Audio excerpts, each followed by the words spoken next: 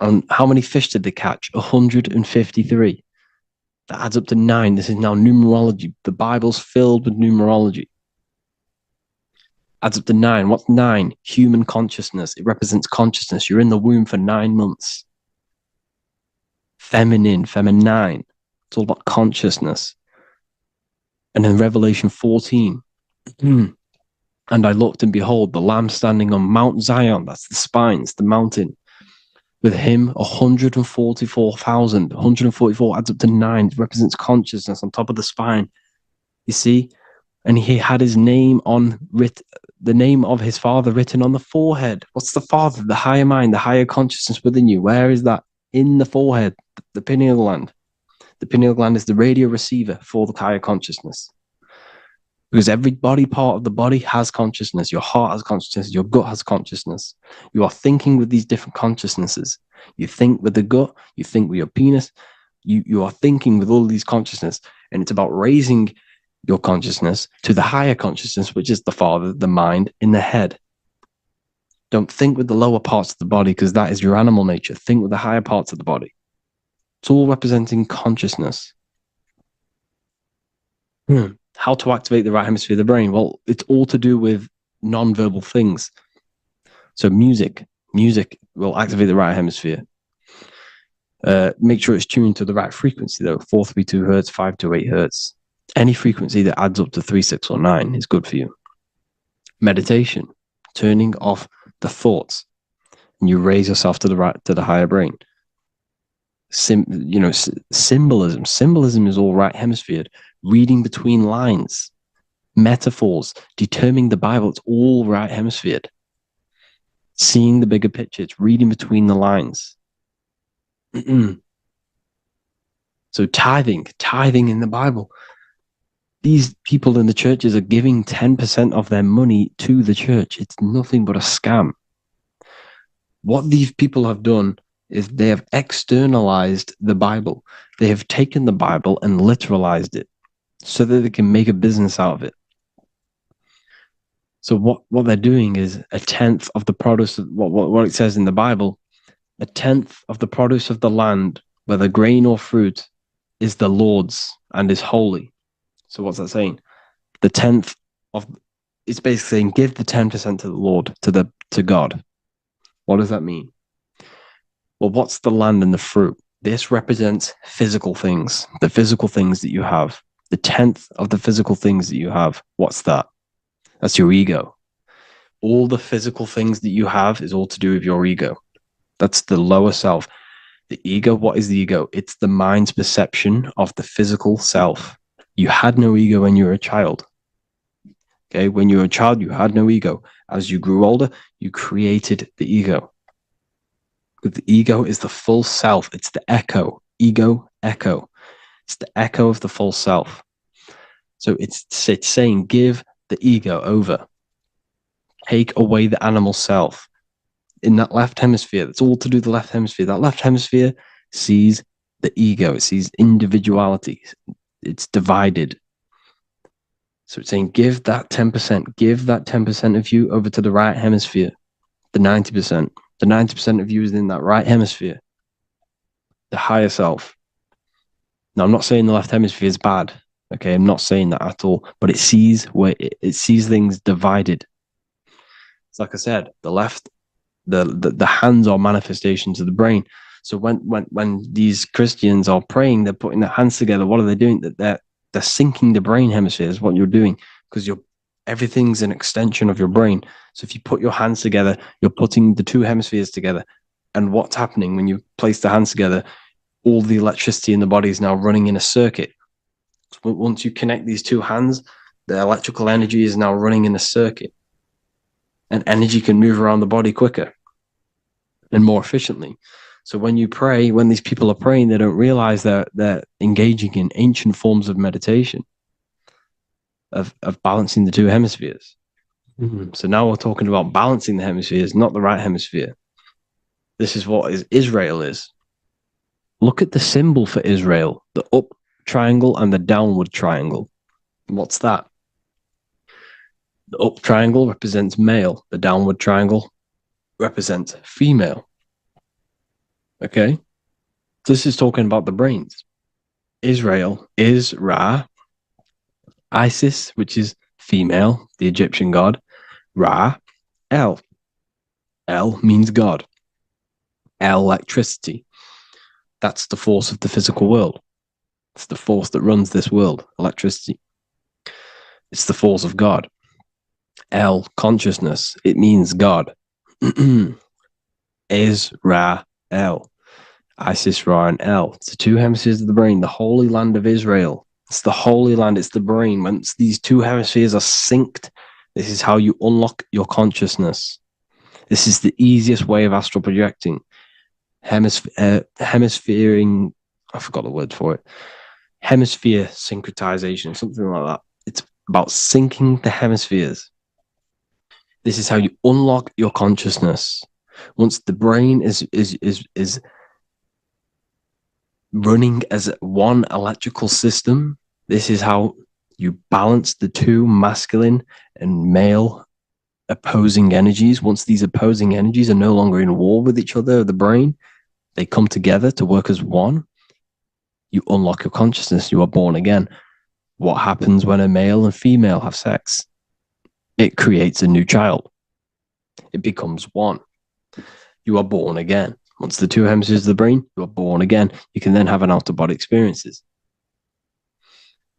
So this is why the symbol of the Holy Land, Israel, is the up and down triangle back combined together, because it represents unification of the male and female, unification of the hemispheres. You're born again. You unlock consciousness. And you can get this for free. It's called the Gateway Tapes on my website. Basically, it's a audio track from the government, and they did this in the Gateway Experience. It's a CIA document, and what they do is there are different forms of meditations you go through. I think there's about 5 waves of meditations you do, half an hour each one, and it will teach you. It will sync your hemisphere, because what does it do? They understood that playing one frequency into one ear and another frequency into the other, they understood that the right ear is connected to the left hemisphere, the left ear is connected to the right hemisphere. So when you play 2 different frequencies into both ears, what happens? The brain picks this up, the 2 hemispheres of the brain picks this up, and it syncs it. It syncs these 2 hemispheres, these 2 frequencies together. So now the brain is working as one to sync this frequency. So this is how you can sync your hemispheres, through listening to these frequencies. Okay, you can get them for free and do the meditations yourself. This will definitely help you. This is an easy way to astral project. So it's all about syncing the hemisphere and seeing reality from a unified perception. We should all aim to get out of that left hemisphere. I'm not saying don't use it, but we should now start to we should not start to read between the lines of the Bible, read between the lines of the symbolism they're showing. Study symbolism, study allegories and myths. What are they trying to tell us through these allegories? And, this is how we start seeing things in a better way. Once we understand that we are all microcosms of an infinite consciousness, we can all come to one, because love is the unifying force of this infinite consciousness. We are all divided. We are all disconnected from our hearts. Once we all connect with our hearts and see that everything is one, we can all start to love and come together as one, because love is the unifying force of consciousness. So if you haven't already seen, I now have launched the Ethereal University. I will be doing lectures like this one, but even better, deeper, and even releasing knowledge that I can't talk about online, as they are censored. I'll be doing lectures every single week. I'll be doing live calls every single week. You also gain access to my library, which is filled with over 45 occult books, filled with knowledge. Okay, I'll show you now. Plus, you get my book, The Book of Wisdom, PDF form, and the Human Health Guide, PDF form. You also get all of this stuff, the health section, Q&As, Ethereum meditations. We've got some celestial studies, cosmology, and numerology coming soon. You also get the brand new Manifestation Mastery course, plus the library. And there'll be new books, new lectures, new live calls every single week. Or you can get the Book of Wisdom, use the code WISDOM in all capital letters to gain. Neo is plugged in on the back of the neck, which is the reptilian brain stem. The reptilian brain run off. If something happens to you, like a car's coming really quick to you, you do not think about this. The reptilian brain is the animal instinct that will instantly move your body on the instant reactions. Hence why it's the closest brain to the rest of the body. It has instant access to the electrical nervous system to control the body at instant reactions. Now, Neo is plugged in on the back of the neck, which is the reptilian brain. Therefore, what it represents. The word matrix means womb. It translates to womb because your body is a womb. Your body is a vessel for universal consciousness, for God consciousness. And the body is also a womb where you can be born again outside of this body by raising your consciousness, by awakening the neocortex. This is why Neo is called Neo, because it represents the neocortex. This is the higher aspect of our brain. This is all to do with new things, higher reasoning, higher thinking, new learning. You see, the brain is a receiver for universal consciousness. Now, what do I mean? It is a radio receiver. Think of it like this. You have a radio tower which emits frequencies. And each little frequency, 00.1, 00.2, 00.3, each 00 point is a different person. We are all the same universal consciousness encapsulated inside of a different vessel. This is why our body is the temple of God inside of the Bible. Your body is a sacred temple of the divine essence of the universe. However, consciousness is controlling this physical body. And I'll show you this diagram here. Consciousness consists of imagination, emotions, thought, and memory. All of these things are not physical. They're not made out of atoms. You cannot think with atoms. If I split open your brain while you are thinking of a cheesecake, I would not see a cheesecake. It's because these things exist metaphysically within consciousness. They are not physical. The body is physical. It's part of matter. It's part of time. You see the Leonardo da Vinci, the circle and the square. The square represents limitation, beginning and end, because when you draw a square, there is a beginning and end. It represents the body, the mortal self, the ego, the echo. Then you have the spirit raised above, which represents spirit over matter, mind over matter. Invisible forces create physical forces. Everything physical exists in non-physical. This is also the Freemasonic square and compass, why the square is below the compass, because the compass creates the circle, which is spirit or mind. Then you have the square, which is matter. Mind and matter are the same substance. Mind creates matter through thought. Everything in this physical universe manifested through thought. Everything began as thought. So you are spirit and matter. You have a material body and a spiritual body. And you are right in the middle. This is why humans are very, very important. Because we have an animal nature, the reptilian brain, and a higher consciousness, the neocortex. And we must awaken out of the matrix, which means womb, which is the body. And Neo is waken up from the lower self, the reptilian brain, and moves into the neocortex. Because the brain is a radio receiver for consciousness. Now, what do I mean? I went over this before. Your consciousness is controlling the brain. The brain is a computer.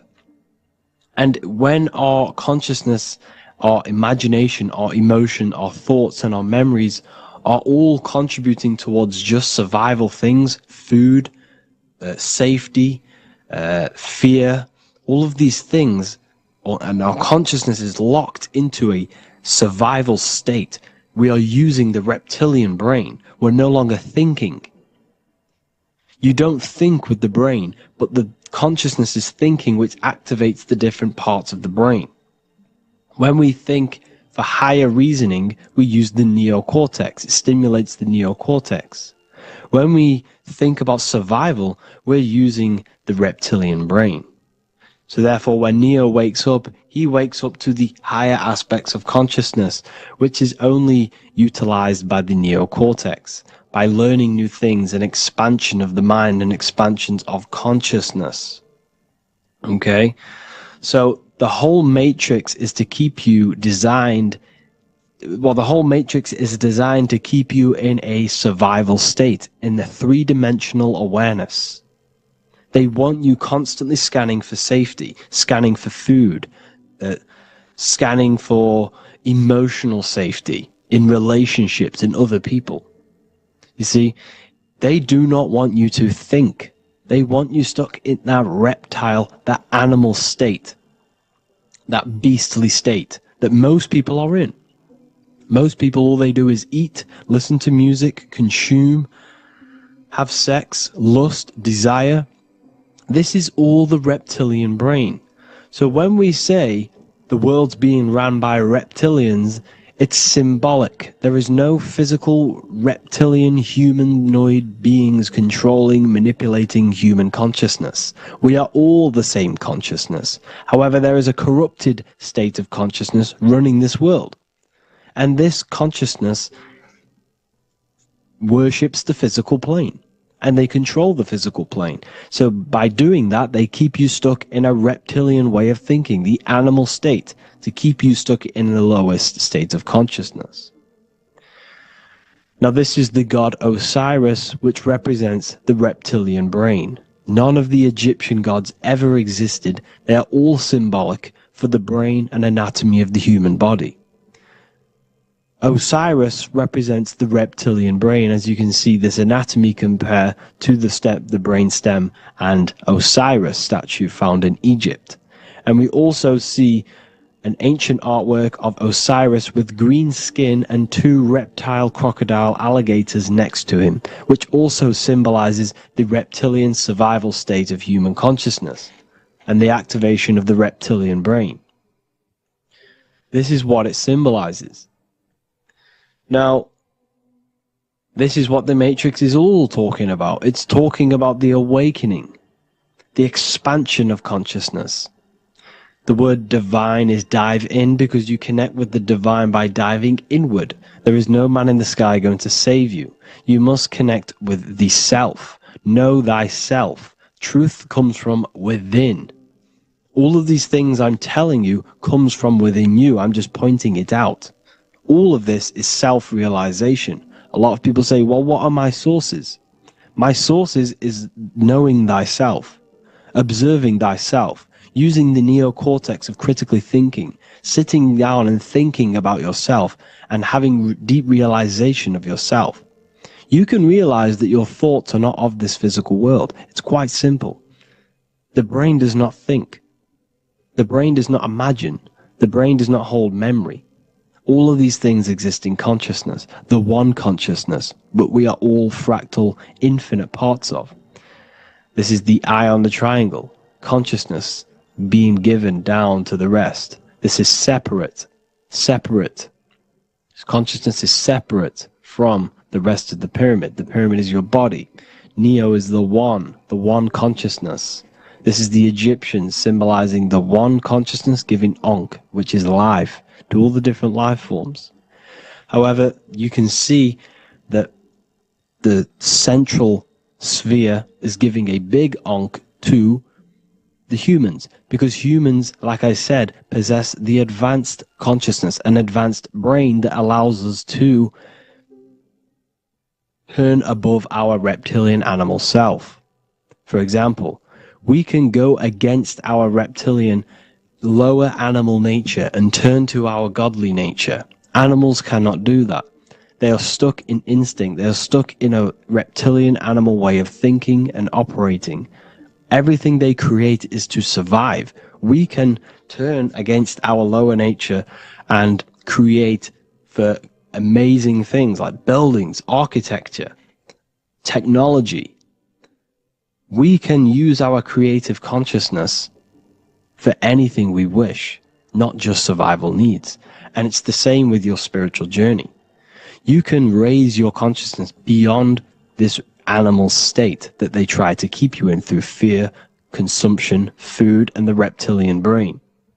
We must awaken, start to think critically, and awaken to our divinity, because the mind, the consciousness within you has infinite potential to expand. There are infinite fields of knowledge that you can explore. The mind can never be filled. It can never ever be full of knowledge. It always expands, and that's why you are alive. That's why you are part of this universe. That's why the science always says the universe is always expanding, because the universe exists in your mind, and the mind is always expanding into new fields of thought, new fields of knowledge and information. And that is your whole sole purpose, of expansion of mind and expansion of consciousness, and the exploration of the mind of God. We are living in the mind of God. You are a thought in the mind of God. You must awaken out of this body. This is why Jesus says you must be born again to see the kingdom of God. You must be born again. You must raise your consciousness beyond physical limitation and awaken to your divinity. And this is pretty much it for this video. I hope you all understand this, that this is all symbolic for consciousness.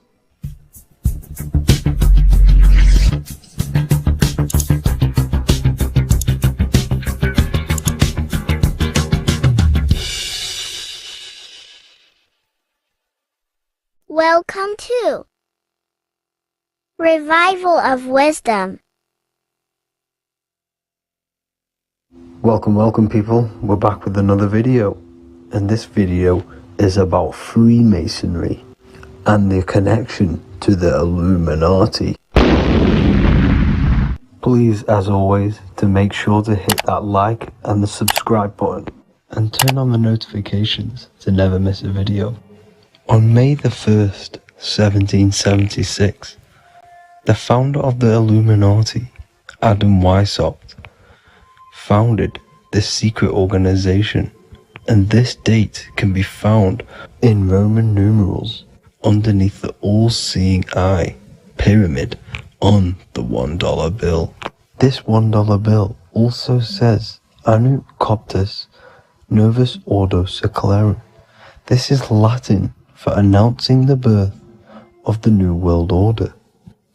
This New World Order will be headed by Lucifer, the all-seeing eye, and followed by the 13 layers of bricks for the 13 elite bloodlines. So your Orsini's, Rockefellers, Rothschilds, Soroses, and the other 9 elite families. So when Adam Weishaupt created the Illuminati, he made it consisting of high-level degree Masons, French and Latin philosophers, and many more powerful people to all become one society. So this is why you see Masons using the same symbol of the all-seeing eye inside the pyramid. But not all Freemasons are part of this Illuminati secret society.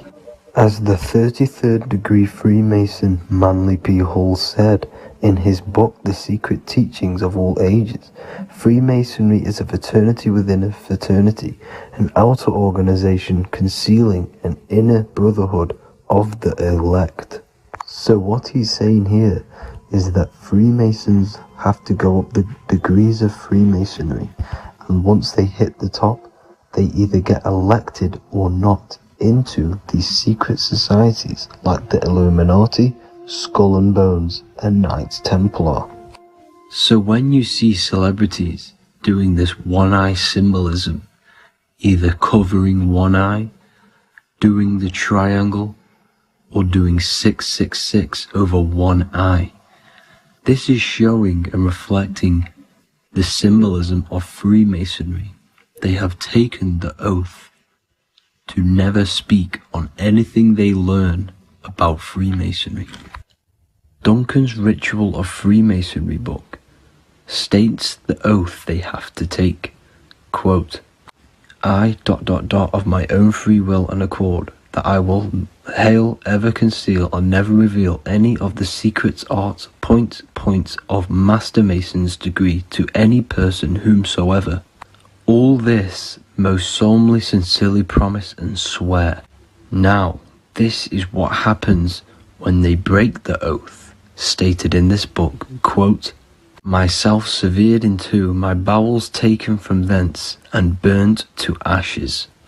So this states that Freemasonry comes first, before any law of the land. It has the right to kill you if you break your oath. This is the hand gesture they have to do every time they enter the ritual room inside the Masonic lodge. This is the cutthroat symbol, showing you and reminding you of the oath and what will happen if you break it.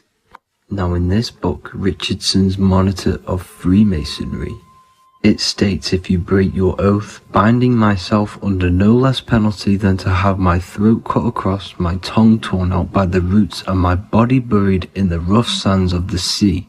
If they do not decide to kill you, this book states this by pointing him out to the world as an unworthy vagabond, by opposing his interest, by dearranging his business. In other words, they have the power to frame you and destroy your reputation to the world and destroy your business if you break this oath. So yes, they do kill to keep this truth hidden, because this truth of this reality is what keeps them in power. They have the ability to manipulate people because people do not know what manipulates them. This is why they call themselves the government. They govern the ment, which is the mentality, because the mind is the root cause of reality. They control what you perceive to control what you manifest. By knowing the truth, you are set free, and you no longer need no controller above you. So this is why they are willing to kill and do whatever it takes to keep the truth concealed within these high-level degrees of masonry and these secret societies. However, going back to Manly P. Hall's book, it states, part of the symbols are displayed here to the initiate, but he is intentionally misled by false interpretations. So this is saying even Freemasons are intentionally misled and told lies to conceal the truth, to make sure the truth is hidden in the high degrees of masonry. So that's it for this video, guys. Thank you all for tapping in. Please leave a like and a subscribe. God bless.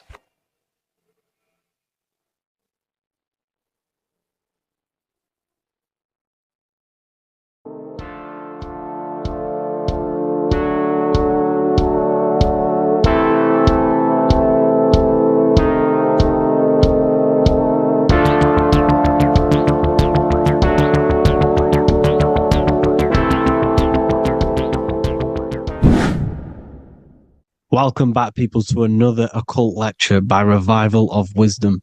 Today we're going to be talking about magic and how it's being used on us for the New World Order.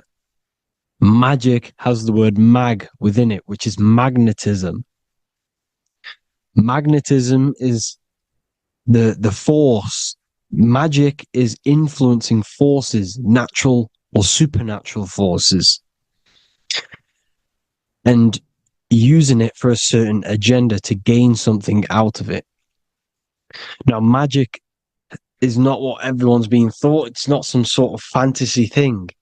It's actually very common, and we all do it, whether you believe it or not. Magic is all to do with the mind. As I said, always say in my lectures, Your mind is what creates matter. Your mind is what creates your external world. So it's all about manipulating and planting seeds within the mind, because your mind is a garden, and thoughts and words are seeds which are being planted in that garden. Your life, your physical life, the people you have in your life, your friends, your car you own, the job you have, is all a reflection of the thoughts that you've been thinking in the past. You are where you are in life because of the thoughts that you've been thinking. Therefore, your life is a direct reflection and manifestation of your mind, the Garden of Eden. Okay? The mind is what they are targeting. What you see, say, and hear has a direct effect on your mind. Me talking to you is influencing you. The words I'm saying is planting seeds within your mind. Now it's up to you to consciously act on these thoughts or these words, or to maintain these words. As above, so below. As within, so without. What's inside of me is outside of me. What comes into the storehouse comes out of the storehouse. You have the left, you have the right, you have the up, and you have the down. As above, so below. Whatever is in your mind will be expressed in some sort of way, consciously or subconsciously, spiritually or physically. The mind is what manifests everything. And this is what we need to understand. We need to understand is that the mind is not physical. All things spiritual manifest physical. All things seen come from the unseen. The words you're thinking, that everything you have is coming from the unseen. The actions that you do come from the unseen mind. Another expression for as above, so below is you are the universe itself. You are a universe, a mini universe. But just because you are mini does not mean you are the whole thing. If I take a little piece of infinite, let's say there's an infinite light source. Let's say I take a little chunk of that infinite light source. That little chunk I took is still infinite because it's been taken from infinite. You are the universe. Your awareness, your mind is the universe. It's information. You are the universe experiencing itself. This is why we say we are all God. As above, so below. What is in me is outside of me. The sun, the physical manifestation of the sun, is your soul. The 12 constellations are manifested in the physical body. The 5 elements are manifested in the physical body. They're manifested in the 5 fingers you have. As above, so below. This is manifested, this is a symbolized in Freemasonry and secret societies as the 2 pillars. The mirroring reflection, the reflection of reality, the mirror. As above, so below. What happens in the mind, what happens in the astral, happens in the physical. This is Aleister Crowley. This is all symbolism. This is the 2 pillars with the all-seeing eye and the triangle at the top. Aleister Crowley was a master magician, very powerful dark magician, black magician. There's 2 types of magic. You have white and black, just like the checkered board, the Masonic checkerboard. You have white and black. You have good and evil. White magic is influencing natural forces to gain something that will help the collective consciousness, help the collective, help the earth, help other people. Black magic is something you manipulate something so you can get something personal out of it. Doesn't matter if it's good or bad. It's still considered as black magic because you're being selfish. Everything you do should be contributing towards the collective consciousness and helping others. And this is why the ancients lived in a system where everything was in unity. We understood that I am you and you are me. What I do to you happens to me because I am you and you are me. We are the same mind substance on the inside. We're all the same mind substance being expressed in different bodies. So what I do to your mind will have a ripple effect on my mind because all of our minds are connected within the mental plane. So this is why they know all this knowledge. They know all this knowledge. So yeah, this is the mirroring effect of reality, the two pillars, or symbolizes the number 11. The number 11. We'll go deeper into that. The technology we're using is magic. It's a form of magic. Television is tell a vision. They're telling a vision into your subconscious mind, into your memory. And when you turn on the television, you get a program because they're telling a vision to create a program within your subconscious mind.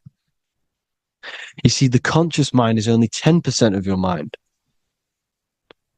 which is to do with your, what you're aware of, your five senses. What are you consciously aware of? Well, I'm aware I'm here, I'm talking. I'm aware of what I'm wearing, the five senses, what I can hear, taste, smell, hear.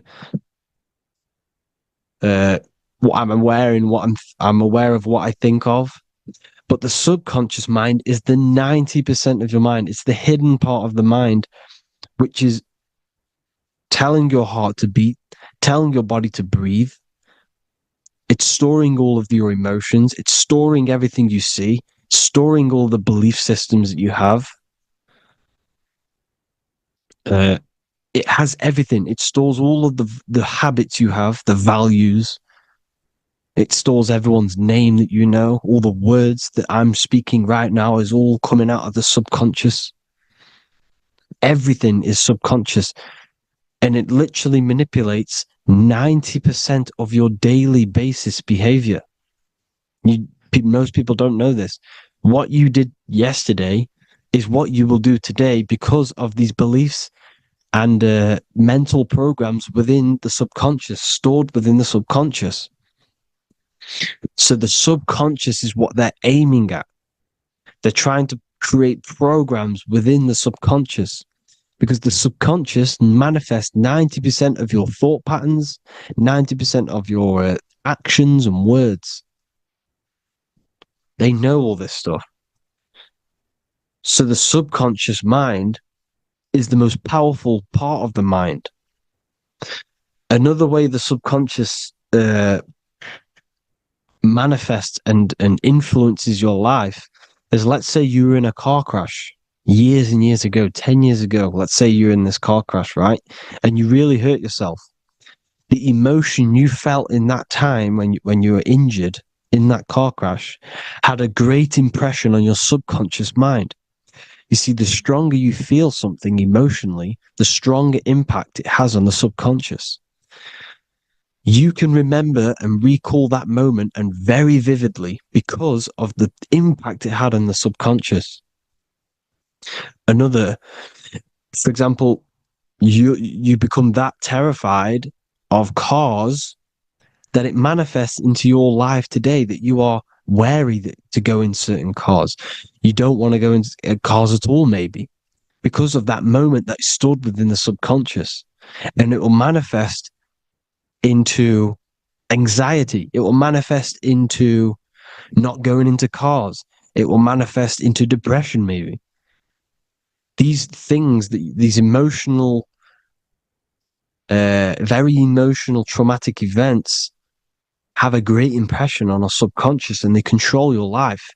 This is why you need to meditate and let go deep within yourself and let go of these internal deep emotions that you may have repressed and keep pressing down and ignoring. But you need to address it and let go of these subconscious impressions you have, which are controlling your life, like anxiety, depression. All of these things are stemming from things that are stored within your subconscious years and years ago, more than likely. Broadcasting. They're casting spells to a broad audience, to news, north, east, west, and south. They're casting spells. No, if you watch the news, everything's red. Breaking news in red writing or the red background. Everything's red. Why? Because red's the root chakra, which is all to do with survival.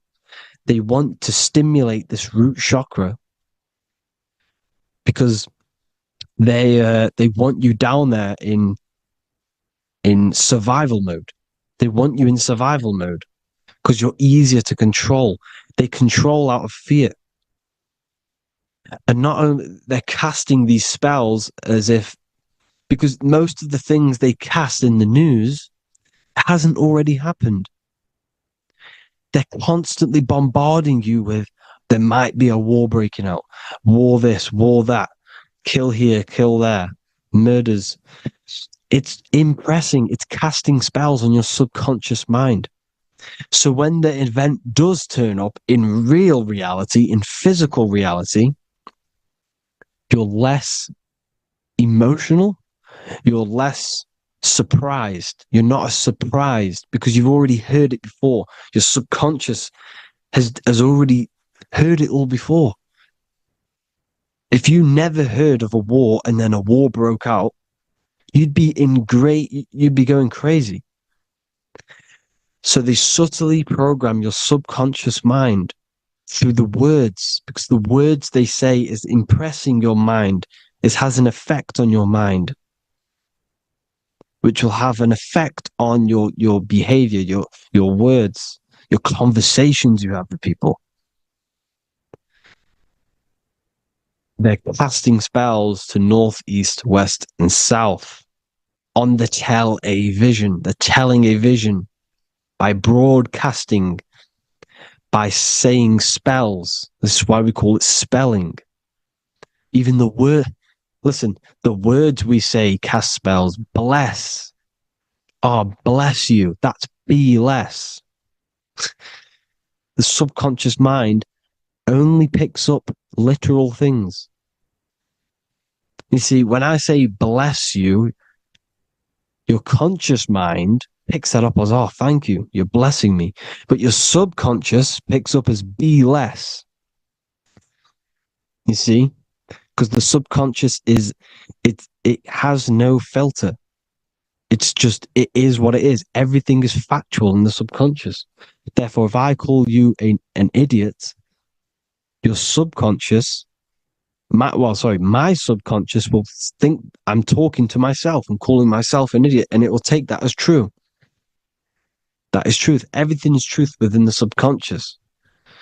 And the subconscious manifests your behavior. The devices this is the biggest one. Black scrying mirrors. Device, the devil's vice. The device. Okay? Black scrying mirrors, black screen. Screen is scrying. Black scrying mirrors were used to communicate with spirits within the astral plane in the medieval times. They're still being used now by black obsidian mirrors. And look at your phone, it's a black mirror. And there's some sort of, I'm not saying this is fact, but personally, I believe these are portals for spirits and ethereal entities to come into your life, to come into your surroundings. So this is the next big thing. The TVs, your iPhone, your iPod, all black mirrors. And mirrors are very, very powerful. Even just a normal mirror. Mirrors have an effect. Whatever you say into a mirror, what you say is energy. And when you say something into a mirror, you're saying it into yourself. It's an infinite cycle of words of energy because it's being reflected infinite times. When you say something into a mirror, it has a massive effect. You're saying it directly into your eyes, into your mind. So what you say in a mirror should be said with precaution. Never say anything negative into a mirror, because mirrors are very, very powerful ways for you to reprogram your subconscious mind for the good. You can say very positive things into mirrors and it will reprogram your subconscious mind. Okay? Manifesting is all magic. It's all magic. Everything is magic. But consciously doing it is what they're doing. They hid this knowledge. Your phone is magic. It manipulates your mind. The iPhone, I. Okay. See, magic isn't all of this with wands. See, Harry Potter. Okay, that was created to give you this perception of a mystical and amazing form of magic with magic wands and all sorts of stuff like that. Yes, that stuff was true when the collective conscious minds were on a higher level and our belief systems believed in these things, because the universal mind, all of our minds contribute to reality. If the masses don't believe in magic, if the masses don't believe in a certain thing, it's going to have an effect on physical reality. So when the collective minds are higher and have more open minds, things like Harry Potter can come true. See, it's all in the mind. The iPhone, the I is the symbol for the mind, the invisible intelligence. The triangle is the ethereal plane. Okay. So the eye in the triangle is the eye that sees into the beyond the ethereal planes. The square is the physical plane. So the iPhone, your phone, is a black box, just like the Saturn black cube. It's a black mirror. It's taking photos of you every 2 seconds. And it's your mind. Your mind is in that phone.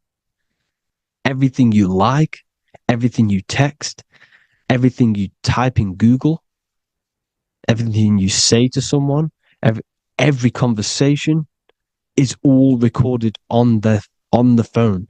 Therefore, it is a direct reflection of your mind. Your mind is imprinted into your phone because your mind, everything you think in your mind, you're manifesting into typing, saying, taking pictures into the phone, and it's collecting it and storing it.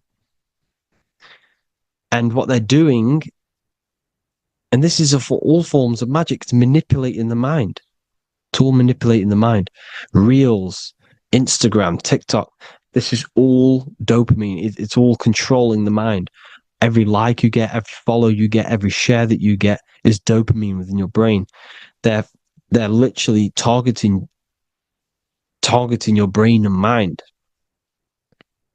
It's all manipulating, because what they're pushing through the phones, through the media, through the news, through the televisions is visions and programs. You are the one manifesting the New World Order. They're not manifesting the New World Order. They're giving you the information so you can manifest the New World Order. Everything they say is contributing to your mind. For example, digital money and all the information they put out for you to see is contributing to your enslavement. Your mind is manifesting the New World Order. They know this. They don't manifest it. There's billions of us. We could easily run over them physically. But on a mental level, these people have the knowledge and they hide it from us and they let us manifest reality because we are the collective. They give us the information which manifests their agenda. It's all magic through the phones, the media, the television. So your phone is a manifestation of your mind. It's a record of your mind. Hollywood, holly tree, holy tree. They used to make wands out of holy trees, because it was the most holiest wood, the best for casting and transmitting energy. So they used holly trees to cast spells. That's what Hollywood is. And in Hollywood, they have the red tear, the blood drop next to the Hollywood sign, because it's all satanic. They're all black magicians. They use Hollywood to cast the spells through the music, through the films.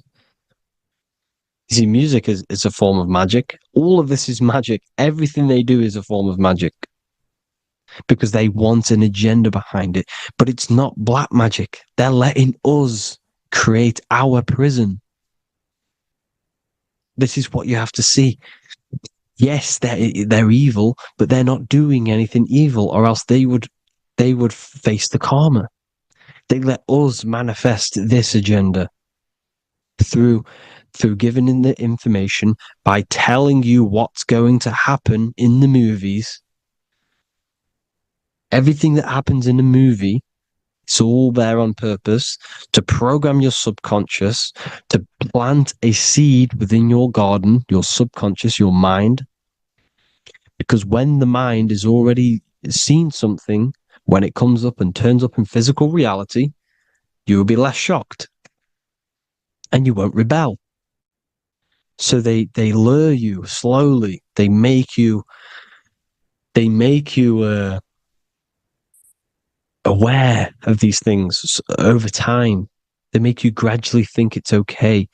Like the technology, we never used to use these phones. How did we become so addicted and reliant on them?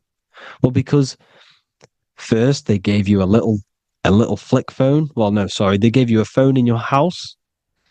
And then once you got used to that, they say, oh, here's the newest version of a little flick phone. You started texting your friends.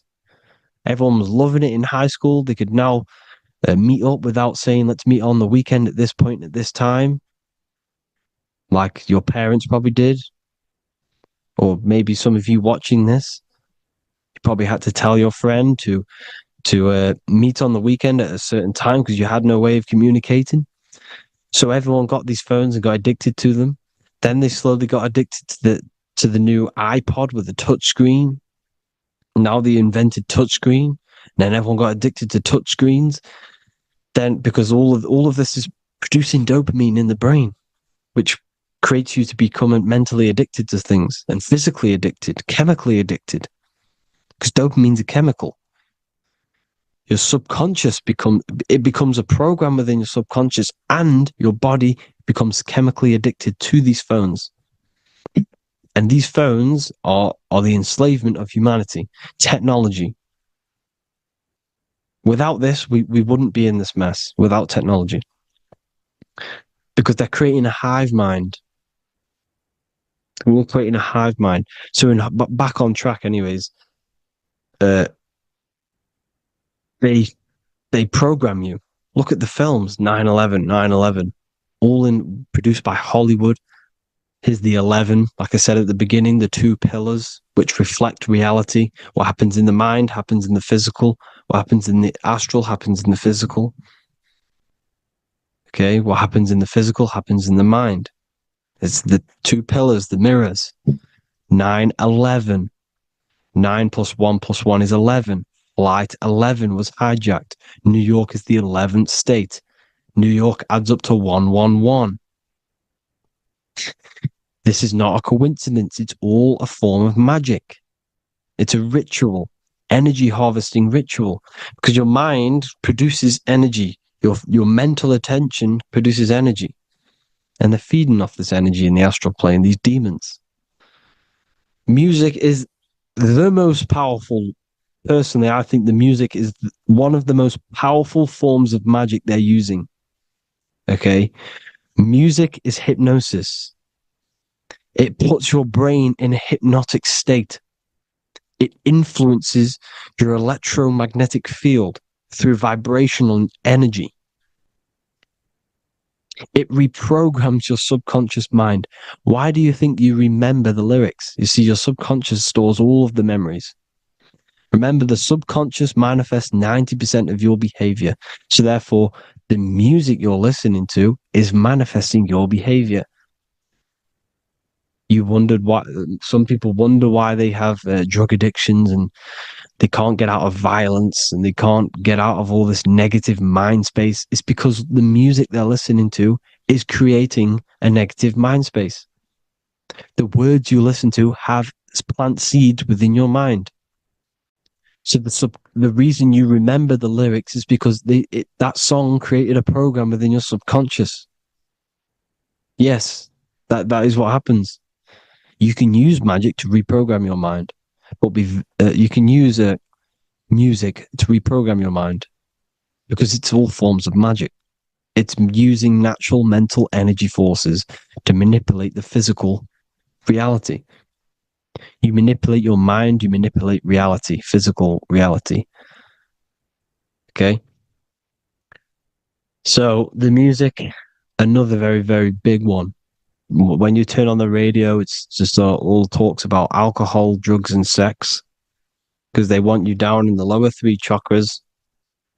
They want your mind attached to matter when it's mind over matter. Your mind's not physical. You see, the word spirituality is the new trend. It's not about your spirit. It's not about your spirit. It's about your mind. It's not about, you know, spirituality and looking after your spirit. And they've got you focused on your spirit. Why? Because they hide your mind from you. You see, a lot of people think their mind is their brain, but the mind is everything. There is no physical reality without mind. You can have a brain. Imagine if you had no mind but a brain. It wouldn't work. The mind is everything. The mind controls your avatar. It begins in the mind before it happens in the brain. Then the brain manifests through the body. The brain's just an electrical computer. So that, they've got people scared, or do I have a soul or not, and all this stuff. Listen, if you have a mind, you have a soul, because you are not the mind. This is why everything is sort of an illusion, because beyond the mind is your soul. But what is the soul without a mind? You can't have a soul without the mind. But if the mind didn't exist, the soul doesn't exist. You are the person listening to your mind.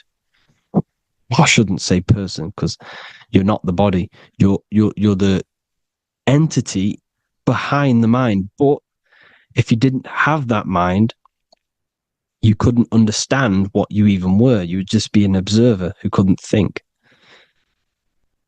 So yes, we all have a soul. If you have a mind, you have a soul. Everything is mind. Everything has mind. Mind creates everything. God is mind. And then manipulating your mind through TV, your phone, every little thing. The school, it's all about the mind, people. Control your mind, you control your reality. Just the last thing, here you go. Aleister Crowley, the dark magician, Kanye West doing the exact same thing because they're implementing magic in the music. Here's the Beatles with Aleister Crowley in the background. Bet you never noticed that.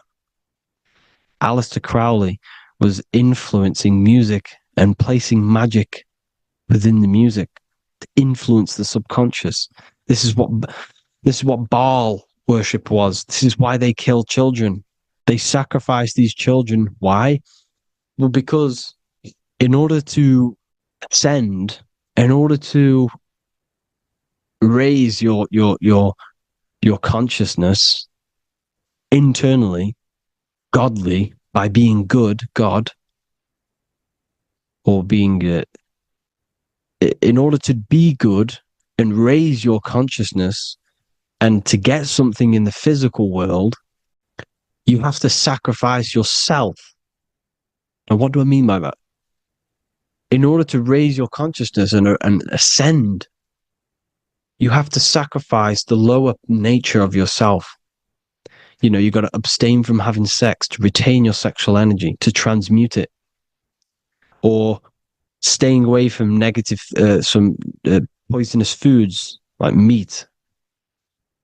So, staying away from blood. We shouldn't be consuming other animals' blood. We should be keeping our blood pure. We are humans. We shouldn't consume chicken blood, chicken germs. We are the most divine creatures on this creation. We are the most intellectual creatures in this creation. Therefore, we should keep our temples pure. We are not animals.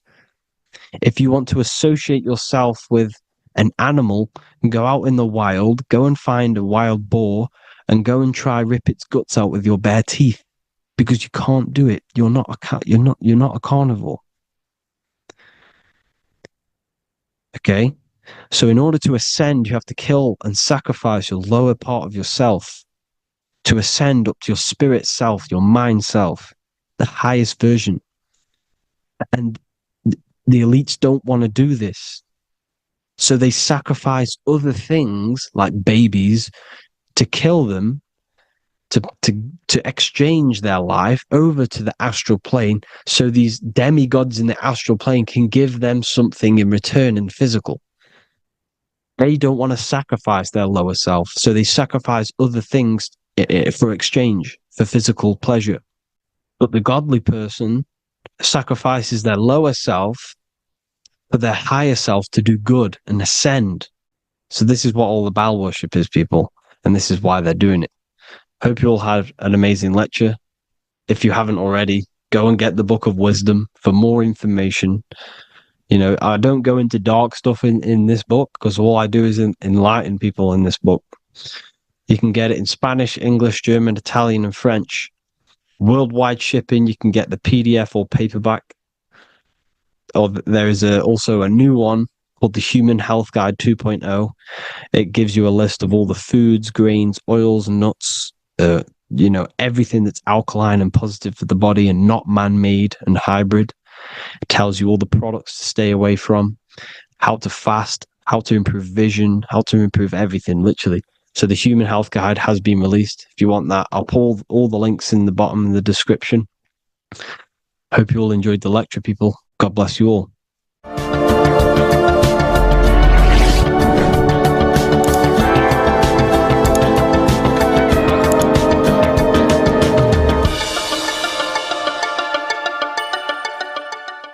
In this video, we're going to be talking about the evolution of consciousness.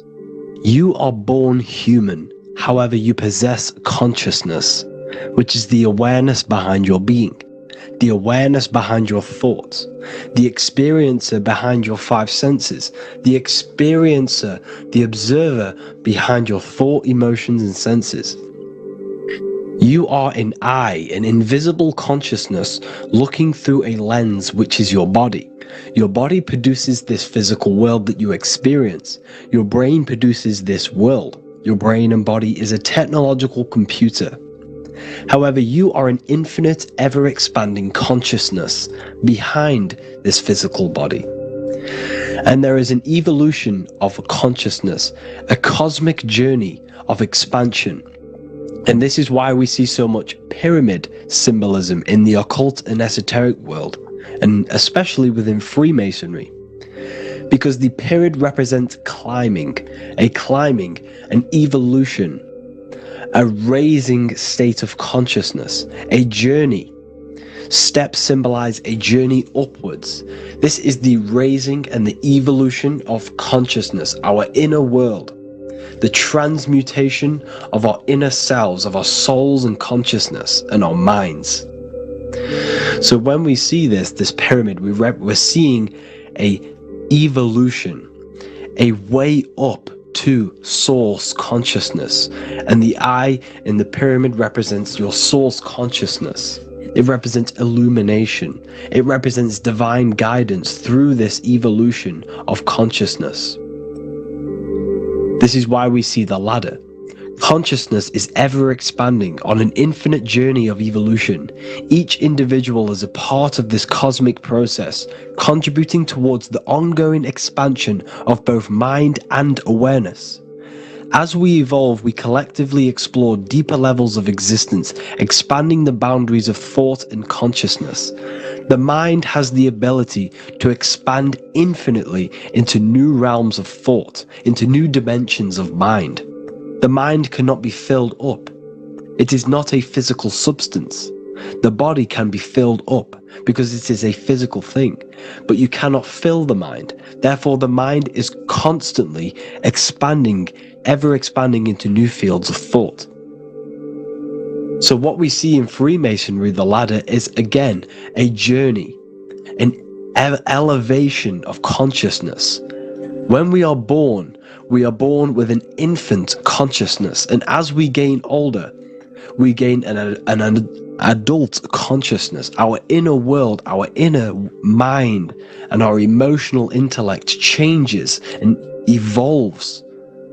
We are significantly different from when we were very young as an infant. It's because our consciousness evolutes, it changes, it alters like water. So, just like this evolution of your own consciousness as growing up, there is consciousness of beings existing in cycles beyond our own. And their consciousness is unimaginably different from ours. They operate on a higher level of understanding and knowing, experiencing reality in ways that transcend our current comprehension. Our minds right now cannot comprehend the highest states of consciousness. There are entities, there are beings beyond our own, existing in higher dimensions of consciousness that we cannot comprehend because they have expanded. They are on a further way up the ladder of consciousness. However, we are all on the same journey. None of us can take the same journey. There is one ultimate goal, reaching source consciousness. However, this is always ever expanding. However, we are all on a different journey. There is one truth, one source, one goal. However, there are billions in different ways of reaching it, and we are all on these different paths to source consciousness, to this ladder, this evolution of universal evolution. Okay?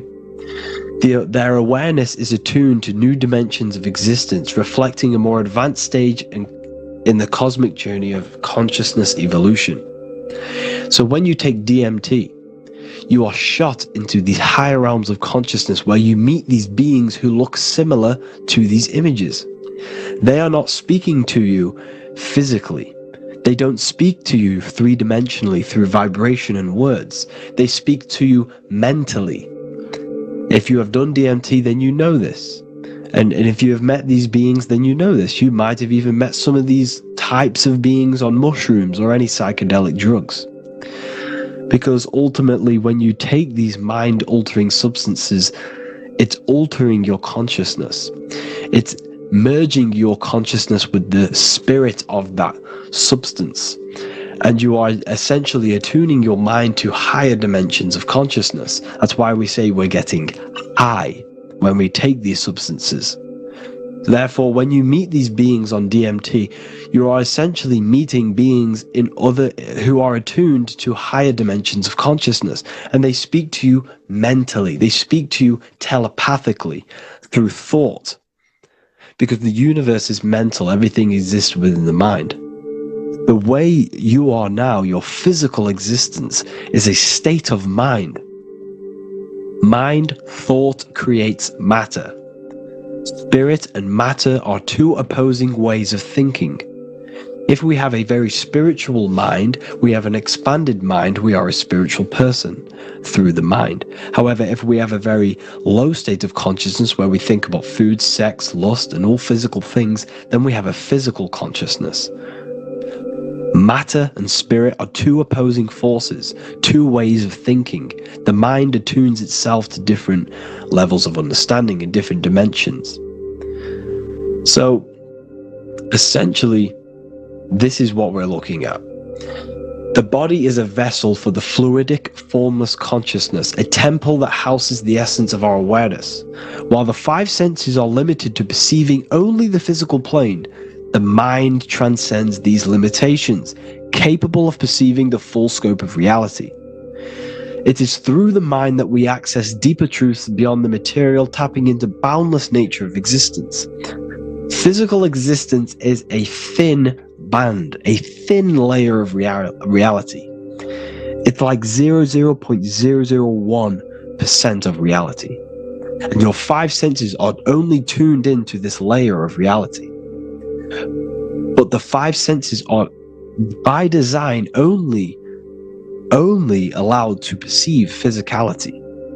But the mind has the power to expand beyond this physical five sense state. The mind has the power to expand and evolute. It is a conscious decision whether you want to take this path or not. You can stay in a three-dimensional way of thinking, or you can expand your consciousness from within. It's not an external journey. There is no God going to save you. You must save yourself. Therefore, behind every single one of these eyes is the same source consciousness. However, we are all different cells in a different journey. The organs in your body, the cells in your body are all alive. They all possess same consciousness, universal consciousness. However, we are all on a different journey of evolution. As above, so below. As the baby is in the mother's womb, when the baby becomes conscious, there is a world outside of its mother. What does it do? It presses and seeks a way out to be born in the other world outside of its mother. It is the same with your consciousness, your mind. When your mind becomes aware that there is realities beyond the immediate surroundings, it seeks a way out. And this is exactly what I'm doing to you now. I am now expanding your mind and telling you there is other ways of reality. There is other dimensions of consciousness which you can access through inner transmutation, through different ways of thinking, spiritualism and meditating and connecting with yourself and detaching from external things. We can upgrade our consciousness. Your body is a womb. Why Jesus says you must be born again to see the kingdom of God, because you are born physically and then you must be born again spiritually, awakening your inner consciousness. So like I said, as the baby is in the womb, it's the same principle. As above, so below. You were a baby, you were in your mother's womb, and you figured out there is a world outside of your mother, so you seek to weigh out your mother to be born in another world. It's the same now. You must do this now. This is your spiritual evolution. This is the evolution of consciousness. It's ever expanding. When you die, this is a transition. You must learn to not fear death. This is another part of your spiritual journey. You must master death. Therefore, like I said before, the mind has limitless capacity to expand into new realms of thought, continuously exploring uncharted ideas and concepts without boundaries. The mind can ever expand. It can never be filled. It can never ever know everything. There is infinite fields of knowledge, infinite fields of thought. Your current state is just one stage on an infinite pathway. You won't remain human forever. The human experience is a crucial phase where we learn to balance polarities, master the fundamental laws of the cosmos. It is a period of growth and transformation, preparing us for the next stages in our cosmic evolution. The goal is to strive for perfection, yet the true perfection is unattainable. It's like a tunnel, and there is a light at the end of the tunnel. And as you walk through this tunnel, the light is ever moving backwards. You should forever seek to meet that light, but you will never meet that light because consciousness is ever expanding. You should strive for perfection, yet knowing that perfection is forever unattainable. The journey is endless. with each step revealing deeper layers of understanding and experience. The pursuit of growth and expansion is itself the essence of our evolution. You can find all of this knowledge in the amazing book that I have read for years. I have read this book, The Emerald Tablets of Thoth, the Atlantean, by M. Dorial, translated by M. Dorial. I'm telling you now, this book, now that I've told you this, you have some context on the book. The whole book is about evolution of consciousness. He's talking about higher dimensions beings. He's talking about how you can transcend this physical plane. It is truly the most amazing book you will probably read. One of the best spiritual texts you'll see. It's hard to understand, so you must read it over and over again. And the more your mind progresses, like for me, I read this every couple months.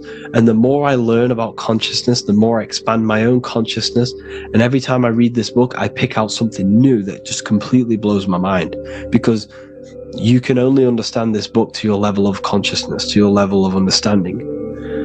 So now that I've told you all this information, go and read this book and it will absolutely blow your mind. And so will the Book of Wisdom Volume 2, which is now available. I released it the other day. I'm just going to read a page out now. This page is called Spirit and Matter. The Earth is not merely a dense, lifeless rock drifting through space. It possesses spirit, a living essence that animates its form. But what do we mean by spirit? Spirit in esoteric terms refers to the energy, the life force, animating the principles infused in matter. So essentially, what this page is talking about is how everything has spirit, consciousness within it. You are the middle, you are spirit and matter. You have the ability to expand your mind to the God self and raise above our animal instinct, our material self, and know the divine and expand. Animals cannot do this. Animals are not self-aware. Humans possess self-awareness. We can observe our consciousness. We can say, why do I exist? We can look in the mirror and know that we need growth. And this is what Anunnaki means. Anu means above. Anu was the supreme god of the sky, which is a metaphor. He represents spirit above, heaven. Anu came down to earth and married Ki, the goddess of the earth, which represents matter. It's a myth, it's an allegory. Anu married Ki and gave birth to the Anunnaki. Spirit came down and infused with matter and gave birth to the human, which is you. You are spirit infused in matter, Anu and Ki, Anunnaki. You are the Anunnaki. And this is just one of the teachings in my book. Honestly, this book is absolutely amazing. If you truly, truly want to expand your consciousness, give this book a read. And obviously, if you're inside the university, I give you this book for free. A paperback version. If you join the university, follow the steps inside of the general chat, you'll be able to download this book. Not download it. Order a paperback for free. All you have to do is pay for the shipping. You'll also gain amazing knowledge inside of my library, where your mind will just be overblown with the amount of esoteric books. There's over 45 rare occult books, plus you get a PDF of the Volume 1 and Human Health Guide. You get reoccurring updates where I expand on symbolism, occultism, where you will just feel absolutely amazing once you understand esotericism in yourself. You'll also learn how to create the dream reality that you want with the Manifestation Mastery course, where I teach you how your consciousness creates reality. You'll have a real lectures where I post lectures on symbolism, occultism, esotericism. There's a conscious community and live calls and Q&A where you can ask me questions and I'll answer your questions. I just want to say thank you to everyone who has joined the university. Thank you for even liking and watching this video. Any support I just appreciate every single one of you. Please, if you can, leave a comment and a like on this video and let me know any videos you want me to make in the future. And I will start uploading a lot more to the YouTube. So yeah, thank you all for tuning in today. Have an amazing day.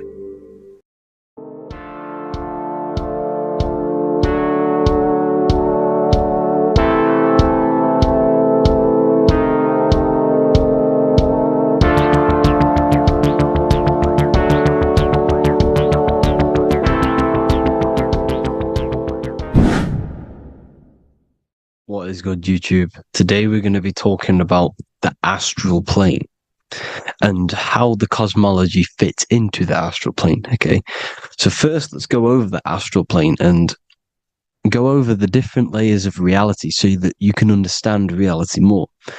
You are a multi-dimensional being. You are not in these, you are in all of these realities at the same time. They all interweave into one big reality. But there are different planes. They are different vibrational dimensions. There are different dimensions of reality.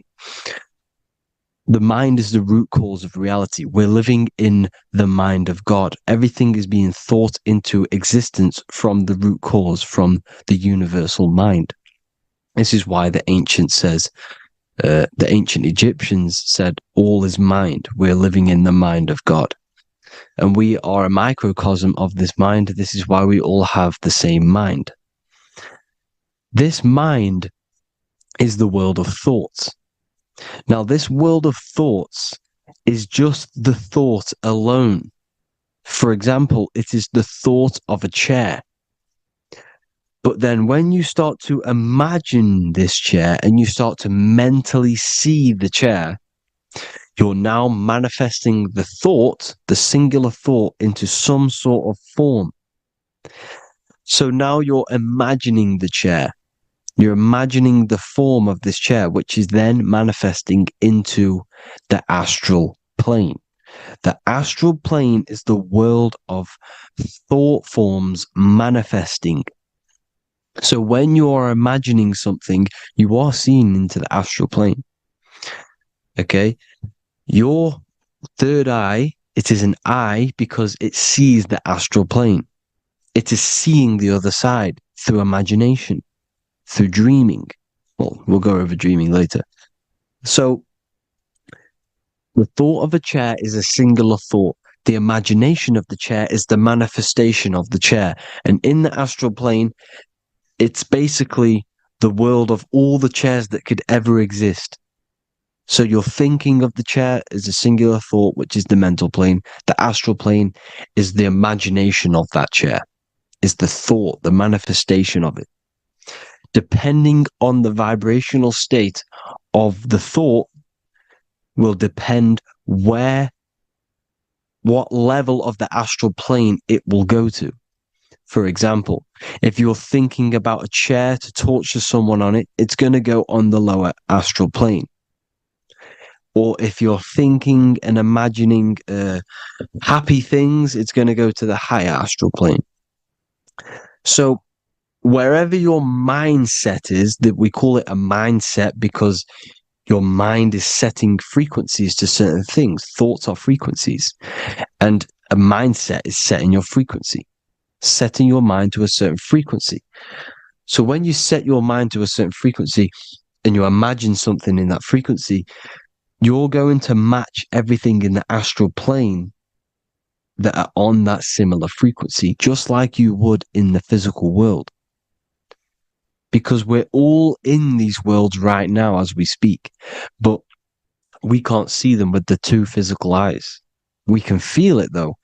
When you're around someone and you've just met a new person, for example, you can feel their vibration, and if you're not on a similar vibrational match, you will not get along with that person, or you just won't not get along, but you won't connect with that person because you're on two opposing frequencies, not matching. And this is something you can't see, you can only feel, because it's the astral plane. It exists within the astral plane. Everything in the astral plane is made out of vibrations. So if you do astral project, and if you already know how to astral project, you will see beings and people and things that are on the same frequency as you. This is why before you astral project, you need to sort your vibration out before you astral project, because you are projecting your consciousness into this. It's the mind. The mind is the bridge. It can move between realities. You are a observer. You are a observing soul which observes different realities. And the mind is the bridge between all of these different realities. The mind can choose. If you want to project into the astral, you set your mind to it, you can. Okay? So let's not get off track.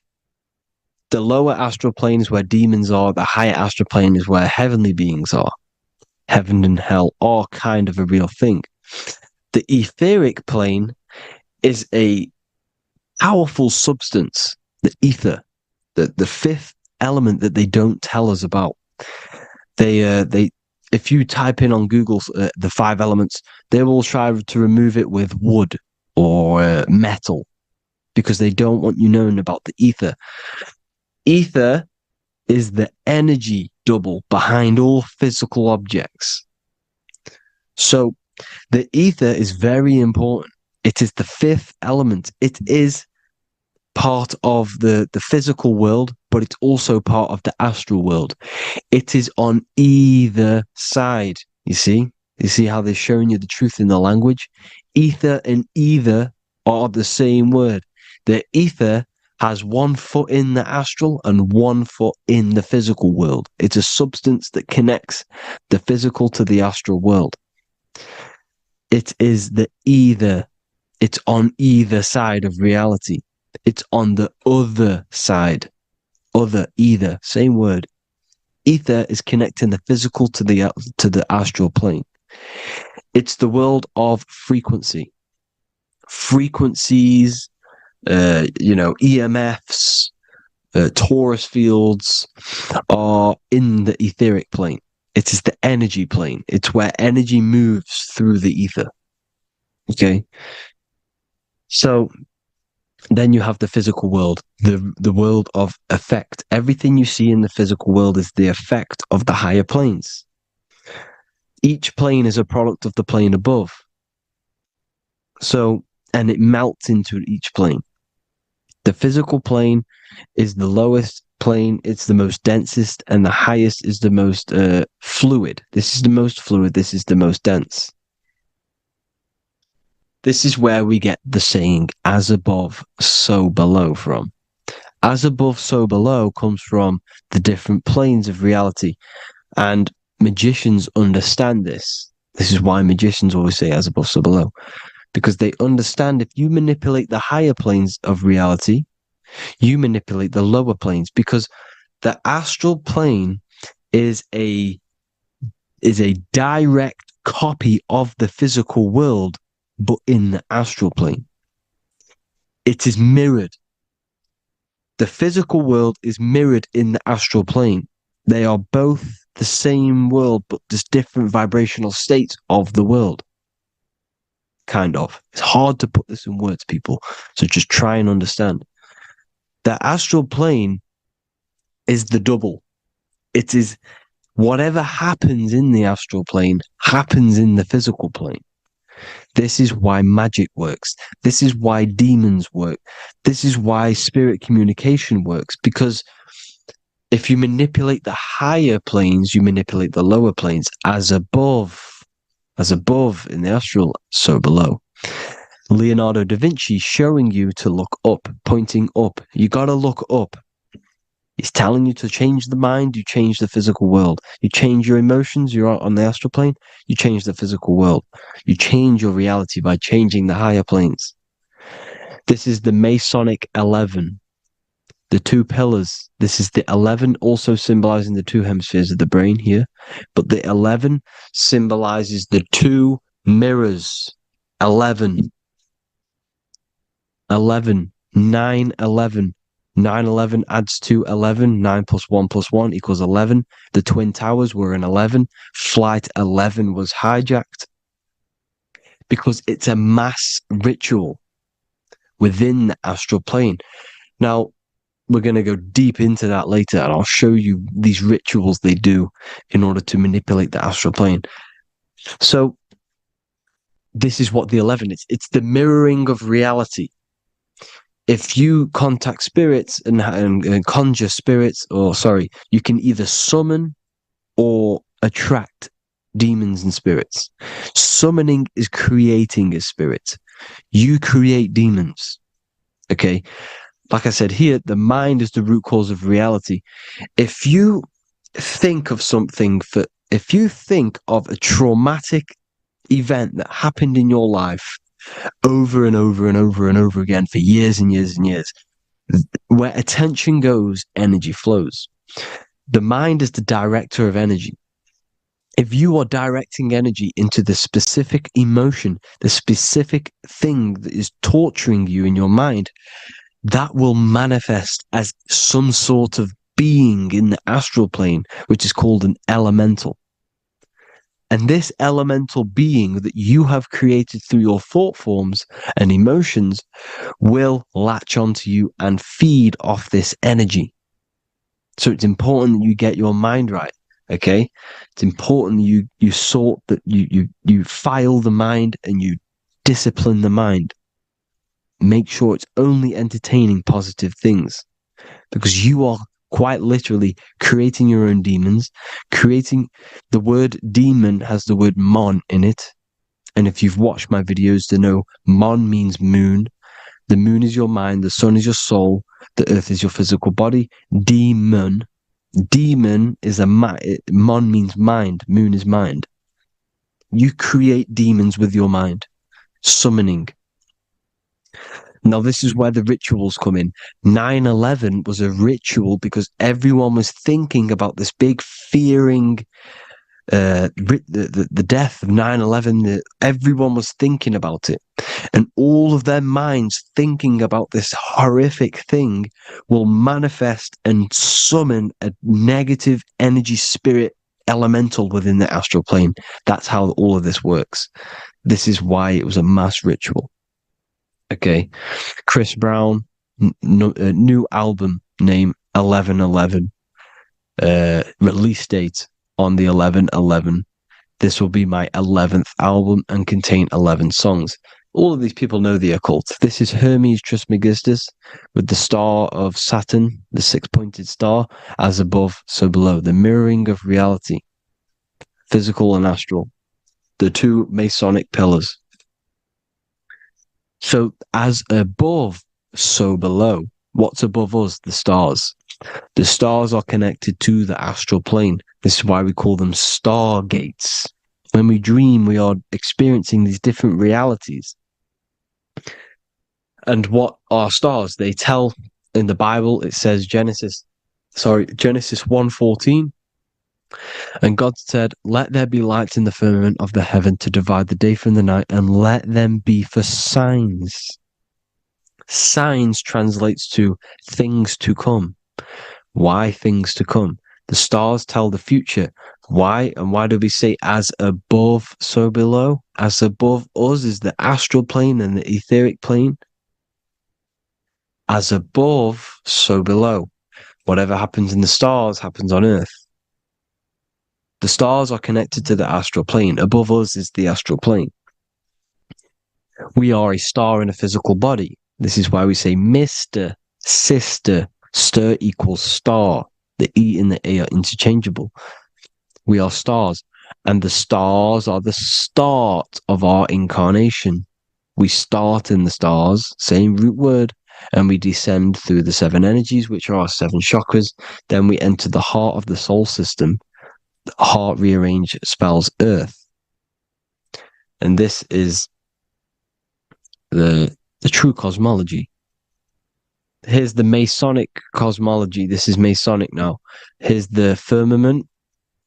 Let there be a firmament in the midst of the waters to divide the waters from above, from the waters that below. Genesis 1:6. The firmament, firmament comes from the word firma, Latin, I'm pretty sure, which means firm.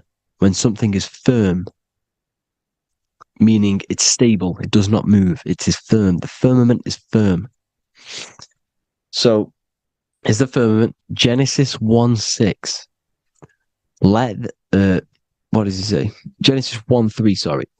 Let there be light. This is before the sun and the moon was created. Let there be light. Before the sun and the moon was created, light was appeared.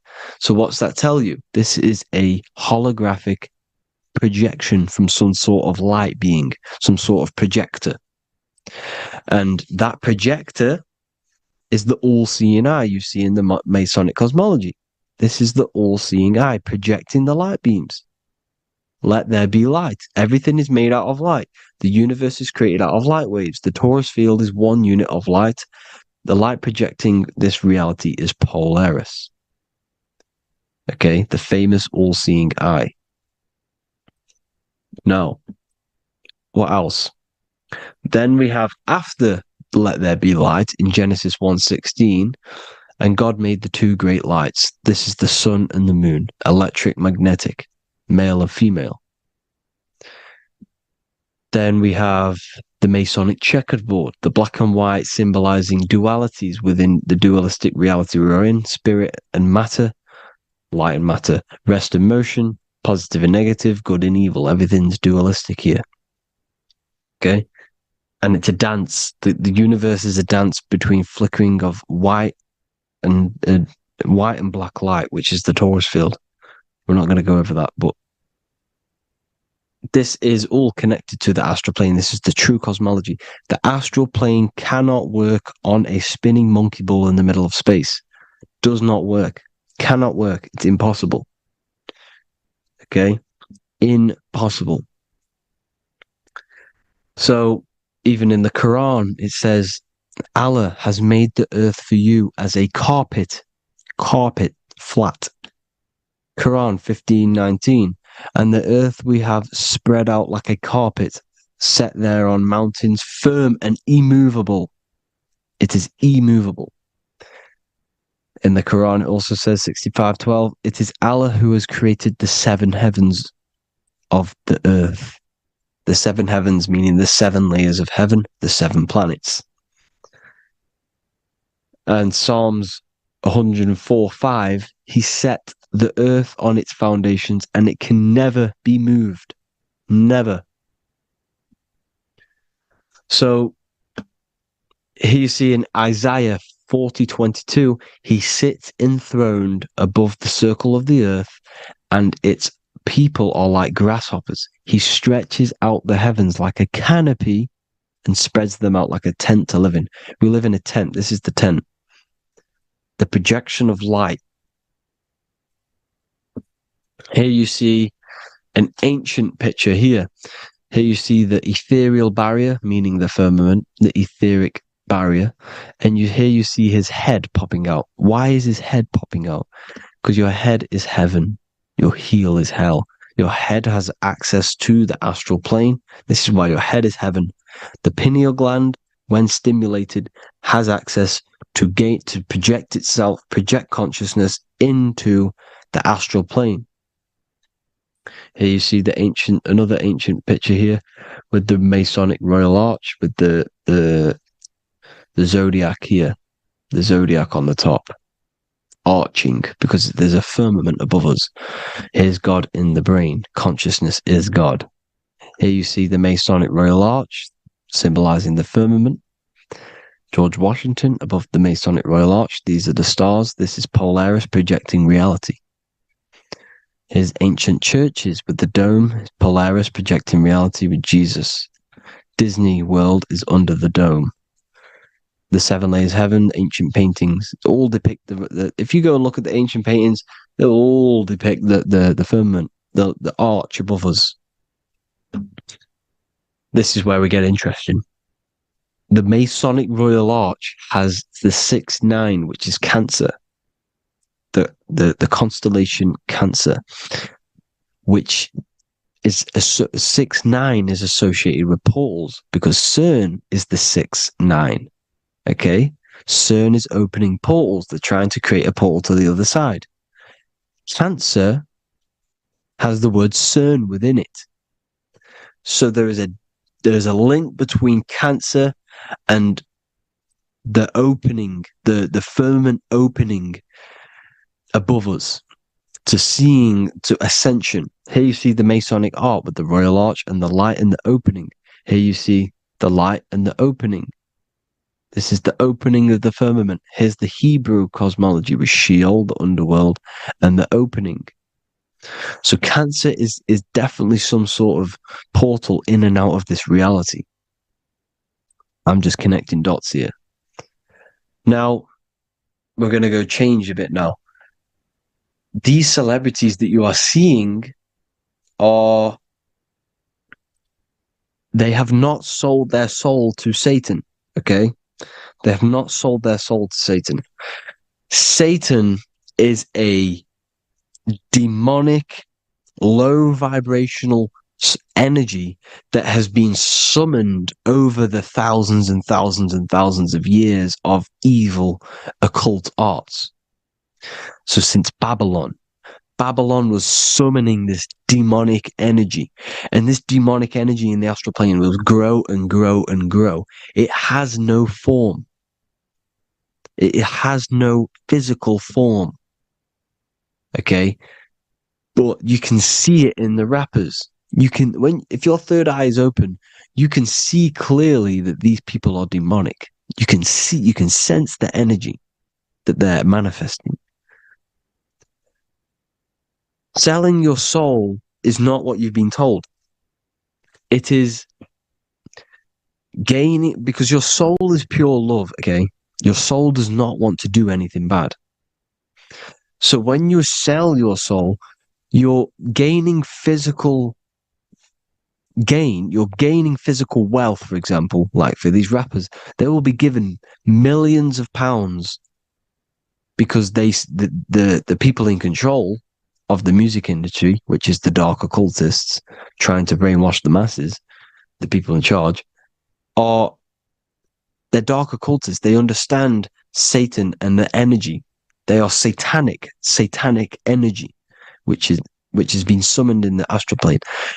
They see that they have influence over the masses, so they will go to them and say, "I will give you this amount of money forever if you manifest this satanic, demonic energy through the music and through social media to blind the masses, to brainwash the masses into this demonic energy." Because when you listen to music is frequency. Whatever you listen to, you become that frequency. So if you're listening to these people, they're throwing energy, this demonic, satanic energy that they sold out to. Soul, same word. When you sold something, you've got your soul involved. They have exchanged money, physical gain, so that they manifest this satanic energy within the astral plane and through the music, through the videos, through social media, to keep us in this vibrational frequency, in this low state of consciousness. This is what it actually is. It's not, you're not selling your soul to some sort of devil. This satanic energy has no physical form it is formless in the astral plane. It's a summoned energy. Now, the root chakra is red. This is why the devil is red, because it symbolizes the animal nature of man. When you are operating off your root chakra, you will kill, you will fight, you will do anything to survive, because it's all about survival mode in the root chakra.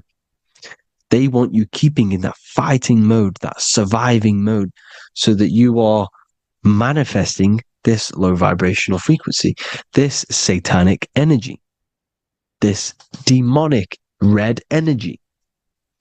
This is why the devil is red. And the devil has a tail with the red arrow pointing down, because it symbolizes your light body. This is your Merkaba. Your Merkaba is your light body. Mer equals light, Ka equals spirit, Ba equals body.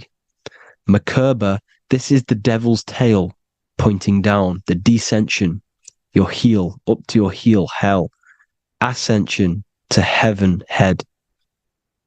You see, this is the all-seeing eye with the illumination coming off it, your head, when you're illuminated.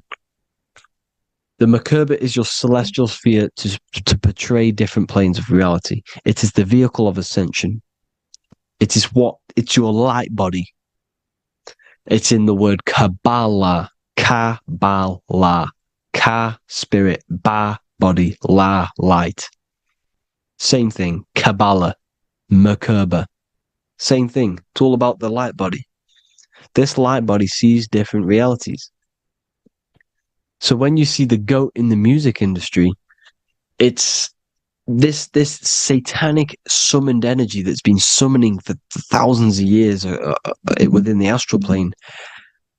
When it becomes to the physical plane, it will manifest through different things. A goat, an owl, Satan, Moloch, Baal, same deity, same demonic energy that's been summoning in the astral plane.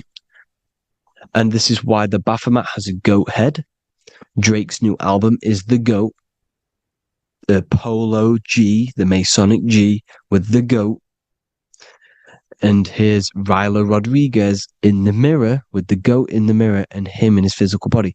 It symbolizes, the mirror symbolizes the astral plane because he's manifesting the goat, the demonic energy. He's sold out to the demonic energy. And in the physical plane, he's his physical body. The mirroring, the Masonic 11, the mirroring of reality, the astral and the physical. And what do you call them when they're an amazing rapper, the best rapper? You call them the GOAT. Because the GOAT, you're the GOAT because you're manifesting the GOAT energy, the satanic, demonic energy within the astral plane. So Baal, Moloch, all the same thing. Because in the astral plane, if you want to gain spirits to come to you and communicate you in the physical world, if you want to communicate with spirits, you have to gain their attention. You can either gain their attention or come together and agree to create some sort of being, which is Satan. Okay. You can, like I said earlier, you can create these beings, you can summon them or attract them. One way to attract them is sacrificing. In order for you to become God, man, to turn to God, you have to sacrifice your life. You have to sacrifice, not drinking, not doing things, not doing anything demonic, not doing anything bad, not eating meat. You have to sacrifice yourself to become the light. However, if you want quick, instant gains in the physical world, you can sacrifice something else to communicate with these spirits, because these demonic energies feed off demonic energy, your demonic energy. So these dark occultists will give away babies, they'll sacrifice, torture babies so that they gain, so that they can communicate with these spirits for physical exchange. Yes, you can do this. These powerful spirits, these powerful demons can give you powers. They can give you certain things. And this is what they are doing. They're summoning and attracting these demonic energy. This is why, trafficking is one of the most, Balenciaga. Baal is the demonic energy in the astral plane, which requires child sacrifice for his presence. Balenciaga, and they were trafficking children. They were trafficking, killing them, and offering them to the spirits. This is what they are doing. Balenciaga. It's in the name. Here you can see here a stick man with two horns. The goat, obviously, it's all the same deity. Baal, the goat, Moloch, his Moloch, the owl, the Egyptian owl, because it comes from the owl of Moloch, which is Baal, which is Satan, all the same demonic energy. And it's on the dollar bill, a tiny dollar bill, on the $1 bill. All the same thing. Bohemian Grove, they worship the big owl, Moloch. It's all the same thing. It's all one big demonic energy which has been summoning in the astral plane. And it's trying to take over Earth, the physical plane. That's what it's doing. So I hope you all gained a deeper understanding of the astral plane and what's actually going on in the world. Please leave a comment if you can to help the algorithm. Drop a like if you like this content. And hope you all learned something today. And God bless you all. Thank you all.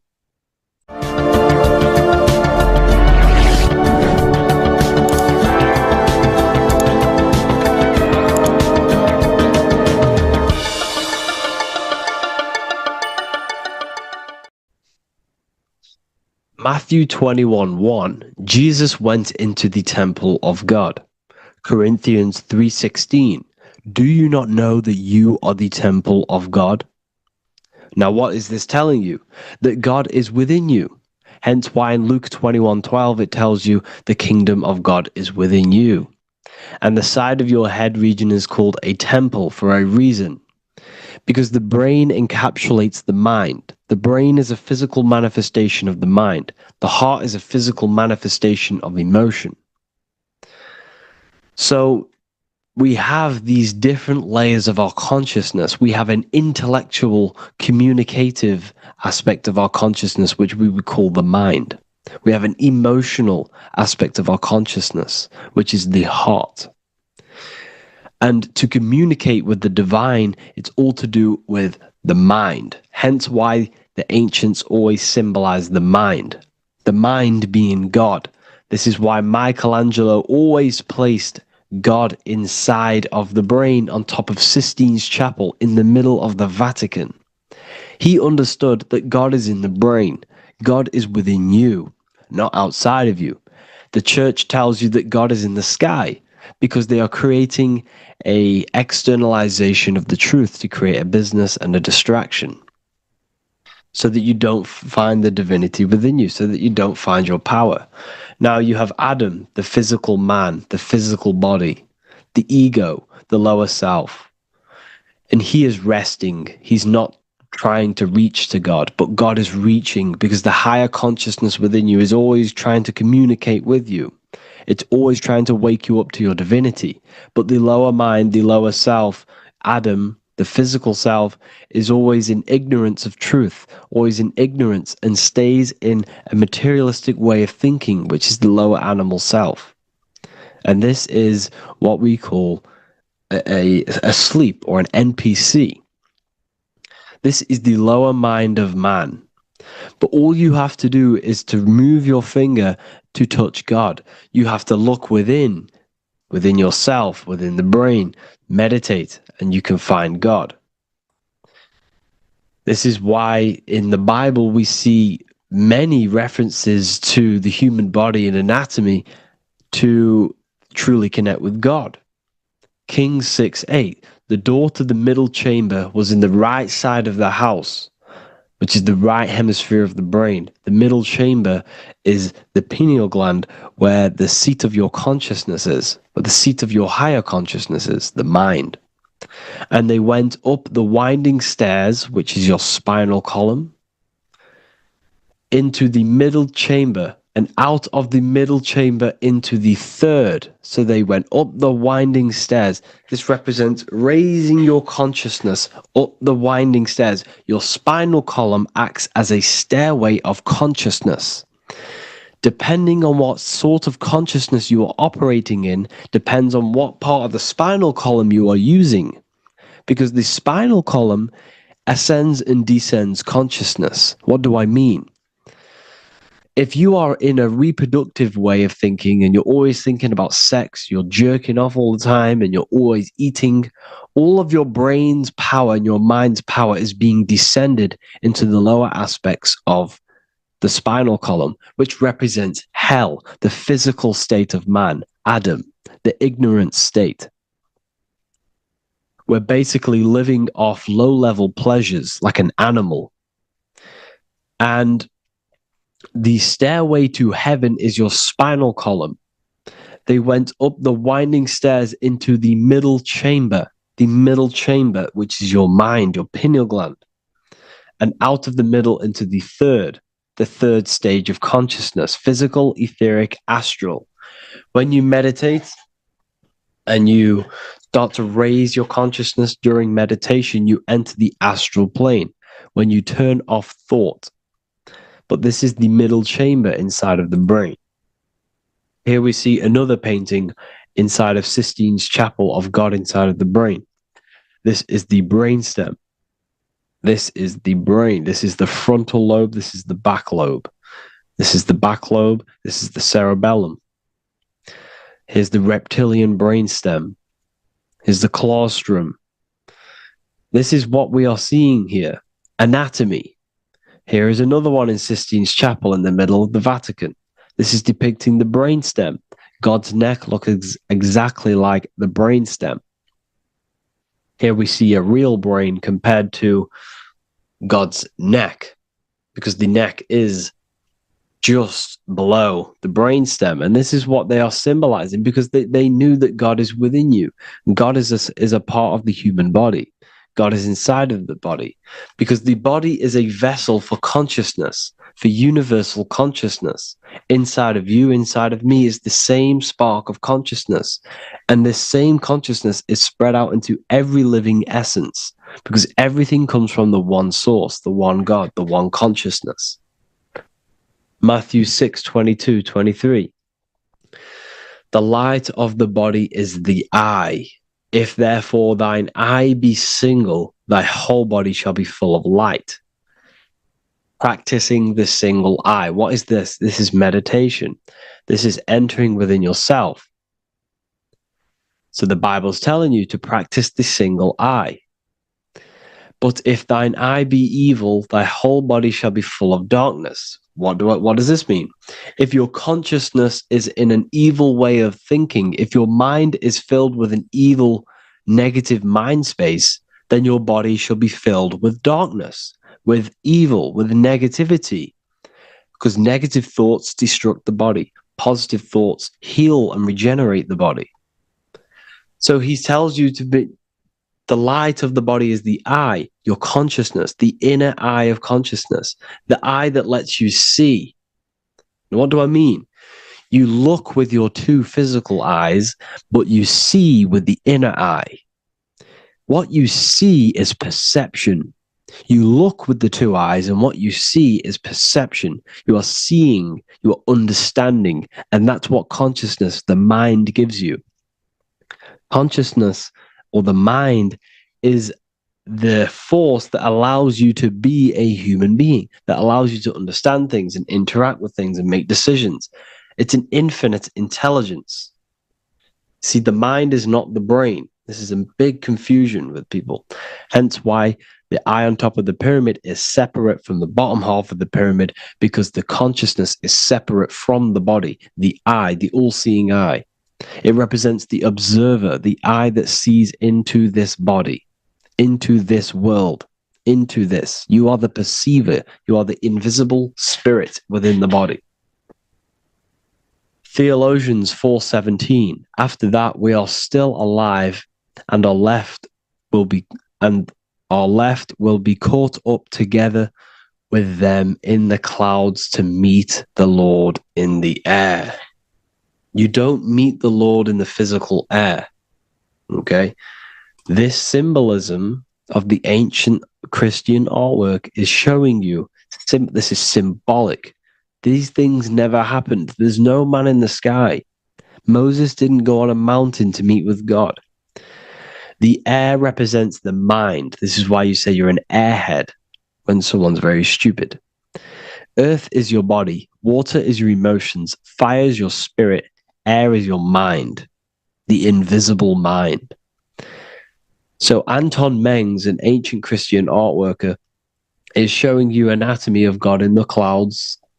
But this is the anatomy of the human body. Raising yourself to the mind and turning the mind inwards on itself during meditation.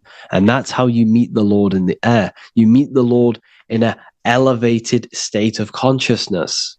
The air represents an elevated state of consciousness because the air is up.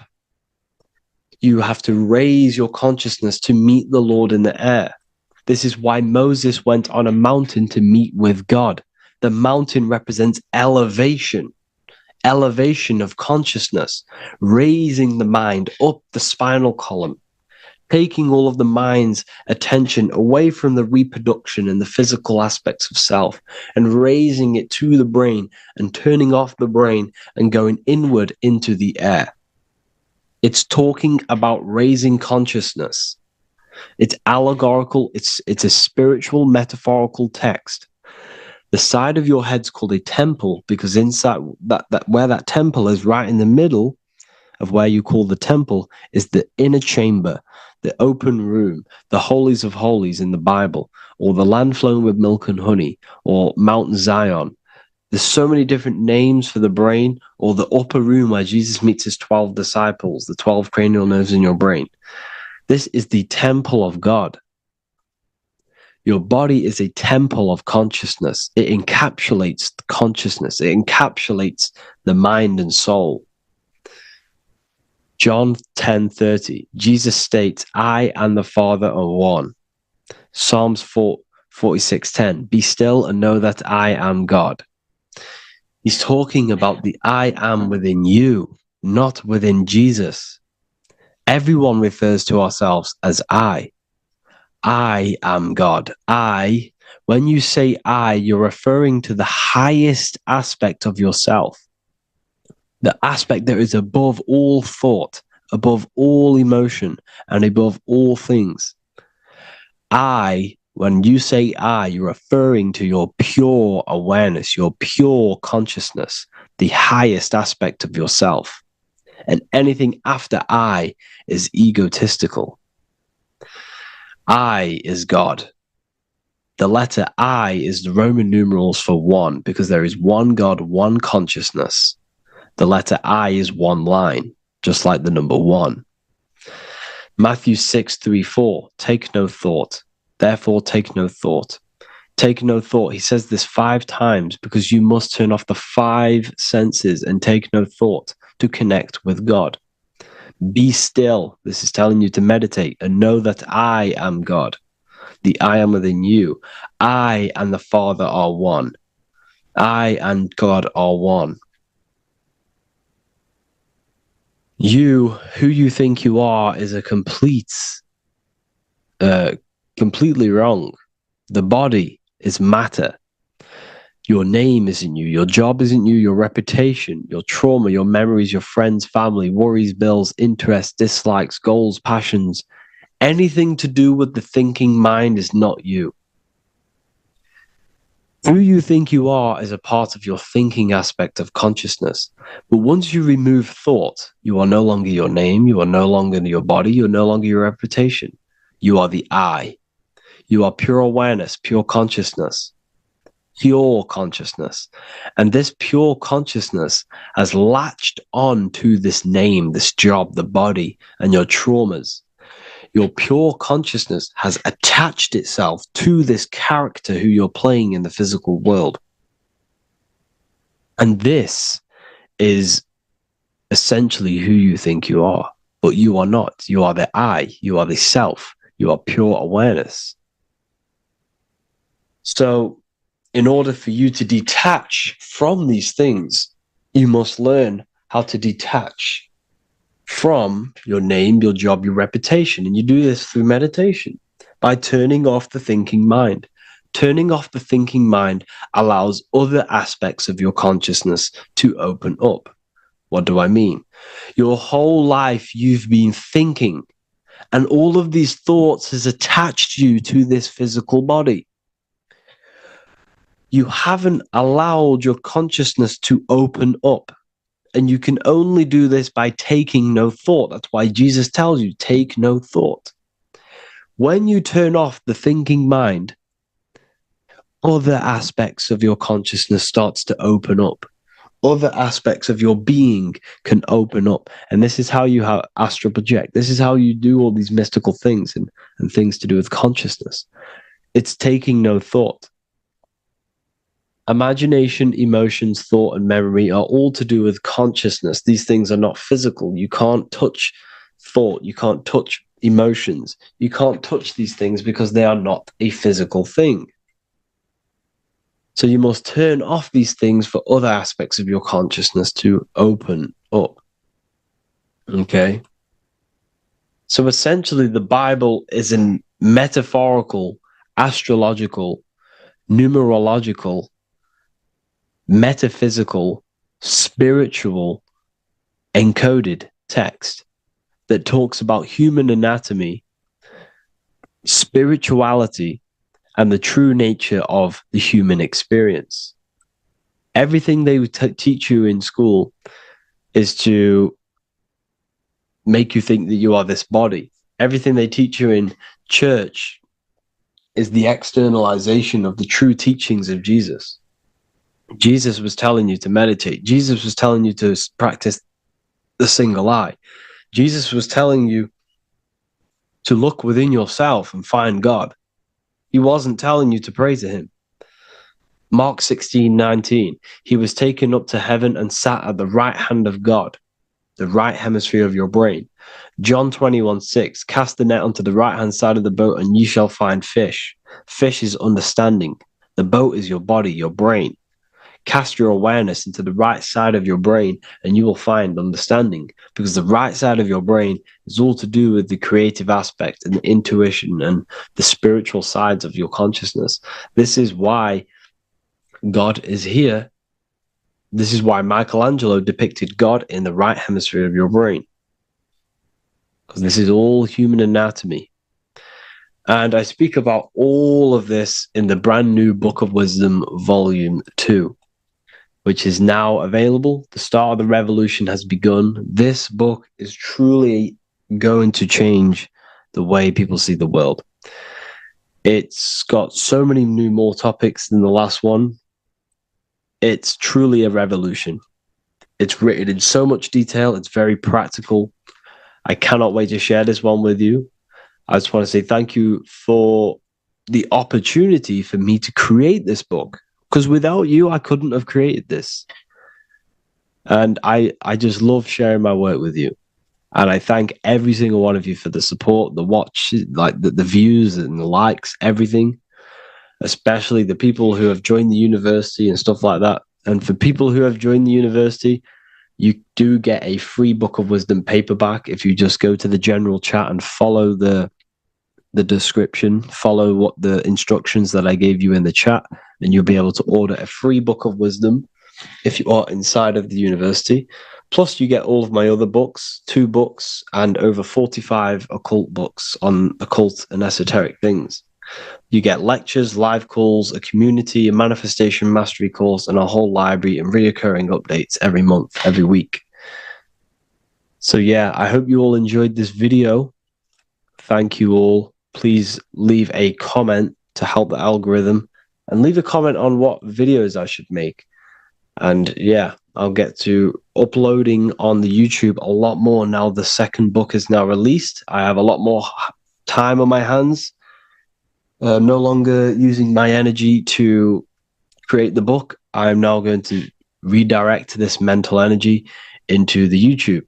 So there will be a lot more content coming. So I need some content ideas. So feel free to comment some ideas, some YouTube videos that I can create. Thank you all, people. Have an amazing day. Welcome to Revival of Wisdom. Welcome people, we're back with another video.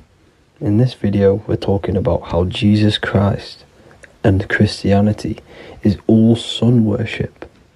The Holy Bible of Christianity is not meant to be taken literal for history. It is a story and has lots of metaphors. Starting with the symbol of the cross of Jesus. This cross originates from this ancient cross of the sun. This symbol has been used for thousands of years, way before Jesus was a thing, in Europe, America, Asia, and all around the world. In fact, this symbol is still being used by Christians today, not knowing it represents the sun. This is a 4,500-year-old artifact, a golden plate with an equal-armed cross found in England.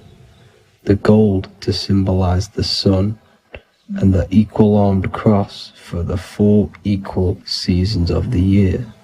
So this is why in the Bible you have Matthew, Mark, Luke, and John, symbolizing the yearly cycle of the sun and the 4 equal seasons.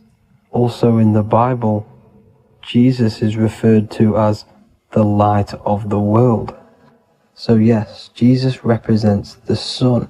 He is a metaphor for the sun. Hence why in all of these pictures and images and paintings of Jesus, there's always a sun behind his head, and some even with the sun cross behind his head. Jesus also has 12 disciples, which represent the 12 zodiac signs and the 12 months of the year. This is the Last Supper by Leonardo da Vinci. As you can see, the sun, being Jesus, is in the center, because the sun is in the center of the zodiac signs. There are 4 groups which symbolize the 4 equal seasons. Each group contains 3 people symbolizing the 3 months and the 3 zodiac signs in that season. There is only 1 female in the painting, which is Virgin Mary, who symbolizes Virgo, the astrological sign. So yes, Jesus symbolizes the sun with his 12 zodiac signs and 4 gospels for the 4 seasons of the year. However, there is another phenomenon. The 25th of December is known as the birth of Jesus Christ, which is known as Christmas today. Jesus symbolizing the sun and is born on December 25th. This is the day the sun moves 1 degree northward, bringing back the warmth, the growth of crops, the life and light back to the northern hemisphere. Everything is springing back to life, as we call it, spring. So it is said that the sun is born again on the 25th of December, and Jesus is known as the risen Saviour, because the sun is our risen Saviour, because it gives life to the whole of this realm, the warmth, the crops, and without the sun rising in the morning, we'd all die in about 2 weeks. And we all know how Jesus died on a cross. The sun also dies on a cross in the southern hemisphere. It dies on the Southern Crux constellation. And on December the 22nd, 23rd, and 24th, the sun remains in the same position. So the sun dies for 3 days, and it is born again on December 25th. When it moves 1 degree northward. And this is when the sun is born again, or resurrected, just like Jesus. Constellation Virgo is prominent in the spring sky in the northern hemisphere. So therefore, the sun is born a virgin, Virgo.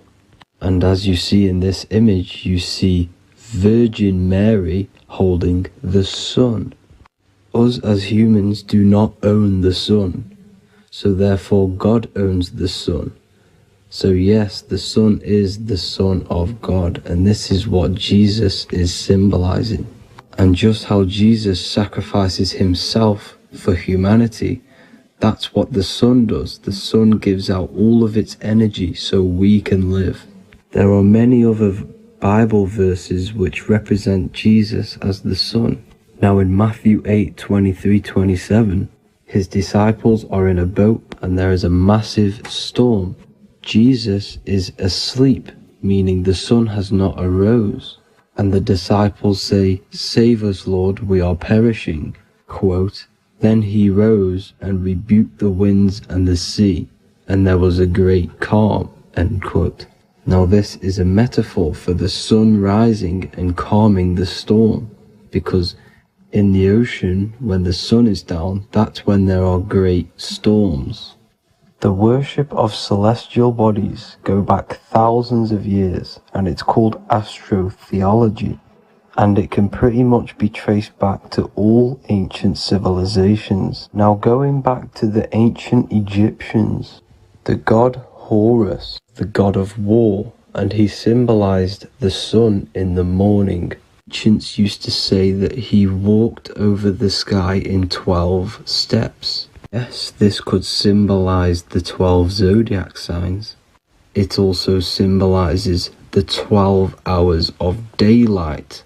So we have 12 hours of Horus, but now they've rearranged the word to hours. Horus and hours. And when the sun rises, Horus rises, we say horizon, which is Horus is rising. That's the etymology of horizon. Another Egyptian god called Amun-Ra was known as the god of all creation. He was the first god of them all. Amun was also a sun god. Therefore, after every Christian's prayer, they say Amen, sending their prayer through the sun to God. So this all goes back to the worshipping of the sun. Sun worship was around way before the Romans. However, in the Roman times, their sun god was called Mithra. Mithraism was the main religion before Christianity came into play. Mithra was the son of God. He died on a cross, and he was dead for 3 days and resurrected, just like Jesus. So the Catholic Church was not made in heaven. It was made by the Roman Empire. They mixed all the sun religions of Judaism, Mithraism, and other Arabic religions and combined it into one, so Caesar, the Roman emperor, could gain his own religion. So yes, Christianity was a political move to gain more control over the masses, because it was a worldwide government at this point in time. So here is a Sumerian helmet with the rising sun symbol. And then the Romans also used this rising sun symbol on their armor. So sun worship has been going on for thousands of years, and it still goes on today. However, with all the programming and the low IQs, today we do not get the full interpretation of the Bible and these stories from the past. And Christians and other religions are all brainwashed to not question their religion and not realize their true origins and where they come from. I do advise you all to do your own research and come to your own conclusions. However, I'm just pointing out the facts and connecting dots for you all to see. That's it for this video, guys and girls. Thank you all for tapping in. God bless.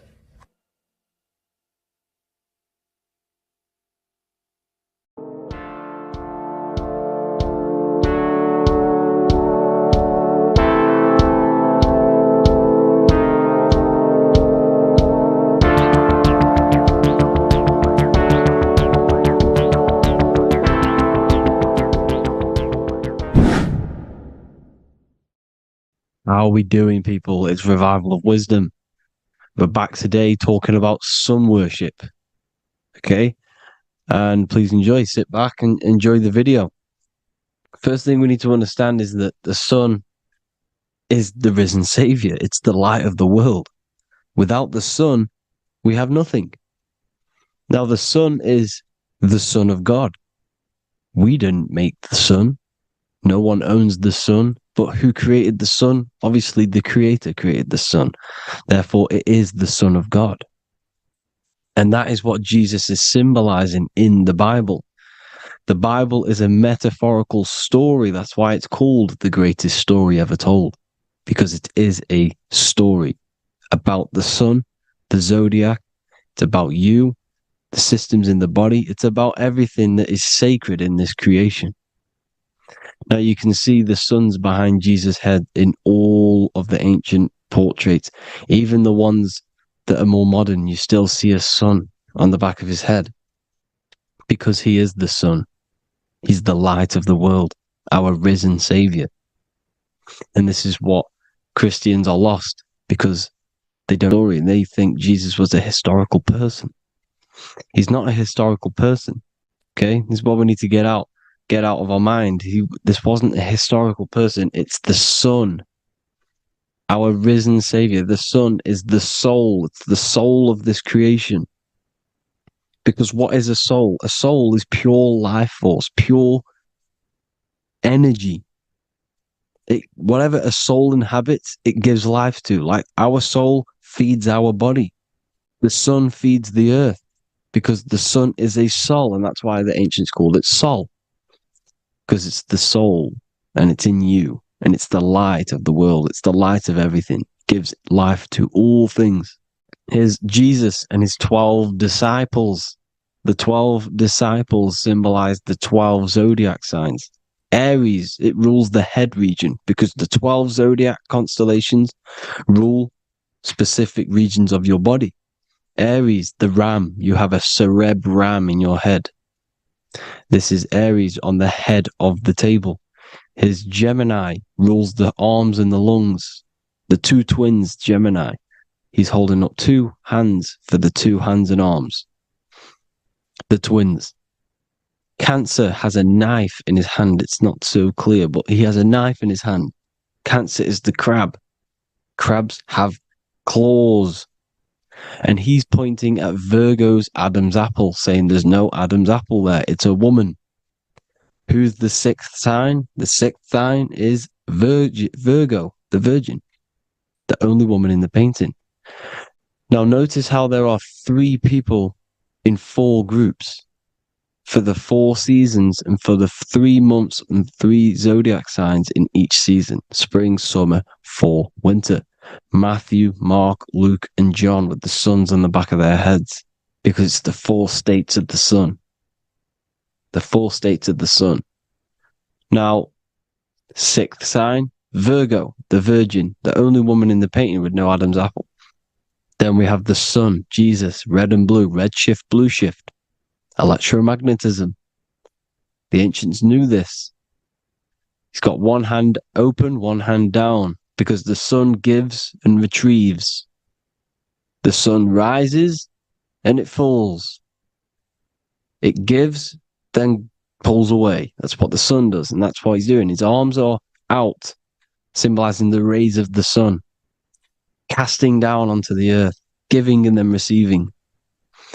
Libra, his 2 hands are equal, he's holding his arms out equally, because Libra is the 2 balanced scales. Libra is when the sun is balanced between the summer and the winter. It's being judged. The sun isn't balanced. That's what Libra is, the 2 scales. Capricorn is the goat. Goats have 2 horns, and you can see the 2 horns on his head here. See? So this is astrology. This what Leonardo da Vinci is depicting here. It's astrology. And he knew the story of the Bible is all astrology. It's all based on astrology. The Son of God, the real Son. Now here are some Bible verses. I am the light of the world. Obviously, that's the sun. What other light is there that lights up the world? The moon can't do it. It's the sun, the one and only Son, our risen Savior. Because if the sun didn't rise, we'd all be dead. So it's our risen Savior. And it dies for our sins every night and then gets reborn every day. Now Jesus calms the storm. Mark 4:35-41.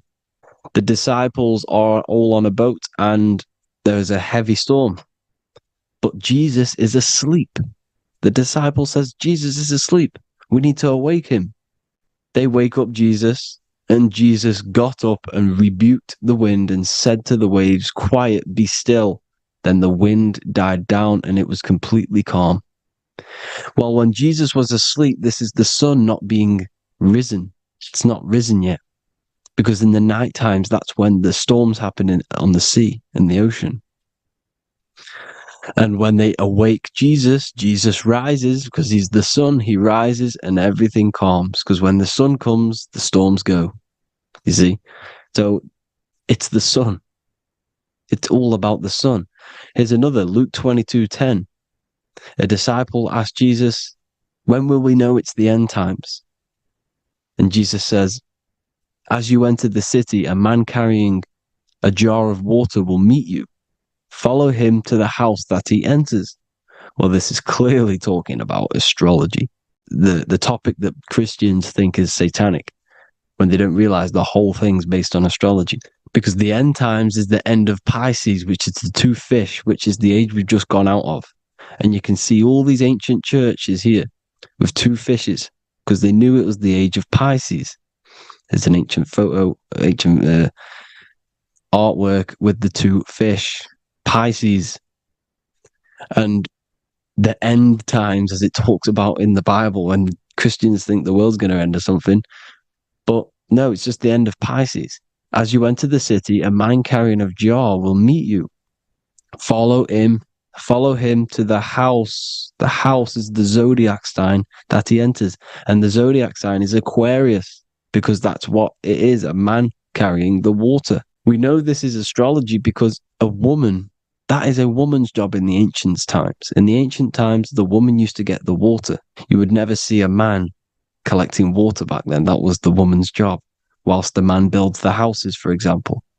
You see, so we know it's talking about astrology because astrology is the man holding the bucket of water.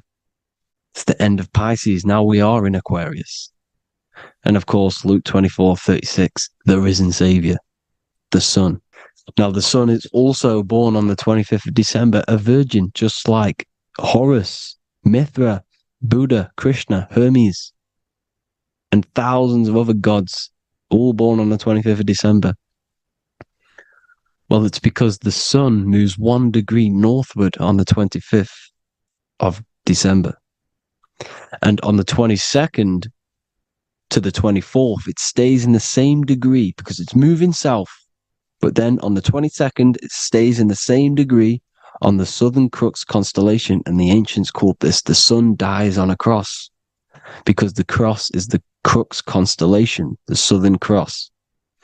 And it stays on that same degree for 3 days on the cross. The sun dies on a cross, and then on the 25th, moves 1 degree northward, bringing back the summer, the light, the warmth, the growth of crops. And this is the sun being reborn again, a virgin, because it's pure. And here's Mithra, another sun god before Jesus was around, before Christianity. It was Mithraism, and Mithra, Ra is Ra, the sun god, Egypt. It's all about Ra, the sun. You can see the crown of thorns on Jesus' head, symbolizing the rays of the sun. And here are the rays of the sun on the back of Mithra's head. Krishna, the sun. Buddha, the sun. Horus, horizon. All born virgins, all did miracles, all resurrected. Dead for 3 days. Well, here he is, dead for 3 days on the cross. And resurrected, because it's the most ancient religion ever been on the face of the earth, the worship of the sun. And we should worship the sun, because without the sun we are nothing. The sun feeds us, feeds the earth, feeds everything. Without the sun we are nothing. It's been reversed, and now we're worshipping man. When we're worshipping a man called Jesus, was never real. It's all about the sun, the most high, the most powerful, potent, celestial body in the sky, the orb that feeds us every day. It dies for our sins and rises every day. It's the sun. Now on the Holy Communion Day, it's the worship of the sun. They give out many suns. Here's Jesus holding a sun. And they raise the sun on Sunday, because they go to worship their sun god on Sunday. Not Saturn Day, not Moon Day, Monday, but on Sunday when the sun is exalting. And they hold suns up above their heads because the sun rises. They're symbolizing the sun rising above their heads. A savior. It's the sun. It's the Holy Communion Day. And here's Jesus giving a piece of himself to the children. It's the sun, the light. Judas was known as a backbiter, a backstabber, because he stabbed Jesus in the back. He betrayed Jesus. Well, this is just another astrological story about the constellation Scorpio, because the Scorpio is the J. Looks like a J. J for Judas, the scorpion. The backbiter. Scorpions backbite. They bite with their back. And what does Judas do? He betrays Jesus by kissing him to let the warriors know who they need to get. So he kisses Jesus, and Jesus gets stabbed in the back. Well, when you get stung or bit by a scorpion, they leave like a kiss. So Judas kisses him and gets betrayed. Well, this is because the sun, when it hits Libra, it's balanced. The sun is balanced because it comes through summer. Now the sun's starting to die. The sun's starting to die. It hits Libra. And then as soon as it hits the Scorpio, it gets betrayed because now the sun has to fall to winter, And Saturn is there waiting to take over the darkness of the winter. So he gets stabbed in the back by Scorpio, Judas, the scorpion, the backstabber. You see, it's an astrological story. Here's Mary. Mary means marry, which means pure. The sun is pure. No one gave birth to the sun but the God. And it's born every day. It's born every day on every year. It's born pure. There was no controversy. There was no, activity for the sun to be born. It's pure. Now, the 7 metals come from the 7 planets. The sun gives you gold, and this is why the sun is golden. It looks gold. And this is why the banks are backed by gold, because gold is the most valuable metal, because it's the sun, the most valuable celestial orb in the sky, in the heavens. Well, here's Jesus, another ancient symbol of him being crucified on the cross with the big sun, the Southern Cross constellation. The sun dies on the cross constellation. And if you go to the old etymology dictionaries, you will see sun and son is the same word. They come from the same etymology roots. You can use them for no matter what, but they've been confused today. But if you go back to the old dictionaries of etymology, they are interchangeable. You can use them. Son, sun, sol, it's all the same thing. The 12 disciples, 12 brothers of Joseph, 12 tribes of Israel, 12 breastplates on the stones, because it's all the 12 astrological signs. They could have used any other number, but there's 12. Because 12 is the mind, which is God. 7 is the number of matter, which is man. 7 energy centers in the body. 12 cranial nerves in the brain, because it's the mind. 12 is the 12ness. The zodiac is literally the mind of God, the signs of God. Now here we see here, Job 38, 31 to 33. Can you lead forth a constellation in the season? He's asking you, can you read the sky? Can you read the heavens? Canst thou bring forth the Mazzaroth in its season? Mazzaroth means 12 signs, the zodiac. Why did they translated every single Hebrew word in the Bible into English, but they decided to leave out Mazzaroth? Why? It's because if that said zodiac, Christians would have a different view on the Bible, but they leave that out. But Mazzaroth actually means the 12 signs, the zodiac, and the stars means sign. The word stars means sign because the stars are signs, things to come, which is off in Hebrew, which means sign, things to come. You see a sign on the road, it's something coming. But God is saying, what does he say? To qualify as a director, a judge of man's life on earth, one must be able to govern the heavenly bodies that rule the earth. It's telling you to read the heavens. We need to read the heavens. Astrology, the 12 zodiac signs, the mind of God. It's telling you, read the Mazzaroth, read the zodiac, because they are things to come in your life. They are signs. It's not satanic, it's made by God. God said, let there be lights in the firmament of the heavens to divide the day from the night, and let them be for signs. Signs are things to come. The 12 zodiac signs. It's all about astrology. Here's Mary holding the sun. His son, her son. It's the sun in the sky. The one and only, the most high. The soul, the solo because it's on its own. The most powerful, Ra, radiance. Here's the Pope holding the sun. All 3 popes holding the sun because they're sun worshippers and they know the true meaning and origins behind Christianity. Sun worship. Here's the Vatican is a sundial. Yes, this is literally a clock. Your watch is a sundial. It's got 12 sections on it for the 12 zodiac signs. 12 hours, 12 Horuses. Now here you see Jesus walking on water. Well, it's the sun. And here's the beard of the sun. Here's the pyramid of the sun, the illuminated one, the all-seeing eye, the sun. Here's the Ankh. The sun creates these symbols. The ancients knew this. Now, when you see these headdresses, these are actually the days of procession of the sun. Aries, Cancer, Libra. It's all about the sun. Here's some more sun worship going back to Egypt. Ra, Horus, Osiris, and Set. Jesus and Satan is Horus and Set. The sun and Saturn. Saturn rules the winter, Satan. Jesus, the sun, the light of the world, rules the summer, rules the day. Satan's the night, Saturn's the night, the sun is the day. The evil brother, Satan. Well, Horus comes, well, this is where we get the word hours from. There are 12 Horuses. The sun moves in 12 Horuses, 12 hours. Where's Horus? What hour is it? Where's Horus?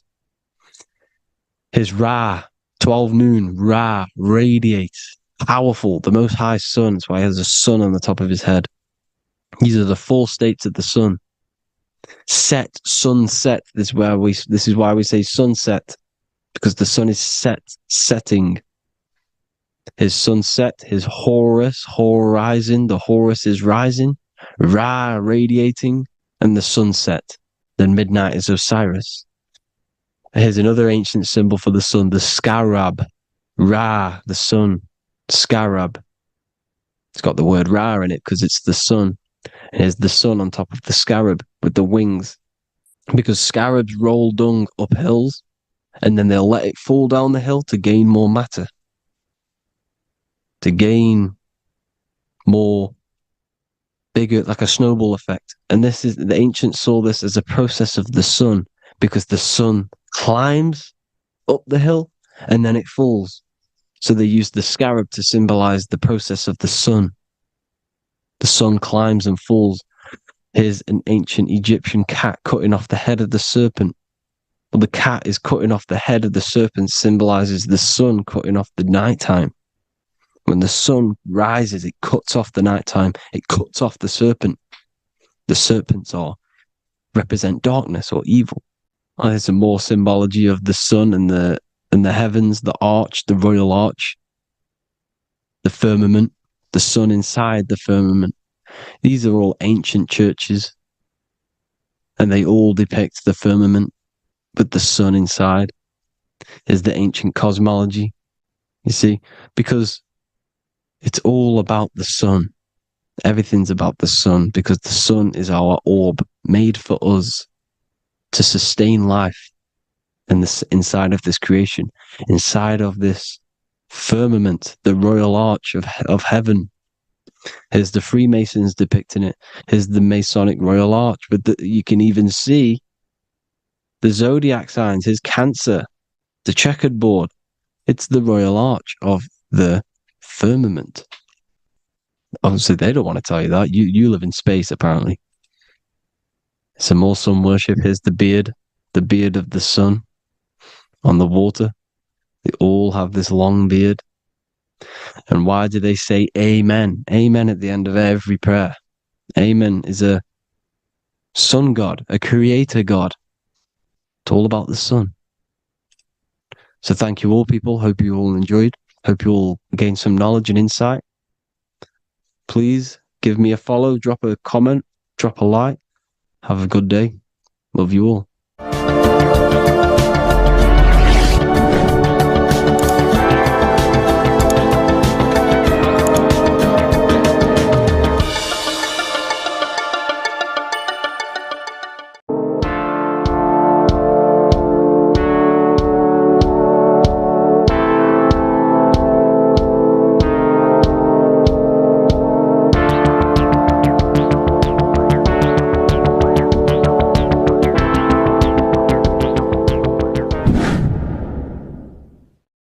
What is good, people? We're back with another video, and today we're talking about the chakras. Let's jump straight into this, because I know there's been a lot of requests for this video. So let's jump straight into this. So you have 7 chakras, right? 7 chakras, and these chakras are feeding off your electromagnetic field, known as your aura. This is both positive and a negative pole, male and female, right? This electromagnetic field is made out of electric and magnetism, and together they come as electromagnetic. Now, your chakras, the word chakra just means wheel, spinning wheel, because that's what they are. They're spinning wheels of energy. They do not exist on this physical plane. They exist on the etheric plane. Okay. Now, these energy centers are known to regulate your emotions, and each energy center controls the organs and cells in that particular area of the body. So, for example, your sacral chakra will control the cells and organs of your sexual reproduction area. Okay, the navel chakra or solar plexus will control the digestion in your body. Same with the heart, same with the throat, right? So they are like mini brains for each center of your body. They run along up the spine, but notice the crown chakra exists outside the body. It's just above the head. Now, this process of the chakras is obviously the 7 colors of the rainbow, starting from red, which is the lowest vibrational color, all the way to violet, which is the highest vibrational color. This, like I said, these energy centers are feeding off your electromagnetic field. So if these chakras are unbalanced, they are taking too much energy from your electromagnetic field, making it weaker. Now, this is the North Pole. As you all know, the Earth is flat, and we live inside of a giant torus field, and the North Pole is the Earth's heart chakra. And this is why the aurora borealis, or the northern lights, whatever you want to call them, that's why they are green, and they are being emitted from this center point of the Earth, because it's symbolizing the heart chakra, which is green, right? Now, you do work your way up to these. However, this is a torus field. You are a torus field. You have different layers of this torus field, right? And you need to balance all of these chakras, but you can't move up these chakras until you open the one below it. So it's like a stairway. You can't go to your solar plexus without going through your sacral. You see? So you have to work up these. However, you have to work up these and then live from the heart, because the heart is the center of the torus field. It's the balance between male and female poles, positive and negative poles. So you have to balance all of these chakras and then bring them all into one, which is the heart chakra. Now, they exist on the etheric plane. They exist on the etheric plane, and the etheric plane is a layer of the material plane. It's the one higher than the material plane. And then after the etheric plane, it melts into the astral plane. So they exist just between the physical and the astral aspect. Now, this is the yin and yang matter, which is the lowest root chakra, physical matter, and then to spirit, because high vibrational matter turns into spirit, low vibrational spirit turns into matter. So they're interchangeable. This is the yin and yang. Now, when you see ancient paintings with the halos, you see this is like a toroidal field coming out the top of his head, you see, with a halo. This was symbolizing in the old days, in the ancient days, that they've aligned their chakra, they've reached Christ consciousness, which is God consciousness, right? Now, this electromagnetic field is the apple that we bit out of in the Bible, because you see the apple is a torus field. So they were metaphorically or personifying the torus field. That's what the Bible is. It's a massive personification. It's all metaphors. You have to read it properly. It's got a greater meaning behind it. Now, when we bit from the apple, we ate from the tree of knowledge, which is good and evil. Our lower mind took over, so we materialized to feed our physical bodies. We materialized through Saturn. That's what Saturn does. Now, if you don't understand that, go and watch the video previous to this one. called Occult Secrets of Saturn. And that will show you how Saturn is the materializer. Now, this is one of the secrets behind the Masonic compass, electric and magnetic, male and female, duality, positive and negative. Now, like I said, they teach you about the torus field, about a magnet in school, but they don't teach you about your electromagnetic field. Everything alive has a torus field. It is the building block of this creation. Absolutely everything has a torus field. There's not one thing without it. And as you can see here at the center of the apple, that's where the seed is. That's where the life is. The reproduction of that organism. As you see, this is where the most electromagnetic energy is stored, in the center, because this is where the two duality, this is where the field meets at the very center. This is why the seed is at the very center.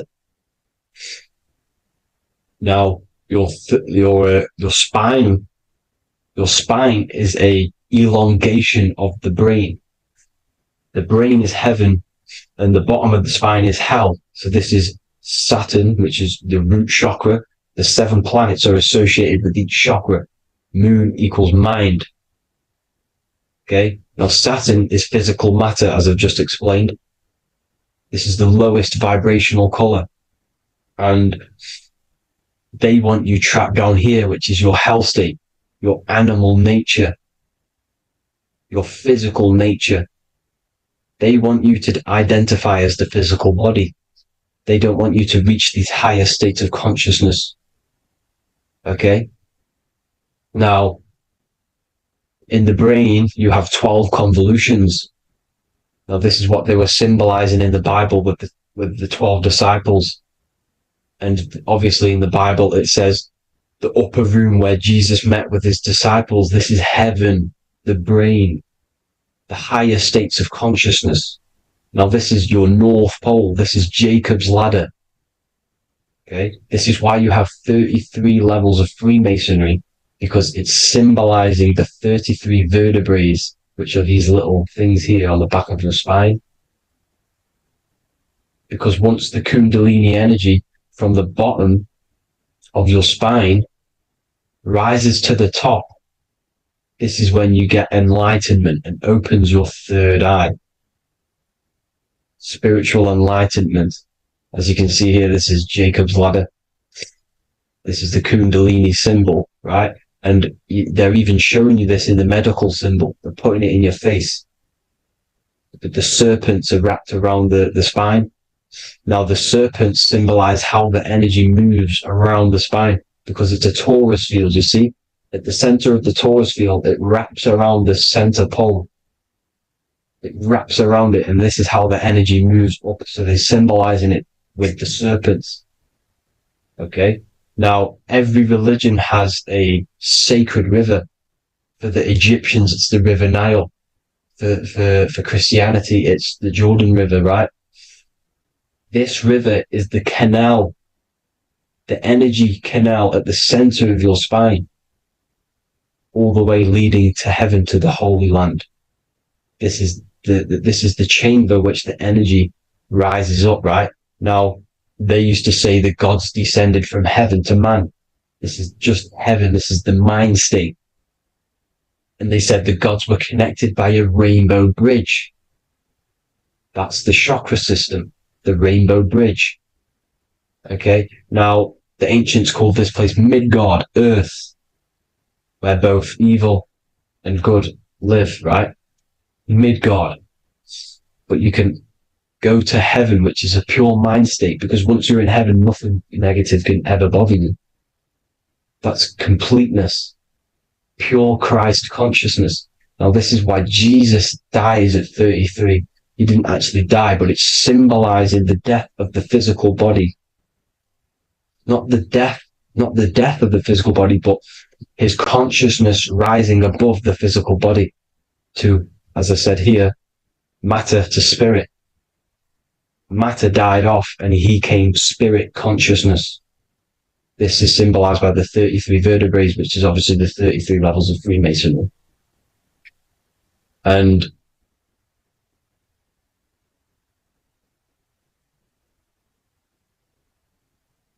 Now, the pineal gland, which is at the very top of this Jacob's ladder, or the River Jordan, the canal, your 33 vertebrae on your spine. This is where the pineal gland sits, right? At the very top, at the center of your brain. Now, there's multiple ways this was symbolized. The Eye of Ra, which is used by the Egyptians. Now, this pineal gland is the seat of consciousness. This is where your consciousness is stored, right? And the ancient Sumerians used the pine cone, hence why it's got the word pineal gland, the seat of the soul consciousness. It produces DMT, dimethyltryptamine, which is known as the spirit molecule. And the pineal gland is wrapped in microcrystals, and we all know crystals transfer frequency and energy. Now, radios use crystals. A radio is a frequency transmitter, turning a frequency into a frequency that we can hear with our ears, right? Because all the radios are actually playing right now in your ears. However, our ears can't pick it up, so the radio transmits it into a frequency that we can hear using crystals. So this is the power of crystals, and this is what our third eye is wrapped in, crystals. Now, this third eye is not actually your third eye, it's your first eye. When you're being materialized in your mother's womb, this is the first gland that is produced, and everything's built around it, because it is the consciousness. It is your consciousness. Your consciousness never dies, ever. It's an eternal essence. It lives forever. You never actually die. Only the mortal body dies. Now, that's what we call life. Life is abided by time, and time is change. And change is what we call life, because everything's constantly moving and transforming into different things, right? Now, let's not get off track. The pine cone is obviously, this is in the Vatican here. The pine cone is symbolized as the pineal gland, pine. And this is the opened pine cone. The opened pine cone means, or symbolizes, the awakened man, the awakened third eye. But the ones here, which the Sumerian gods are holding, these are shut pine cones, symbolizing the unawakened man. But let's not get confused, people. These gods were not gods. They are human beings just like you. They reached Christ consciousness. They are nothing more special than you. They just had the ability to reach Christ consciousness. And obviously their knowledge was far more intelligent than ours, far more advanced than ours. They knew the truth about this reality to the depths. Now, the ancient Hindus had a goddess called Kundalini, which is said that she descended by the means of a ladder or a cord from heaven, which is symbolizing the spinal cord. Now, this is what Hickory Hickory Dock, the mouse went up the clock and came back down. This is all these stories, like Santa as well. Santa comes up and then down the chimney. This is symbolizing the Christ oil. There's an oil which is produced in your pineal gland, right? And this oil travels down the spine. And once it's down on the spine, you must have to raise your consciousness, just like I said with the chakras. You have to raise your consciousness, raise your vibration to heat up this oil and turn it into a gas. And it travels back up the spine through like the serpents up the spine, and this awakens the third eye once it's coming back up the spine and hits the pineal gland. This is the secret behind Santa and Hickory Hickory Dock, because Santa comes down and feeds the presents and goes back up the chimney, and he lives in the North Pole, the positive pole. This is the North Pole, people, and the presence is your sacred oil. This oil, your physical body, is the furnace. It's the spiritual furnace, which you have to heat up this oil by raising your frequency and turning it into a gas to rise up this chamber, the River Jordan. to your third eye, right? Now, this is an alchemical process. Your body is the alchemical furnace. It says in the Bible, if therefore thine eye be single, thy whole body shall be filled with light. I shouldn't have cut that out, but that's what it says. The light of the body is thine eye. If therefore thine eye be single, thy eye shall be filled, their body shall be filled with light. This is symbolizing the pineal gland enlightening the body, the spiritual body, filled with light. Now, as I said, they want you kept down here, which is the root chakra, which is your animal nature, which is obviously mind, matter over mind. This is the symbol of Saturn, right? As you say, we're built of body, mind, and spirit, the Holy Trinity. That is the sun, moon, and earth. The sun's your soul, solar. Moon is your mind. Earth, which is the cross, which is your physical body, the 5 elements, right? So body, mind, and spirit. So the Saturn symbol is actually made out of the cross on top, which is the earth, and the moon on the bottom, which is symbolizing matter over mind, because earth is physical matter. You don't want to be matter over mind. You need to be mind over matter. See, they want you identifying as your physical body. They don't want you to realize you're an eternal consciousness. You're an eternal essence of consciousness which never dies. They want you trapped in your animal nature. And this is why the Baphomet has a goat head, because it's symbolizing your animal nature, which is evil. Not evil, but you're more likely to do evil things, right? Which brings bad karma. That's your animal side. This is why the Baphomet has an animal goat head. As you can see here, he's got the Kundalini energy here. So when you see the inverted cross, the cross is your body, as you can see here. The inverted cross means your chakras downwards, down here. Your head's down here. Your mind is down here. But your mind needs to be up here, which is the upwards cross, which is Christ consciousness. And as we all know, 7 colors of the rainbow, 7 planets, 7 chakras. Red light is low frequency and long range. This is why Saturn is the slowest moving celestial body. And it's the lowest chakra, because it's low frequency, long range. The moon being the crown chakra, which is high frequency. This is why the moon moves around the quickest.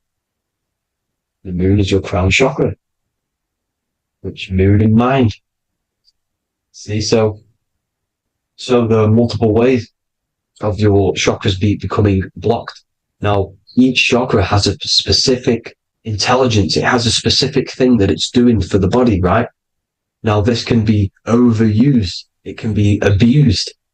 For example, masturbation. That keeps you down here in your sacral chakra, because you're abusing the energy center. You're abusing your sexual energy, which is then becoming unbalanced. So this is how energy, this is why these centers are pulling more energy out your electromagnetic field, because these centers are wheels. The chakras just mean spinning wheel of energy. So when you're abusing these certain centers, you're pulling energy out of your electromagnetic field, which is making your field weaker, which is making your frequency lower, which makes you prone to diseases, prone to lower negative energy, right? So you need to align these chakras. You need to unbalance them. And as you can see here, you can screenshot these to see how they're blocked. I'm not going to go over each one because it'll take me forever, but have a little read yourself. This is why they're blocked. Now, the ancients used to say Aum when they meditated. Now, these are the 7 vowels. There's not 5 vowels, there's actually 7. Now, when they say Aum, they're aligning all their chakras by saying this when meditated.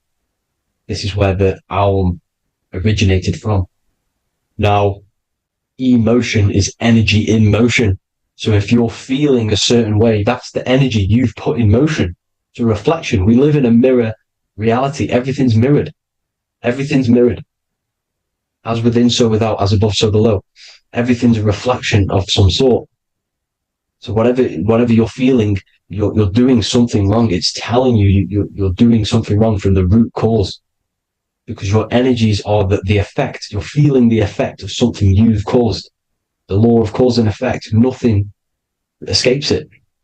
Now, the Jehovah's Witness believe that exactly 144,000 faithful Christians go to heaven or be resurrected, right? This is not true. This is symbolic. 144,000 go to heaven. Now, the petals on the chakras, this is the root chakra, this is the crown chakra. Now, if you add up the first 5 chakras, the petals, add up the petals on the first 5 chakras, you get 48. And then you get to the third eye, which has 2 petals. 48 times 2 equals 96. 96 plus 48, which you got from here, equals 144. The last chakra has 1,000 petals. Times 144 times 1,000, you get 144,000. This is a frequency. This frequency is the frequency of the ascension up your chakras. This frequency is a high frequency, which turns that oil into gas, which rises up the spine, activating your third eye. Right? So this is all the religions are all symbolic for this sacred secret of Christ consciousness. As it says in the Bible, the kingdom of God is within. It's not out there, people. You must look within yourself. You are God. You are a spark of his consciousness, infinite consciousness, right? So 144,000 is a frequency, and you must achieve this. Like I said, these people in the past, they're not gods, people. These were just humans. Nothing special. They just reach Christ consciousness. Now, they keep you in these lower vibrational states with the food, right? And as you can see here, all of these fast food restaurants are mainly are red and yellow, which are these lower states, these lower 2 chakras, lower vibrational colors, because they want you trapped down here in matter. And these foods are so low vibrational, they will keep you down here, because your gut produces, I think it's like 80% of melatonin. Melatonin is your feel-good hormone. These foods will not make you feel good. This is very low vibrational. Meat. It's not meat, it's raw flesh. These animals are stripped from their family, put on a conveyor belt, watch their friends be tortured, and then get slaughtered in a slaughterhouse. Think of all the fear that's running through their blood, all the hormones, all the fear, and you're going to go and eat that very low vibrational energy. As you can see here, this is the light photons within fruit. You can see the life force in this fruit. You must think, feel, and do positive to raise your vibration. As you can see, earth equals heart. If you rearrange it, everything in nature is green, right? The aurora borealis is green. You must align all these chakras and then live from the heart, because the heart's the center of the Taurus field. You must become the consciousness in the center. So that's it for this video, people. Thank you all. God bless.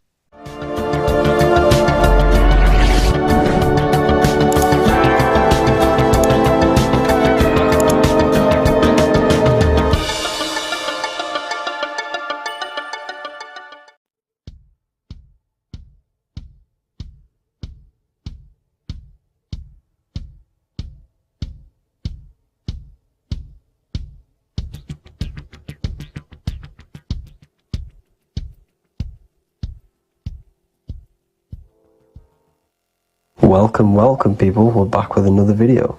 I will now be keeping track of my YouTube and trying to upload every week. In this video, we'll be talking about the chakras. The chakras are the 7 attributes of God, and they are the 7 planets. These are literally vortex portals within us that connect us to these vices and characteristics of God. Each one of these energy centers are a spinning wheel of energy which controls the cells and organs in that particular area of the body. For example, it's literally a mini brain for that area of the body. Each chakra has a vice which you need to turn to a virtue in order to climb up through the system. They work like a stairway system. You have to go through each chakra in order to unlock the one above. This process is turning matter into spirit as you descended from spirit to matter. Saturn is Satan, that's why it's the lowest chakra, and that's why the devil is red, because red is the lowest vibrational color. When you are in these lower states of consciousness, you are in your animal nature. This is your physical side of your nature, and you are mainly being driven by your animal instincts or your ego. Moving back to your higher self or your spirit self is not an easy process. It takes a while. However, with discipline, consistency, and motivation, you can achieve this, and this is what the ancients called Christ consciousness. Once you have achieved this, it is basically a state of mastery of the mind. You no longer lust for the lower animal nature things. Now, let's start with the root chakra. This is located at the base of your spine, and you can feel this chakra by tensing your anus. This energy center is in control of your survival needs, your vitality, your stability, and security. Now, if this chakra is unbalanced, you will feel insecure, fear, anxiety, unstable, low self-esteem, anemia, over or underweight, and constipation. In order to balance this chakra, you need to feel grounded, embodied, stable, calm, centered, a sense of safety, and trust in yourself and the world around you. The next chakra is the sacral chakra, which is located around the belly button area. You can feel this chakra just by sucking in your belly. This chakra is to do with relationships, self-worth, creativity, empathy, and most importantly, sexuality. This is the most important one in order to start to raise your vibration overall, is giving up the over-sexualized nature. In order to balance this chakra, you need to come into harmony with all the toxic relationships that you have. Get rid of the fear, the anxiety, the isolation, and 100% get rid of the over-sexualized nature. Lust is one of the most lowest vibrations you could possibly feel. It is literally manifesting hell. In order to work on this chakra, you need to feel self-worth. You need to do creative things, empathy, healthy relationships, and 100% being confident. The next chakra is the solar plexus. This is to do with personal power, will, metabolism, eating, happiness, and your self-esteem and self-identification. You can feel this chakra just above your belly, below your ribs, and you can suck in this area. If this chakra is blocked, you will feel lack of confidence, difficulty in manifesting your desires, low self-esteem, misuse of power, misuse of dominance, weak will, and shame in yourself. Biggest one for this chakra is overeating, as it's to do with metabolism. If you are overeating, you are literally unbalancing a lot of your lower chakras, not just the solar plexus. In order to work on this chakra and balance it, you want to have a positive self-identification. You want to feel happy, a happy self-esteem, effectiveness to people, not overeating, and a strong willpower. Now for the heart chakra, one of the most important chakras. Chakra is to do with love, understanding, trust, hope, openness, compassion, balance, and forgiveness. The most important because your heart is the tree of life in the body. It is the center of the toroidal field. It is the most powerful chakra. Your heart is 5,000 times stronger magnetically than your brain. Once you have hit the heart chakra and you start surpassing the heart chakra, you are now turning matter into spirit, as the lower three chakras are dense and physical, and the above the heart chakra are turning to spirit. As you can see already, this is a hard and long process of working on yourself physically and internally. The symptoms of a blocked heart chakra will be lack of love or too much love, difficulty to accepting or giving love, lack of compassion, loneliness, and lack of emotional fulfillment. Finally, a lack of connection with a divine or to nature. In order to balance this chakra, the most important thing and the most powerful thing you can do is loving people, accepting and giving lots of love. Second most important thing to balance the heart chakra is balance. You need a balanced life. You need balance in all aspects of your life. Now for the throat chakra. This is a very important chakra as it's to do with communication. A symptom of this being unbalanced is a lack of self-expression and putting on a front all the time, acting with the ego. In order to balance this chakra, you need to constantly self-express yourself. You can't be putting on a front. That voice inside your head, you have to let it come outward. Don't just block it off with a wall. Self-expression will lead to you gaining friends who actually like you for being you and not these fake friends that you have to put on an ego for. In order to balance this chakra, you need to express yourself, express the word that's within you. Don't be lying to people, don't deceive or be deceptive. The next chakra is the third eye chakra. This is starting to get very advanced and you are coming very close to spirit. Just before we head on, I want to announce the PDF is now available, containing all the presentations I've ever made, all into a condensed 38-page PDF. The link will be below this video for you to access. And if you want to learn how to create reality using your mind, how to attract your desires, how to get out of the situation you are in, the link will also be there for the Manifestation Mastery course. Now for the third eye chakra. The third eye chakra controls the pineal gland, which is your first eye. It's to do with your psychic abilities, channeling, telepathy, astral travel, visions, and connection to the higher self. You need all of the chakras aligned to get the full potential out of your third eye or pineal gland chakra. For example, if you're astral traveling and you fear something, you will be instantly shot back to your body. So you need to master all of the chakras before you go on and try and do these higher spiritual activities. Symptoms of the third eye chakra being blocked is lack of imagination, lack of vision, lack of concentration, blocked or clouded intuition, can't see the big picture, and especially overly reliant on logic and intellectual thinking. A good way to work on this chakra is imagining things, vision things. Trust your intuition at all times. Always follow that inner voice. Cut out the tap water which contains fluoride. Fluoride blocks the pineal gland.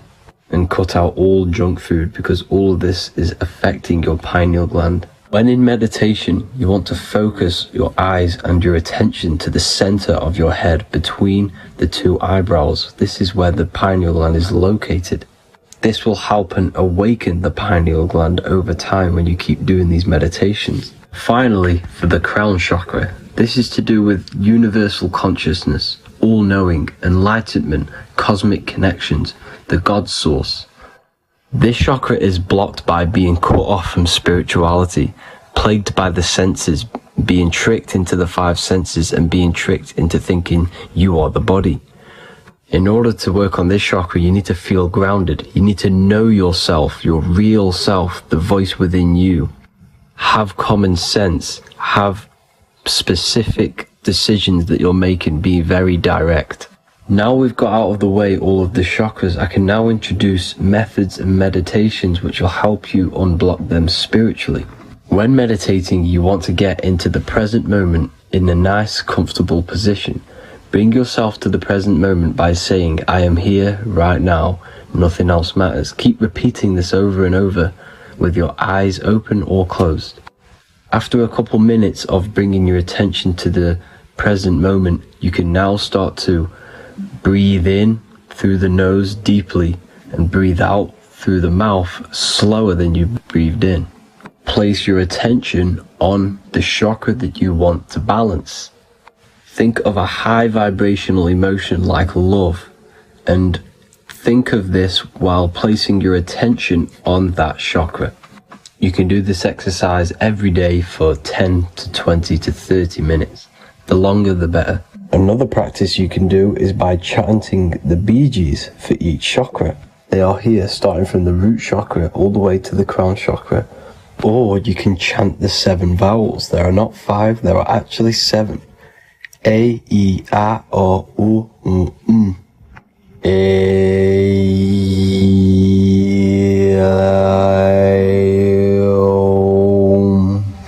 This is the proper way of pronouncing the 7 vowels. These are so powerful because these are the only things that exist. It is literally the sound of God. By pronouncing them right, you can actually create a lot of power within you and align your chakras. That's it for this video, people. I'd appreciate a comment and a like to help the algorithm. I appreciate you all. Love and light.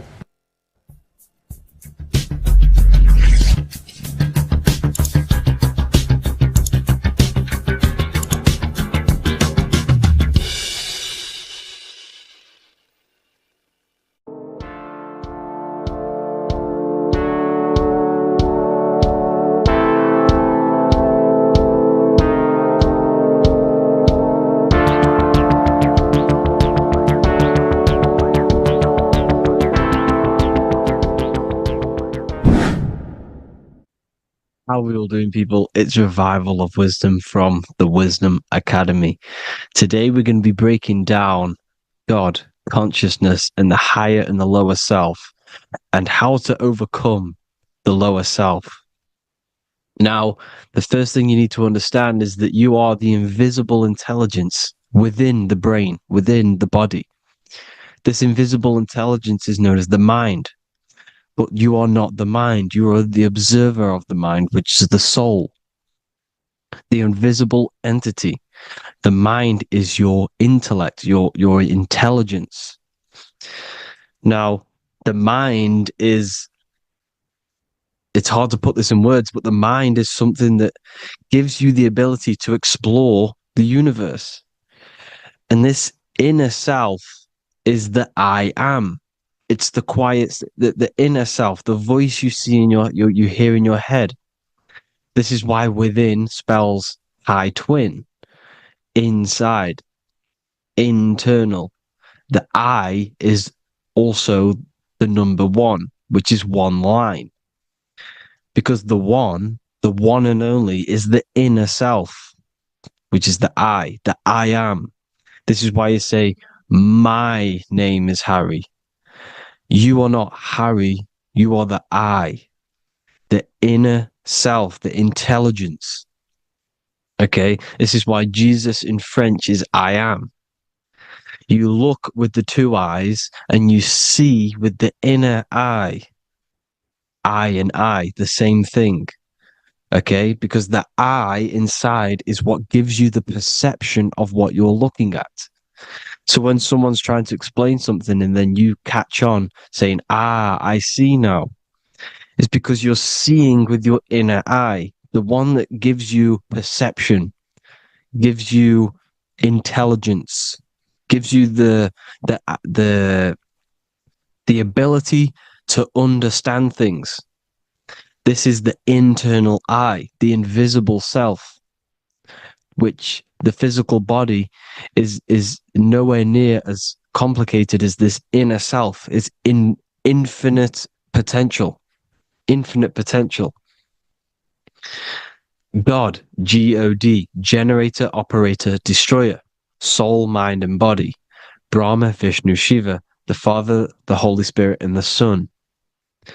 They're all, the reason why you see God is always a triad is because it represents yourself. Your invisible intelligence is God. Me and you are the same invisible intelligence. We are the invisible intelligence experiencing the program being run by the central nervous system and the brain. I always say this in my videos, but I have to, in order for you to understand the things that I'm going to say later on in the video, you need to understand this concept, is that you are the consciousness experiencing the nervous system, the tree of knowledge of good and evil, which is you here. You would be in this invisible intelligence right here in the center of the brain. Now, this is why the ancient Christians show God is in the brain. This is the brain stem. This is the brain. This is also the brain stem and the brain. the brainstem and the brain. It's all depictions of the brain, because the brain's the computer, the electromagnetic computer, which decodes the demands created by the invisible intelligence, the I, the inner self, you, your true self. The person if you observe what someone moving, this is going to sound, but if you observe someone walking, it's not the body. The body is moving, but the thing telling it to move is the invisible intelligence. Before you kick a football, a decision is made within your invisible intelligence, your mind. And this consciousness, this invisible intelligence, is either stuck between the lower self and the higher self. Okay? When the invisible intelligence, meaning the true self, identifies itself with the physical body, it will trap its mind within physicality. This consciousness that we have is either operating in the lower self or the higher self. It's either feeding the material body or it's feeding the spirit. Okay? But because we are physical and spiritual, we need to be even. We don't want to be meditating all day long, because we do have a physical body as well whilst we are here. We are playing a game in physical matter. Okay? Now, the reason that you incarnated here is to learn a lesson, because the mind can manifest anything it wants within the astral planes, within the world of imagination. It can manifest anything it likes, but it incarnates into matter, into this game, so we can understand labor, because anything in matter, you have to labor to manifest. But in the astral, you can manifest at the click of a finger. You come here to learn the knowledge of good and evil. And your consciousness, I came out a bit off topic there, but your consciousness is experiencing the lower or higher self. The lower self is manifested in the lower parts of the body. Sex, food, and power, the lower three energy centers. These centers are like mini brains. You are literally thinking with these centers. And when your mind is stuck within these lower centers, you'll think, have you ever heard the term of thinking with your penis, or thinking with your, you know what, as a man? Even females maybe, but mainly this is a boy saying, you're thinking with your penis. This is a truth. It's truth in plain sight. You think with these energy centers. When you're living off the lower three centers, all you care about is sex, food, and power. Eating, sleeping, and greed. Power's kind of like greed. Now, when we move up to the higher parts of the body, when we live our life within the higher parts of the body, this is considered heaven. Love, expression, intuition, and wisdom. This is what we need to be aiming to do, moving out of the lower half of the body and living our life within the higher self, the higher parts of the body, thinking with the higher energy centers, thinking with love, expression, intuition, and wisdom, spreading love, expression, intuition, and wisdom to others. Heaven is even. This is why Jesus is pointing at the heart chakra, always pointing at the heart. Earth rearranged his heart, because in earth you're manifested as a physical being. You're in the heart, good and bad. You need to be balanced between the good and bad. Because love can be a demon too. That's a whole nother video, but love can be a demon. Now, the seven chakras are known as the seven seals in the Bible. When the Lamb opened the seventh seal, there was silence in the heaven for about half an hour. This is a verse from the Bible. The Lamb is Aries, which is the higher brain, the cerebrum, the cerebram. Ram, Aries. Because when the Ram opens the seven seals, you enter the kingdom of heaven. Because these chakras seal your invisible intelligence. They seal your true self.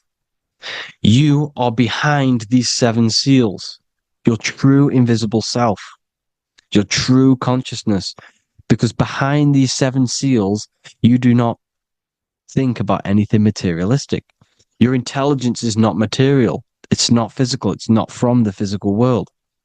It does not desire the physical world. The body is the beast. The body's the animal, the lower self, which can corrupt our intelligence. It can corrupt the intelligence. Okay? Now, we need to balance these chakras so that we gain a deeper connection between this intelligence and the brain. Because when there's a strong connection between the brain and the intelligence, your body and the intelligence, you have a strong connection. Therefore, you can manifest what the intelligence is saying at all times.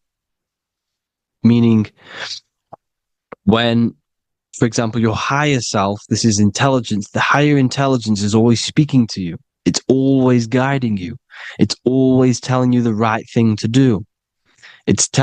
You can feel it when you're doing something wrong. You can feel that you're doing something wrong because this higher self, this intelligence knows what it needs to do here.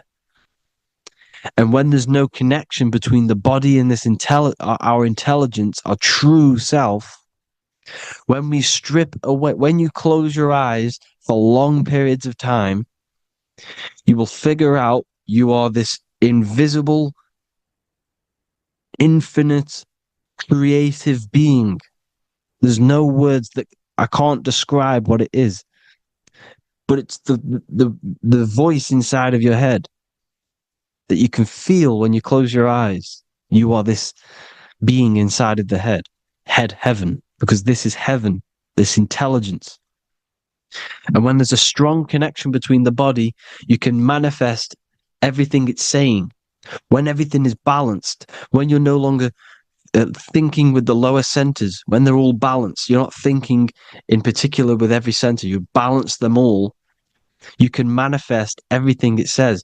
Your body will act out what the intelligence is always saying. This is God in the brain, the intelligence, trying to touch Adam, representing the lower self. This is why they're not touching. Notice how Adam is resting, but the intelligence is always reaching out, stretching, symbolizing metaphorically saying it's guiding. I'm always reaching out. The intelligence, your intelligence is always guiding you. It's always reaching out to you. But Adam is ignorant of it. The lower self is ignorant of it.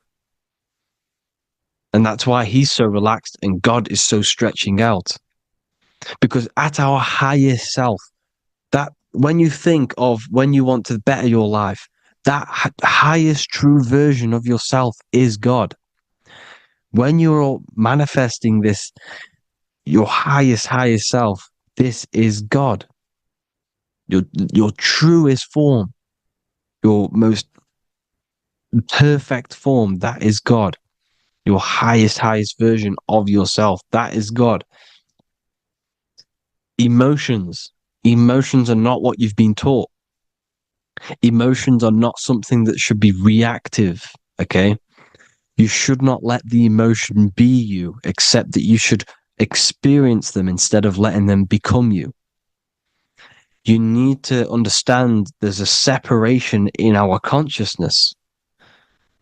You have the soul, which is the person who is observing your thoughts. When you think a thought, who's the one observing that thought? The soul, you, the I am, the I, the inner self, the one and only. And inside of every single body, inside of me, inside of you watching this video, there is this same intelligence that is inside of me, inside of you. And it's the exact same intelligence, experiencing a different body. And this is what we mean by the universe is mental. We are all sharing the same ball of consciousness in a different body. The animals, the fish, the cells, all expressing this one consciousness. Me and you are the same. This is why the golden rule is treat others like others should be treated, because I am you and you are me in a different body. Now, going back, you need to identify that there's different levels of consciousness: soul, mind, emotion, and body. Okay? Your emotions are on a separate layer than the body, the mind, and the soul. So when you identify there's a difference between all of these, you do not let them become you. You do not let your mind rule you, because your mind can be corrupted. Your soul is the one that is pure good, pure love, but your mind can be corrupted. Okay? Your emotions can be corrupted. The body can be corrupted, but the soul can never be corrupted, only layered on top. You can only throw piles of programs within the subconscious, layering the soul down, but deep down inside of every single one of you, there is a loving being. Because love comes from the heart. Love is the universal emotion, expression. Now, your thoughts can become bondage, your emotions can become bondage. Now, what do I mean by bondage? By conquering the lower self, we need to conquer our own mind, because the mind is what's manifesting the lower self. When you're thinking with the lower half of the body, when you're becoming your emotions, you need to experience the emotion, not become the emotion. Do not let the emotion become you. Do not let your thoughts become you, because your thoughts are tools that you can manifest. Your thoughts are the idea. Your emotion is the energy that you can use to manifest that thought. Your emotion is energy in motion, emotion. You use emotion to manifest, to feel as if you already have the thought. Therefore, you become that vibration. Therefore, your emotions are actually a creational force that is given to you to manifest things, because you're a human, a manifester. You're here to manifest things. You're a creator. You are a god. Your inner self, your intelligence, your I am, the one and only inside of you, the inner self, the quiet one, the one that's deep down, the invisible intelligence, is it's creating things all the time. All the time. Speak no evil, see no evil, hear no evil. This is the astronauts, they're Freemasons, but they understand this, because thinking, seeing, and hearing can corrupt your mind. And when you have a corrupted mind, you'll have a corrupted subconscious. The subconscious will manifest into the body, because 90% of your behavior comes from the subconscious mind. So you got to speak, see, and hear no evil. But sin, what is a sin? To overcome our lower self, to overcome our lower self, the 7 deadly sins are not something that goes against an external God. A sin is something that goes against your inner guide, your inner conscience, the inner self that's always speaking to you. It's always telling you the right thing to do. A sin is something that goes against this inner guide.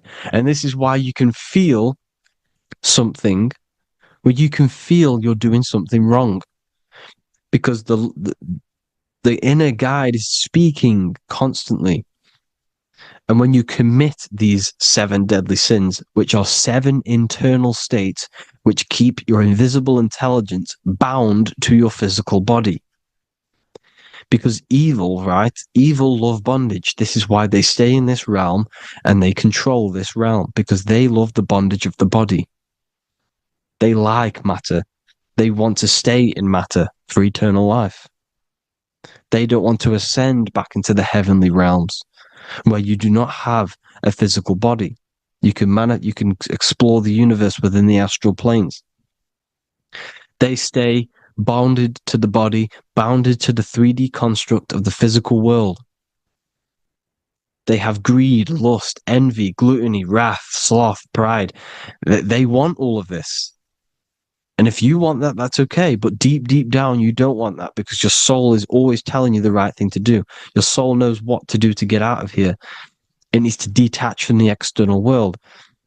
Detach from all of these 7 internal states which bound you to your lower self, your lower centers. That's what a sin is. You have a left and right brain. The left brain is always analytic. The right brain is metaphorical.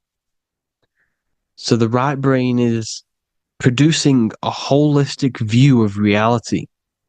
Now, what do I mean? And not view, perception. When you see, because your eyes are parts of the brain, when you look at something and you look, that image is produced in the back of the brain in the visual cortex. And then the right brain produces a perception, a holistic, it breaks down what you're seeing into a holistic image, a holistic perception. So, for example, if you're in a woods, the right brain sees the whole woods as one big woods. The left brain is breaking that perception down into individual trees, branches, and leaves. So the left brain's to do with duality. The right brain's to do with wholeness, unified. The left brain's dualistic, analytic. This is necessary so that we can pick things up and manipulate them and break things down. We need the left brain. We need the right brain. I'm not saying any of them's bad, but the left brain, sinister in Latin, means left. Because when you're left-brained, you see everything in dualistic. You see everything is dual, when everything's actually one. We need to be focusing and strengthening our right hemisphere. I'm not saying sit in the right hemisphere all the time, but we need to be strengthening our right hemisphere. And this is why left is sin and right is right. Because when you focus on the right hemisphere, you see the holistic perception of creation.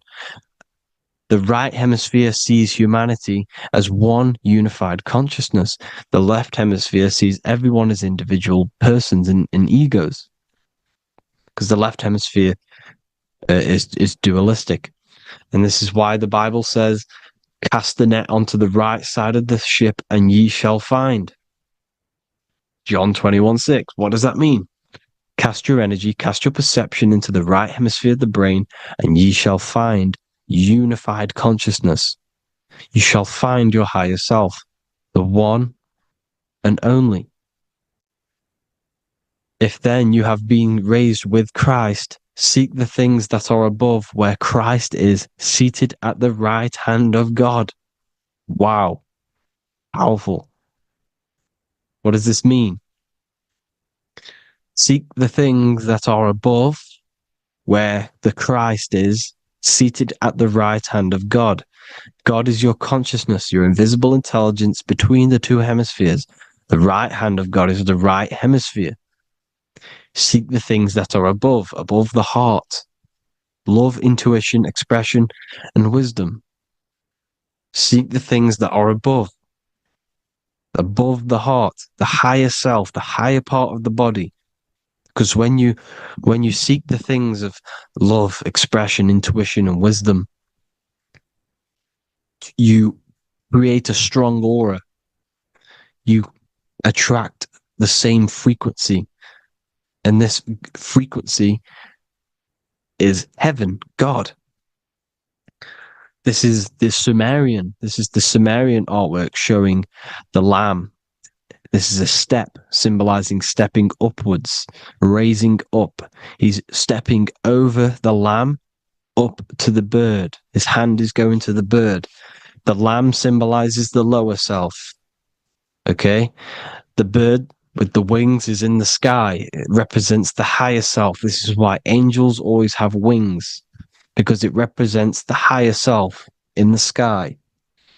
The lamb is a ground animal, symbolizing the lower self. He's stepping over the lamb to the bird, his higher self, his invisible intelligence. Horus and Set, Jesus and Satan. Look, Horus has an evil brother, Set, just like Jesus and Satan. Horus is a bird, higher self.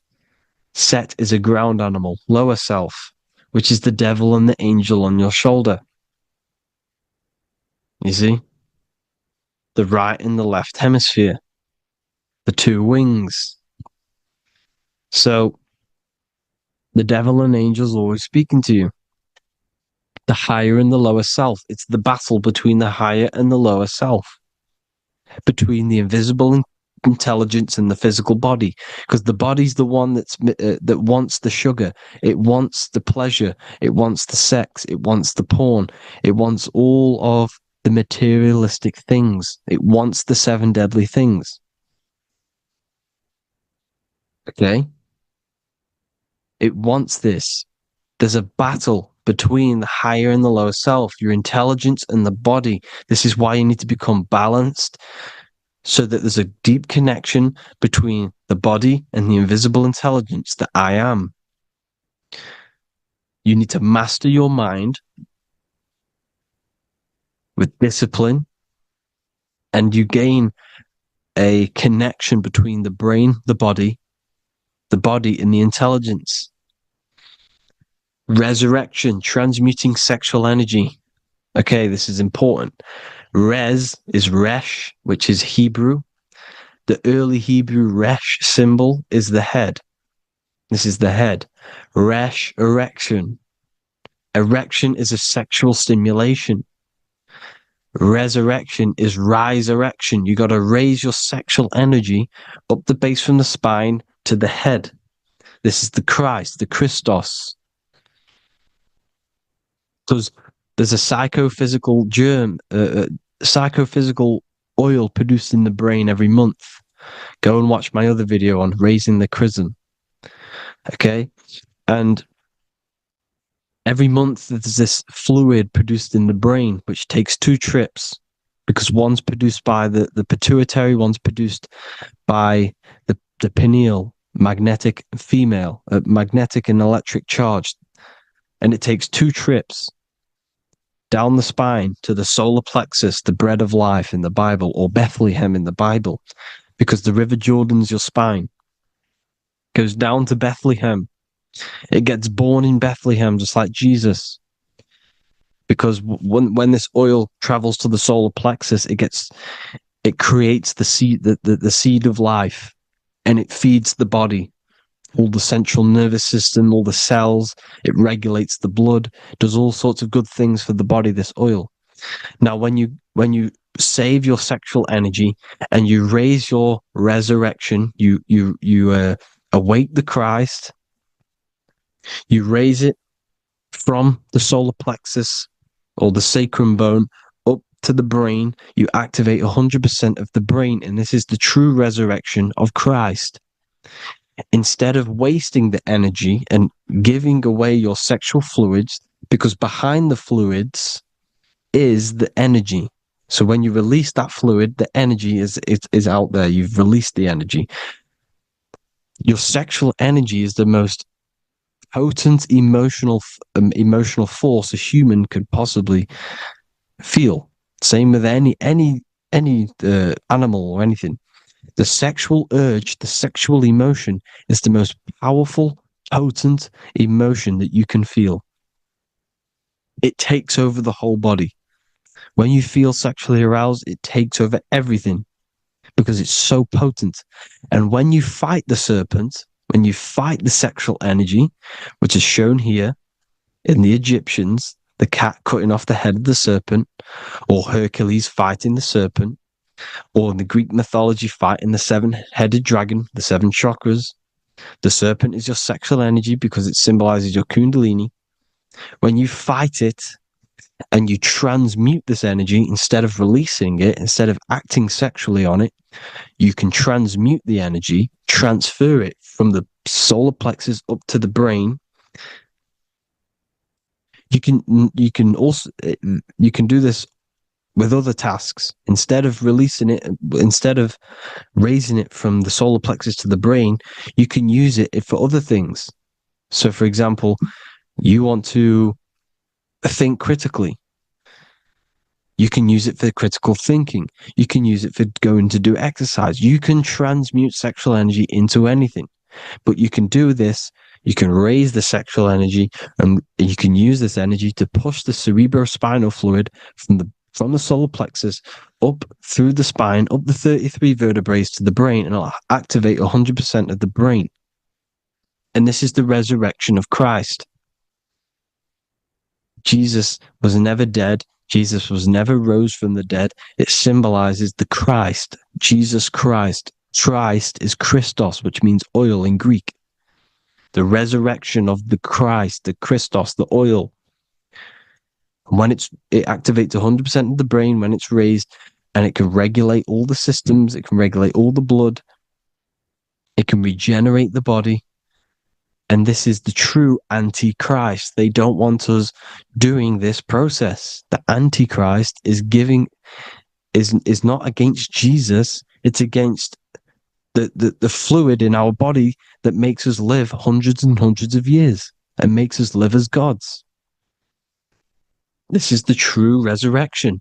And when you fight the serpent, you fight your sexual urges, your sexual emotion, the most strong emotion that you could ever feel. You can do this process. And this is the true secret of transmuting sexual energy. Because when you transmute the sexual energy, you can become a god.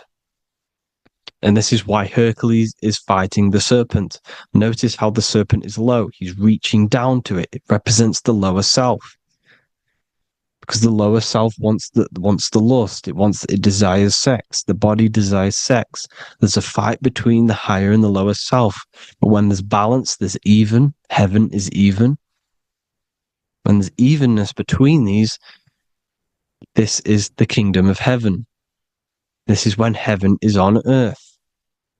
So at our highest levels of ourselves, the highest level of our intelligence, this is God. God is something that we manifest. We need to achieve Christ consciousness by battling the body. There is no battle outside of the physical body. It's an internal battle. Jesus and Satan have been externalized. Nothing exists outside of you, because I explained in the beginning how you are the consciousness experiencing the central nervous system. Therefore, there is nothing outside of you. It's all internal. Jesus and Satan have been externalized. Why? Because it's business. The church is a business. It's all a business.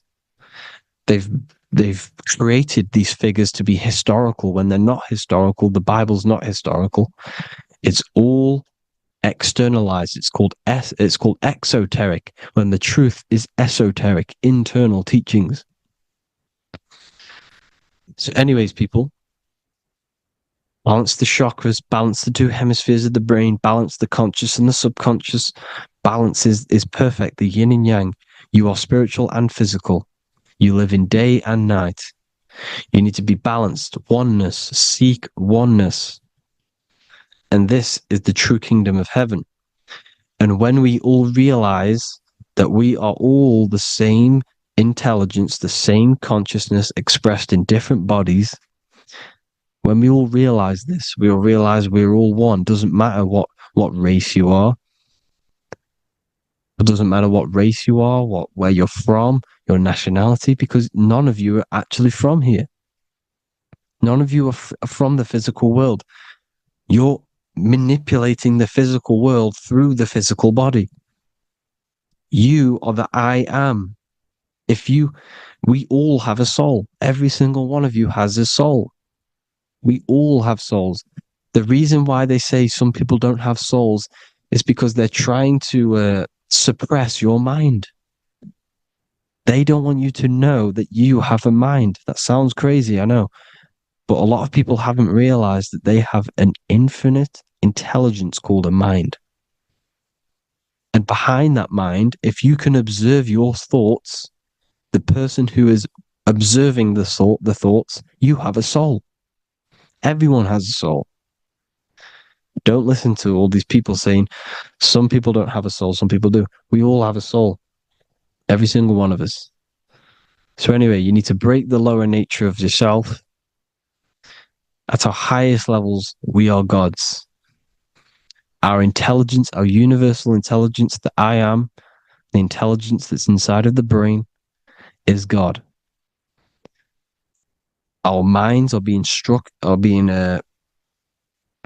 corrupted within believing that you are the body, and the result of this is a society like today, because everyone thinks they're the body, and everyone's living in the lower nature of self, where everyone only cares about themselves. But when we realize we're all one big consciousness ball, we're all the same consciousness expressed in different bodies, there will be peace. So thank you all, people. If you do want to learn more, if you do want to read my book, it's called The Book of Wisdom. I'll put it in the description. It's an amazing book, people. It's going to give you the best understanding possible about creation, yourself, and the world. It's amazing. The Bible, everything. I have just launched a new cymatic library.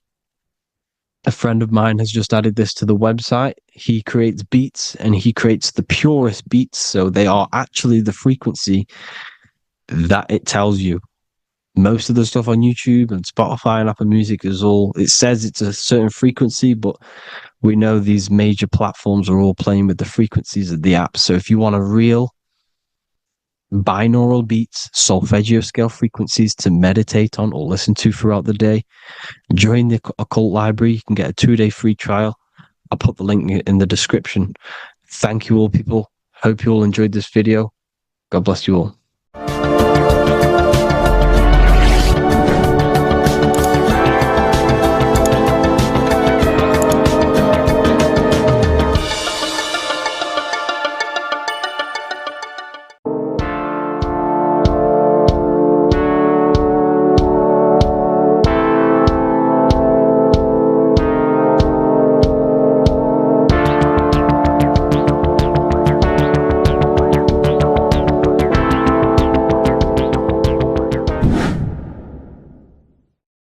What is good, people? We're back with another video, and this is going to be talking about the connection between the micro and the macro.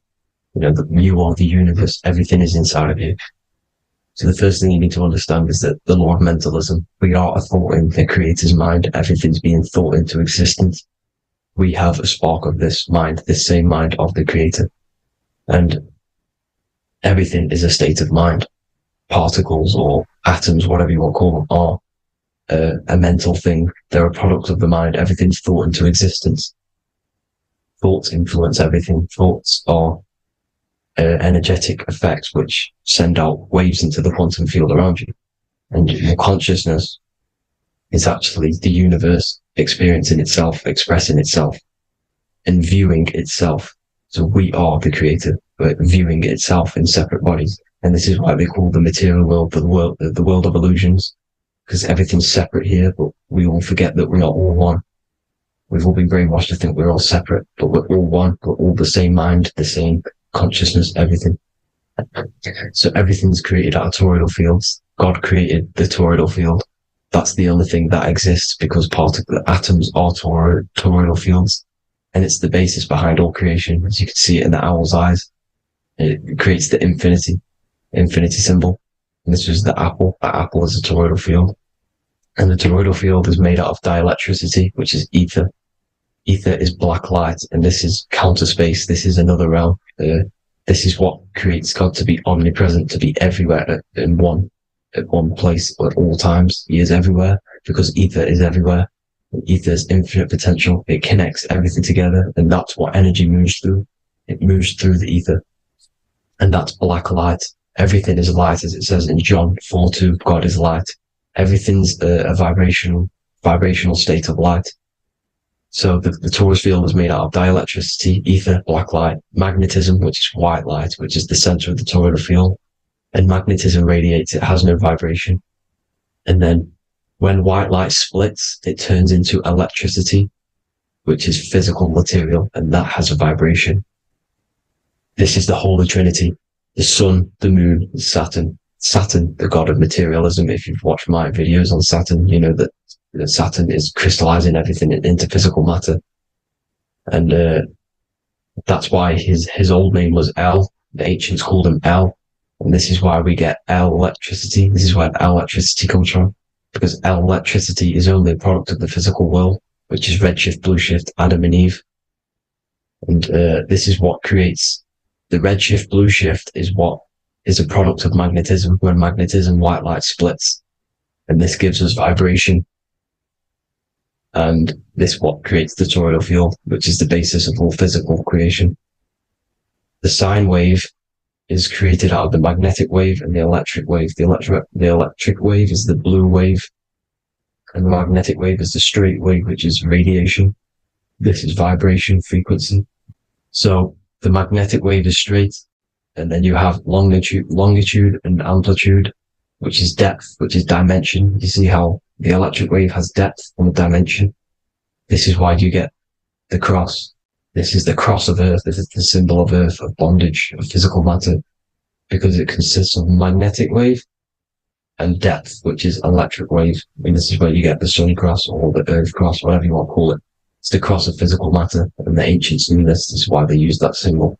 Redshift, blueshift, which is the toroidal field, is the basis of all creation, physical creation. And this is why you have the police siren is red and blue. The Matrix movie, red pill, blue pill. You have red blood and blue blood in your body. The Democrat and Republic, the two parties, red and blue. Like your taps on your taps, you have a red and blue tap. One's generative, one's destruction. Fire, destruction, water, generative.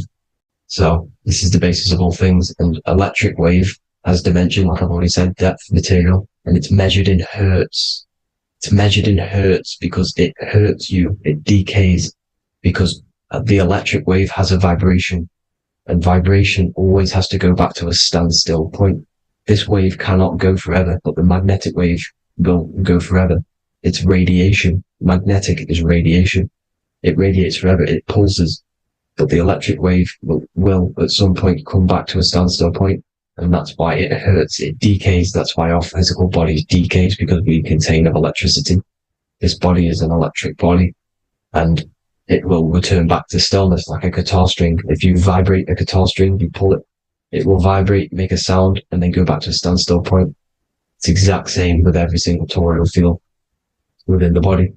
It will decay, and this is why our bodies decay, and everything in creation decays. So we're born into sin. The sin of Eve. The sin of Eve is us biting into the tree of knowledge of good and evil, which is the systems in the body. And the sin of Eve is biting into the sine wave. We bit into the sine wave. The sun moves in a sine wave. Our DNA is a sine wave. Time is a sine wave.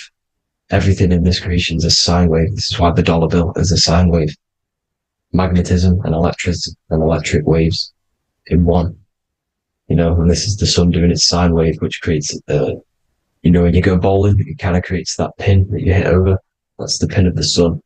The zodiac sign is a sine wave, because the zodiac sign is an expression of the toroidal field, because magnetism unfolds into 12ness. And that's why you have 12 zodiac signs, 12 systems in your body, 12 cranial nerves in your head, in your brain. So if you can imagine this, see where my pointer is. Always starts with Aries. Aries is the head. It's the first thing that's created in the womb. And this is Aries, the ram. And this is why it's called a cerebrum in your brain, which is the first thing that creates when you're in the womb.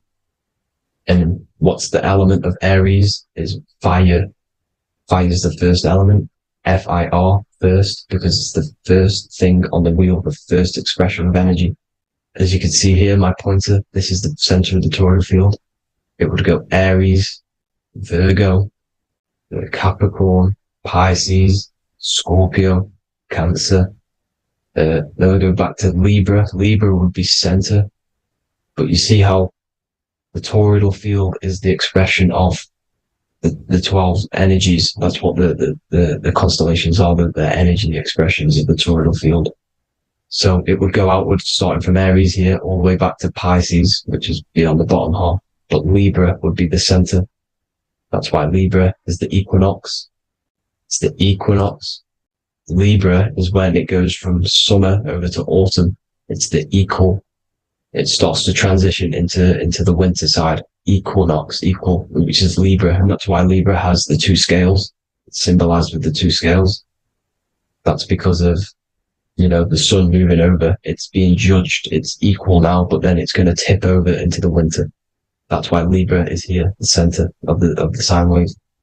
And like I said before, magnetic energy unfolds into 12ness. Magnesium is number 12 on the periodic table. It's the sacred number. And this is why the scientists are trying to, NASA is trying to bring in another constellation to destroy the holy science of astrology. So Aries rules the head, which is Mars. Taurus rules the neck, the lower head. Gemini, the two twins, which is your lungs, your two twins, your arms, two twins. Cancer, the breasts, or the chest area. Leo, the heart, which is the sun, which is fire, the center of the toroidal field.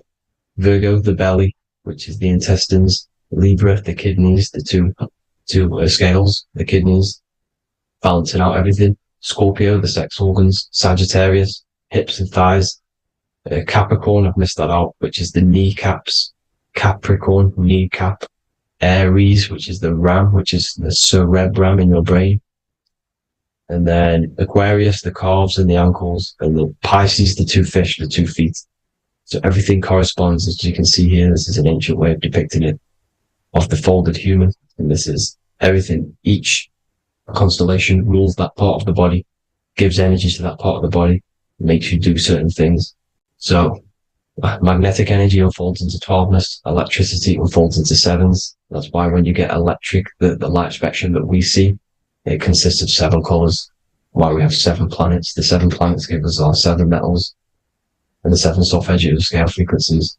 So the rotor, this is the rotor, and rotor is an anagram for Torah, the Torah, which is I think it's the Hebrew Bible. Don't quote me on that, but it's one of the holy books. Which is the Torah, the Taurus. Everything goes back to the Taurus field because it's the basis of all creation. So the chief cornerstone, it says in the Bible that the builders rejected the chief cornerstone. The chief cornerstone, you are the builder. You decided to incarnate into the physical world, into the electric world, El, the world of El, Saturn. When you are created in the womb, it takes you 9 months for you to be created. So for example, if your parents, if you went into the womb here, it'd take you 9 months. So let's say you're born in Scorpio. So you'd go back 9 months. 1, 2, 3, 4, 5, 6, 7, 8, 9. You consist of all of these 9 energies because it takes 9 months or however long you took to be born. Some people are born earlier. You'd have to find out how many months you were in the womb for. But you consist of these 9 energies, and each constellation has a cell salt associated with it. And these cell salts are vital for your health, and your cells and the optimal health of your body. So the chief cornerstone that you rejected is these 3 cell salts, these 3 constellations. So you're mineral deficient in these 3 constellations. For example, fluoride, magnesium, phosphate, and potassium sulfate. So that's the chief cornerstone. And a cornerstone, people always get it rejected with the cornerstone. The cornerstone is not, it doesn't say the cornerstone in the Bible. It says the chief cornerstone. The cornerstone is a cornerstone of a building, but a chief cornerstone is the top of the pyramid. This is where we get the pyramid of the wheel. So you're mineral deficient in one of the 3 zodiac signs. You're not. You were not in the womb for. This is the chief cornerstone you rejected. So the human body is the micro. It is the universe in a physical form. It consists of everything in the universe. Just like your consciousness is the universe, watching itself, experiencing itself. Your body is the whole universe. 12 systems in the body, 12 zodiac signs, 7 chakras are the 7 planets. The Holy Trinity of you is your Temple of Solomon, the soul and the mind, the sun and the moon. Everything is in you. You consist of everything, all the energies, everything. Heaven and hell. Heaven and hell is a mind state. It's a state of the mind. head, Hea, which is heaven, and the heel, the bottom of your foot, is hell. And the bottom of your foot is the soul. So they're basically saying, well, it's wordplay. They're saying that your soul is in hell because, with the elites being in control. So they call the bottom of your foot the soul, trying to say that you're in hell. The Christ is in you. And this Christ is Greek for Christos. And Christos is Greek for the oil. And this oil is produced in the cerebrum, the Aries, the ram, the cerebrum. It goes down the pineal. Well, the pineal and the pituitary are underneath the cerebrum. Goes down the pingala and the ida. The pingala being the positive charge connected to the pineal gland, pin, and the ida connected to the pituitary. And this is the two serpents going down the spinal column. And this is why Jesus goes from Nazareth to Bethlehem, and then Joseph and Mary are waiting for Jesus in Nazareth.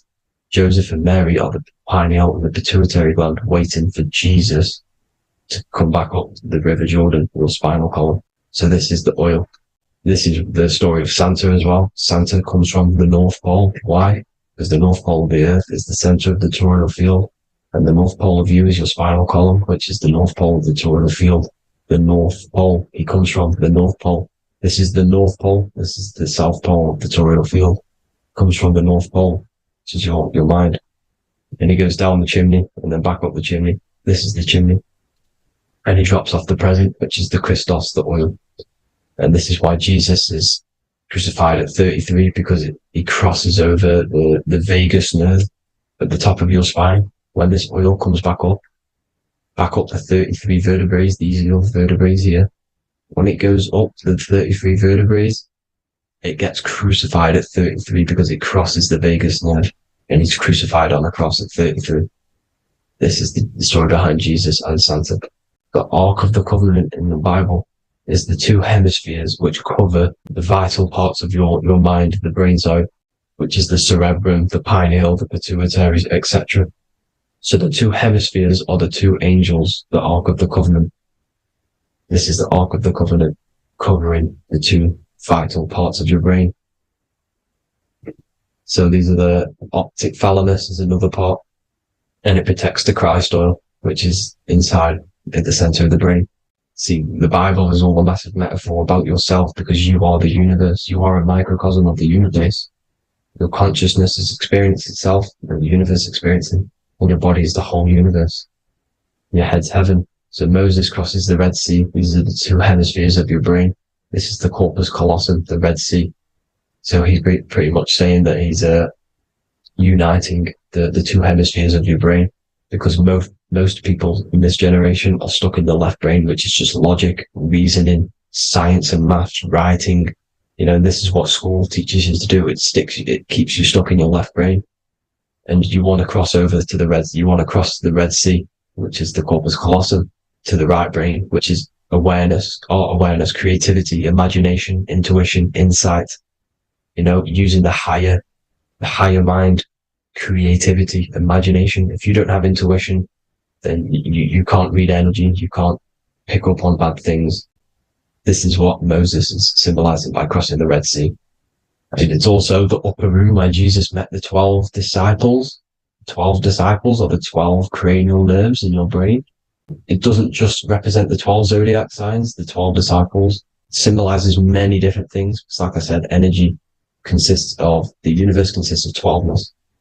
So you have 12 cranial nerves in your brain, and that's the 12 disciples as well. And they want you stuck in your left brain, which is the five senses, materialism. So they say in the Bible that Satan blinds the mind. Satan is Saturn. If you've watched my videos, Satan is Saturn. And you consist of the Holy Trinity, which is the sun, moon, and earth. The soul, the moon, the soul being your sun, the solar, the moon being your mind, the earth, your physical body. And Satan blinds the mind. Why? Because we enter a soul system. This is a soul system, not a solar system. And Saturn is the Lord of the Rings, which is the outer ring. When your soul enters the soul system, your soul starts to materialize. It hits Saturn. Why? Because Saturn starts to materialize you. You take on the 7 virtues, which are the 7 planets, which are your 7 chakras. And to get out of this soul system, you must get out of your lower nature, your animal nature, which is lust, desire, greed, the number of the beast 666, which is Saturn, Satan. So you enter the soul system, you take on the 7 energies, which you turn into physical matter. And this is your descension from heaven to all who say hell. And then you must raise back up from matter to spirit. They say Satan blinds the mind. Why? Because your mind gets materialized. Your soul and mind get materialized. And when you get materialized, it's an intense experience. You lose the divinity within you. You forget the divinity. So Satan, which is the first planet, the first energy you take on, the material body, he blinds the mind. He makes you forget everything, your divinity. Then you must remember, ascend up Jacob's ladder, the 33 vertebrae, to heaven. And this is a microcosm of the macro, because you will ascend back up to heaven if you do this, when you leave your physical body, when your body decays. So when it talks about in the Bible, completely destroy them, the Hittites, the Amorites, the Canaanites, all the ites, this is what God says to the Israelites. It says completely destroy them. It's basically symbolizing saying destroy your lower nature. The Canaanites, cannibals. We're under a Canaanite system now, which is cannibalism. And this is flesh eating, lust, greed, all the demonic stuff, all the lower vibrational stuff, the lower nature, eating, sex, and survival, the lower 3 chakras. You must get out of these lower 3 chakras and return back to spirit, which is heaven, which is spirit, love, being holy, being truthful, being passionate. Going back to Satan blinding the mind, all of the planets are made out of these 3 symbols. Satan blinds the mind, and that's why Satan's symbol, this is the symbol for Saturn, Satan, the symbol for Saturn is the cross, which is physical matter, the earth, over the moon is your mind. So the Saturn symbol saying matter over mind, he blinds the mind, Satan blinds the mind once you enter the soul system. And you must remember, in the Bible, it talks about the Genesis, which is Eve, the sin of Eve, which is biting of the tree of knowledge, with the serpent, which wraps around the tree. It says the serpent placed himself on the tree. Well, the serpent is the spinal column. It's the serpent telling you eat from the tree of knowledge of good and evil, which is your nervous system. And eating from the tree of knowledge of good and evil is doing bad things. For example, over-sexualized, overeating, eating the wrong food. That's eating from your nervous system. It's decaying you, and it's preventing you from achieving the God self, the God consciousness. This is the symbolism of, the tree on the serpent, telling you to eat from the left brain, with the left brain being the sinister. Sinister is Latin for left. That's sin. Sin is left. And left is lefty Lucy, Lucifer, right, righteousness, right, God, godly. The tree of knowledge of good and evil, which is your nervous system, because it determines good or bad. That's the only thing you experience in this world is your nervous system. And then the tree of life is the cardiovascular system, and the Garden of Eden is your body. So that's it for this video, people. I hope you've got a greater understanding of how you are the universe and everything is inside of you. Just keep in mind you are the universe experience in itself, and your body is a reflection of everything. The 12 constellations, the 7 planets, everything's inside of you. This world is an expression from the inside outwards. You can't affect the outside world to manipulate reality. Everything's inside of you. I hope you got a greater understanding of this. God bless.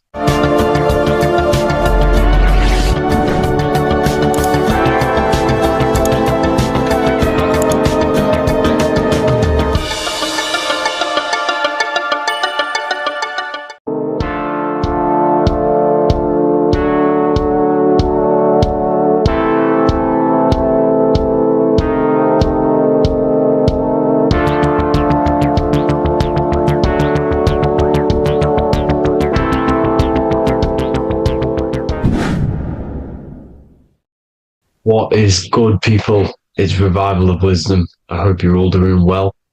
And this video is how to raise your holy oil or your kundalini. Let's get straight into this. So this is a monthly cycle.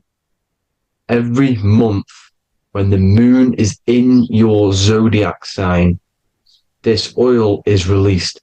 Now, the moon is in control of monthly cycles. For women, it's the menstrual cycle, and as well, this holy oil cycle. The moon changes sign every 2.5 days and passes through the zodiac signs in 27 days. So the moon tells the day, the sun tells the time, the stars tell the month. This reality is a massive clock, if you like to say. It's a cycle. Okay. The moon controls the night, emotions, water, fluids, and the mind. Okay. So this oil is produced in the claustrum. It's produced in the claustrum, which is here, right? This is where you get Santa Claus from. Now, the claustrum is at the center of the brain, and it is next to the pineal gland and the pituitary gland. Once it starts in the claustrum, this is the holy present. This is the present that Santa gives to us, Santa Claus.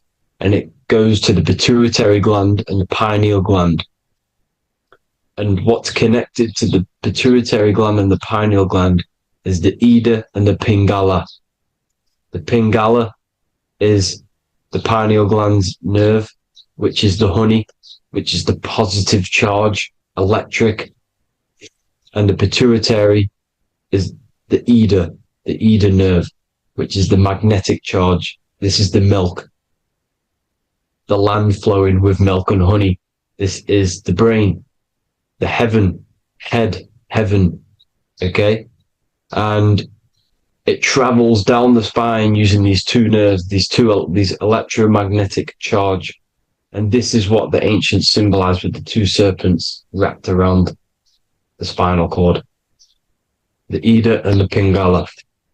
And this travels down to the sacrum or the solar plexus. Okay. So once it's here, okay, the spine is an elongation of the brain. So the spine is pretty much the brain. It's an extension of it. And it's kind of a microcosm of how we descended from heaven to physical reality, to physical matter, which is our consciousness has done. Our consciousness has descended from heaven into physical matter. And this is a microcosm of it. Okay. So once we're in the sacrum bone, this holy oil, like I've just explained, this holy oil starts in the Santa claustrum, goes down the chimney to the sacrum. This is the sacrum, the solar plexus, and drops the present off at the sacrum. Now, once we're at the sacrum, we need to raise our vibration to take this oil back up the spine. Okay. And the River Jordan symbolizes this in the Bible. King Herod wants to kill Jesus in Nazareth, which is here, this is the River Jordan, is Nazareth. He goes to be born in Bethlehem and then goes back up to Nazareth to Joseph and Mary. Joseph and Mary, the pineal gland and the pituitary gland. The Bible is huge symbolism. It's all metaphors for this sacred process which goes on inside of your body. You are the Temple of Solomon. You are the Holy Land. The Holy Land is your brain. Once this oil is at the sacrum, you need to raise your vibration in order to take it back up. Once this oil has gone back up to the pineal gland, it activates the crystals which are wrapped around your pineal gland. Your pineal gland is this tiny little bean here. This is the claustrum. This is the pineal gland. And it's wrapped in crystals. And when this oil travels back up the spine by raising your vibration, back to the upper room where Jesus met the 12 disciples, or the 12 cranial nerves in the brain, and it activates and it turns on this pineal gland. And once it's turned on, It illuminates all the cells and the nerves in your brain and turns them all on and activates the higher God man, the God consciousness, Christ consciousness. And it regenerates the whole body. This is the secret to regeneration. It regenerates all the cells in the body. And this is how the ancients lived for thousands and thousands of years, as talked about in ancient texts. They lived for hundreds and thousands of years because they knew this secret. And this fluid, this brain fluid, the secretion, or the Christos in Greek, which means gold, because this is the alchemical process from turning lead to gold. Your body is the alchemical furnace. Now, the ancients knew about this center of the brain because they symbol it. This is the Eye of Ra, and it's the brain, and this is what's wrapped around our consciousness. Our consciousness isn't wrapped around the brain. The brain is built around the consciousness. We are the consciousness. You don't have a soul, you are the soul. Okay? Now, the head, heaven, hell, heel at the bottom of your foot, that's hell. Head is heaven and hell. Simple. Now, the pineal gland produces DMT, which is dimethyltryptamine, which is known as the spirit molecule. So, let's move on. Now, when this oil travels up, back, the spine, the chimney, it crucifies at the top, which is called the vagus nerve. So when it reaches here, the optic thalamus, it crosses and crucifies once it's raised back up. And this is why Jesus dies at 33. He was crucified at 33. Because you have 33 vertebrae on the back of your spine. And then it's crucified by the cross of the vagus nerve.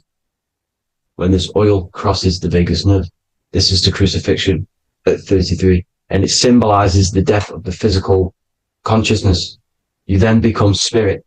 You then become God consciousness, activating the Kundalini, regenerating the body and the mind. Okay? The Garden of Eden. You are the Garden of Eden. The land of milk and honey is upstairs. The pituitary, which is the milk, the pineal gland, which is the honey, which is DMT. It even says this in the Bible. As he brought us into the place, and he has given us this land, a land flowing with milk and honey, which is also symbolized as the sun and the moon. The Bible also says, the light of the body is the eye, not the eyes, the eye. If therefore thine eye be single, thy whole body shall be full of light. This is the activation of the pineal gland by raising this oil back up to the pineal gland, to the center of the brain. Neither shall they say, see that here, or see there, for behold, the kingdom of God is within you. So he's saying, don't look out there. Nothing is out there. It's all inside of you. Everything's inside of you. You're the universe. Now, how to raise this oil back up to the pineal gland? Every month, like I said. The moon controls the cycle. The moon controls monthly cycles. When the moon is going into your zodiac sign every month, this oil goes down the spine, and you must raise your frequency to get it back up. You must retain your seed. This is the most important. Your fluid, your secret, your holy fluid, your life force. You can't let that go. That life force is the reason you're alive. This holy oil is the reason you're alive, because it feeds all of the systems in your body. It feeds all the systems in your body. You have to retain your seed, alkaline diet, positive thinking, and meditation. Okay? When you retain your seed, you will live longer. The moment you release it, you're killing yourself. You're killing a piece of yourself every time you release your seed. Every single time. You're killing a part of yourself. Okay? Now, this could be why this could be the illumination, the single eye on the Illuminati's symbol, the Freemasonic symbol, the illuminated eye. the triangle, which could symbolize the body, mind, and spirit, with the eye illuminated. Now, in the Bible, it talks about the two trees, the tree of knowledge and the tree of life. The tree of knowledge is the tree of good and evil, which is the most important system in your body, which is the nervous system. The nervous system, the most important. The tree of good and evil. And the tree of life, which is the cardiovascular system. Now, this oil, when it's released every month, feeds these two systems, and these two systems feed everything. Now, it's important you understand that. Okay? The ancients knew all of this knowledge. The Bible's telling you this knowledge. But it's in a metaphorical way. You have to understand the context behind it so you can read it properly. Now, eating of the tree of life, which is when it talks about in the Bible, eating from the tree of life is actually symbolizing a bad diet, ejaculation, because you're eating from these two systems. You're killing yourself with a bad diet. You're killing yourself with an ejaculation. Okay? So, that's important to understand. Now, this is Jacob's ladder in the Freemasons. Jacob's ladder, which is the spinal cord, it's the stairway to heaven. And this is Jack and the Beanstalk when he goes up the beanstalk and finds the golden egg in the grey clouds. The grey clouds symbolize the grey matter in your brain. Now, the Garden of Eden talks about the 4 different rivers in Garden of Eden. As we see here, the North Pole map, the ancient North Pole map, because the center of the earth is the center of the torus field. Everything's the torus field. Atoms are torus fields. Everything's torus fields. You are the universe. Everything is within you. The North Pole is your spinal cord. This is why they say Santa Claustrum comes from the North Pole. This is the North Pole. And the Santa Claustrum is the center of your brain. Now, there's 4 rivers which come from the Garden of Eden. There's the blood, the Christ oil, which is the oil we're talking about, urine, and saliva. These are the 4 sacred oil, 4 sacred fluids in your body. And these are constantly abused in today's society. Also, these secret societies are targeting these fluids. Okay? This is why porn is free. They sexualize society through Disney. Go and look at some of the Disney movies. There's so many subliminal messages which sexualize these children because they want you sexualized. So you release your seed, which is one of the holy fluids in your body, especially your semen, your sexual energy. So important you retain this. So important because it's your life force. It keeps you alive. Okay. Now, let's recap on this. If you want to raise your oil every month, you can't just retain your seed for the month. You have to retain your seed forever. Don't just do it for a couple of days. Have to do it. It's a lifestyle. You want to become God consciousness, you got to do what it takes. It's hard in this society because this society is made around, it's designed to kill you pretty much.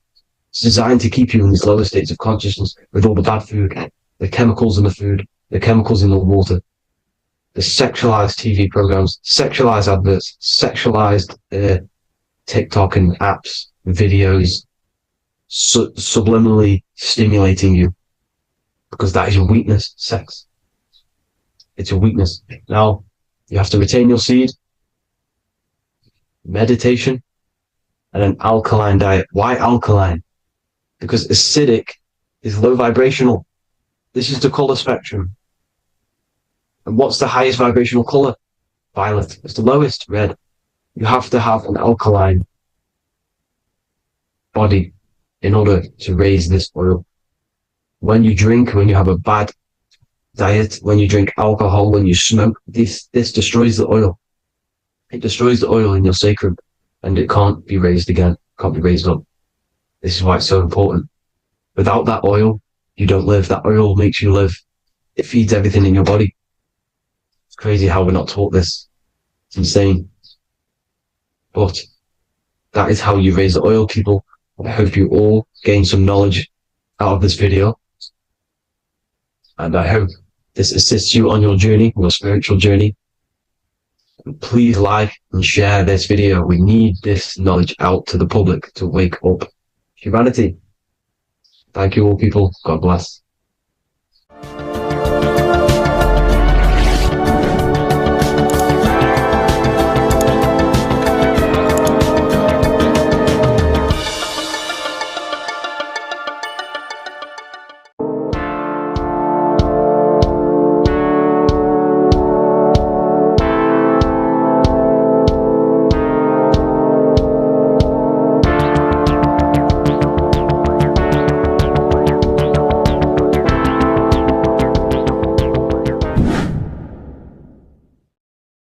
What's good, people? We're back with another video.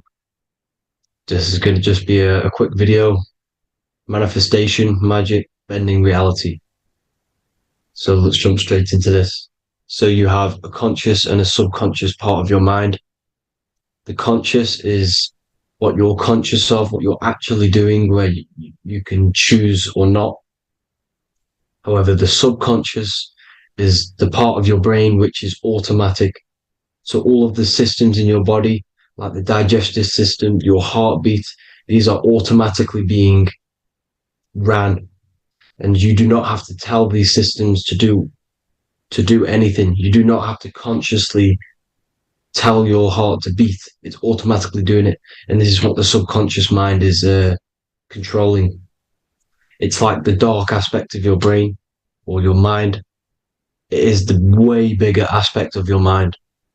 Okay, it controls all the systems in your body. Okay, and this is where all of your programs are. So when you're in it from your childhood, what you've learned in school, all of these things are being kept in your subconscious, maybe traumas and stuff like that. So the subconscious is the female aspect, and the conscious is the male aspect, because the male is all about action and doing, and the female is all about creation, creativity, intuition. So you have a right and a left hemisphere of your brain, and these are obviously male and female. The right side of your brain is your female. It's to do with creativity, imagination, intuition, insight. Okay. And this is one of the most important sides of the brain. This side of the brain is the most attacked by the elites, whatever you want to call them. This side is one of the most important, because obviously your intuition is a massive part of reality. And if you don't have intuition, then you lose track of the things around you. You can't consciously feel if things are wrong or right. They don't want you to have intuition or creativity or imagination. They want you in the left side of your brain, which is just reasoning, logic, and basic things. So they just want you to tell you what you want, tell you what to learn, and then that's it. They don't want you thinking for yourself, which is the right side of the brain. So whatever the conscious side of your mind impresses the subconscious side of your mind. So if you do affirmations, for example, if you consciously do affirmations every day, you're reprogramming your subconscious mind. You're impressing a vibration and a word into your subconscious mind, and therefore it will reprogram it. So the male and female aspect are symbolized by the Star of David as well. The male being the upside triangle, the female being the downside, connected all in one, because we both have male and female energy. So every thoughts are electric, which is the male aspect. Emotions are magnetic, which is the female. Each thought creates a wave of vibration in all directions. So think of it like a water drop in a pool, but it going out in every single direction. It's not just flat. And these thoughts have a certain frequency, has a certain vibration. That vibration has a certain frequency. And this affects your aura. Every thought, every emotion directly impacts your aura and the strength of your aura. So if you're angry all the time, your aura in the astral plane will look red. However, if you're happy, it'll be more like blue and green. So it's very important. Your electromagnetic field is created out of your emotions and thoughts, and that affects reality because you're 60% water, and frequency and vibration create certain patterns and has a certain effect on water. We'll get into that after this slide. So each thought that people are thinking around you, you are actually subconsciously picking up these thoughts because it's emitting this vibration in all directions. So this is why you can pick up thoughts of other people on the odd occasion. However, when you're more in tune with your intuition, your right side of your brain, you can start to pick up on vibrations, thoughts, and other people's auras. You can pick up on the energy once your third eye is open, and you know whether you should be in that environment or not. This is what we call an atmosphere. When we go into a room and you can feel the tension if someone's been arguing, for example, this is the atmosphere, this is the vibrations, these are people's auras emitting these certain frequencies and vibrations. Okay, so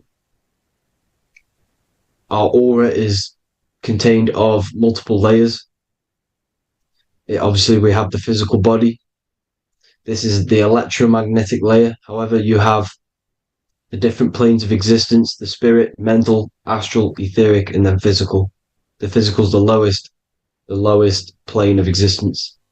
And the physical plane is a product of all of the planes above. So the mental impresses on the astral impresses into the etheric, and then the etheric creates the physical object. So the mind is the root cause of reality. The mind is the cause of everything. Your consciousness is pure cause.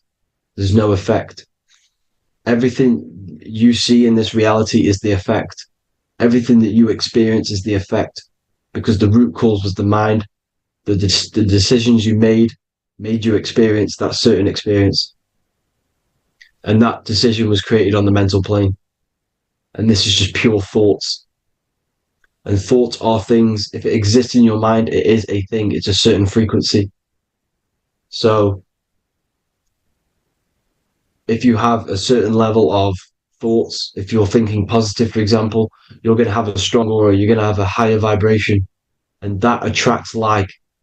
Like attracts like when it comes to thoughts and vibrations and electromagnetism. So if you're thinking positive all the time, speaking positive, doing positive, you're then creating a higher vibration, and that's going to attract people on that similar frequency to you. Everything is electromagnetism, frequency and vibration. Everything. You see, so this is why, for example, if I put my hand to a TV screen, if my finger was the same vibration as the TV screen, it would go straight through it. However, the particles in my hand and the particles on the TV screen are two separate vibrations, and this is what causes the friction to stop, and not my finger to go straight through it. So like I said, when you don't feel the vibe of someone, when you don't feel right, you don't really get along with someone, this is a vibration.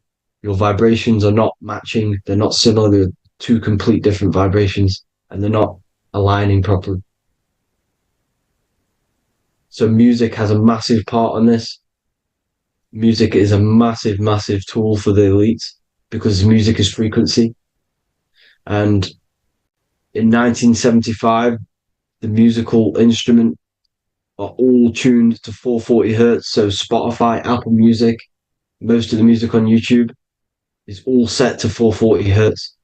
And 440 hertz is not divisible by 3, 6, or 9. And when you can't divide a frequency by 3, 6, or 9, it's not a natural frequency. As you can see here, this is 432 hertz. This makes a nice geometric pattern.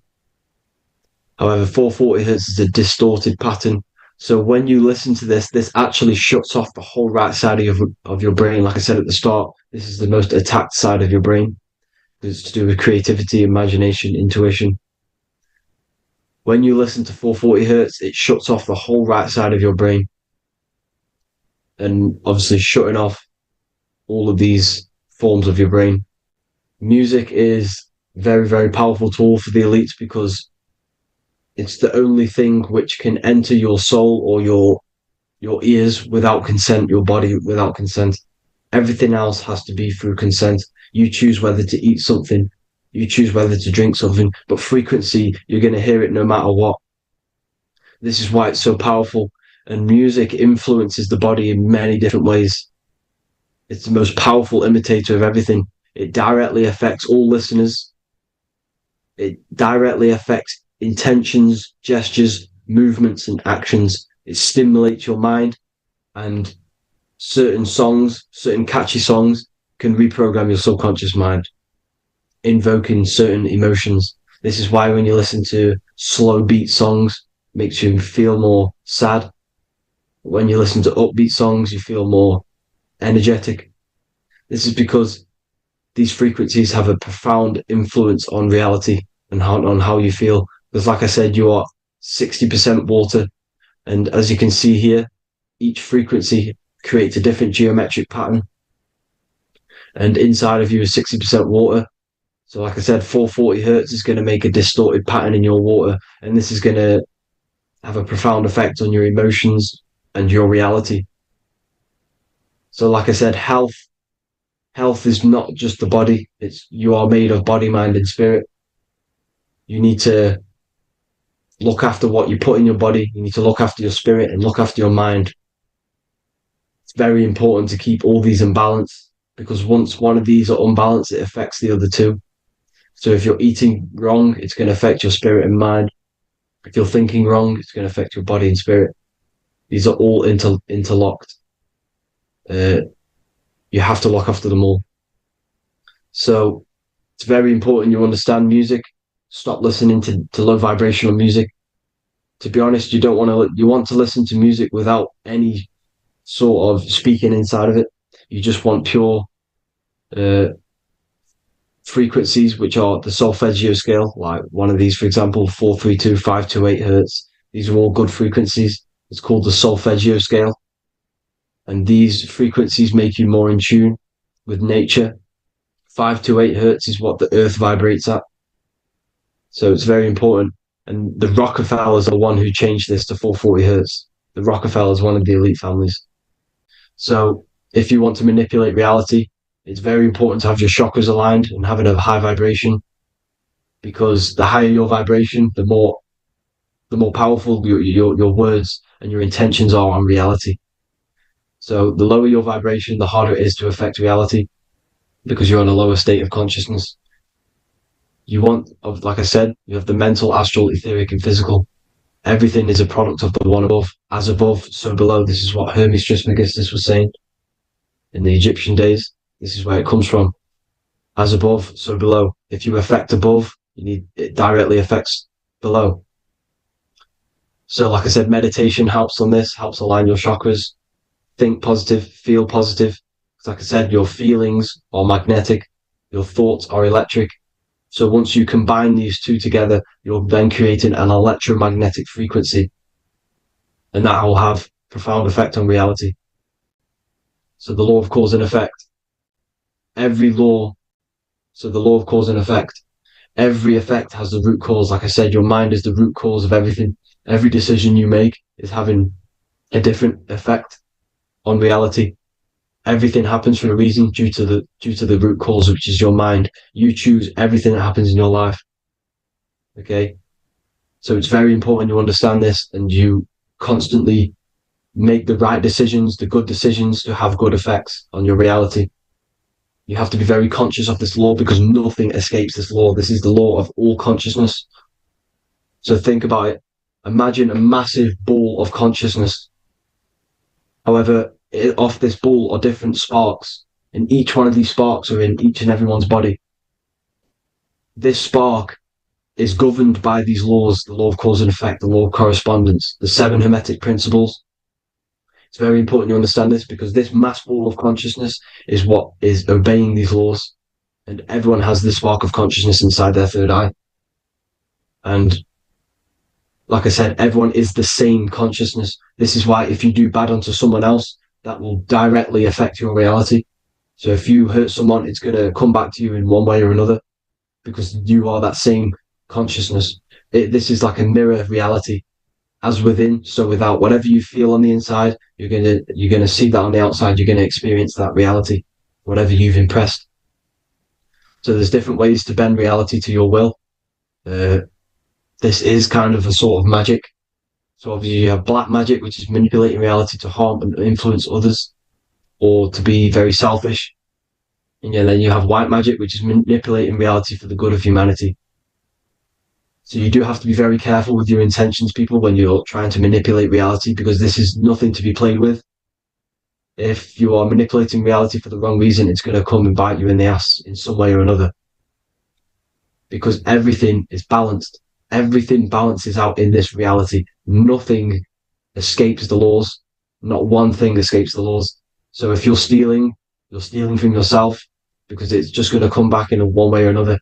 Inside of everyone's heart, you know whether you're doing good or wrong. You can feel it when you do something wrong. You can feel it when you do something good. The heart is the center of the torus field. It's balance. And this is why you say follow your heart, because it's the center of the torus field. It's very important to listen to this inner voice inside of you, because that is telling you the right things to do, the good decisions to make. And when you keep following that voice, that good voice inside of you, it takes you to your life path. Very important to follow that voice. However, don't let the ego get in the way of it. Don't care what your friends are going to say. It's very important to understand this. So you have different ways of manipulating reality.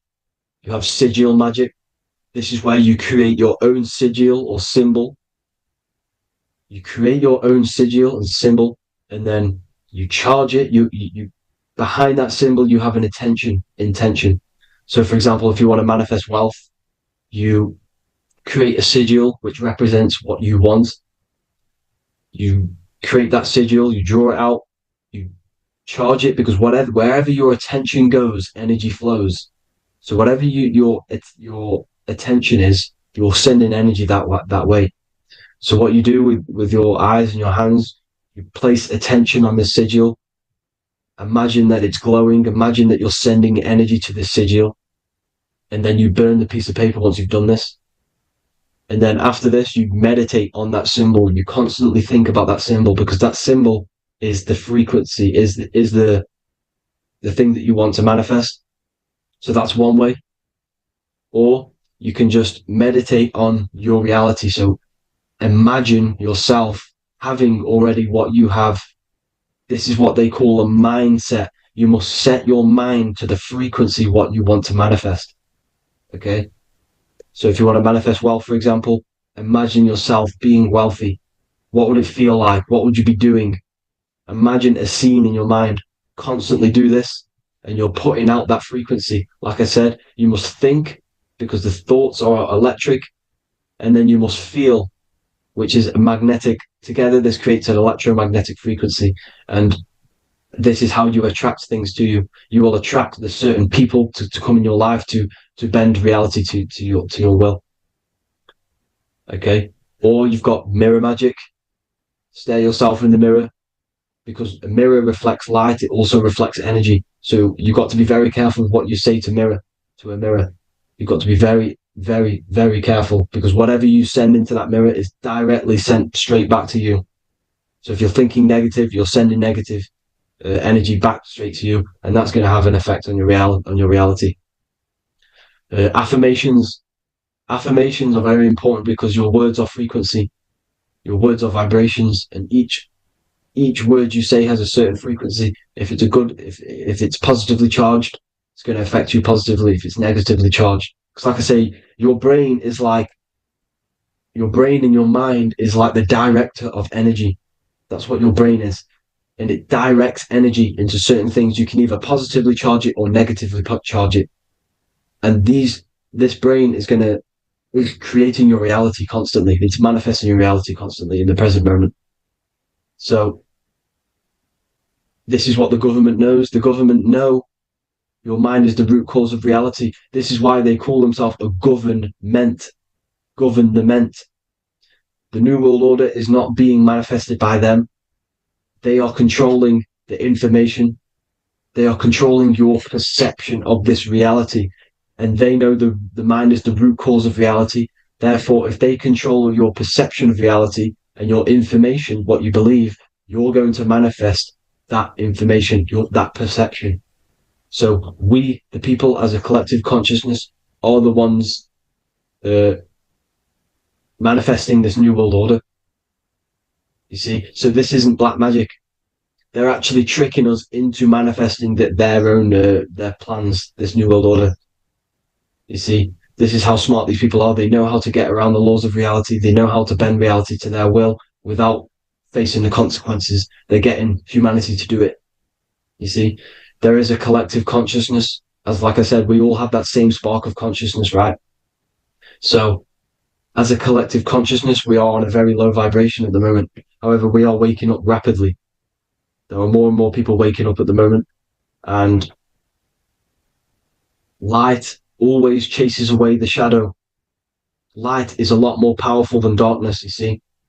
So one person waking up has a massive effect than one person being asleep. It has a profound effect. Because like I say, the light always chases away the darkness. It's more powerful. The light is always more powerful.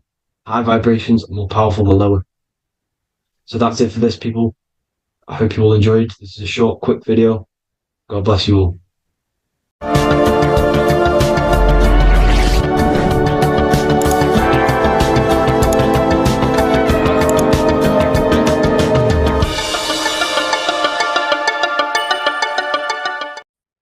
You are not breathing correctly. 98% of people only use a third of their lungs capacity, which is shallow breathing, which ages you, lowers your brain capacity, and also lowers your state of consciousness.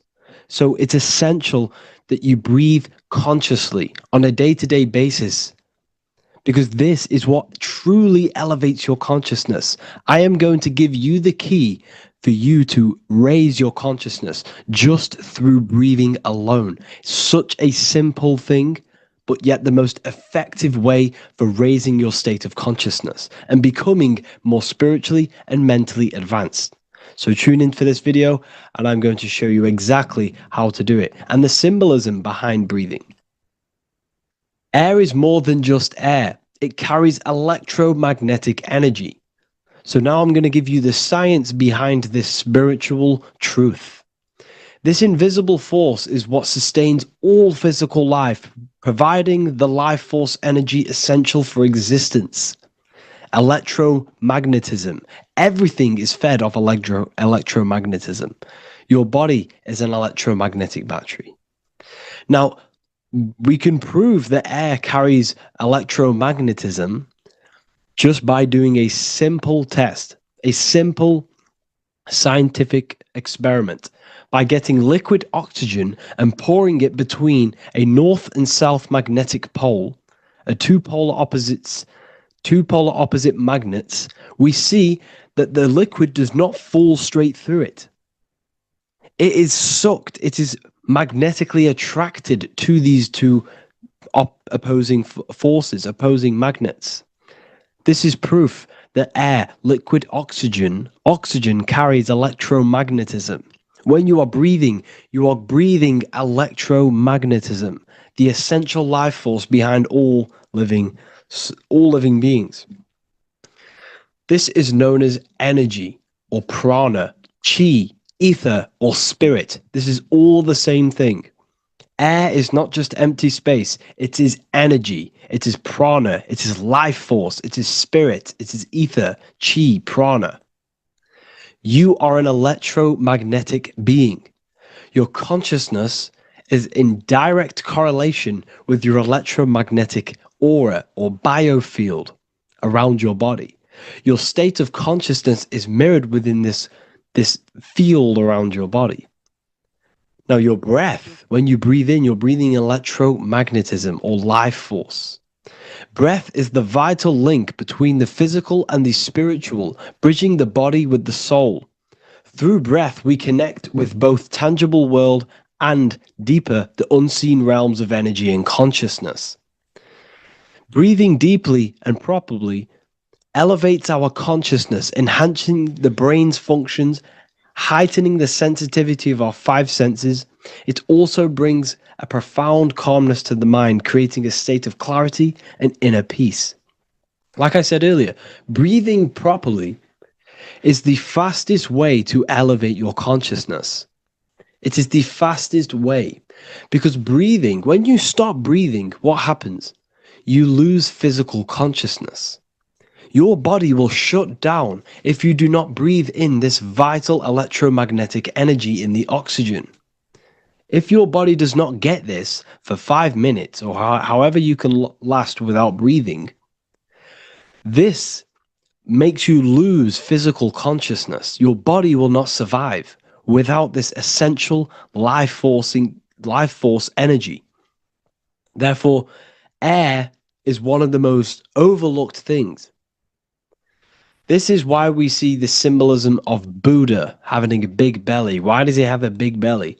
Because it's symbolizing breath work, proper spiritual breath work, the certain teachings of breath work, of when you breathe in through the nose, you have to breathe in through the nose. You don't want to breathe in through the mouth because the nose acts as a filter which catches dust particles and filters out the air before it enters the lungs. The mouth does not do that. The nose is for breathing inward.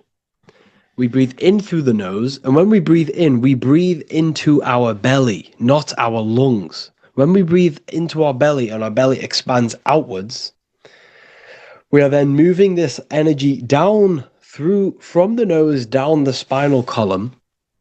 And when we breathe back out, the belly goes in, which is raising the energy up the spinal column, back out through the mouth. This is the true way of breathing, because when we breathe, we are moving energy. We are moving electromagnetic energy. When we breathe in through the nose, the energy travels down the spinal column. And when we breathe out, we are raising this energy back up the spine, some of it going out the mouth and some of it reaching the brain, activating dormant brain cells in the brain. But when we breathe, we need to make sure we are using 100% of our lungs' capacity, because the lungs is what transforms this special energy into consciousness, physical consciousness. So this is why Buddha has a big belly. It's not because he was fat. It's not because he was overweight. It's symbolism. It's symbolism of breath work. So try this. Do this for 2 minutes while you watch this video. Breathe in through the mouth as hard as you can until you no longer can fill any more air into your lungs and belly. Breathe it into your belly, not your lungs. And breathe out through the mouth. Do this for 5 minutes or 2 minutes, however long. I promise you, breath affects your consciousness. You will notice the difference. If you do it quicker, the quicker it'll affect your consciousness and you might go lightheaded. But that lightheaded is you activating your spirit, your energy body. So try this just when watching this video. When you breathe consciously, you are renewing both your energy body and astral body, aligning your consciousness with a higher state.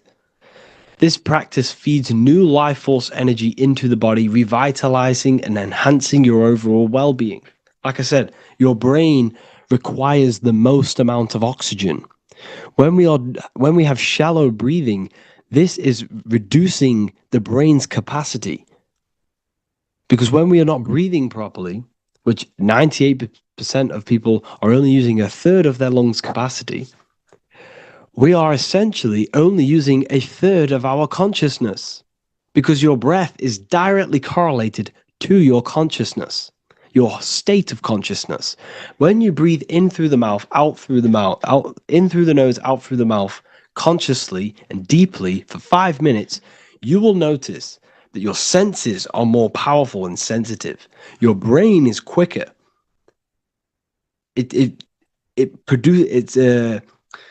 What's the word? It's processes information quicker. You become quicker, you become a superhuman, and you feel more spiritual because it activates your spirit, your astral and energy body. So when we meditate, it's definitely important to breathe in through the nose and out through the mouth as deeply as possible to align with a higher state of consciousness. And this is the easiest way to separate your consciousness from the body. When you breathe in deeply for long periods of time, while meditating, while taking no thought, when no thought is present and you gain a rhythm of deep breathing, this is the gateway. This is the gateway to opening your consciousness. Because when you stop thinking, other aspects of your consciousness can open up. All of our lives we've been thinking, which has blocked off the higher states of consciousness. So breathing is very, very important. It affects our overall well-being. And this is Yahweh, the in and the out of breathing. When we breathe in, this is Yah. You can hear it. It sounds like Yah.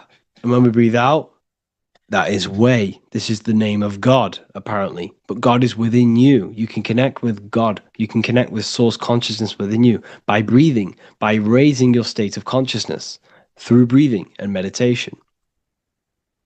This is why the Bible tells you the Spirit of God has made me, and the breath of the Almighty gives me life. You are consciousness. You are God. You're an extension of God's consciousness. Job 27:3. As long as my breath is in me and the Spirit of God is in my nostrils. The Spirit of God is through breath. John 20:22. And when he said this, he breathed on them and said to them, receive the Holy Spirit. The word spirit means breath. In Greek, Hebrew, Latin, it all means breath or wind or air. The Holy Spirit is a certain way of breathing, a breathing technique that elevates your consciousness, that syncs you up to a holy consciousness, an elevated state. That is the Holy Spirit. That's why it tells you in the Bible, when he said this, he breathed onto them. He breathed onto them and said, receive the Holy Spirit. You must breathe to receive the Holy Spirit. When you breathe, you are renewing the body's energy. You're taking in new life force, which is regenerating your cells, regenerating your brain, nervous system, and also connecting with consciousness, pure consciousness. This is not something that we should be doing during meditation. Yes, it is. We should be doing it during meditation, but this is something that we need to apply all of the time. This is the fastest way you can raise your consciousness. I just want to say, all of this knowledge is inside of the Book of Wisdom, Volume 2. Make sure to give a like and a comment on this video to help the algorithm. And let me know what you think about the last book or this book if you have read them, to let the new people know what they're looking at with this book. This is truly life-changing. The Volume 2 and Volume 1 is truly life-changing. You can get them in a bundle also. Learn hidden knowledge inside of the Ethereal University. This is where truth seekers belong. I'm not here to try sell you this, but this is the place for truth seekers. And if you are serious about your spiritual journey and serious about gaining knowledge, which gives you the advantage over life, join Ethereal University. This will definitely help you. Thank you for watching this video. Please leave a like and comment. Make sure to give me any suggestions on videos you want me to make in the future. Thank you all.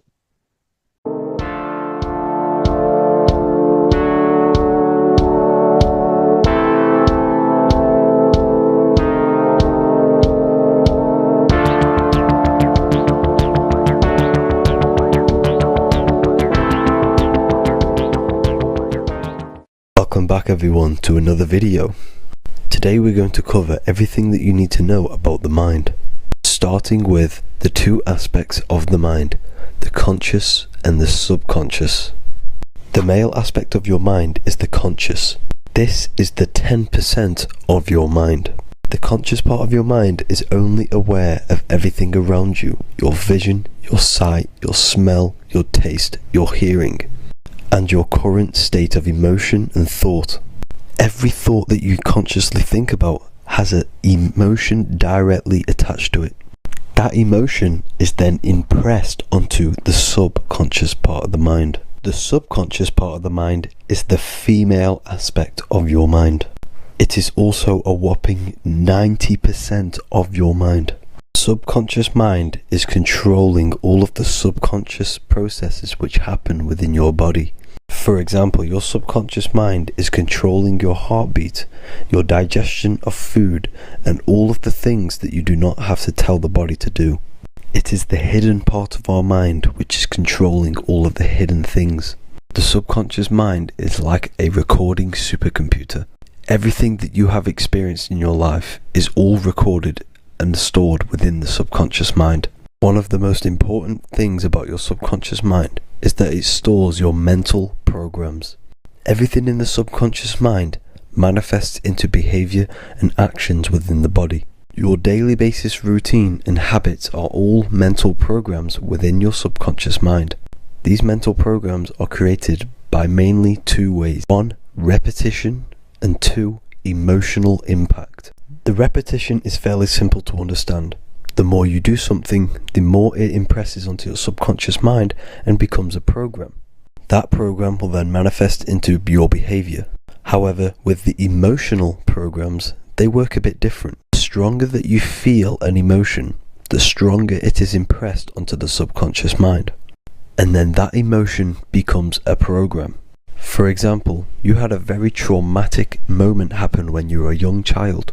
The emotion that you felt was so strong in that moment that it impressed into your subconscious mind so hard that you can recall that moment like it was yesterday. That traumatic event that happened to you when you were young will still manifest into your daily basis behavior even to this day. However, it manifests subconsciously. For example, if you were in a car crash, you will be wary to enter cars with certain people.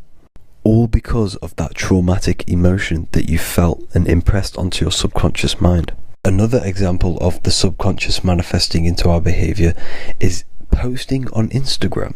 Most of the time, the reason why you post is because your subconscious mind is seeking gratification.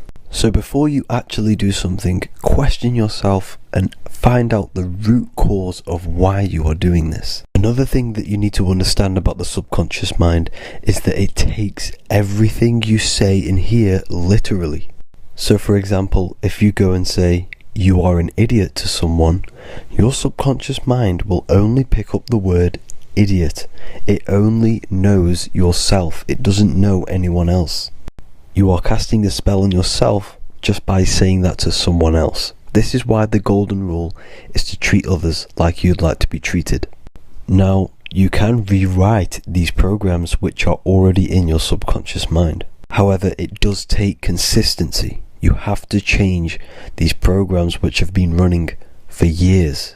And by changing these programs, you change your behavior, because these programs manifest into your behavior.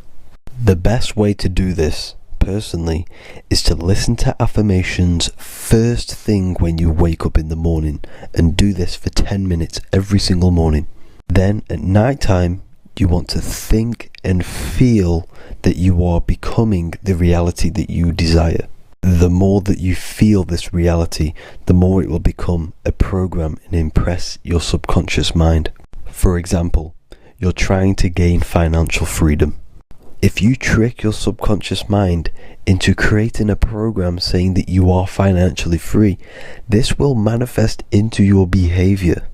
You will start doing more work. You will start looking for ways to make money. Your mind will be set on the frequency of money and financial freedom. Therefore, you will receive thoughts based around this program. If you take enough action, your life will dramatically change because of this program that you created in the mind. This is why we call it a mindset, because your mind is a frequency tuner which sets its frequency onto different thoughts, because thoughts are frequency. If you fill your mind with a specific frequency, you will gain thoughts and ideas based around that frequency. To create a stable mind, you need to master your emotions. You need to change your mindset. Everything that you experience is neutral. Based upon the mindset that you see it, you either give it a positive or negative charge. By understanding this deeply, you will then control your emotions. I hope you gained some wisdom and enjoyed this video. Please, if you can, leave a comment and a like, and subscribe to the channel if you like this content. Love and light to you all.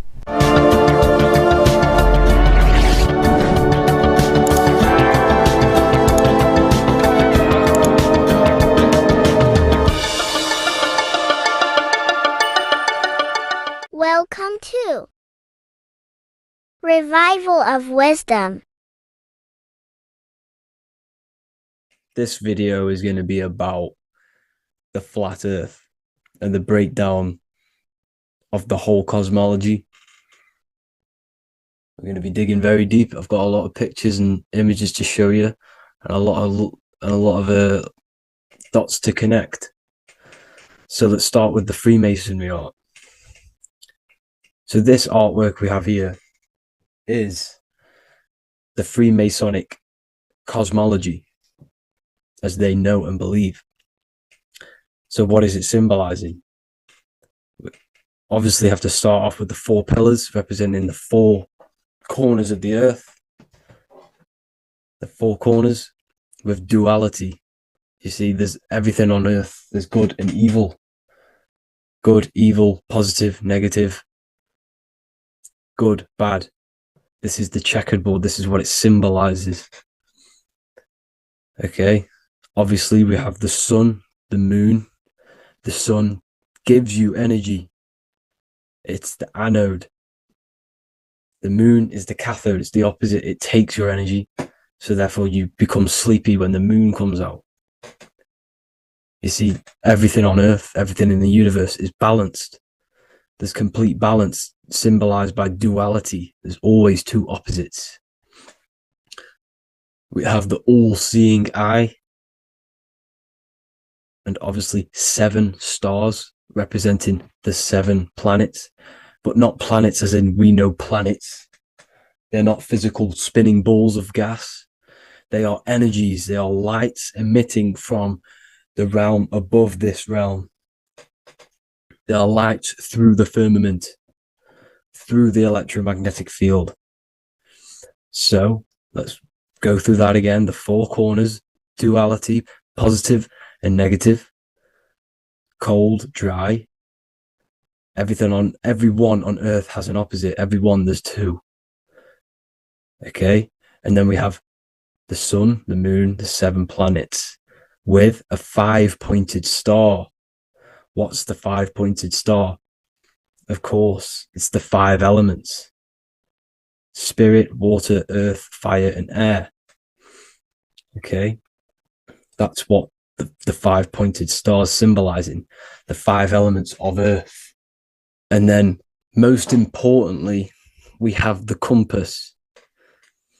The compass is very, very important, hence why it's in the center. The compass is symbolizing many, many things. And one of the most important things, but we'll get into that after. We have a boat with water outside of the Earth. So we have a boat on water, symbolizing the waters separated by the firmament, the waters above, separated by the firmament from the waters within the firmament, the earth. So this is what it's symbolizing. So the compass, what's the compass? This is where the compass comes from.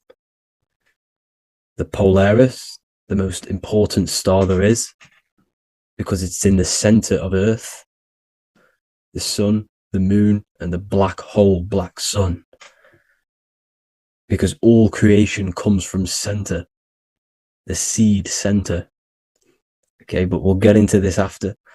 But also, this is a very important Masonic symbol because they use this symbol a lot.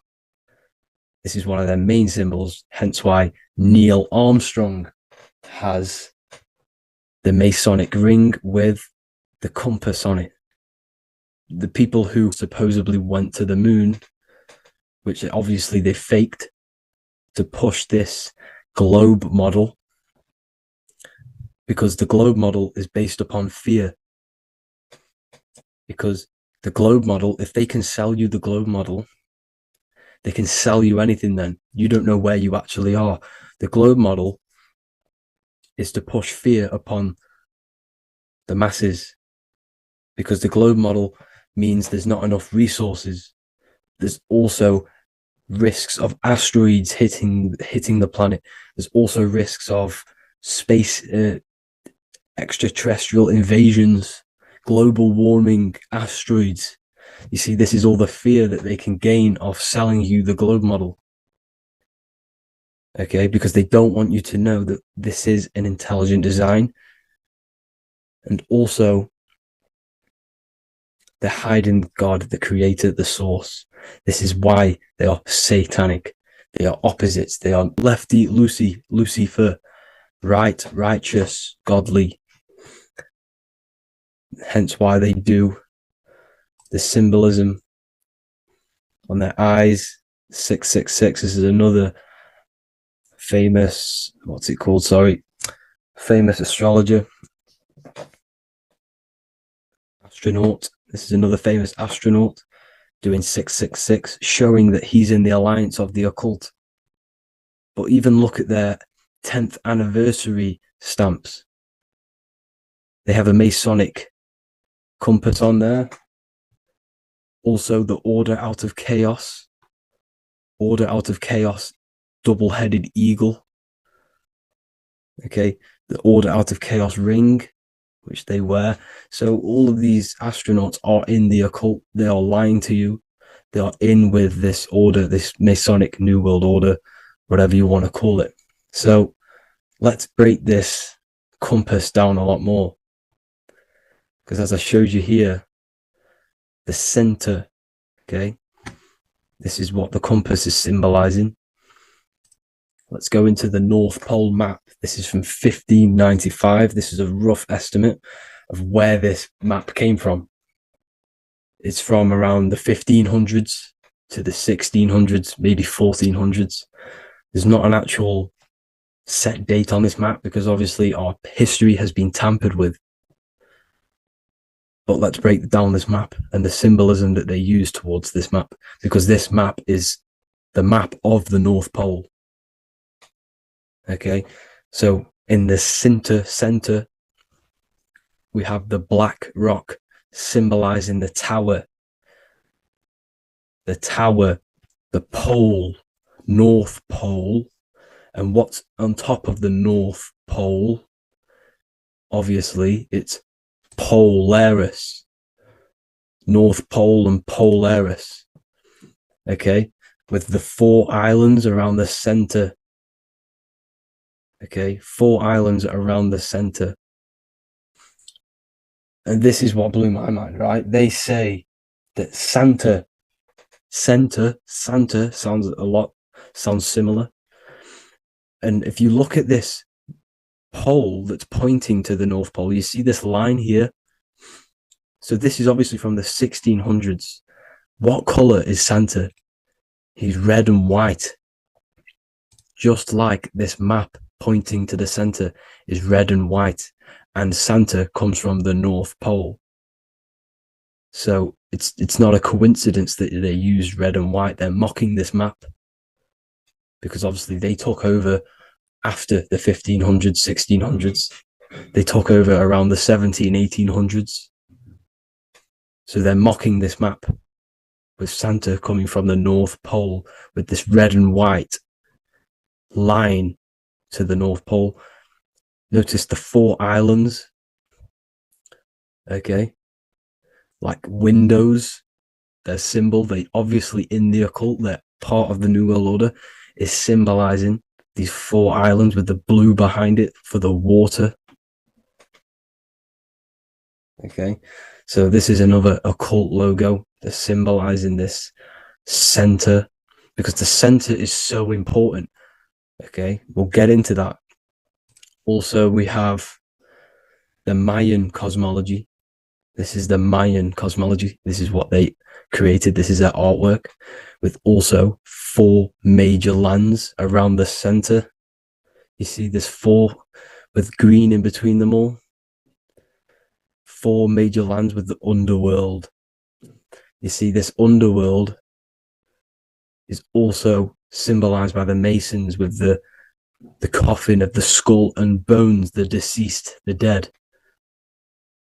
Okay, so this is also mentioned in the book of Enoch. Okay, and it's called Sheol. Sheol, the underworld. Okay, and in the book of Enoch, it says all spirits of the dead go to these hollow places, that they are wait until their appointed time of judgment.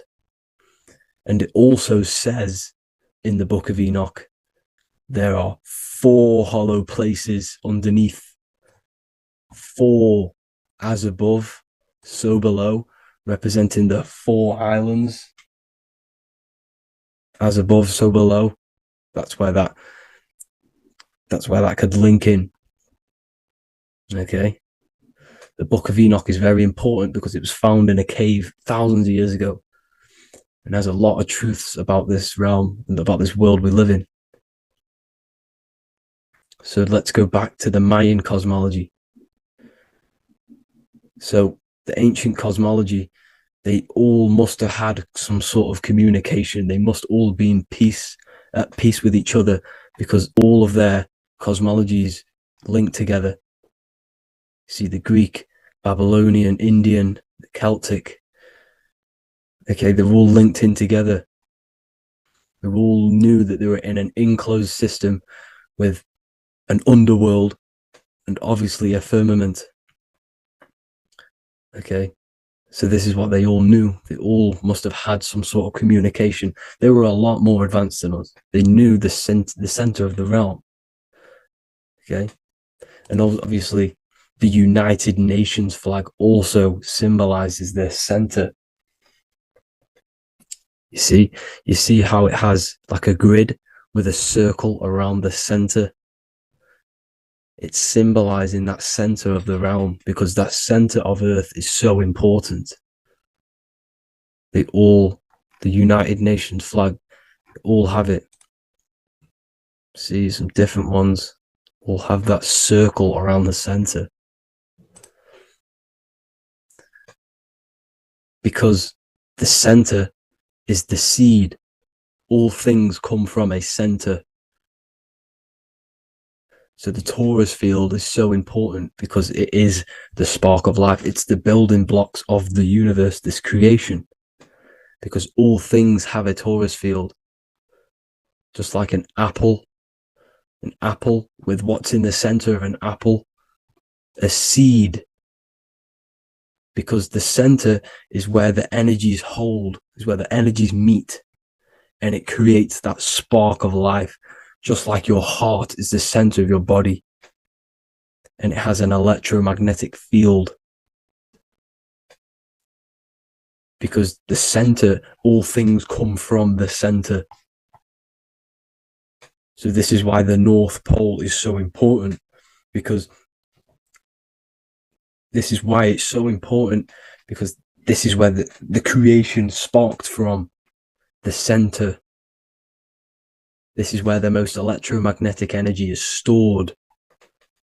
So this is why the northern lights come from the center. It's electromagnetic energy. This is what the northern lights are. It's being emitted from this black hole in the center. Okay? And obviously what else is on the center? Polaris. Polaris is the center star. Okay?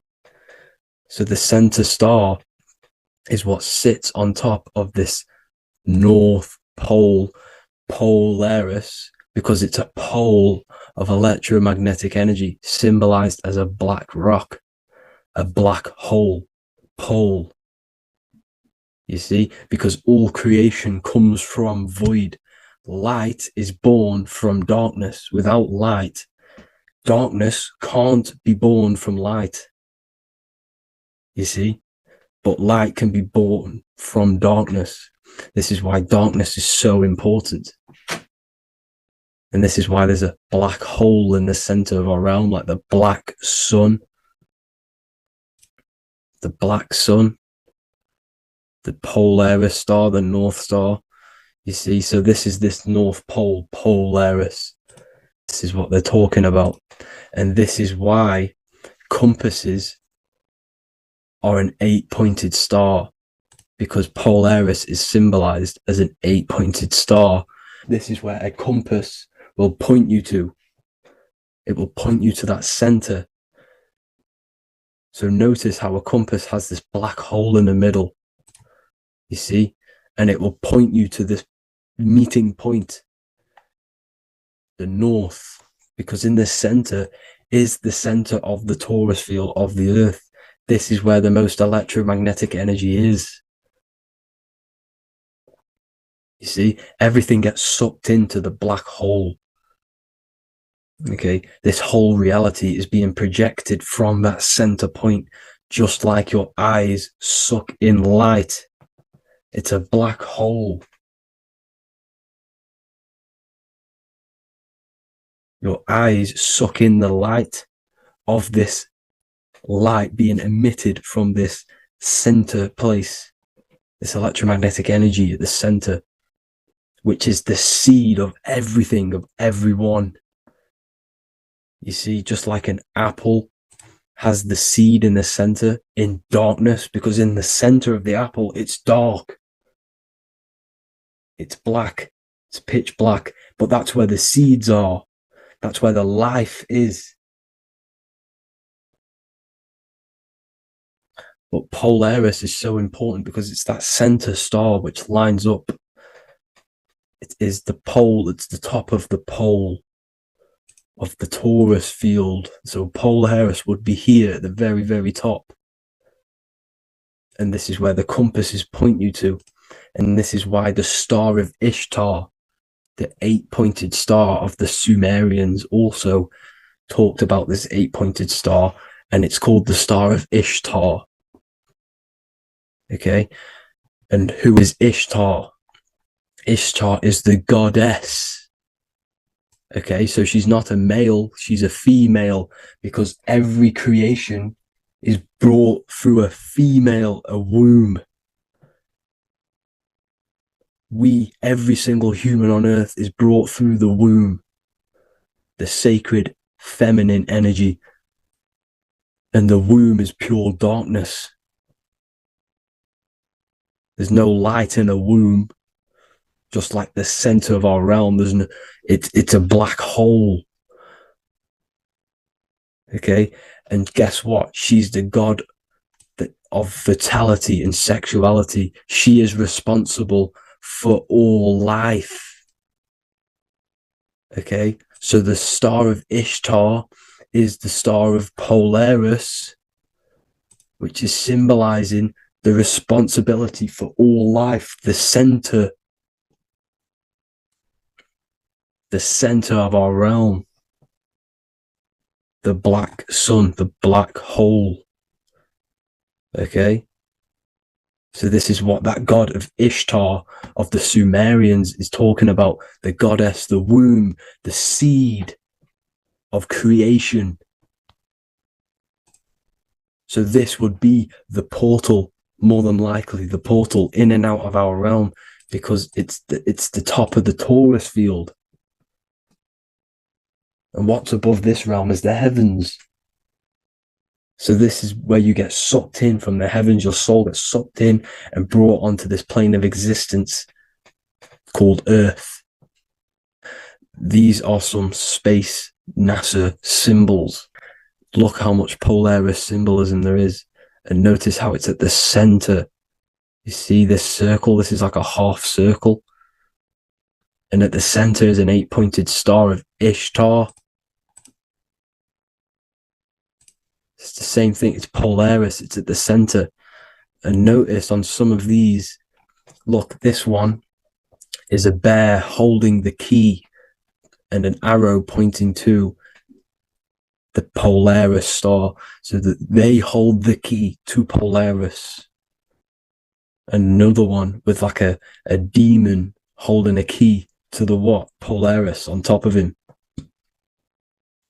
Also an eagle, which is a Masonic symbol. The eagle holding a key on top of the center. You see? And notice how there's an arrow going up to the Polaris and an arrow down, as above, so below, to Earth. So you can go out of Earth and into Earth through Polaris. And the eagle holds the key.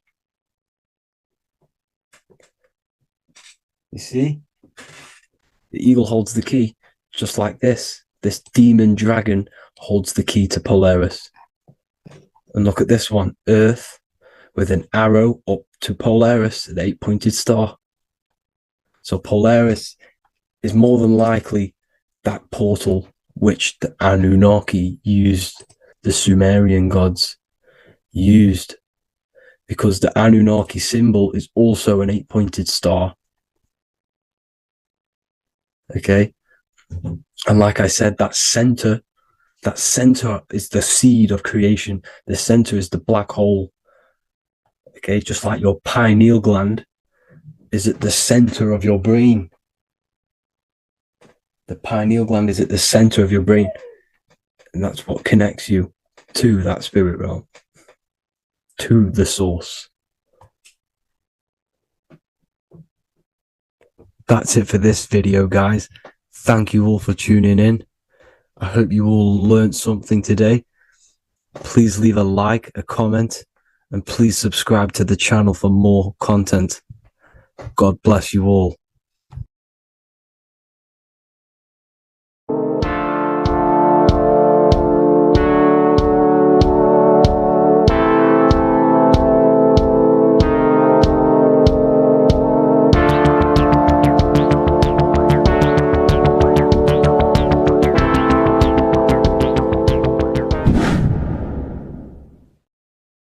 Welcome back, people. We're back with another video. Let's jump straight into this. Make sure to tune in till the end, because this has got so much information in this video. So sit back and enjoy. So everything's torus fields. The Earth's a torus field. Everything's torus, which is electromagnetic field, electric and magnetic. The center of the torus field is where the two opposing forces meet in the center. And this is what creates the plane of inertia, the dielectric plane of inertia. Okay? You got red shift, blue shift, positive, negative, south and north pole, right? This is what the ancients were showing with the tree of life. As you can see here, this is the plane of inertia, and this is the torus field. Everything consists of this. Everything is a torus field. A atom is a torus field. Okay, now the inertia is the 0 point. So this plane is a 0 point. It's the balance between two poles. Okay, now this creates matter, because matter is two opposing forces in motion equalized. So these two forces coming together is what creates matter on this physical plane. And this is why we can't see the electromagnetic field, because it consists of one of the elements, which is either electric or magnetic. But when they combine together, it's what creates this physical plane, which is physical matter, which is light in motion. Now, everything is one. Don't get confused by duality. Duality is two opposing forces, but them two opposing forces are created by the same substance. It's two aspects of the same substance. So, for example, water and ice are the same thing. You know what I'm trying to say? But it's two aspects of the same substance, because all is one. The whole universe is one. All goes back to the one, which is God, the creator, or magnetism, whatever you want to call it, because magnetism pulsates. Electricity has two poles, red shift, blue shift. Okay? So redshift, blue shift is electricity, and electricity vibrates, and all vibration always comes back to a standstill point. But magnetism is what pulsates. This is why your heart pulses. You breathe, which is a pulse. This is the breath of the universe, magnetism. Now, this is why the earth is green, okay? Earth can be spelt heart. If you just move the H to the beginning, it spells heart, okay? Because the heart is the center of the torus field, which is the heart chakra for us humans, okay? We consist of the same field, as you already know. Heart being the center, which is green, which is the center of the 7 colors. The center of the 7 colors. This is the most powerful chakra in your body. People think it's the crown chakra, but it's the heart chakra because it's the center of the torus field. You must align them all and combine them all into one, which is the heart chakra. Now, earth is green. Nature's green. Okay, this is because we live on heart chakra, the plane of inertia. It's the center of the torus field. Okay, and this is what the Egyptians called Isis, which is nature. Nature is balanced, and nature is female, Mother Nature, because it looks after us with the fruit it grows with abundance, and the water. It's a female energy, Mother Nature, and this is the symbolism of an equal, balanced arms. This is the scales, it's balanced. Mother Nature is balanced. This is why the sky is blue, because what comes after the heart chakra? Blue. Sky is blue. We live in Midgard. This is what the ancients called Midgard. You don't have to take this tree literally. It's a metaphor. We live in Midgard, where both positive and negative duality here. Now, Mount Meru. Mount Meru was known as the center of the earth, okay, or known as Hyperborea. And this is the North Pole, the electromagnetic North Pole. But when I say Mount Meru, it's not an actual mountain. They weren't saying there was a real mountain in the center of the earth, a magnetic rock. No. The plane of inertia, okay, there's something called a hyperboloid. That's what it's called, a hyperboloid. And this is the center of the torus field. And this hyperboloid is what is in the shape of a mountain, you see? So if I go to this next one, they say Hyperborea on this map. Why do they call it Hyperborea? Because this is the hyperboloid in the center of the torus field. And this is the electromagnetic mountain, a metaphor. Mountain, what they're metaphorically saying, this is the electromagnetic mountain at the center, the double vortex, the center of the torus field, which is the North Pole. Pole of electromagnetic energy. So this is why they call it Hyperborea. It comes from the word hyperboloid. And the center of the earth is so sacred. And they symbolize this with, obviously, the North Star, which is Polaris. And this is where the swastika comes from, because it's the 4 seasons moving around the North Star. This is the Big Dipper constellation moving around the North Star, which is Polaris. There's that pole again. Pole. Magnetic pole of the torus field.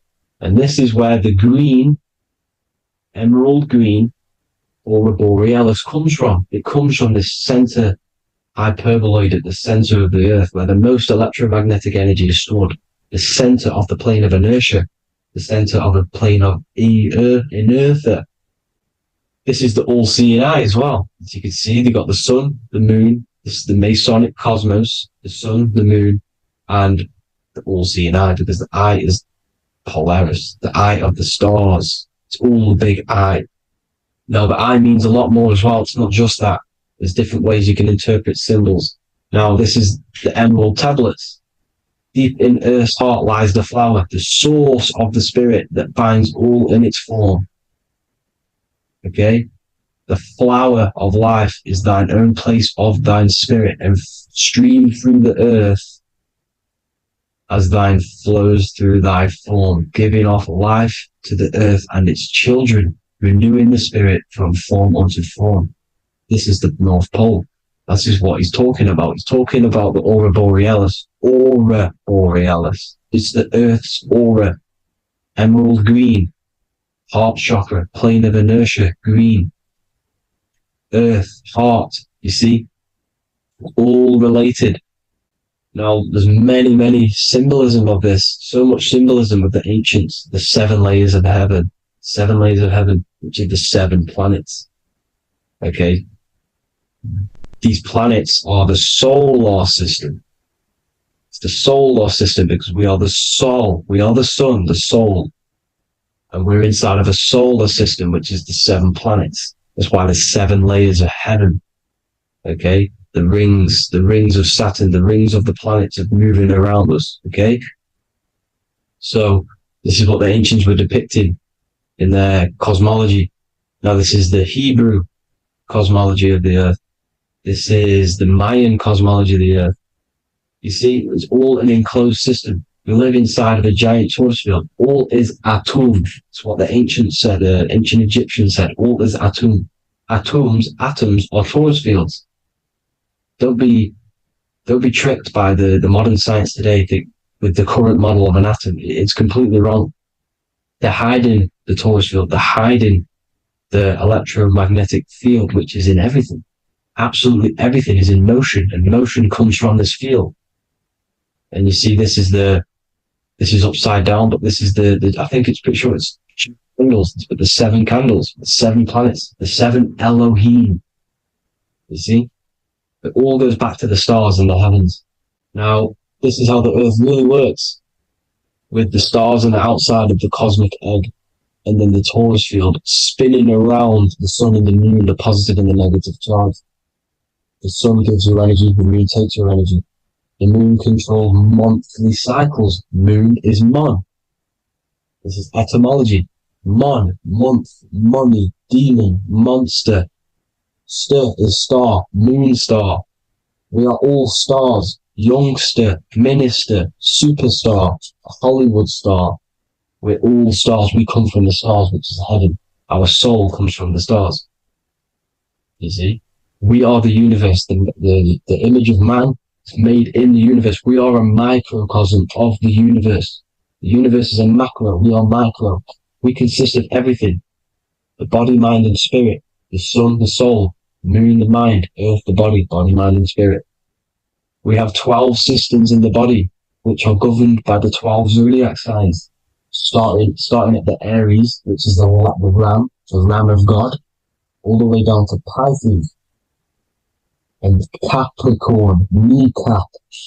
It all goes back to the stars. We are the stars. We are the universe. Everything is inside of us. Everything.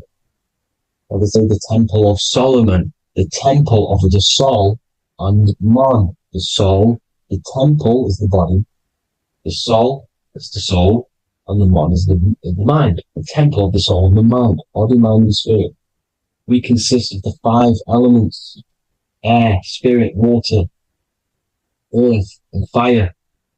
We consist of everything. We are the universe. We're made in God's image, which is the universe. You see? Now, everything goes back to the stars. The ancients worked with the stars because the stars govern everything. They govern the systems in the body. They govern your life. This is why your zodiac is so important, your sign. Each zodiac has a specific element associated with it as well.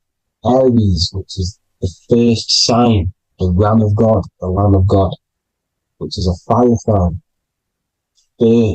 Fire, first. F-I-R, this is etymology. The cerebrum, ram, which is in the brain. Aries, the ram, controls the head, the face, and the nose upwards. So it controls the cerebrum. The Torah, which is, I'm pretty sure it's the Hebrew Bible, which is the Taurus. Tornado comes from the Taurus field. You see? Everything's inside of you. It all goes back to the Taurus field, and the Taurus field is everything. Now, like I said, 12 zodiac signs, 12 systems, 12 cranial nerves in the brain, the 12 disciples of the Bible, all symbolic, have to read the Bible properly. Now, this center, at the center of the earth, right, this is what's stirring the ether. And the ether consists of the four elements. Because there's 5 elements. Spirit can be called ether. People call it spirit or ether. Ether is pure potential, pure energy. It's what connects the astral to the physical. It's the dimension between the physical realm, which we're on, and the astral. So it has pure potential. It's pure energy. This is why we say I either want to go there or there. It's connecting 2 scenarios. That's what the ether is. It's connecting the 2 worlds, the astral and the physical. The center is like the cosmic womb. There's a black hole in the center. This is the center of the torus field. This is the womb of creation. This is the womb of creation. And inside of this black womb are the 5 elements, and everything's being stirred around. Everything's in motion.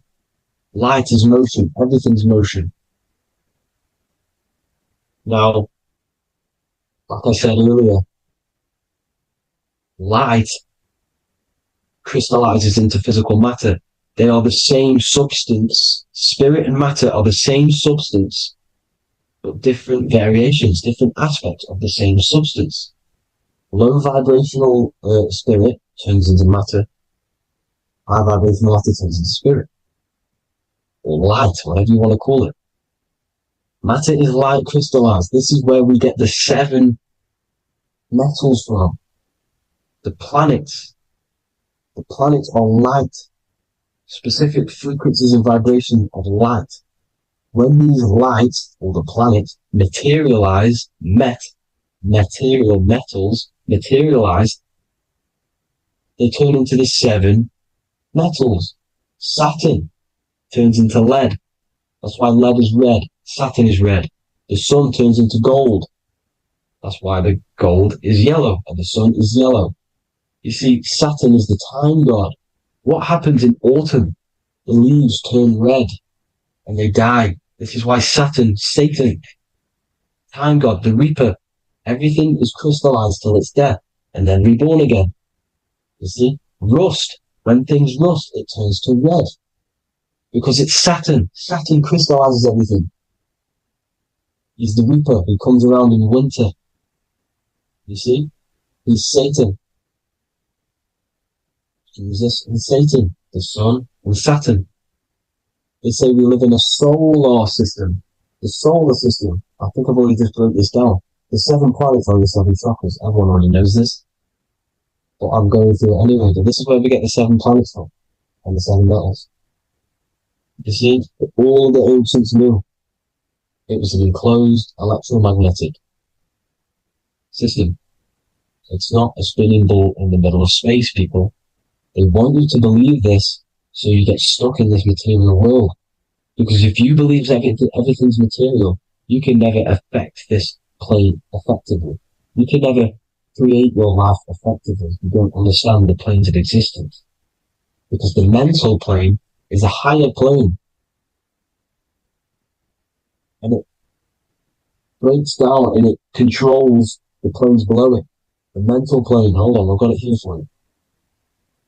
The mental, the astral, etheric, and physical. Etheric connects the physical to the astral, but the mental is what's above them all.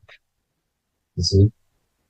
Now, it's important to understand this. It's important. However, the ancients always talked about the enclosed system.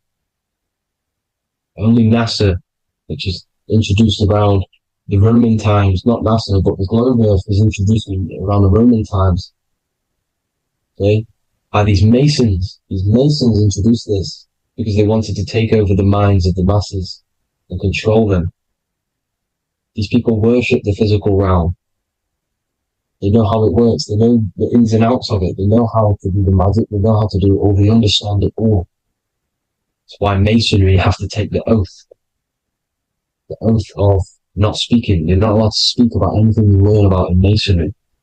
Because they're discovering the truth about your mind and how it creates reality and stuff like that.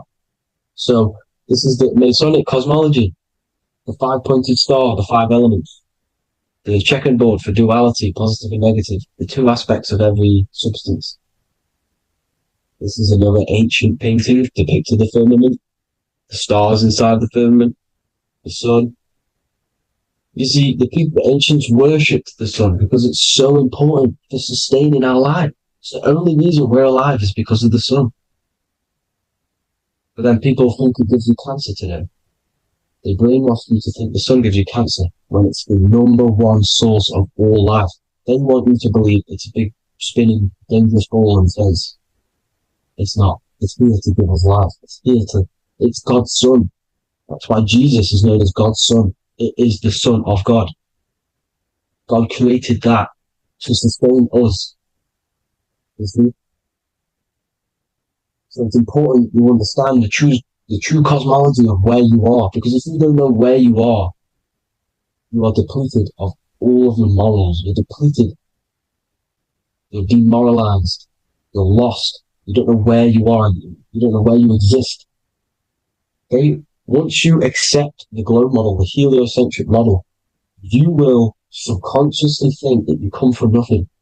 This is why they implemented the evolution theory just after the globe model was introduced by Charles Darwin. Charles Darwin came in after the globe model. He's a Mason. He was another Freemason, and implemented evolution where we came from monkeys, because they want you thinking less of yourself so they can manipulate your mind. You see? They want to manipulate your mind, and they have done since you got here. Since you came through that portal, you were manipulated from that day to believe this, believe that. The true cosmology, the truth will set you free. You will understand things better. You will feel better in yourself when you know the sun is here for you. You'll feel better in yourself that you know that you didn't come from a monkey. You were created as a human, a manifester, a creator. You're so intelligent. Your mind is amazing. You can manipulate matter, mind over matter. See? Thank you all people for tuning in. Tap in with yourself. Love yourself. Find the truth. Spread the truth. Nothing dies. Nothing in this creation dies. Everything's energy. Everything's light. Light can never die. You're a light being. That's why it says Hugh. Hugh man. Hugh is light in Hebrew. Or Latin. Either one of the two. You are light. You're a light being. You never die. Ever, ever, ever die. Ever. Stop thinking you're going to die. This body will die because it contains electricity. And electricity always goes back to a standstill point because of vibration. Electricity vibrates. You are pure light. You will never ever die. Thank you all people. God bless. Make sure to like, subscribe and share.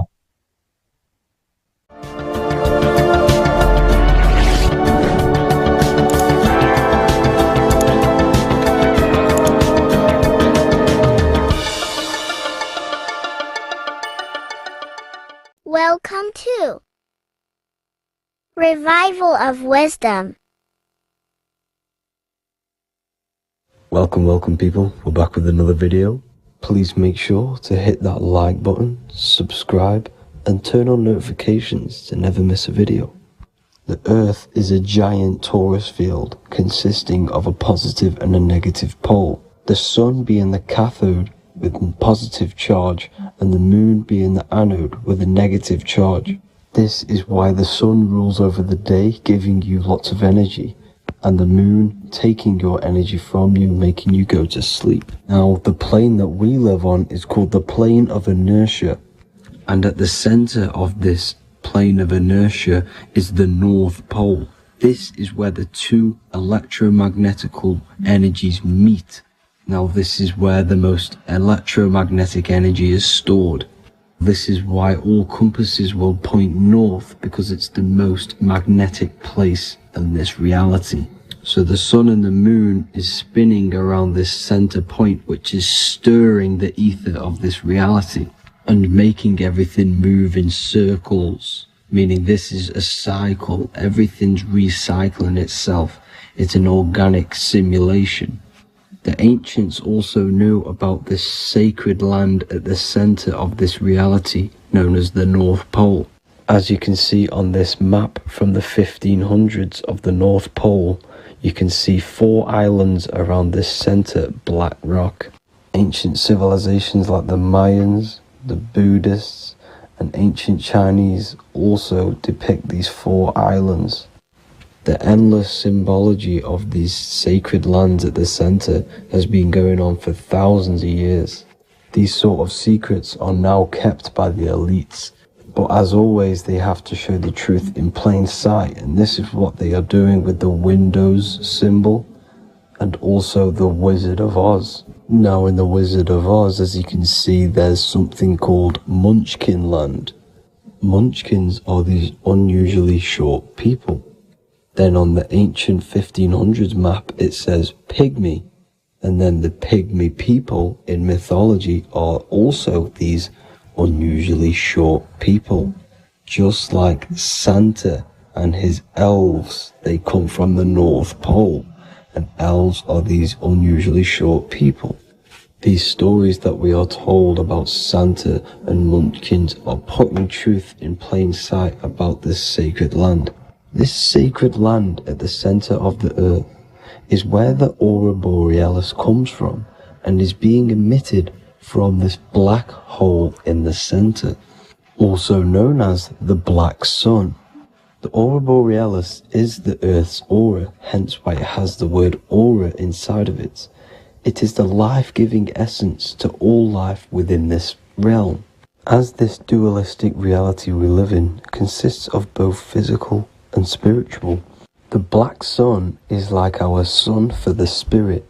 It's our spiritual umbilical cord, connecting us to the spirit realm. And the rising sun is the opposite. It's our sun for our physical 666 carbon suits, known as our human body, our physical aspect.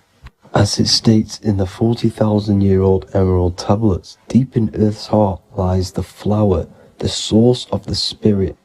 The flower of life is as thine own place of spirit, and streams through the earth as thine flows through thy form, giving off life to the earth and its children. So the North Pole is the core of this spiritual reality, and the closer you get to it, the more spiritual and lucid it becomes. So the elites have covered this up in order for us to forget the true nature of this reality. And they did this cover up by introducing the globe model. Nicholas Copernicus was around in the 1400s, and he introduced the globe model. As you can see, he is a Freemason. He depicts himself with a globe and a Masonic compass in all of his paintings and portraits. Galileo was also a Freemason, as you could see in all of his portraits with a globe and a Masonic compass. He was also a massive part of introducing the globe model after Nicholas Copernicus. So yes, the globe model was a spiritual and political move to gain more control over the masses. After the globe model was then introduced, they introduced the theory of evolution by another Freemason, Charles Darwin. See how these two theories go hand in hand? They both degrade humanity, and they make you confused of where we actually came from. By hiding the true form of this divine creation and hiding the true power of each and every one of us, they maintain control over the masses. Now this is order out of chaos, known to be the 33rd degree slogan of Freemasonry. Now this is the Masonic cosmology, and as you can see, you have the checkered board for the duality, the 5-pointed star for the 5 elements, the 4 corners for the 4 pillars, the all-seeing eye, which is Polaris, the sun, the moon, and the 7 stars. So even Freemasons are taught the flat earth cosmology and the true form of this reality. Now the true nature of the sun, the moon, and the earth is shown and reflected through the Masonic compass. The Masonic compass is the sun, the moon, Polaris at the top, and the black sun at the bottom. It makes sense why all the scientists who introduced the globe model all used the compass and the globe together, because it's truth in plain sight. As I explained in my other video, all Freemasons have to take the oath, so it goes to show, why are we all learning these theories from Freemasons who can't talk about certain topics that they learn about? Why should we believe their theories when they're holding back the real truth about this reality? Now going on to NASA.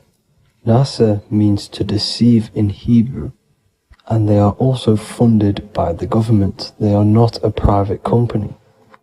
The old owner of NASA, Werner von Braun, on his grave has the Bible verse Psalms 19:1. The heavens declare the glory of God, and the firmament showeth his handiwork. Now why would the owner of NASA put this on his grave? Seems a bit suspicious to me, alongside with the NASA astronauts are all Freemasons. And not to mention the countless mistakes they've made on their live videos in space stations, the moon landing, and the CGI footage of the Earth, which is obviously photoshopped. Just by tricking the masses that they live on a spinning ball, the elites gain the perception of the masses. Not only does it hide the divine creation we're inside of, it hides the divine spark within you. It hides the creator, the source. And by believing in space and we live on a spinning ball, it makes people come to the interpretation of that we are a coincidence and we do not have any purpose. And of course this is false. When you come to realization that we are all a divine creation and we can create our own divine life in this reality, life becomes more sacred and you start to enjoy little things. The elites want you to believe everything exists only in the five senses. They want you constantly looking outside of yourself because they know that will keep you on lower states of consciousness. Now this brings me to our next point. By tricking the masses into the heliocentric model, the elites started to advertise aliens in the movies, in cartoons and magazines in the late 1940s. Now this is subconsciously programming us about aliens and extraterrestrial threats, which then they can use to their advantage. And this is something called Project Bluebeam.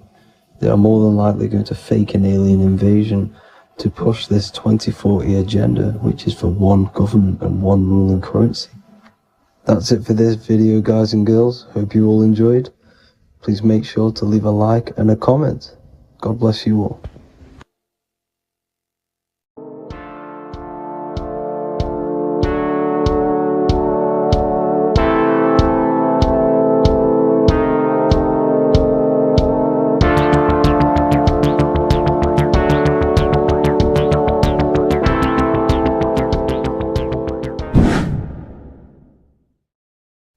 What is up, people? How are we all doing?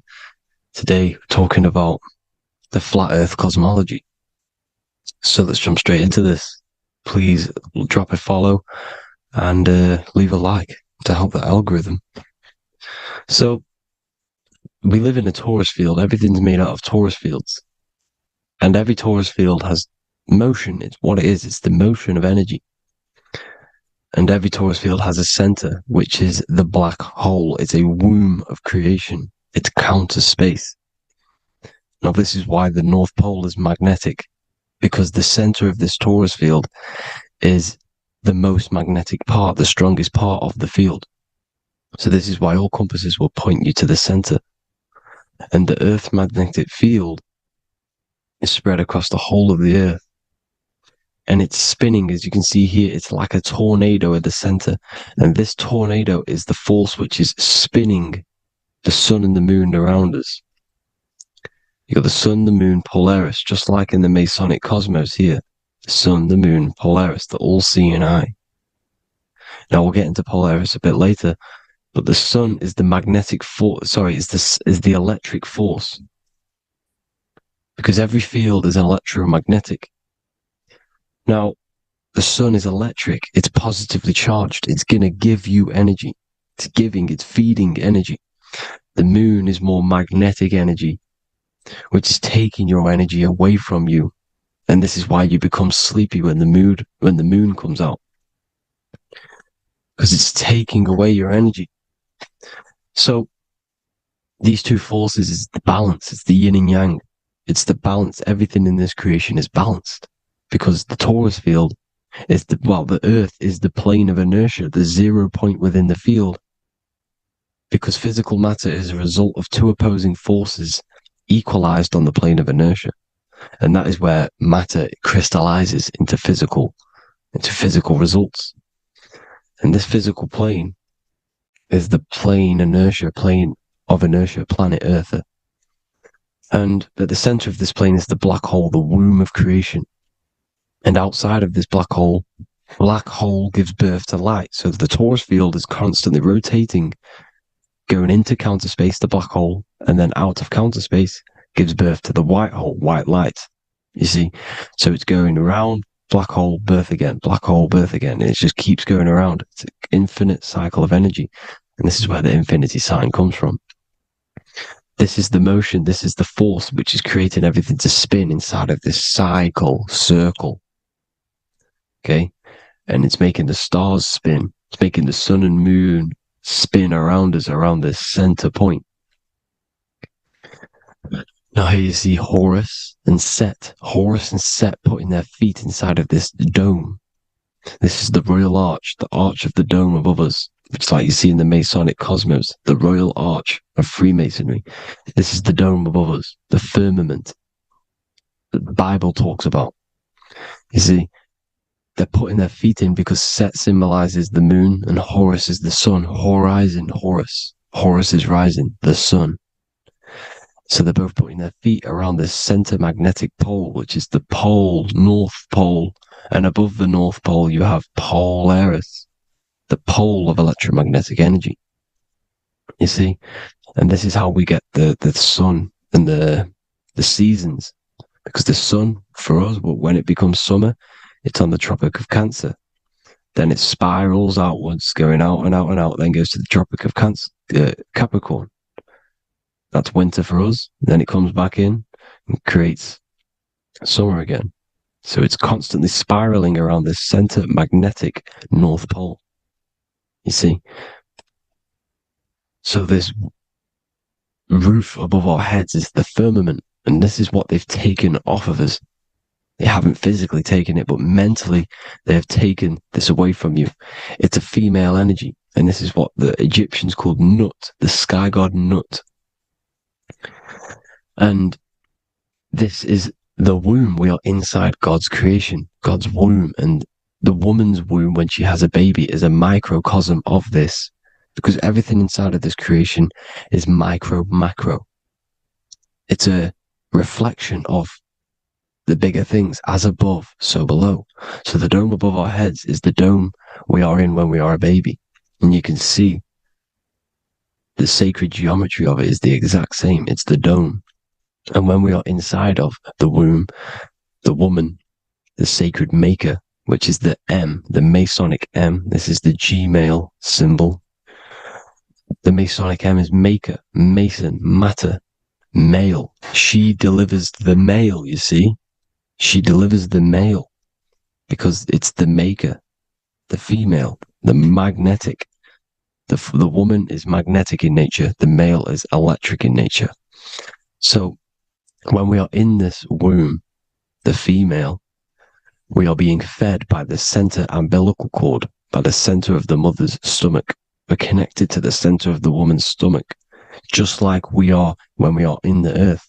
The center is where the aurora borealis is being emitted from, the electromagnetic aurora borealis, the northern lights.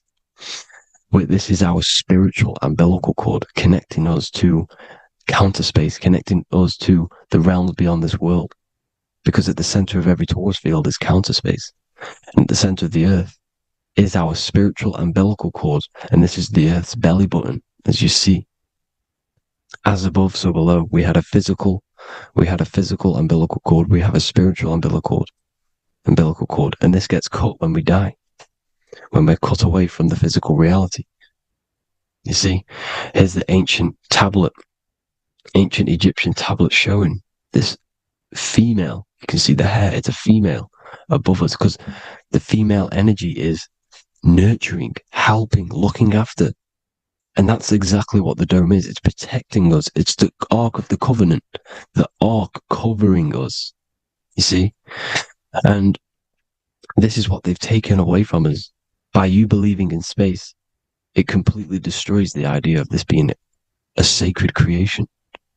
They've taken the roof off your head, whether if you believe in space, you believe that there's chaos, there's planets, there's asteroids about that could kill us at any moment. But this isn't true. They've made you fear your own creation that you're inside of. They've made you fear what's above you. You see, and it's to hide the power of astrology, the power of the lights in the firmament, which are constantly flowing through the ether. These powers which are above us are sending rays down to the earth, which are influencing our psychology and how we behave. And this is what astrology is. It affects human consciousness. It interacts with our consciousness. And there's a different energy every day because the planets are in different houses, different alignments. And this is, we'll go into this a bit deeper later on. So the world tree, this magnetic North Pole, the pole of electromagnetic energy, was symbolized as a tree, the great tree at the center of the earth. You see? And this tree is symbolized everywhere. You can see here how the center person, this Egyptian person, is holding up the sky. This is the North Pole, the hyperboloid, at the center of every torus field. And this tree was in the Mayan cosmology. This is an ancient depiction. This is the torus field. There's the plane of inertia. Here's the center tree. Here's the tree in the center, the magnetic North Pole, the woman holding the stars. Here's the Hindu with the two birds symbolizing the sun and the moon revolving around this center tree. The Mayan tree, his Horus and Set around the North Pole. They all knew this flat earth cosmology. They knew these secrets. It's so sacred you understand the creation that you're inside of. Because if you don't, you'll be led astray. You don't know where you are. You're lost. You see? And here's the Masonic art with the rays of the stars coming down with the tree in the center. So it was personified as a tree. And we are in Asgard, Midgard, the middle garden, where there's good and evil. So the 7 layers of heaven, which is talked about in the Quran.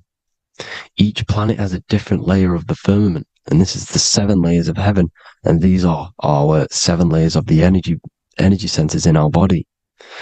So we start in the stars, so we are stars in a physical body. And this is why we say Mr., Sister, Fraudster, Sinister. Stir is star, and we are in the stars, and our star descends into the soul system, not solar system. And as we descend into the soul system, we enter Satan's kingdom, Satan's world. As it says in the Bible, Satan is the god of this world. Well, if you've been into my research for a while, you know Satan is Saturn. Saturn's world, because Saturn's the outermost ring. He's the Lord of the Rings. And you enter his kingdom, the kingdom of time. And this is why Saturn's the time god.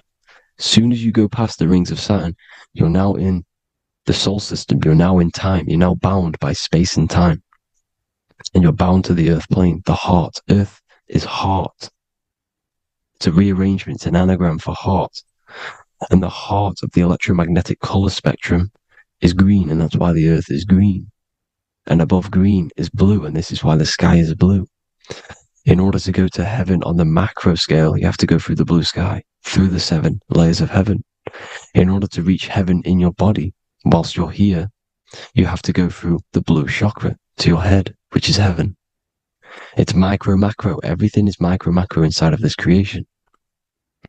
It's an ancient, I think this is a French image, piece of art from the ancient French, with obviously the 7 layers of heaven, which they all depict. And notice how it's like a dome. We'll go into this dome symbolization, the Royal Arch of Masonry, which is next. But these 7 layers of heaven give us the 7 metals, the 7 days of the week, the 7 diatonic tones, the 7 chakras, the 7 everything. It's God's favorite number. And this is why the Masons use the G inside of the compass, because the G is the 7th letter and God starts with G. You see? So it's 7. God is 7. Here's another depiction of the heart, the soul system, the 7 layers of heaven. La fermente. You see, la firmament, with the stars on the outermost layer. Here are the 7 planets. Jupiter, Mars. La Sophie, the sun. La Luna, the moon. So, Saturn. So we are in the heart of this soul system.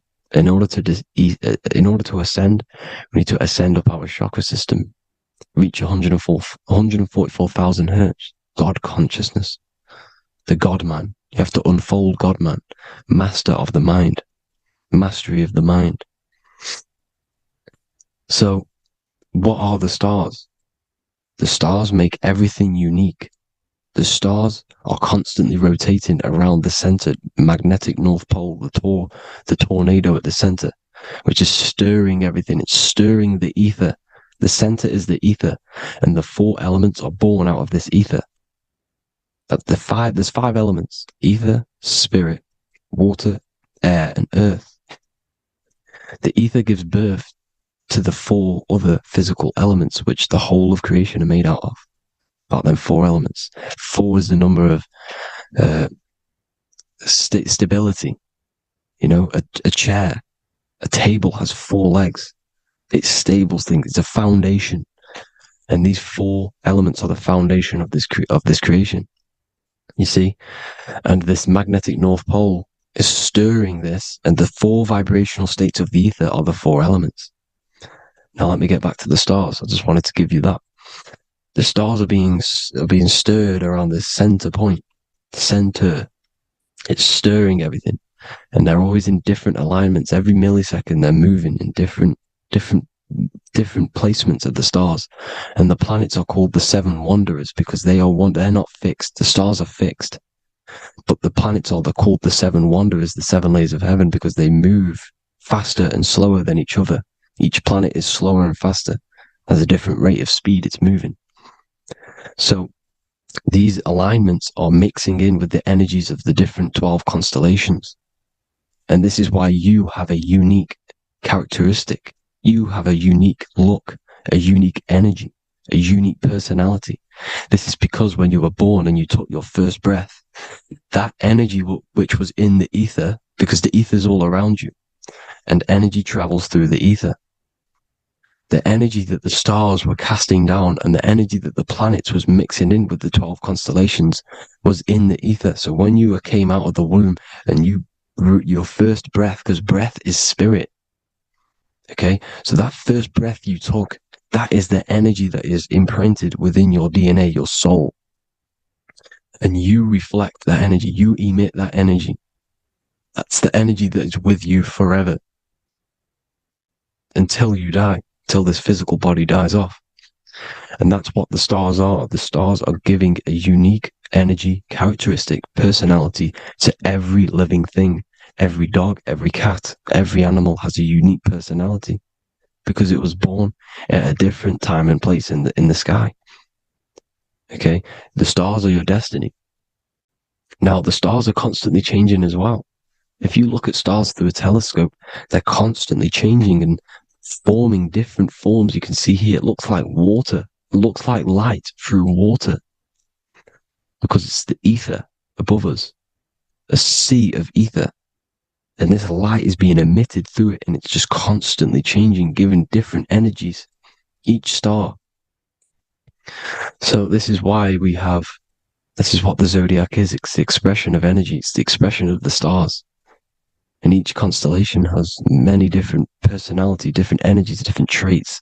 Each planet has different traits, depending where your planets are, depends what energies you hold. No two person have the same energy. There's no one. It could be similar, but no one's the exact same. It's because of the stars. The stars are never in the exact same split place. The planets are always in different houses. So here's some Royal Arch symbolism. Here's the Royal Arch of Masonry, as it says here. The sun and the moon, the constellations. Here's Cancer, the 7 planets, the 7 stars. Here's the Royal Arch. This is the firmament. Here's the duality. Black and white, duality, good and evil, rest and motion, dielectricity, magnetism. See? So this is what the Royal Arch is. It's symbolizing the cosmic dome above us. The womb we're in. We're inside God's womb. And here's George Washington, the Freemason, inside of the Royal Arch. See? With the G, the Masonic G, God, 7. Here you see another depiction of George Washington with the stars in the dome above his head, his Polaris, the sky vault, Polaris. We'll get into that later. Go inside of all of your ancient churches, you will see the dome. Go to the Vatican, you'll see the dome.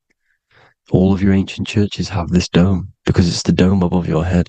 The ancients knew this. This was known. We did not live in space. It was known back then. They all knew. This is Crown Court, which is one of the most important courts in the UK. You can see it's clearly so much Masonic symbolism. You've got the 4 pillars of Masonry. The Royal Arch is like an arrow pointing upwards to Polaris. His Disney World is under a dome. In his Polaris, the sky vault. You see? And also 666 in the symbol. Here's more 7 layers of heaven. Here's an ancient depiction. The firmament. Here's the astral plane outside of the firmament. The Royal Arch. You see? It's everywhere. Here's Polaris, the 8-pointed star. Polaris is in between the sun and the moon. It's at the center of the Taurus field. And Polaris corresponds with the pineal gland as well because it's the all-seeing eye. See? So, here's Polaris, the 8-pointed star, which is at the very top. It's the very center. It's on top of the North Pole.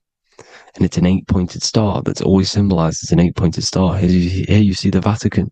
The Vatican is a giant key with an 8-pointed star. See, it's a key. Here's the dome. Here's the Space Delta, the USA Space Delta logos. Here you see the Egyptian god looking from the center of the North Pole, looking upward to an 8-pointed star, Polaris. An arrow pointing up to Polaris. Here's another, the bear holding a key with an arrow up to Polaris, 7. Holds the key to Polaris. Here's an eagle holding a key above the North Pole to Polaris. Polaris, and here's another one. There's another bird, like a dragon, holding a key to Polaris. Because Polaris is definitely something to do with leaving this creation. Okay, maybe, I can't say for sure, but maybe it's to do with ascension, and this is why the Vatican hold the key to the 8-pointed star. And this is why the space, well, we all know space is a lie, but they're showing Polaris and its sacred symbology. Maybe it's to do with something leaving this creation, going to another. Here's some North Pole symbolism. As above, so below. You see the four seasons of the Big Dipper constellation going around Polaris. This is Polaris, this is the Big Dipper constellation, and this is the swastika. This image gives us the swastika. Because all the symbols we use are created in nature. They're created somehow in nature. This is how we get them. As above, so below. This is the map of the North Pole with the 4 rivers looking like the Big Dipper constellation. It's the Masonic, there's the ancient cosmology with the 4, you see the 4 islands, Mayan cosmology, 4 islands. This is the alchemical symbol for Earth, 4 sections. The windows, because the center of the North Pole is a window to another dimension. The 4 lucky 4-leaf clover, which is supposed to be lucky. It's truth in plain sight. And here's Hitler looking at 2 flat Earth maps. So this swastika has been used for thousands of years, thousands and thousands of years. And it's symbolic for the most sacred land on this plane, the North Pole. Shambhala. Do some research on Shambhala, people. It's a it's a Hindu mythology about the sacred lands at the center of the earth. And it's known to be full of enlightened beings. And it's all symbolized at the center. You can see their paintings of Shambhala. It's all at the center, the North Pole. And it's known to be the most godly place ever, because it takes you to a portal to the higher places. And maybe this is something to do with Polaris, connecting you to this sacred land at the very center. But anyways, people, thank you all for tapping in. Hope you all learned something. Have an amazing day. Please follow, subscribe, like, all the links in the description for the courses, the PDF. Please have an amazing day. God bless.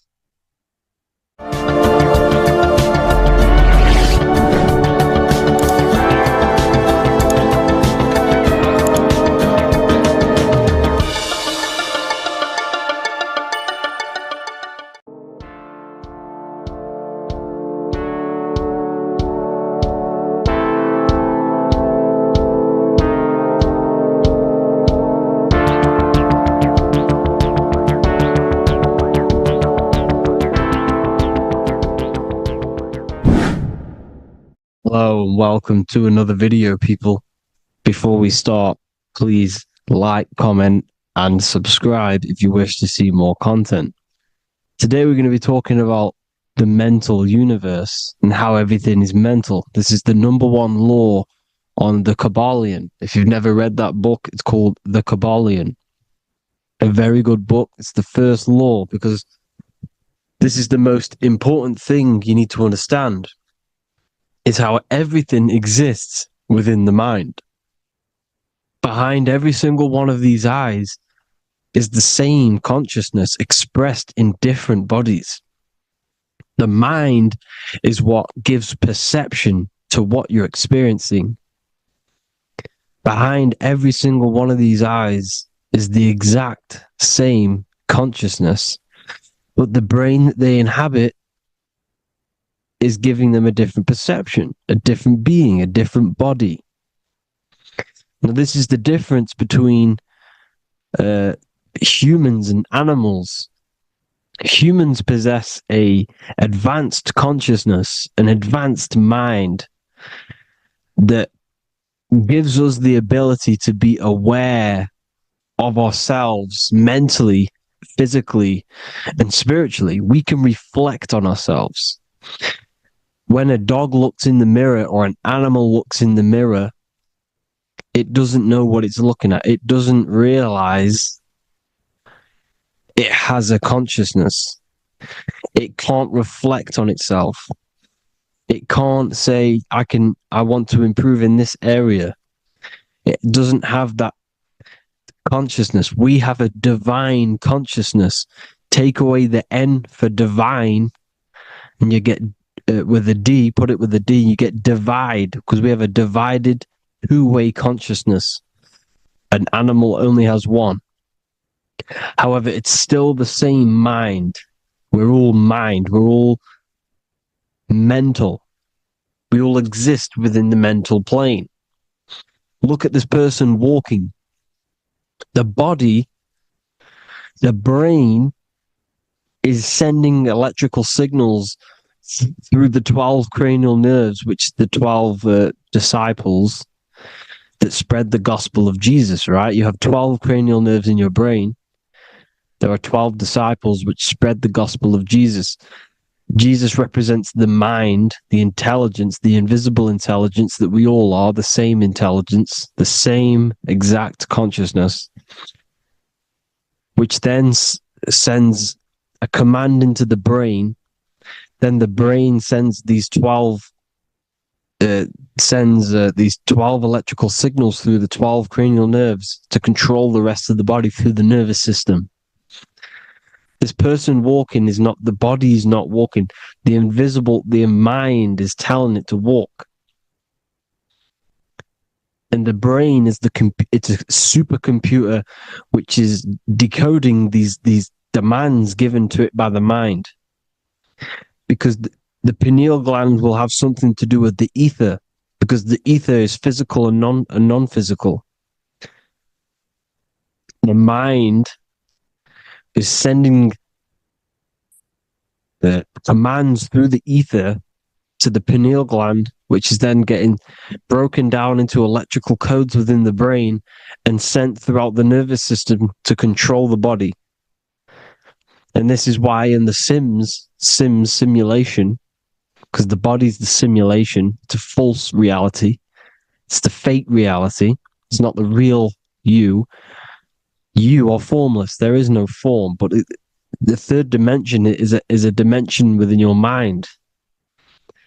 Matter, mind, light is all a product of your mind. It's all in the mind. Now, this is why The Sims has this green little diamond on top of the head. Because this is you. This is your invisible intelligence controlling the character. Okay? It's controlling the character. And this character is in the world. Your consciousness isn't in the world. The world exists within you, but the body is a vehicle for that realm that you land in. When you have a dream, your mind transcends this body into another body, duplicates your body into another universe, unite, unite is one. We're all one. It's all one universe, expressed in many different ways, infinitely. And the vehicle that you land in is the body to operate in that realm. This is the all-seeing eye, as you see here. The eye, this is all the intelligence. This is the ball of consciousness, God, expressed in different bodies. We're all this same one in different bodies, as you can see here. And this intelligence is expressing infinitely throughout the universe, an infinite universe. There's no beginning, no end. There was no beginning of the universe. There is no end. It's infinite, always has and always will. But the mind is what gives you the ability to explore the universe, to make perception of it. We are God in disguise. We are God in disguise. We are God in flesh. But the body can become attached to the mind, can become attached to the body if the mind is not aware of itself. When the mind is that blinded by matter, and we lack knowledge and understanding of what we truly are, a formless, infinite being, a traveler. This is why Freemasons are called Freemasons. Mason means traveler. Free. You're a free traveler because your consciousness is a traveler of the universe. When we lack understanding, our mind bounds to the body because we don't separate the body with our different layers of consciousness. When we separate them and identify that we are mind, body, emotion, you then can apply this knowledge to when you want to astral travel and explore the different realms of your mind, because the mind is the universe. People, this is what we need to understand. The mind is the universe. I am you and you are me. This is the Egyptians showing you this. The Ankh is the symbol of life. This is the one ball of consciousness, mind, giving it the Ankh life to all the different life forms. The cows, the birds, the snakes, and the big Ankh given to the humans, because the humans are the most intelligent. We have the most advanced consciousness. We have the most advanced consciousness. This is why the one is giving a big onk to the humans here. Here you see again, this is not the sun. This is also showing onk giving out its life to all things infinitely. And this is the Most High. We are the Most High in disguise. When we strip off the body, we strip off the desires for the physical world, we strip off all of these fake identities that the mind gets attached to. That is God. The universe. You are the universe experiencing itself. I and I. The letter I and the number 1 is just one line. The letter I is the number 1. Because your I am, when you refer to yourself as I, every single one of you who's watching this video refers to yourself as I, which is the one. We are all the one. We are all intelligence. We are all invisible. We are all the one. 1 is the only number. 1, 2, 3. Everything goes up in ones because there is only one. Doesn't matter how far you go down the line with numbers, all of their numbers are created by 1 because there is only one. It's me and you are the exact same consciousness expressed in different bodies. Mind. Cause. There is only one cause. There is only one mind. There is only one being. But because we lack understanding of this, we think we are the bodies. And this causes division because the physical world is the most illusionary world. It's an illusion. It's all an illusion. Now, you see with the two, you look with the two eyes, but you see with the inner eye, the mind. Okay? The mind is the mental plane is a shared plane. And it gives perception to what you're looking at, the mind. I'm affecting you when I speak. Because the mental plane is shared. We all share mind. We all express mind. When I'm speaking to you, I'm affecting you because we are mind. So the words that I'm saying, which are being manifested from my mind, are being manifested through my body into vibration, is affecting you. I'm affecting you with what I'm saying. And these words are having an effect on your mind because we're all mind. This is why you need to be careful what you're listening to, music and all sorts. Because music can also create thought loops within your mind. Because the chorus, we shouldn't be listening to choruses. Choruses are loops. And what they're saying in the chorus is being looped. And this can create thought loops within your mind. Go and listen to an old song that you used to listen to about 5 years ago, 10 years ago, 20 years ago. Go and listen to an old song and you guess what?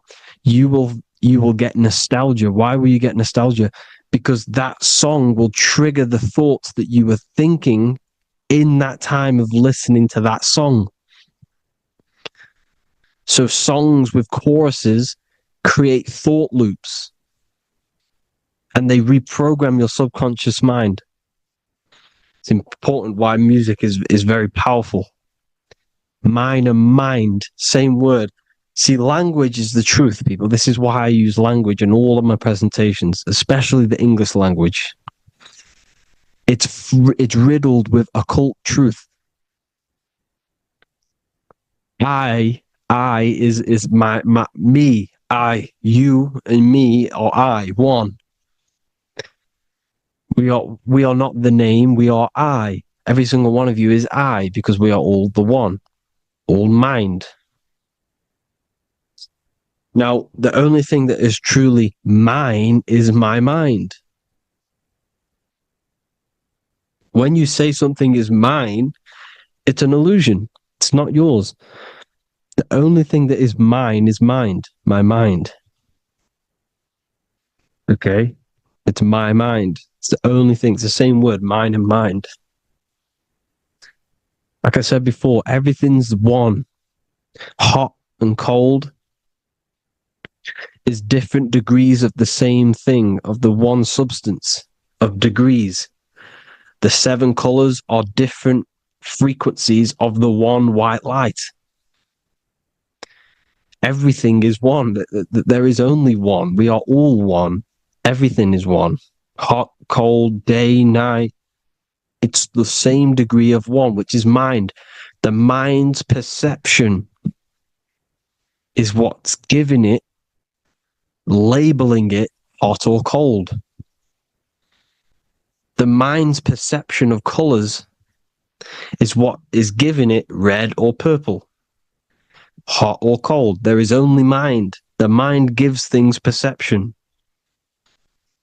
There is only one, that is mind.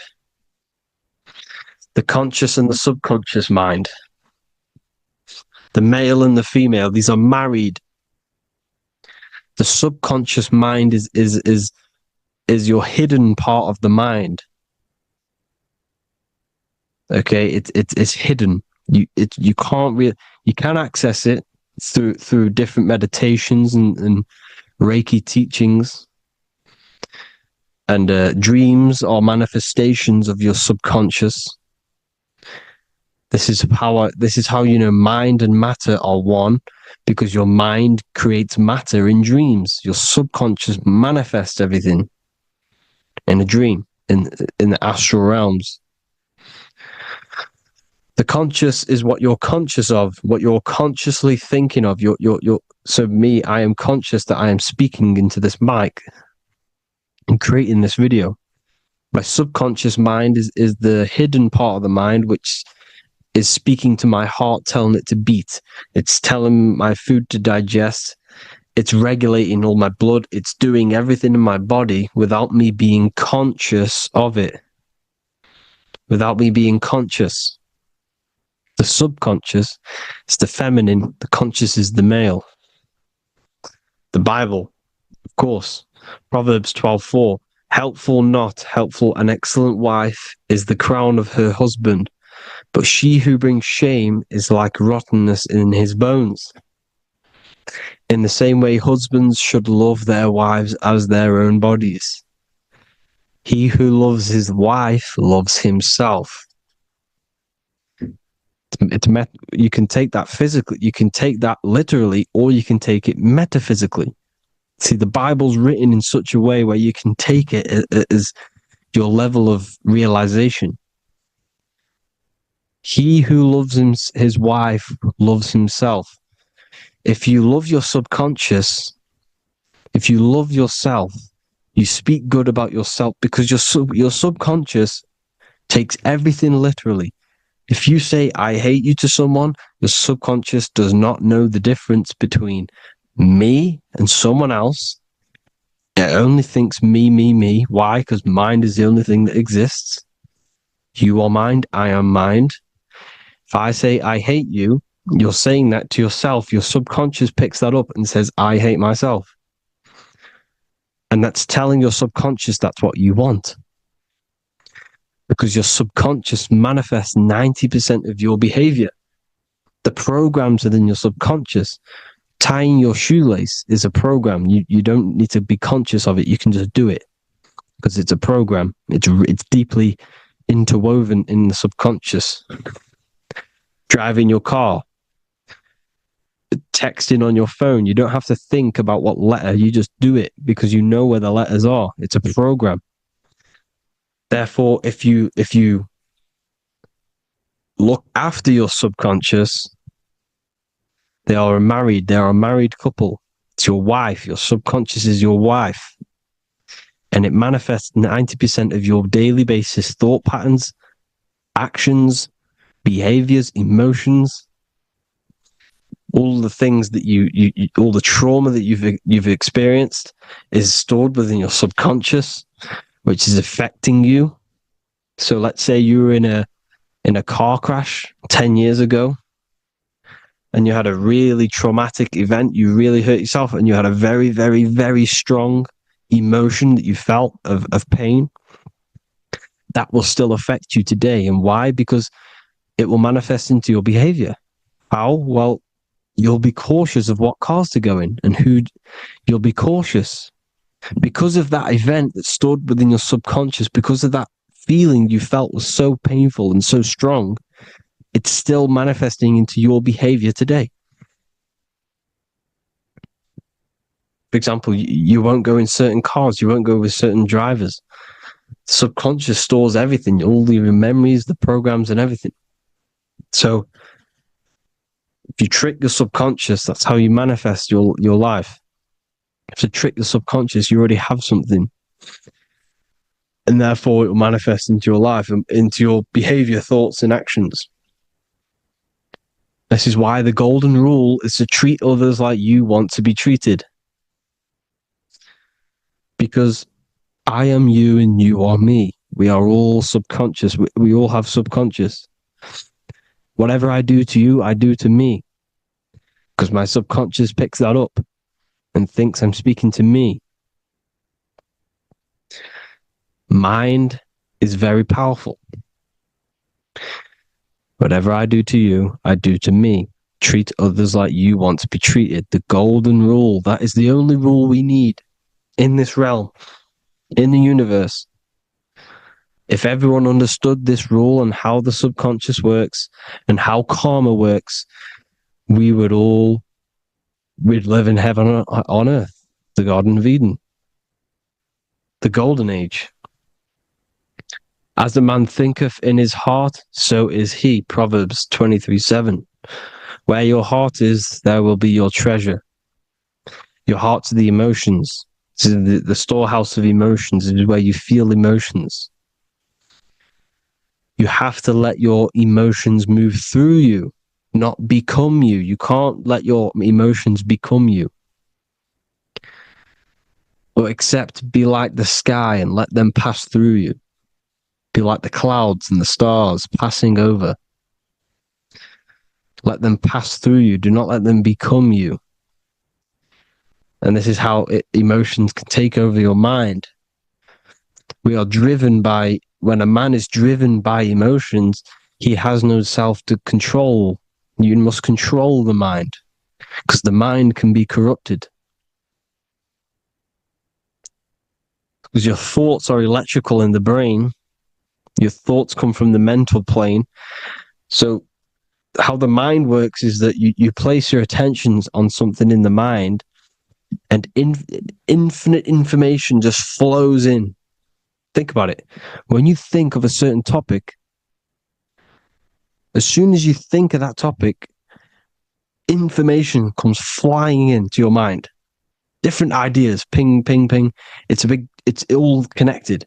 It's why we call it a mindset, because your mind sets itself to frequencies. And when we think of something, we tap into that frequency, and just the universe, the mind, the mental plane just flows in information based on that frequency and that thought. The universe is just information. All of the information out there, nothing is new. It's all there. You just have to tap into it. You can tap into these different thoughts, and it's all there. Everything already exists within the mental plane. You don't think anything. You receive thoughts. We all share the mental plane. We affect each other. I'm affecting you. Listening to me is affecting your mental plane, your mind. The physical plane is the lowest plane. It's the world of effect. Everything you see in the physical plane is the effect of mind. Like I said, the person walking is the effect of their mind telling the body to walk. The physical plane is the lowest dimension of your mind. Mother Earth, we are in a mother. We're in the womb still. the earth is feminine. It looks after you. It provides you with food for free. It grows on trees with water. It's Mother Earth. It's the womb. The dome above your head is your mother's belly.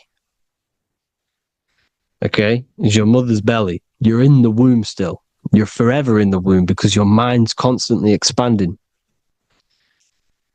Because when the baby's mind figures out that there is a reality outside of its mother, starts to hear the people on outside of its mother, what does it do? It figures a way out of the mother, and it becomes born again in the water, in a hospital, into the other world. It's the same with our minds. When our minds figure out there is other worlds beyond this physical, we explore them. The astral plane, for example. You figure a way out of the body. Because when you're the firmament, look at the word firmament, meant at the end. Firm is firm, something strong, something like a rock is firm. If your mind is firm like a rock, you will be stuck under the firmament. So, for example, people who are very programmed and can't think outside the box, they have a firm mind and they'll be stuck under the firmament because your mind is the only thing that's keeping you under the firmament. It's the only thing. When you're doomed, doom is dome. This is the dome, which is your head. Your head is the dome. Above your head, above the earth is the dome, the ethereal barrier. But that's just an external manifestation of your head. You don't leave the earth, you leave your body to leave the earth, because your body is the earth. It's a dimension within your mind. So when you're doomed, you're domed. Your reality is your level of realization. You realize something, or when you have an idea, the mind, in the eye, EYE or I, same thing, mind, it's all mind. Reality is your level of realization. You realize there's other worlds. That's your reality. Your perception's your reality. Mind in Latin is mens. Jesus was known as the fisher of men, which is the fisher of minds. He was fishing minds worthy of knowing the higher truth, the deeper occult knowledge. Jesus figured out that we are all God. And he got killed for it because in that age they were trying to suppress this information. Jesus figured out he was God because we are all God, every single one of you, and they killed him because we're all mind. We are not the body. We're the invisible intelligence, which is God. But you are not God if your mind is attached to this physical world, to the worldly pleasures. If you master your mind and travel the depths of your mind, that is God. Mental and men. Look at the word mental. It has men in it. Men in the Bible means mind. Here you see the Masonic symbol with the eye, the mind. Looking over, everything is the one. Everything comes from the one. All the lines coming off it, giving its life to all of the life forms. Down here, on the bottom, you have duality, black and white. Up here, you have singularity. One and the two. Unification and division. The lower self is divided into the left and the right. So the Bible even says, I forgot what verse it is, but it says, it's better to go through life with one eye than to have two and be cast into the fiery abyss of hell. I'm not sure what verse it is, but you can research it yourself. It's better to go through life with one eye, to be unified consciousness, dimension. No brainer. The language tells you the truth, people. Dimension. The dimensions are in your mind. Entertainment. Entertain the mind. Disappointment. It's all in the mind. Environment. The environment that you are in is a product of your mind. Within, rearrange spells high twin. Within is your mind, and your external world is mirrored from the decisions you make in your mind. Advertisement, commitment, it's all mind, everything is mind. Everything. So, this is important. The collective thoughts and collective beliefs. The collective, because we all share the mental plane. And because of this is why we are in a weakened state of consciousness at the moment. Because the collective thoughts and the collective minds overall are asleep. And they don't believe in anything. You see, everything is true within the mind. You think of something, it is there instantly. You think of a chair, it's there in your mind. You think of anything, it's there instantly. So everything is true within the mind. Anything can happen in the mind. Anything can happen on the physical plane if the collective consciousness, the collective minds, believe it to be true. This is why back in the days, in the ancient days, you look at all the old world stuff, you see all this crazy technology, and it's because as a collective, as humanity back then, they believed that they had much more open minds. Therefore, the things manifested in the physical world were a lot more out of the box, so to say, compared to today. For example, magic is not as powerful today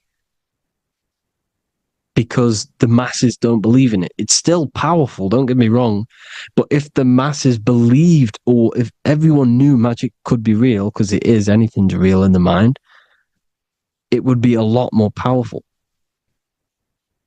You see?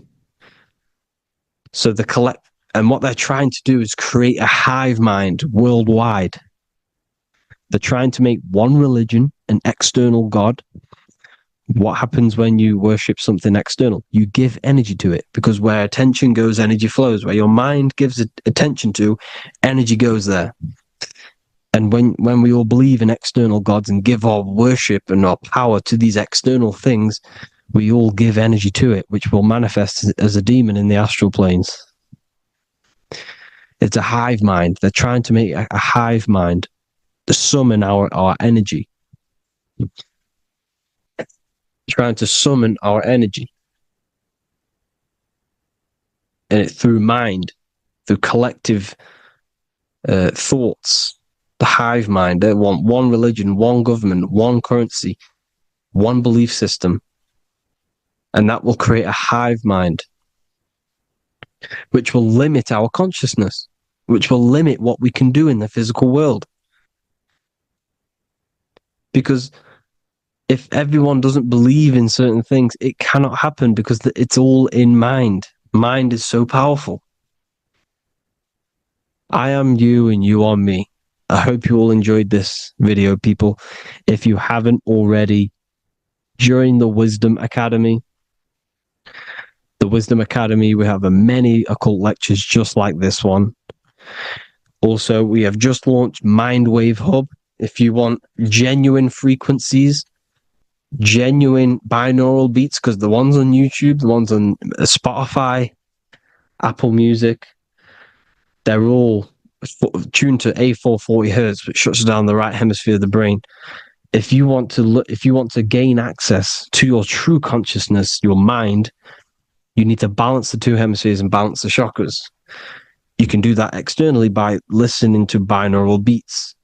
If you want true frequencies, true binaural beats to hemisync the chakras, hemisync the brain, to gain access to the different dimensions of your mind, well, you can gain access anyway, but it's going to help you if you're trying to learn this. Join Mindwave Hub. The link will be in the description. Listen to the binaural beats, meditate to them, listen to when you go to sleep. They'll massively benefit you. Thank you all, people. Hope you had an amazing, lesson. Hope you learned a lot. And please subscribe. God bless you all.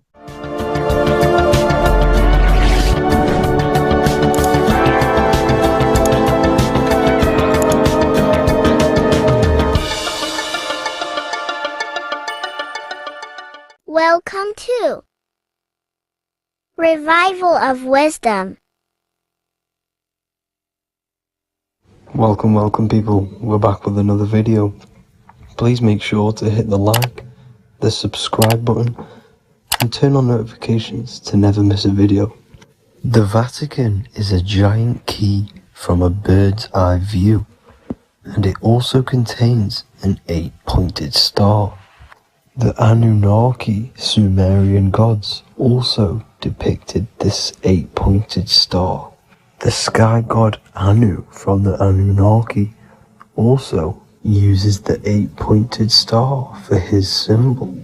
And even Freemasons depict an 8-pointed luminary with a ladder and a key. This is symbolizing the key to ascension up to the 8-pointed star, which is Polaris. Polaris is always depicted as an 8-pointed star. Polaris is the standstill star at the very center of our realm, which is perfectly aligned with the North Pole. The Earth is a giant torus field, and at the center is where the most electromagnetic energy is stored. This is why all compasses point to the north. Hence why a compass is an 8-pointed star, because it points you to Polaris, which is the North Pole, the center of this realm. The 8 points of the 8-pointed star symbolize the 8 points in space and time. So yes, Polaris is the portal which you ascend through if you outgrow this consciousness by aligning your chakras. Our earthly realm is a macrocosmic reflection of us, and we as humans are the micro reflection, with the earth containing its 7 chakras as well as us. The North Pole is the 7th chakra, which is the crown chakra. So the key to ascension is held by the Vatican, hence why it's a giant key, because they mislead the masses through their religions, which teaches the masses to look outside of themselves. As stated in the 20,000-year-old emerald tablets, written by the Egyptian god Thoth. On Earth, man is in bondage, bound by space and time to the Earth plane. Encircling each planet, a wave of vibration binds him to his plane of unfoldment. Yet within man is the key to releasement. Within man may freedom be found. So the 7 planets are associated with each 7 chakras. The lowest chakra being the root chakra, which is associated with Saturn. This is why the elites love Saturn and reflect it in all of their symbols. Because the chakras are an ascension of spiritual principles, starting from the material and ascending up to the spiritual, the crown chakra. However, evil love bondage, and they are trapping souls in the physical realm by stopping and provoking the ascension process. They do this by abusing the energy of Saturn and Saturn is associated with the lowest chakra. The lower three chakras are associated with survival mode, which keeps the consciousness in a constant state of fear and only aware of its surroundings. Once you start to ascend up your chakras, you become more consciously aware of spiritual deeds. And this is the process of returning back to your true spiritual form. Going back to Polaris and its connection to ascension, Kanye West symbolizes this on his music video 24. As you see him rise up into the sky, you see an 8-pointed shape around him, which symbolizes the 8-pointed star, as you see the beam of light. And even NASA symbolize this in their Space Delta logos, a bear holding a key with an arrow up to Polaris, the 8-pointed star. Here's another NASA logo of an arrow from the Earth to Polaris. The series Lock and Key on Netflix is all about portals and doorways, and they have the Kundalini energy as one of their keys. Kundalini energy is the energy which rises up the spine, the 33 vertebrae, and activates the third eye. The third eye is the spiritual gland which connects humans to other spiritual realms. We are not the body. Our spirit, our soul inhabits the body. We exist physically, spiritually, and mentally. Therefore, we are multidimensional. The intellectual and spiritual inhabit the body. Therefore, this is just an avatar within this timeline. However, within each and every one of us, we all have the key to releasement, as says in the Emerald Tablets. This releasement is ascension up until higher states of consciousness. As stated in the Emerald Tablets, man is in process of changing to forms that are not of this world. Grows he in time to the formless, a plane on a cycle above. And another one saying, man is a flame bound to a mountain, but we in our cycle shall ever be free. Know ye, O man, that when ye have progressed into the cycle that lengthen above, life itself will pass to the darkness, and only the essence of the soul shall remain. That's it for this video. I hope you all enjoyed. Please feel free to leave a like, subscribe, and comment any subjects you want me to talk about. God bless you all.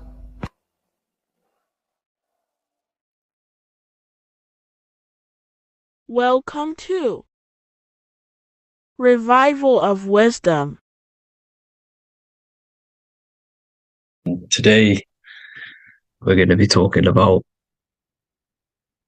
portals, portal symbolism, what portals are, okay, and how they show them to us, because they have to tell you the truth, guys. This is the thing with the universal law. They have to tell you the truth. And they tell you through symbols, they tell you through movies, and different things like that. But let's jump straight into this. So first, I want to talk about the Freemasonry symbols. Okay, so first we got, obviously this is some Freemasonry art, but notice how you've got the ladder with a key. Okay, so this is ladder symbolism with a key. So maybe this is talking about ascending. Okay, because look, because this is ascending into the heavens, because it's a ladder with humans going up it with a key. In order to ascend, you must have the key. Okay, so what else do we have with a key? Well, the Netflix show Lock and Key, which is all about portals and keys. Because what the keys do, they open doors, gateways. Okay, so what's interesting about this is that they've got this key here, which represents the Kundalini energy, rising up the spine. Okay, but we'll come back to this. But it's that same portal key symbolism. We've also got the Vatican. The Vatican is in the shape of a key. Okay, so you can see the start of it here and the end. So this is key symbolisms. Keys open doors. And notice how it's got the 8-pointed star. Okay, what is the 8-pointed star? Okay, we'll come back to this. This all ties in, guys. I'll break it all down for you. But then you've also got the god Janus. Janus, okay, is known as the god of the doorways. He's an ancient god of Rome, and they worshipped him. However, he's not a god, he's more like a high-level ranked demon. Because he is the god of the doorways. And notice how he's got two faces. Because doorways always have two sides. You're going into somewhere, there's always two sides of a door. And he's always depicted with two sides of a face and a key. Because he holds the key to the doorways, to the portals, to other worlds and realms. Okay, as you can see, he's always got two faces and a key. Okay, so now we have the Sumerians, the Anunnaki, and they are always depicted with the two faces. Why do they have the two faces? Because they're symbolizing doorways, and the Anunnaki come to Earth through doorways and portals. So these are what these gods are symbolizing in their artwork. But they always have the 8-pointed star. Okay, what is the 8-pointed star? You see how they always have. Look, let me try to find another one. It's the 8-pointed star. This 8-pointed star is Polaris. Okay? Polaris, just like the Vatican, has the 8-pointed star with a key. Polaris is the center star. Polaris is a fixed star. It doesn't move. Okay? So the Anunnaki symbol is also the 8-pointed star. So this is symbolizing the portals and doorways that they come through in order to get to the Earth.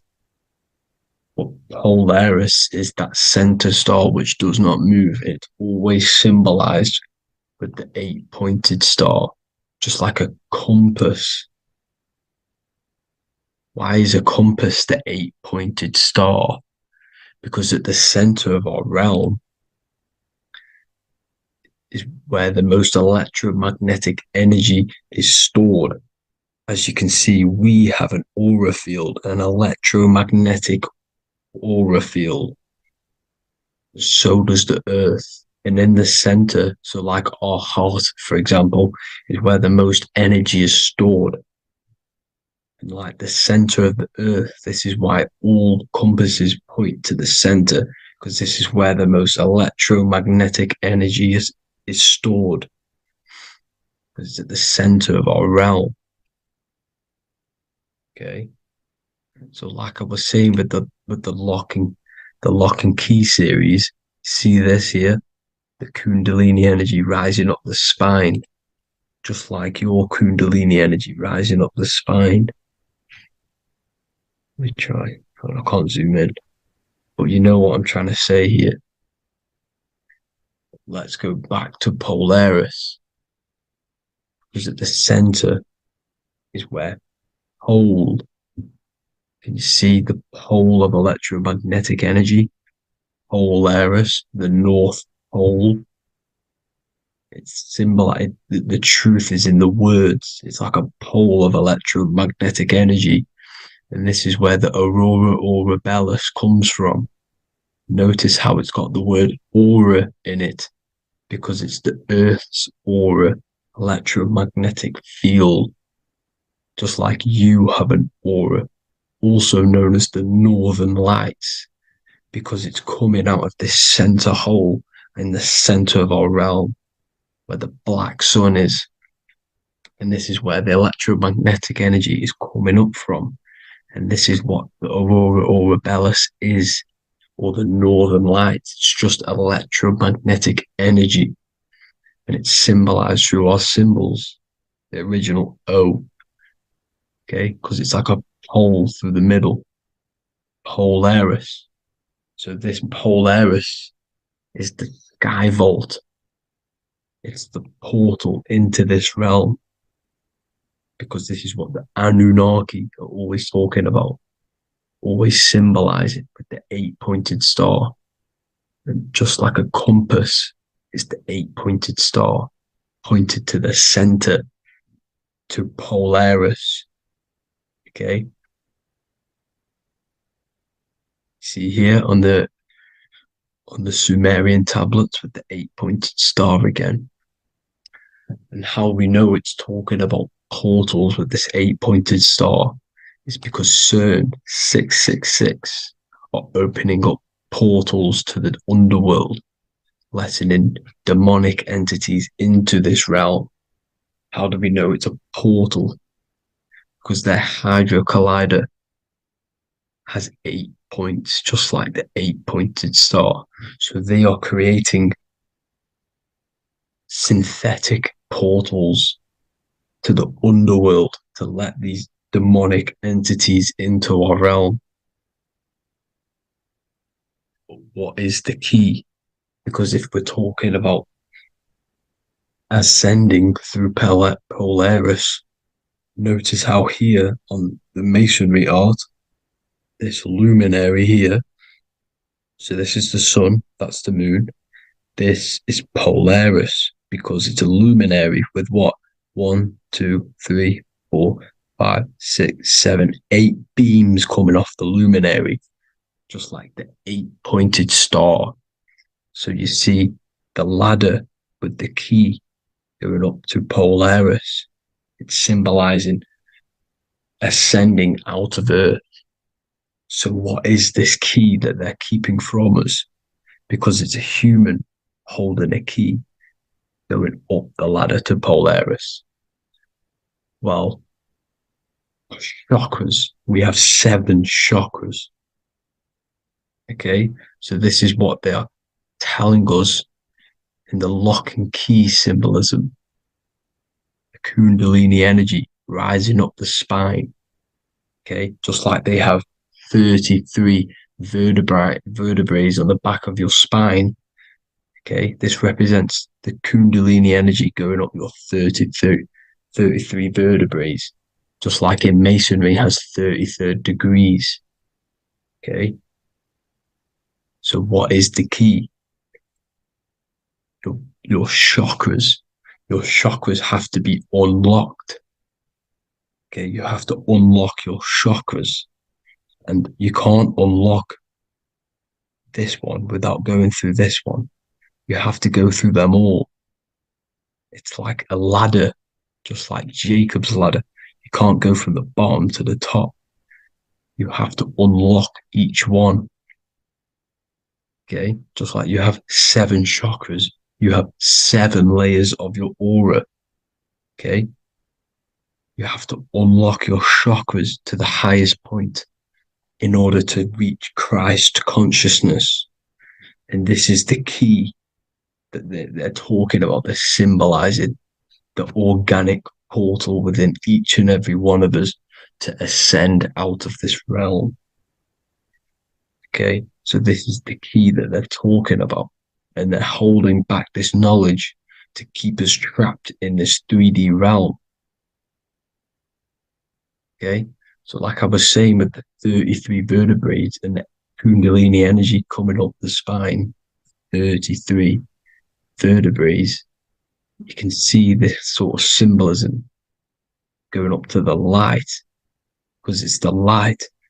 You see here, your crown chakra turns on and becomes enlightened, just like the Illuminati symbol. Can you see it? Also, Jesus also died at 33.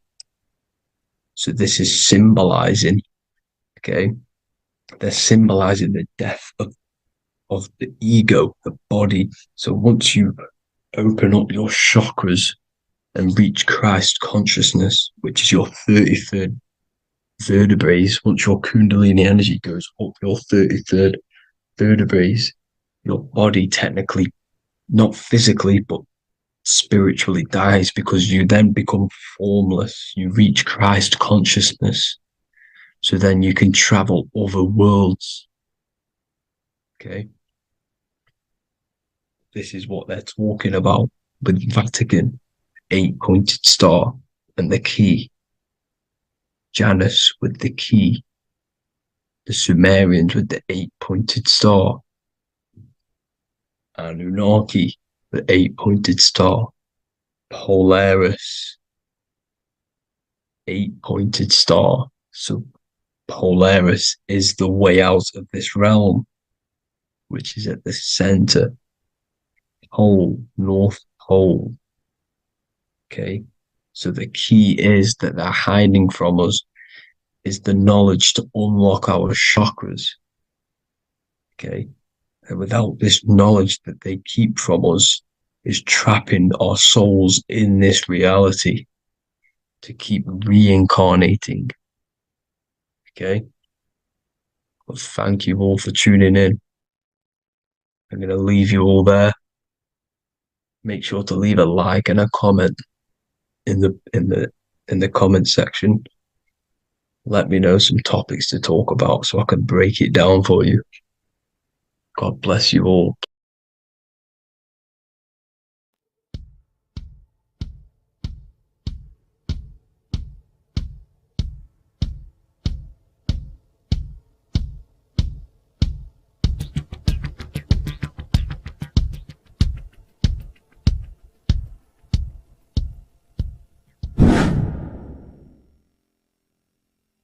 What is good, people? How are we all doing? Today we're going to be talking about the different planes of existence, the occult side of the world, the things they don't teach you in school. And of course, you can only find that on this channel, so welcome. So you need to understand is that your consciousness moves through these different planes of existence, these different states of consciousness, which make up all of you. Okay? They are all interlocked planes. They are all interpenetrated into each other. They are all one. They melt into the plane above and below. You see, each plane is a product of each plane. As above, so below. Now, the higher you go, the more fluid, the more dreamy, the less dense it becomes. The lower you go, the more denser it becomes, the more solid it becomes. The lowest plane is the physical plane, which you are obviously aware of. You are inside of the physical plane now. But while you are in this inside of this physical plane, you are indeed inside of all these other bodies which you have not awakened yet. You have to awaken these different bodies. You have these bodies. Okay? It's like a ripple effect. And the center is the most dense, the most solid. This is Earth, heart, the heart of the ripple. And the lower you, the further you go out from the center, the more dreamy, the less fluid, the more fluid, the more less dense it gets until you're one with the all. You see? And this is what it's like. This is what this system is. It's like a ripple effect. Now, let's jump straight into the planes. First, you have the physical plane, made out of 4 elements. 5 elements. The ether is the mother of the elements. It's the womb of the elements. It's the 5th element. And it gives birth to the 4 other elements. 4 is stability. Tables have 4 legs, and this is why the ether gives birth to 4, because it's the foundation of the physical world. Fire, earth, water, air. They are not pure. Each one of the elements melts into the other one. For example, earth and water both share cold. Water and air both share wet. You see? They compose of each other. They melt, they mold into each other based off the vibrational state of the ether. That's what it is. The 4 elements are the vibrational states of the ether. Okay? So you have the four physical elements making this, physical world. It's the lowest world. It's the world of effect. This world, whatever you see, whatever you experience, it's the effect. You can't change anything by manipulating this world. You got to manipulate the higher worlds to affect this world. You see, as above, so below. This is the lowest plane. It has three-dimensional. It's the third dimension. Space, height, and thickness. That's all it is. Front, backwards, upwards. You see, it's three-dimensional. We cannot perceive the hidden side, which is the interior of this existence. We cannot perceive the interior from our exterior view. We are looking into this world.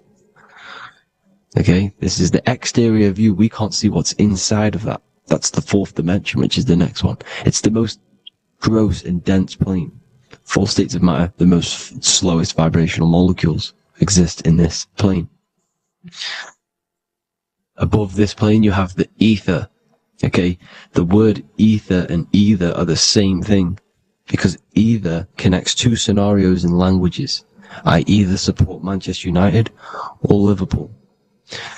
Either is connecting them two scenarios. The ether is doing the exact same, as you can see here on the planes of existence. It connects the astral world, which is very important, to the physical world.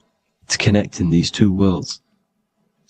So it's the either. It's the ether. The ether is pure potential. Energy flows through the ether. It is pure energy, pure potential. Okay?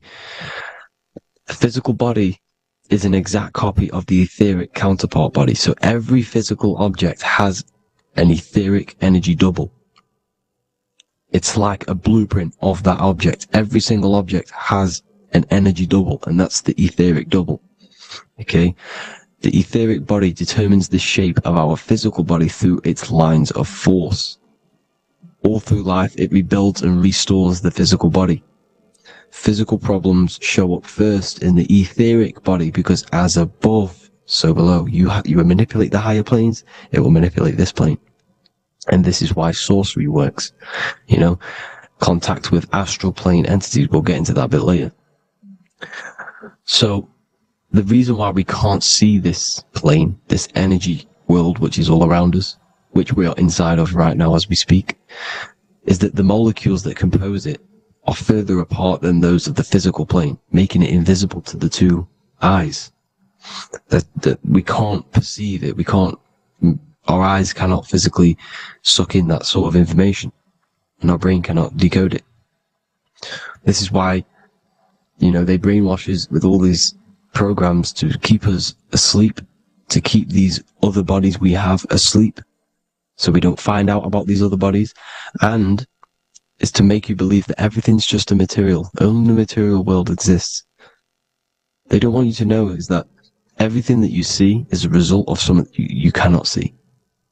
As above, so below. There are realities within this reality. This is what I'm breaking down now, these different planes, on how this reality works.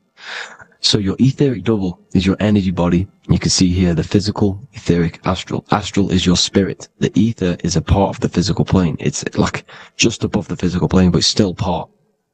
But then the astral plane is completely separate. It's another plane, but they're all interlocked. Don't think they're apart. They're all interlocked. They're all one. They all melt into each other. The chakras that we have are inside of our etheric body. They are our sense of organs which tune us to the fourth dimension. These 7 chakras connect us to the astral world, the fourth dimension. Okay? They are points for the flow of energy from the universe / 7 planets, because the 7 chakras are your 7 planets, and the 7 planets are connected to the astral world. They are feeding these 7 senses in our body. They connect us to the universe, to our etheric counterpart, and then to us, supplying the physical body. Because the energy comes from above. As above, so below. These 7 senses, these 7 etheric chakras, are being supplied with energy from the universe, the 7 planets, the solar system. Then it supplies the physical body. You see? So, the ether is very important. And this is, that the ancients understood the science of the ether, and they could harness free electricity from it, because it's all around us. The ether's all around us. And this is what they were doing. They were harnessing free energy using the ether. The astral plane, the fourth dimension, very important plane. Very, very important. We've all been there. Every single one of you has been there. Okay? The fourth dimension is unseen of what we see. It's the interior of the exterior that we see. We see the third dimension, but we cannot see beyond what's making this third dimension. This is the fourth dimension. Okay? It's the dream world. This is where you go when you dream. Okay? This is where you go when you dream. It's the place of disembodied spirits or ghosts, entities, whatever you want to call them. When you hear ringing in your ears, that is not tinnitus. That is an entity around you. Okay? That is an entity around you. The fourth dimension is where thought forms exist. Mental images. Thought forms as in what you see in your mind when you think of an image, because the mind is the highest plane of existence. Mind is the highest plane of existence. And it manipulates all of the planes below. So it goes the mental plane, then the astral plane. So the thought is in the mind, the mental plane. Just the thought alone, no image, but then the form depiction, the thought form exists. It manifests in the astral plane as a sort of image, an entity, a living conscious being. So this is why thoughts are things. You see, thought forms exist within the fourth dimension. So when you imagine something, when you are, for example, right now, look into your hand and imagine there's an apple in your hand. If you can see that, you are seeing into this fourth dimension. You can only see into this fourth dimension using the mind's eye, not the two eyes, the mind's eye. When you shut off the two eyes into darkness, the third eye opens. The mind's eye is open. And you can see, this is astral travel. You got to work on astral travel. And you will see this astral plane, this fourth dimension. And there are 3 different sections to this astral plane. Higher, middle, or lower. So yes, there is a kind of a heaven and hell, and a mid-God. Heaven being the higher vibrational entities manifesting higher vibrational thought forms existing there, the lower vibrational thought forms existing in the astral plane. But these thought forms are beings. You can create these beings. They're called elementals. Okay? If you entertain specific thoughts for long enough, this will plant a seed and it will grow. If you so for example, you have a bad feeling or whatever, what's a good example? Unforgiving someone. You keep that energy inside of you for long enough, it will manifest in the fourth dimension. You entertain that thought long enough, it will manifest. And it will create an etheric body, and it will be an entity which will harm you. It will feed off you, this low vibrational energy. Your mind is so powerful. It creates thought forms, and these thought forms can take consciousness, can take bodies, etheric bodies. Now, that's why it's very important that you master your mind, master your thought patterns. So this fourth dimension is the astral world. So when you have a nightmare, this is the lower astral plane. You're in the lower astral plane. Whilst this physical body rests at night, your consciousness, you awaken this other body, your consciousness goes inside of this other body, whilst the physical body lays asleep. You see? So it's all inside of you. This is what you need to understand. You just haven't awakened these bodies yet. You can awaken them. You just got to awaken them. Okay? The next is the mental plane. This is the mind, the source, pure cause, pure motion. The most less dense, the most fluid. No form. There's no form to the mind. Astral plane is the first plane where a form takes existence, pretty much. The mental world has no form. It's pure mind, pure intelligence. Thoughts alone exist here without any images or manifestation. The most fluid, the most dreamy, the most causal plane. All of the rest take the effects of this plane. That's why it's mind over matter. Your thoughts they create vibrations. Each vibration is vibrating on a specific frequency, which creates mental images, creates effects down here on this physical plane. This is why it's so important to master your mind. Master what you think. Master your mind. It's the hardest thing to master. You could conquer the world, but it's probably harder to conquer your own mind than to conquer the whole world. I can promise you that, because the mind can play tricks on you. You got to listen to that inner guide within you that will constantly manifest the good things. So anyways, people, hope you learned a lot from this. Please work on trying to activate these other bodies.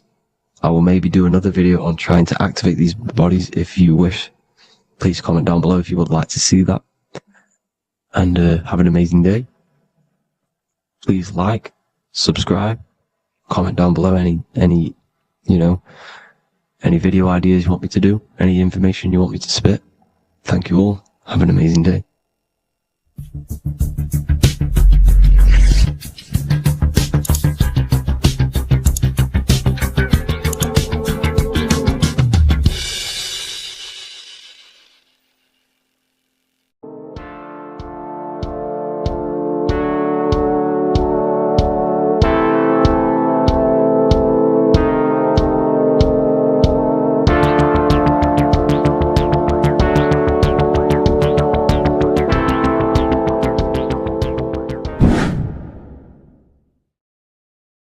How are we all doing today, people? It's Revival of Wisdom, and today we're going to get real deep.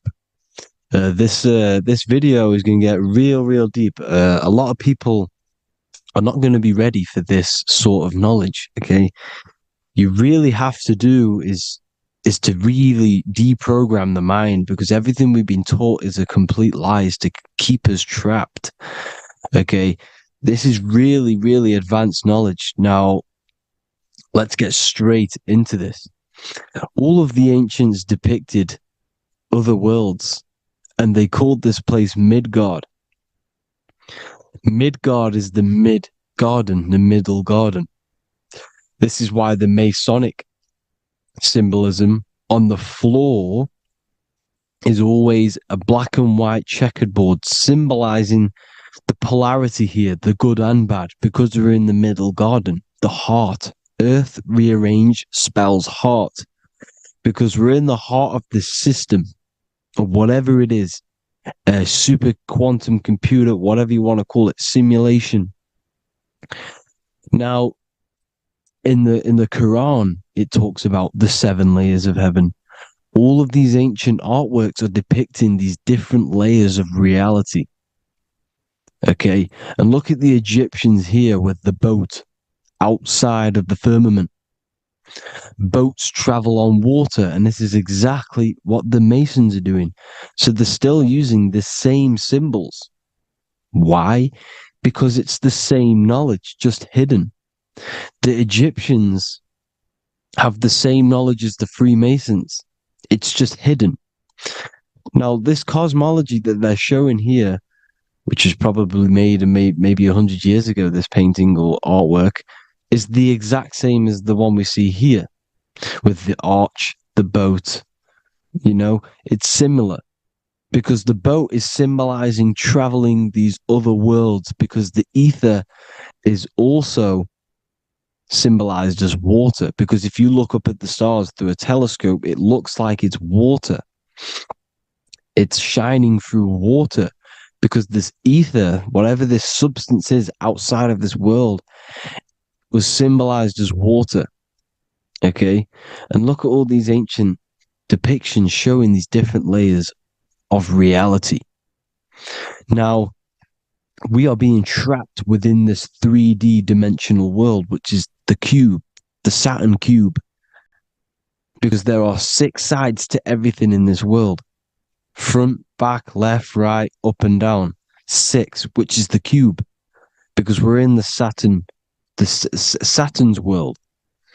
Okay, now, always been depicted as a tree of life, the tree of the universe has always been depicted as this tree. Because let's get a bit deeper. Now, the cosmology of this reality is the sun, the moon, and Polaris, always in the Masonic art. The sun, the moon, and Polaris, the all-seeing eye. If you go inside of the temples of the Masonic temples, they always have this star in the middle, shining light beams. Okay? Look here. The light beams coming from the big star in the middle, which is Polaris. This eye is God. It's God's light shining down from his abundance. Now, when you astral travel, you will see this big ball of light above you, and this big ball of light is God. But you cannot travel towards it until you are pure. It doesn't work like that. You have to become formless. You have to become pure before you can become one with the light. In all these Masonic artworks, it's all depicting the star in the center. This star is Polaris, because Polaris is the way out of this place. And this is why you see the stairway to heaven all the way up to the light beam, the light source. What does it say in the Bible? God is light, because everything is made out of one substance, and that substance is light. And it symbolizes the eye because God is an eye. All things that are alive have an eye. And we all say, I am. We all see these realities through eyes. God is an eye. He's the all-seeing eye. He sees all things at all times. And he is projecting this light. And this light comes down to create all the different levels of the worlds. And this is what the two pillars symbolize the number 11. 11, the number 1, is just a vertical line. It's the one. It's a 1 point. 11 symbolizes the mirror nature of reality. Everything's mirrored. As above, so below. Now, the 11 also symbolizes openings, doorways. And as you can see here, an opening to the all-seeing eye. And you see here again, an opening to the stairway all the way up to the light. This light is the light of God in the astral worlds, beyond this world. Now, Polaris has also been symbolized as the UFO. They put the truth in plain sight. So, you know, in the films, how the UFOs suck people up. That's what Polaris is doing. If you ascend beyond this world, if you do not ascend beyond this world, you will be reincarnated in this world. The whole thing is to outgrow this consciousness to the plane above. And I'm not just making this up. I'm going to be bringing in scriptures after this. But you can see with the Christmas tree, we always put a high, big star at the center, at the top, which is the star of Polaris, which is exactly what the Masons are doing here. The star at the top. And it's on top of our Christmas trees. And all of these symbolize the other stars, because Polaris is the most high star. And all the other stars are wrapped around the firmament lower than Polaris. And that's exactly what the Christmas tree is. And it's a triangle. It's a triangle, just like light beams travel from one point in the triangle, just like the all-seeing eye. It's a triangle. The light is coming from one point and sending its rays downward. You see, it's kind of like you see here with the water. And the lower you go, the darker it gets, the more evil it becomes. And this is what the ancients would call hell. Now, this all-seeing eye is Polaris. And below Polaris is Mount Meru, the North Pole, the magnetic North Pole. The Tower of Babel, which is in the Bible.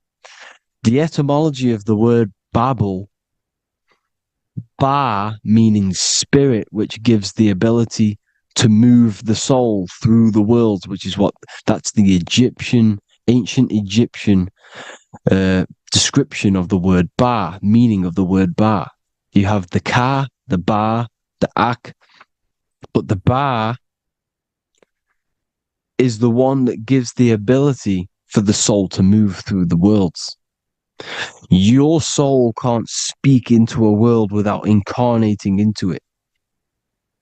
Now, the Tower of Babel symbolizes Mount Meru because it's the word Ba is the spirit which gives the ability for the soul to move through the worlds. The Tower of Babel is the magnetic North Pole, Mount Meru, which gives the ability to move through these different worlds. And you can see the ancient Tibetans always showing this depiction of these different worlds coming from the center. Because we have to ascend our consciousness. It's not about how good you are to reach heaven.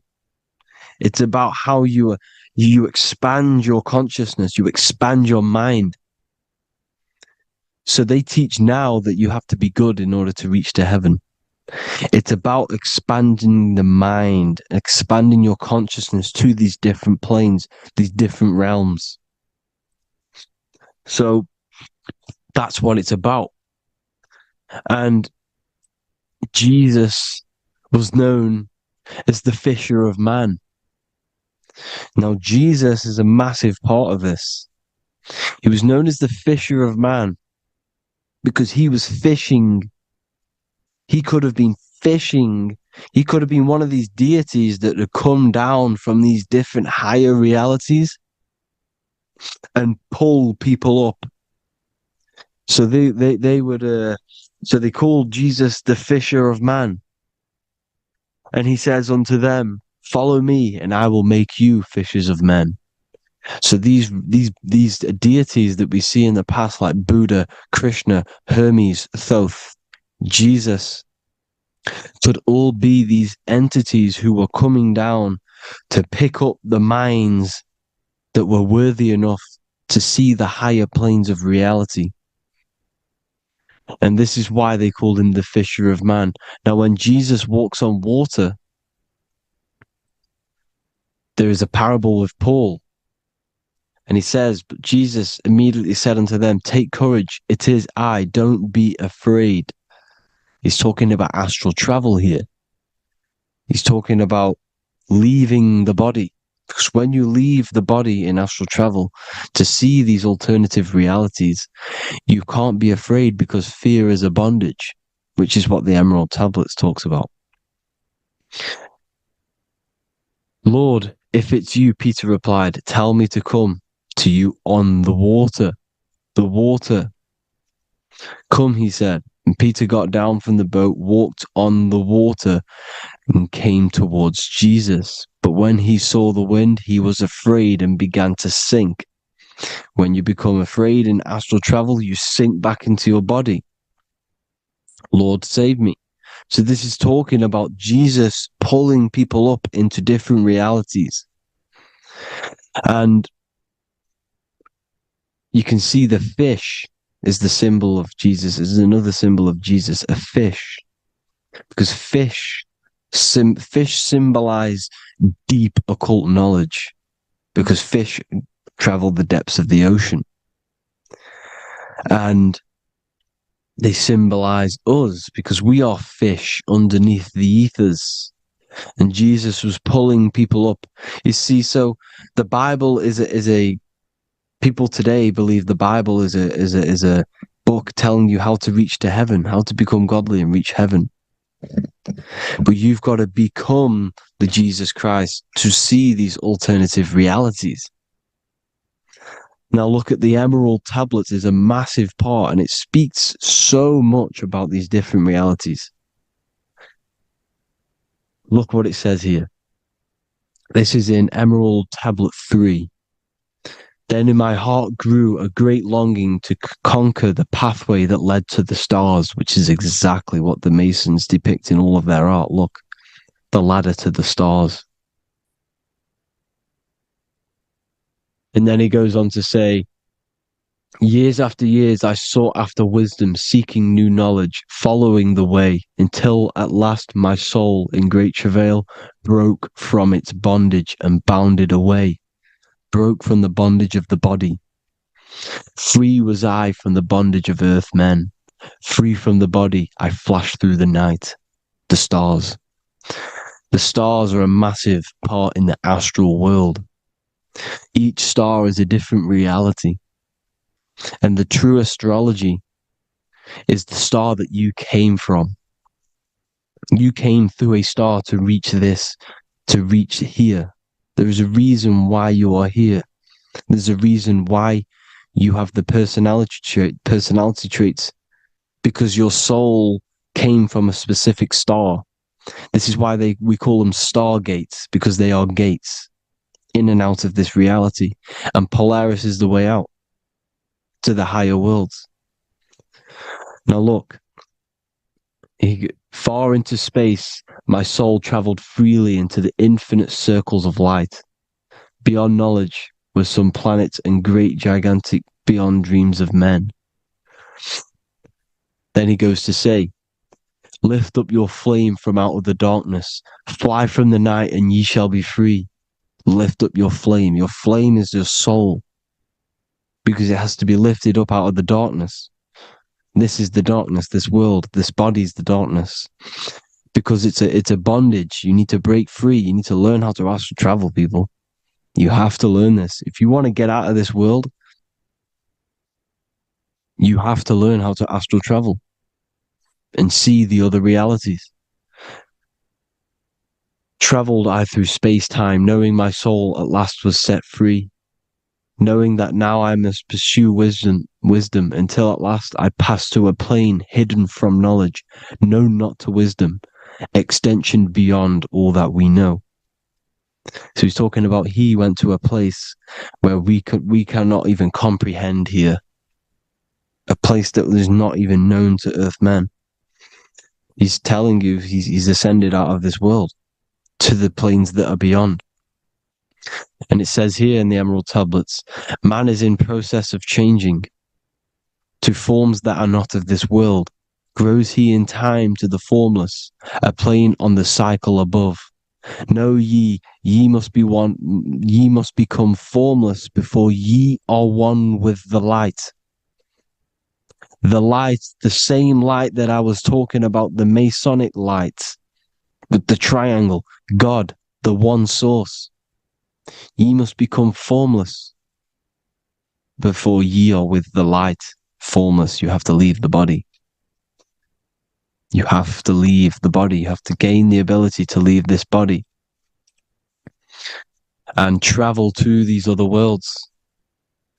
Now, it says here, not as man am I, for free have I become of dimensions and planes. In each I take on a new body. In each I change my form. Know I now that the formless is all there is of form. You see, all things created come from the things that, all things that you see come from the things that you cannot see. All of us have the same spark of consciousness, the same I am. Every dog, every animal, every human has this same I, this same thing which sees through the eye. It's formless. It takes this formless entity is the same entity of us. We are all the same entity in different bodies. And this entity it was represented as the flame, the cosmic flame, which is inside of all of us. And this is why the Masons depicted your spine as a candle or the Holy Grail. You would either see this or a candle with a flame on the top, because the Holy Grail is your consciousness, which is on top of your spine, which is the candle. Now, Jesus, Thoth, Buddha were all these deities which were coming down to lift people up because they were fishermen of men. and he would lift you up to the higher worlds, out of this world to the ones above. Now, Thoth, you can see him here. He's leading the way. He's holding someone and he's leading the way with knowledge and power. He was leading the way to other worlds, out of this world. There's no point trying to change this world. This world will stay the same. It will stay the same. You have to get out of this world. And that's what they're telling you. That's what they're keeping you from. They're keeping you stuck within this thin layer of reality. So what the Masons are doing, they have the ability to astral travel. They're living not stuck and bound to one reality, but living within the different layers of reality. And this is what Morpheus was doing in the Matrix. Morpheus was going into the Matrix to go and get Neo, which is exactly what Jesus was doing, pulling up people out of this world to the ones higher. And that's exactly what Morpheus is doing in the Matrix. If you haven't watched the Matrix, go and watch it. It will blow your mind. Everything I'm saying in this video, you will see it. Except that you don't need to use a machine to enter the Matrix. You just use your body. Well, you use your consciousness to leave this body. You see, Neo was also uploading himself into the simulation to pull people out of the simulation. And this is exactly what all of these gods were doing. The Fisher of Man. Look, he was pulling people up out of this reality with the knowledge. Now, Jesus was always depicted with the mushrooms. Look at all this mushroom art. Mushrooms were literally the origin of Christianity. You can see it everywhere. There's mushrooms in all of the ancient art. Every single one of these paintings you see here, there's mushrooms on them. Mushrooms have the ability to see alternative states of consciousness. Now, if you go and do them, and you go to sleep, if you pop mushrooms, you go to sleep, and you will wake up in another reality. You will wake up in another reality. Don't try it if you don't want to do it. But if you've got the heart to do it, do it. Eat them, and go to sleep. You'll wake up in another reality. And Jesus was handing out mushrooms to the bright minds, to the minds that he wanted to fish out and pull up to the higher realities. He was giving them mushrooms to see themselves in an alternative state, in an alternative reality. This is why there was so much mushroom art, and it's not just ancient Christians. It's Sumerians, it's the Mayans, the Celtics, the Egyptians. All used mushrooms. All of them. Look at all this art. It's on stones. It's everywhere because mushrooms. See, everything in nature is a macro. Look at the form of a mushroom. It's literally your spine and brain. Because they alter your consciousness. Your body is just a radio receiver. Everything that you're experiencing is a program being ran by the central nervous system, and your consciousness is experiencing this program. These electrical impulses of the nervous system, because it's all feeding back to one point, which is the pineal gland. And this is the candle with the light on it. Type in Masonic candle and you'll see it. It's your spine with your spark of consciousness on top of the spine. And it's a mushroom because this sends you to alternative states of consciousness, alternative realities. Now, they were all doing this, the Egyptians, the Mayans. Now, there's more symbolism which goes into this. Look at the Christmas trees we use. The Christmas tree with the presents underneath them. Magic mushrooms grow under trees. And these are the presents under the trees that we symbolize today with Christmas. Santa's red and yellow for the red and yellow mushrooms. The same mushrooms Mario has to collect. And when he gets enough mushrooms, he levels up. And then what does he do when he go past the world? When you win that world in Mario, you go to another reality. You go inside of another world. It's truth in plain sight. And it's using mushrooms. It's using mushrooms. Everything, all of the characters in Mario, well, a lot of them are mushrooms. Look at this one. The presents, black, yellow, and red and white. Red and white mushrooms. And the bow on the top is the mushroom head. That's a bit of a reach, but, you know, the symbolism never lies, is what you need to understand. And it's as above, so below. Now look at the Sumerians. The Sumerians were also multi-dimensional beings. Okay? Look at how they have the double faces. They had 1 foot in this reality and 1 foot in another reality. And look at this one, a double-headed god inside of like a portal. You see? Because and look at these with the wings, the astral travel. Birds, ancient birds symbolize the soul. Because the soul is a bird, it flies to different worlds. It flies around the cosmos. And mushrooms gave you the ability to see these alternative states of consciousness, these alternate realities. Because you exist in infinite realities. You exist in infinite realities. Now look at the 33rd degree Ordo Ab Chao badge. You get this badge when you become a 33rd degree Freemason. And it's a double-headed eagle.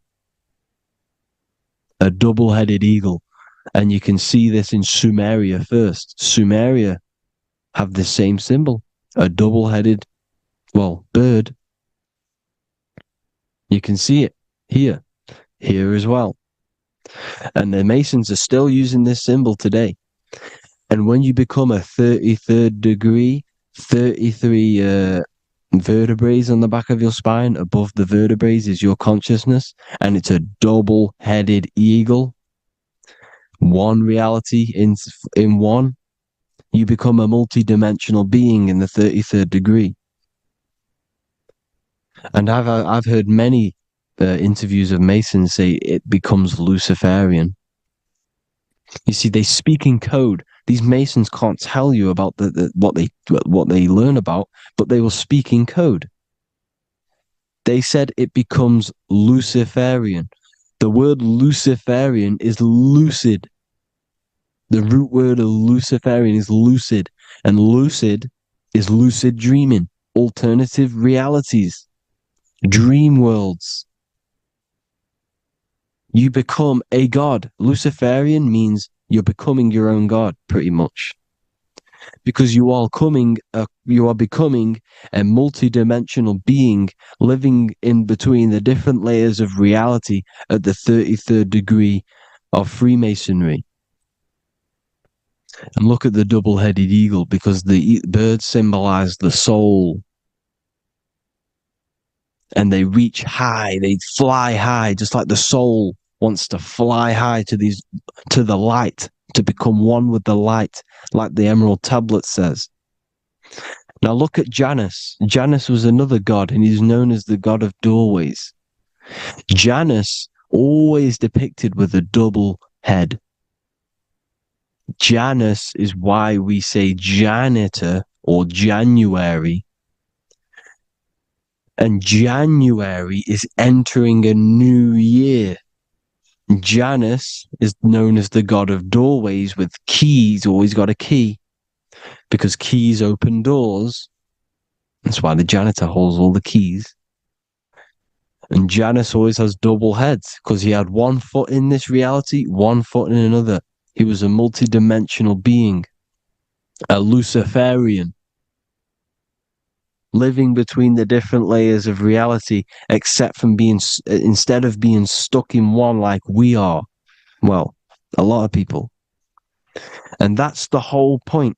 You see, all of this stuff is about like changing the world and stuff like that. This world will probably never ever change. It's probably been like this forever. Well, forever, for a long time. But it's about moving out of this reality to the higher states. And the Masons always depict the ladder to the luminaries, the stars, with a key, the same key of Janus. The Vatican is a key, and it's in charge of all the religions. Why is it a key? Because they're holding back the key. They're keeping you stuck within this reality, keeping you stuck as identifying yourself with the body, identifying yourself with this world. You are not in the world is within you. This is a program being ran by your central nervous system, and your consciousness is experiencing this reality. Now, this is going to be a mind-blowing video for some people. You have to have an open mind. You have to let go of all the programs. I'm repeating what the ancients are talking about and the ancient symbolism. Look at Janus with the double-headed god. He was just another god coming down, giving keys to people who had the worthy mind to be pulled up out of this reality, to be pulled up to heaven, just like Jesus was teaching how to reach heaven. But really, it's an encoded scripture. But anyways, hope you all gained some insight on this video. Have an amazing day. Please like, share, comment. All the links are in the bio for the PDF, for the Manifestation Mastery course, and all the other amazing stuff. And if you want to support the channel, I'd greatly appreciate if you became a Patreon member. Hope you'll have an amazing day, people. God bless.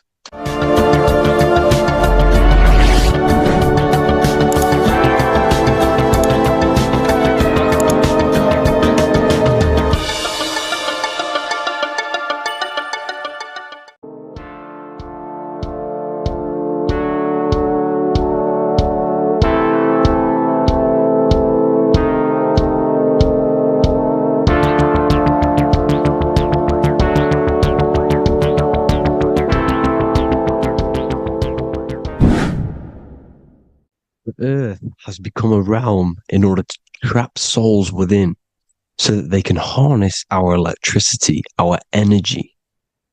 Even the Bible is talking about how this realm is controlled by the wicked one in John 5:19. We know that we are the children of God and that the whole world is under the control of the evil one.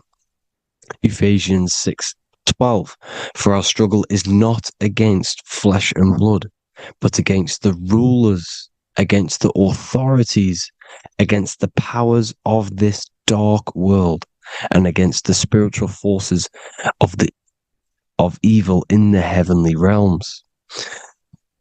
So the Bible is telling us that this is not the only world. There are other worlds, there are other realms that we can go to, considered as heaven. Heaven being a higher realm where there is no evil, no darkness. This is a midpoint realm where there is good and evil.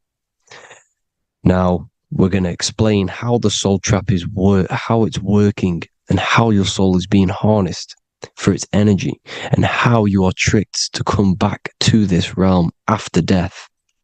What you need to understand is first is that you are the invisible intelligence behind the physical body.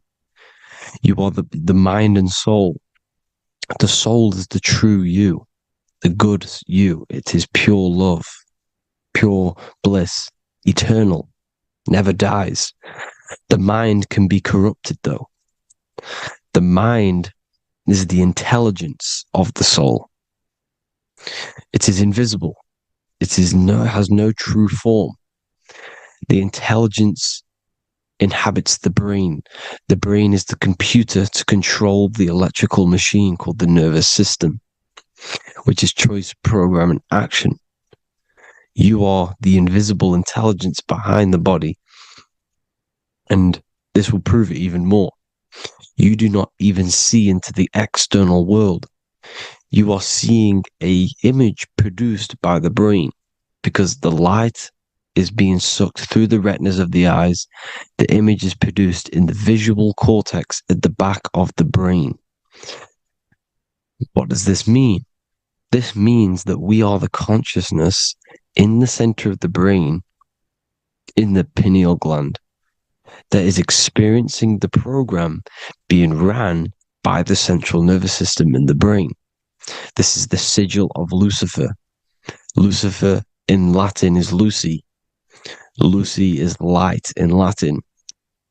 Lucifer is known as the light bearer. This is how the eyes work, people. It's not a demon or a devil. The sigil for Lucifer is how the eyes work, and how the left eye is controlled by the right brain. The right eye is controlled by the left brain. There is a crossover. It's the same with the body. The left side of the body is controlled by the right brain. The right side of the body is controlled by the left brain. There's a crossover with our hemispheres in the brain. Now, this empty chamber in the center of the brain is where this universal cosmic intelligence is held, known as the most holy place in the Bible, the throne of God. Okay? This is above the 33 vertebrae on the spine. As you can see here, you are the being in the center of this point. All of the nerves are being sent back to this one particular point, which is the seat of our invisible intelligence. You can see it's an empty chamber. Our consciousness, our intelligence is not a physical thing.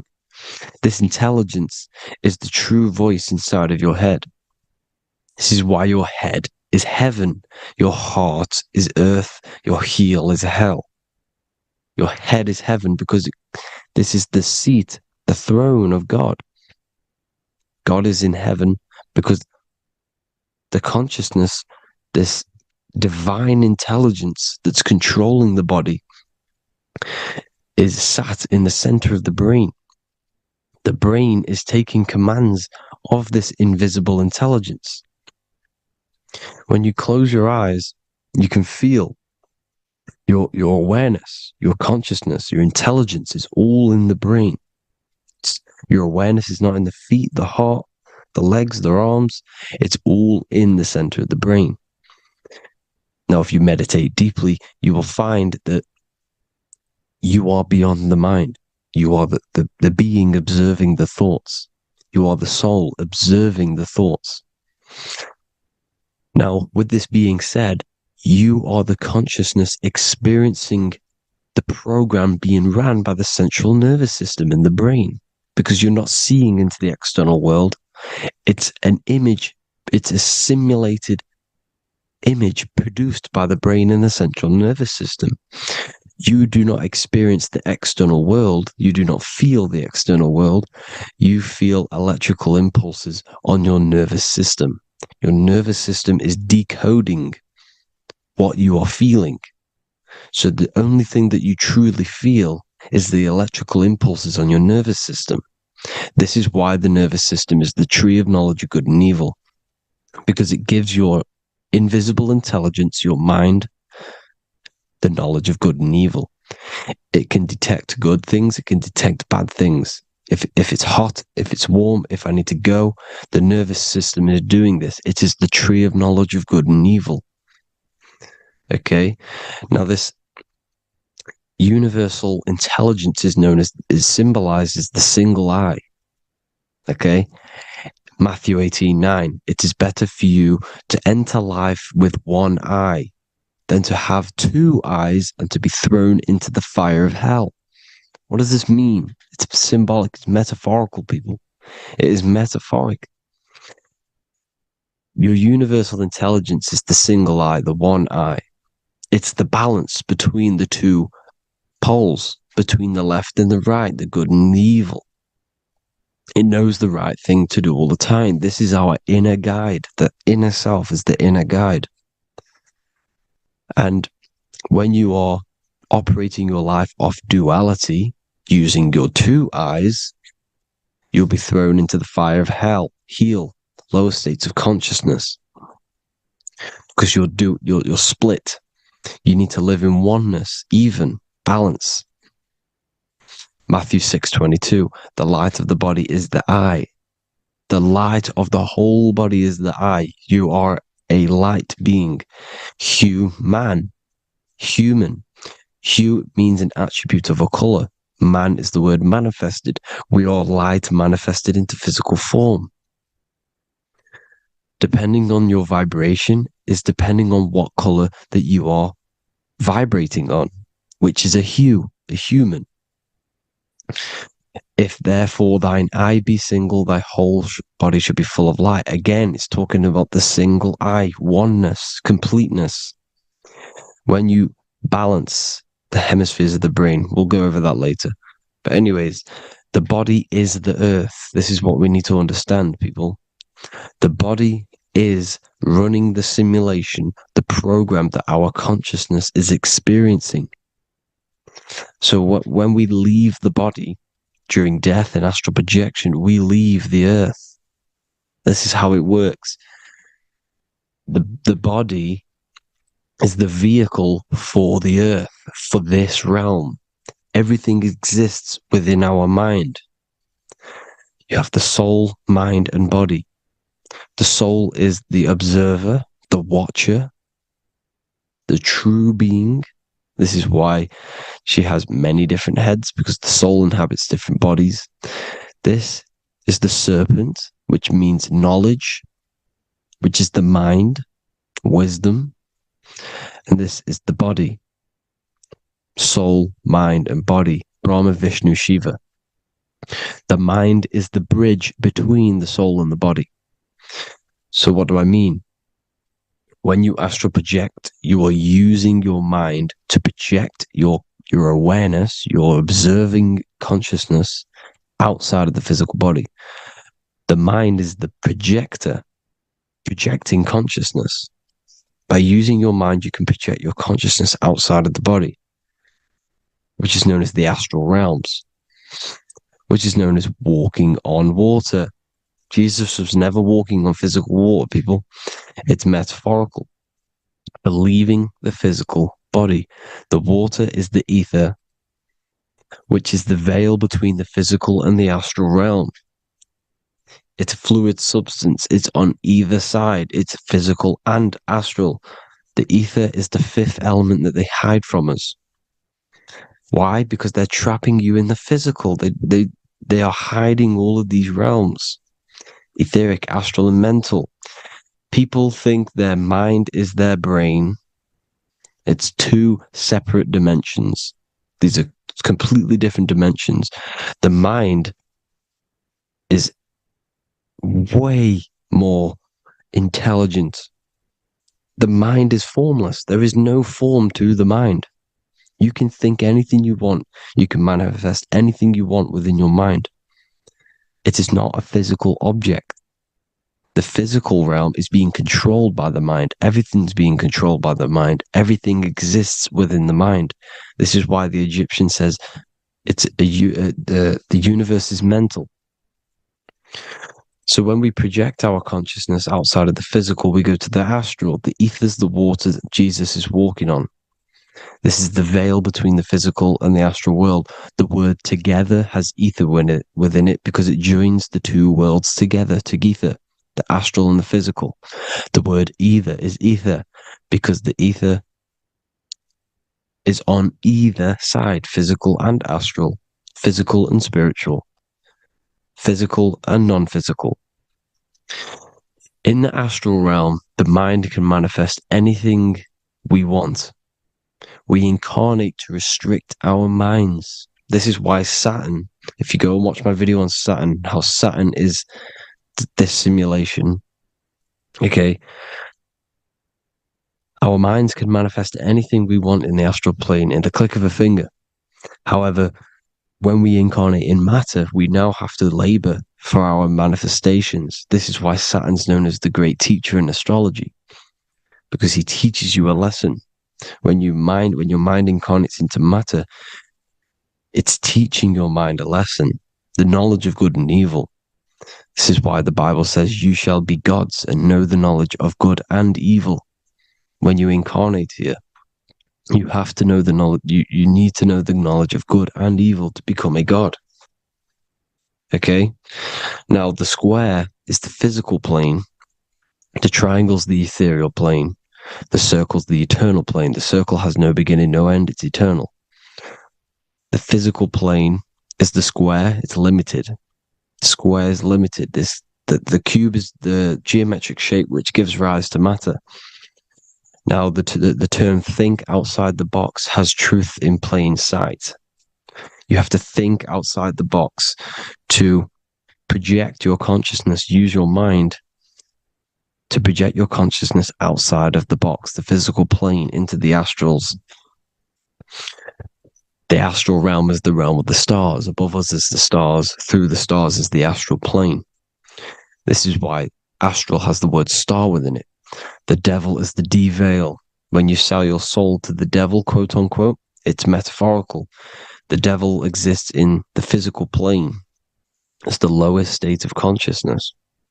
The de-veil, you de-veil yourself into the physical when you are the devil. The de-veil. The ethereal plane. Now, we also know what the famous symbol of the all-seeing eye, right? The all-seeing eye with the eye in the triangle. Look at the Masonic artwork showing you the triangle above in the sky. This is symbolizing the ethereal planes. The eye in the triangle symbolizes your invisible intelligence, your mind, which has the ability to see on either side. Because the triangle is the ethereal plane. The eye is your consciousness, your intelligence. And this intelligence has the ability to see in the physical plane and to see in the ethereal planes, in the astral planes. This is why it's above the earth. It's above the ground. Because it can see here, it can see in the heavenly realms. Now, the stars are, well, this is known as heaven, the realms of the astral planes. This is some quotes from the Emerald Tablets of Thoth. Out of the darkness ye must rise upwards, one with the light and one with the stars. Man is in process of changing to forms that are not of this world. Grows he in time to the formless, a plane on the cycle above. So there's other worlds. The Bible's telling you there's other worlds, there's other realms. Know ye must become formless before ye are one with the light, the astral light above, which shining through the stars. Not of the earth are ye, earthy, but a child of the infinite cosmic light. You are the invisible intelligence controlling the physical body. The body's not you. It's the vehicle that your soul lands in when your mind projects your consciousness into that realm. Free from the body, I flashed through the night. Unlocked at last for me was the star space. Wow, that's powerful. The star space, the astral planes. This is what it's talking about. We are all a star. We descended from the astrals, which is the star. We are all a star. Look at the ancient paintings of Jesus' birth. It's the star beaming his consciousness down into the physical plane. Here's another one. Here's some Freemasonic artwork showing you, again, the ether, that invisible intelligence, the eye, manifesting itself inside of here, in the physical realm, where the people are. You see? It's the same here. This is Jesus. Here's the bird symbolizes the Holy Spirit, your invisible intelligence, descending into the waters, the ether, the ethereal, everything. The ether is the base of all physical matter. There's truth in plain sight. Mr. Bean, the famous TV program in England, in the UK, he begins the program like we all begin the program for falling from the stars. He falls down with a beam of light. And this is truth in plain sight. This is false. The aliens don't exist. They're a lie, alien. But this symbolizes the star beaming our consciousness. And when we die, this star will suck us back up. Just like this UFO is doing. It's truth in plain sight. So, this is some more Freemasonic artwork. Going from duality to singularity. Sun, moon, masculine, feminine. Right hemisphere, feminine, left hemisphere, masculine. The consciousness in the center, the balance point. Here's another more Freemasonic artwork. The two pillars, left and right hemispheres, and the invisible intelligence between the left and right hemispheres. The light of the body. This is why light's coming off it. Because it's light, it's pure light. The blazing star. The stairs go from the checkered board, the duality, up to oneness, in between the sun and the moon, the masculine and the feminine. This is symbolizing going into oneness. What did the Emerald Tablet say? You've got to become one with the stars, one with the one with the self. Balancing the two hemispheres so that you can gain, because when the two hemispheres are balanced, you can gain a more deeper connection with your invisible intelligence. Same with the chakras.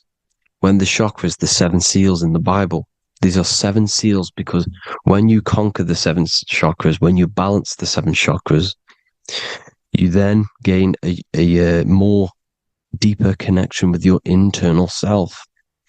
Because your mind is not filled, it's not being ran, it's not being dominated by these 7 deadly sins, the 7 seals, the 7 chakras.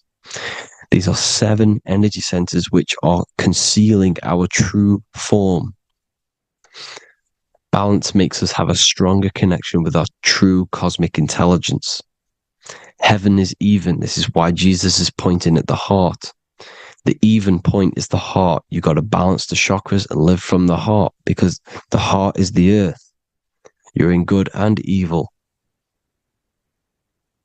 The body manifests the lower and the higher self. The higher self is in the higher parts of the body. Wisdom, intuition, expression. The lower self is in the lower parts of the body. Sex, food, and power. This is how they are trapping your soul, people. Like I said, the mind is the bridge between the soul and the body.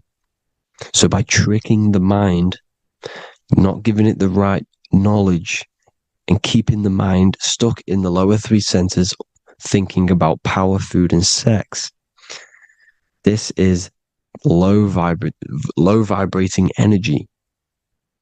It's going to keep your mind addicted to the physical realms. Okay? This is why you need to go even, balance, heaven. Okay?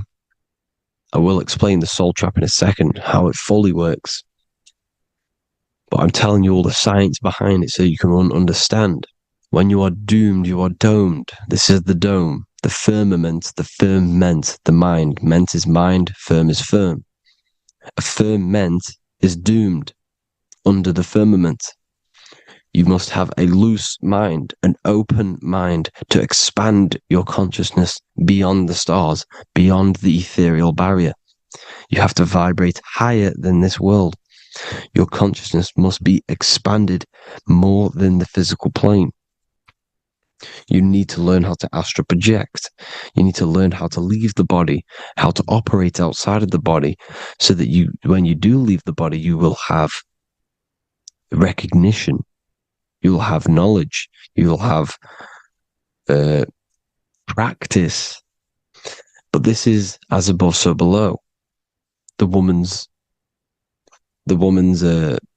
belly is the earth. It's as above, so below. It's a microcosm of the macrocosm. We are the children in the womb. We are the people in the earth being ready to be born into the heavenly realms. As above, so below. It's a microcosm, macrocosm. Everything is in everything on a bigger and a smaller and a larger scale. Now, when the baby figures out that there is a world beyond its mother, what happens? The baby starts to move around and tries to get out of the mother. Because once it starts to hear the external world, starts to hear people, it's going to wonder, what's outside of why am I in here? What's outside? So the baby will force its way out of the mother. It's the same with our minds, as above, so below. When our minds figure out that there are other realms beyond this world, we will seek a way out. This is the womb, the Mother Earth, Mother Nature. It's the mother. We're in the womb. We can be born out of this world, which is being born again in the Bible. When you are doomed, you are domed under the dome, under the firmament, the firm mind. The firm mind will keep you under the firmament. Due to the law of polarity, there has to be other realms. There has to be. Because the law of polarity works in this world, and it will work on every scale possible. It's universal laws. These are universal laws. The law of polarity means that there are other realms polarizing this realm. There is a hell, there is a heaven. There is a midpoint, which is Midgard, which is the one we are in now. Earth, heart. Earth is the heart. Heart is the center, good and bad. The balance between good and bad. Your reality is your level of realization. Your mind realizes other worlds, you will seek a way to them worlds. It's that simple. The soul trap is to keep you stuck in this physical body, which is the earth. This body is the earth. It's running the program, like I said at the beginning. It's running the simulation that your consciousness is experiencing. You are an electromagnetic being, and you're hidden in a cage, your rib cage, and you're stuck in cells, a prison cells. Look, you're in cells. We produce electromagnetic energy. Your soul produces this energy. And by trapping your consciousness inside of this physical realm, they harness this energy within the astral realms. They're using you to manifest demons, because your mind creates demons through emotions and mental thought energy, which is a whole nother video. I can make a video on that. You're manifesting everything for them because they're trying to create a hive mind. This is why they want everyone to believe in one belief system, one government, one belief system, one religion, because they're creating a hive mind. This hive mind will manifest and be summoned within the astral planes, because the mind manifests the astral plane. The astral plane is the realm of imagination. The mental plane is the realm of just thought alone. The etheric plane is the energy. The physical plane is the matter. So all of our minds together are manifesting these demons within these subconscious realms, the astral. Now, how are they keeping you stuck to this realm? Well, when you die and you're stuck in your lower three chakras, okay, when your mind and soul detaches from the body, which is the earth, when you leave the earth, you're still going to have these mental addictions to the food, the sex, the materialism, the phone, the cigarettes, everything. This is why they get you addicted to everything possible. The TikTok, the YouTube, they get you addicted to as many things possible. Because when your mind is addicted to these things, And when this mind leaves the physical body, you're still going to have these addictions. Okay? You're still going to have these thoughts. And you will be manifested into the lower astral realms because you're thinking materialistic, you're thinking negative, because your level of realization was your reality. You were manifesting hell on the earth. When you leave the body, you're going to manifest hell in the astral planes, which means you'll be vibrating on the very low, which will put you in the lower astral realms. So guess what? You're going to come back. You're going to come back into materialism. You're going to reincarnate. Because you haven't prepared for life after death. You must detach from the external world. Okay? Moon is mind. The sun is the soul. The earth is the body. The moon is the mind. This is why we say lunatic. In your mind, you have a specific mood. Moon. Money, M-O-N, is the moon. Money exists in the mind. They get you addicted to the money. The Bible's telling you this. Do not conform to the pattern of this world, but be transformed by the renewing of your mind. It's telling you. Of this world, but be transformed by the renewing of your mind. Who knew that the Bible was this deep? Matthew 16:26, what good will it be for someone to gain the whole world yet forfeit their soul? James 4:4, don't you know that friendship with this world means enmity against God? Therefore, anyone who chooses to be a friend of this world, of the world, becomes an enemy of God. John 4:4, dear children are from God and have overcome them, because the one who is in you is greater than the one who is in the world. It's talking about the invisible intelligence. It's greater than the physical world. John 2:15, do not love this world, nor the things it offers you. Because this world will create you to, if your mind has attachments to what this world offers, sex, money, and power, pretty much, you will reincarnate here. You will come back here. Because when you leave the body, your mind will still have these addictions. Do not love the world, nor the things it has to offer you. All of this is in my newly published book. The paperback versions are now available. Finally, for all the people who have been waiting, the Book of Wisdom. All of this knowledge is inside of the Book of Wisdom. The paperbacks are available. There's worldwide shipping. You can get it anywhere, pretty much, any country. My new website, it's amazing. There's going to be some amazing products coming on the new website. But I thank you all for the support. Before I leave, I need to explain what is going on with the soul trap. Like I said at the beginning, the mind's the bridge between the soul and the body. The body's the realm. By tricking your mind with false knowledge, they are keeping your soul stuck to this realm. They get you addicted to all the physical things, and that is it. As soon as you're addicted and you die, you're going to come back. So by tricking your mind, which is the bridge between the realms, they keep your mind stuck within this body. They keep you in physicality. They deveil you, the devil, the deveil.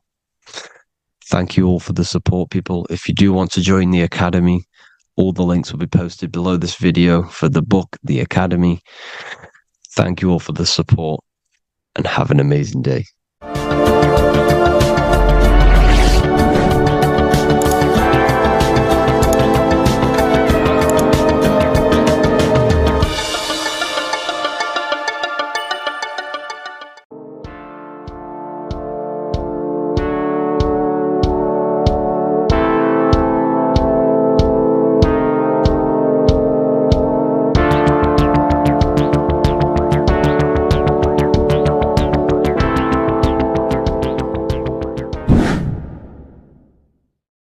People, how are you all doing? It's Revival of Wisdom, and today we're going to be talking about your birth certificates and how we are slaves to a system and how they have trapped us into this system.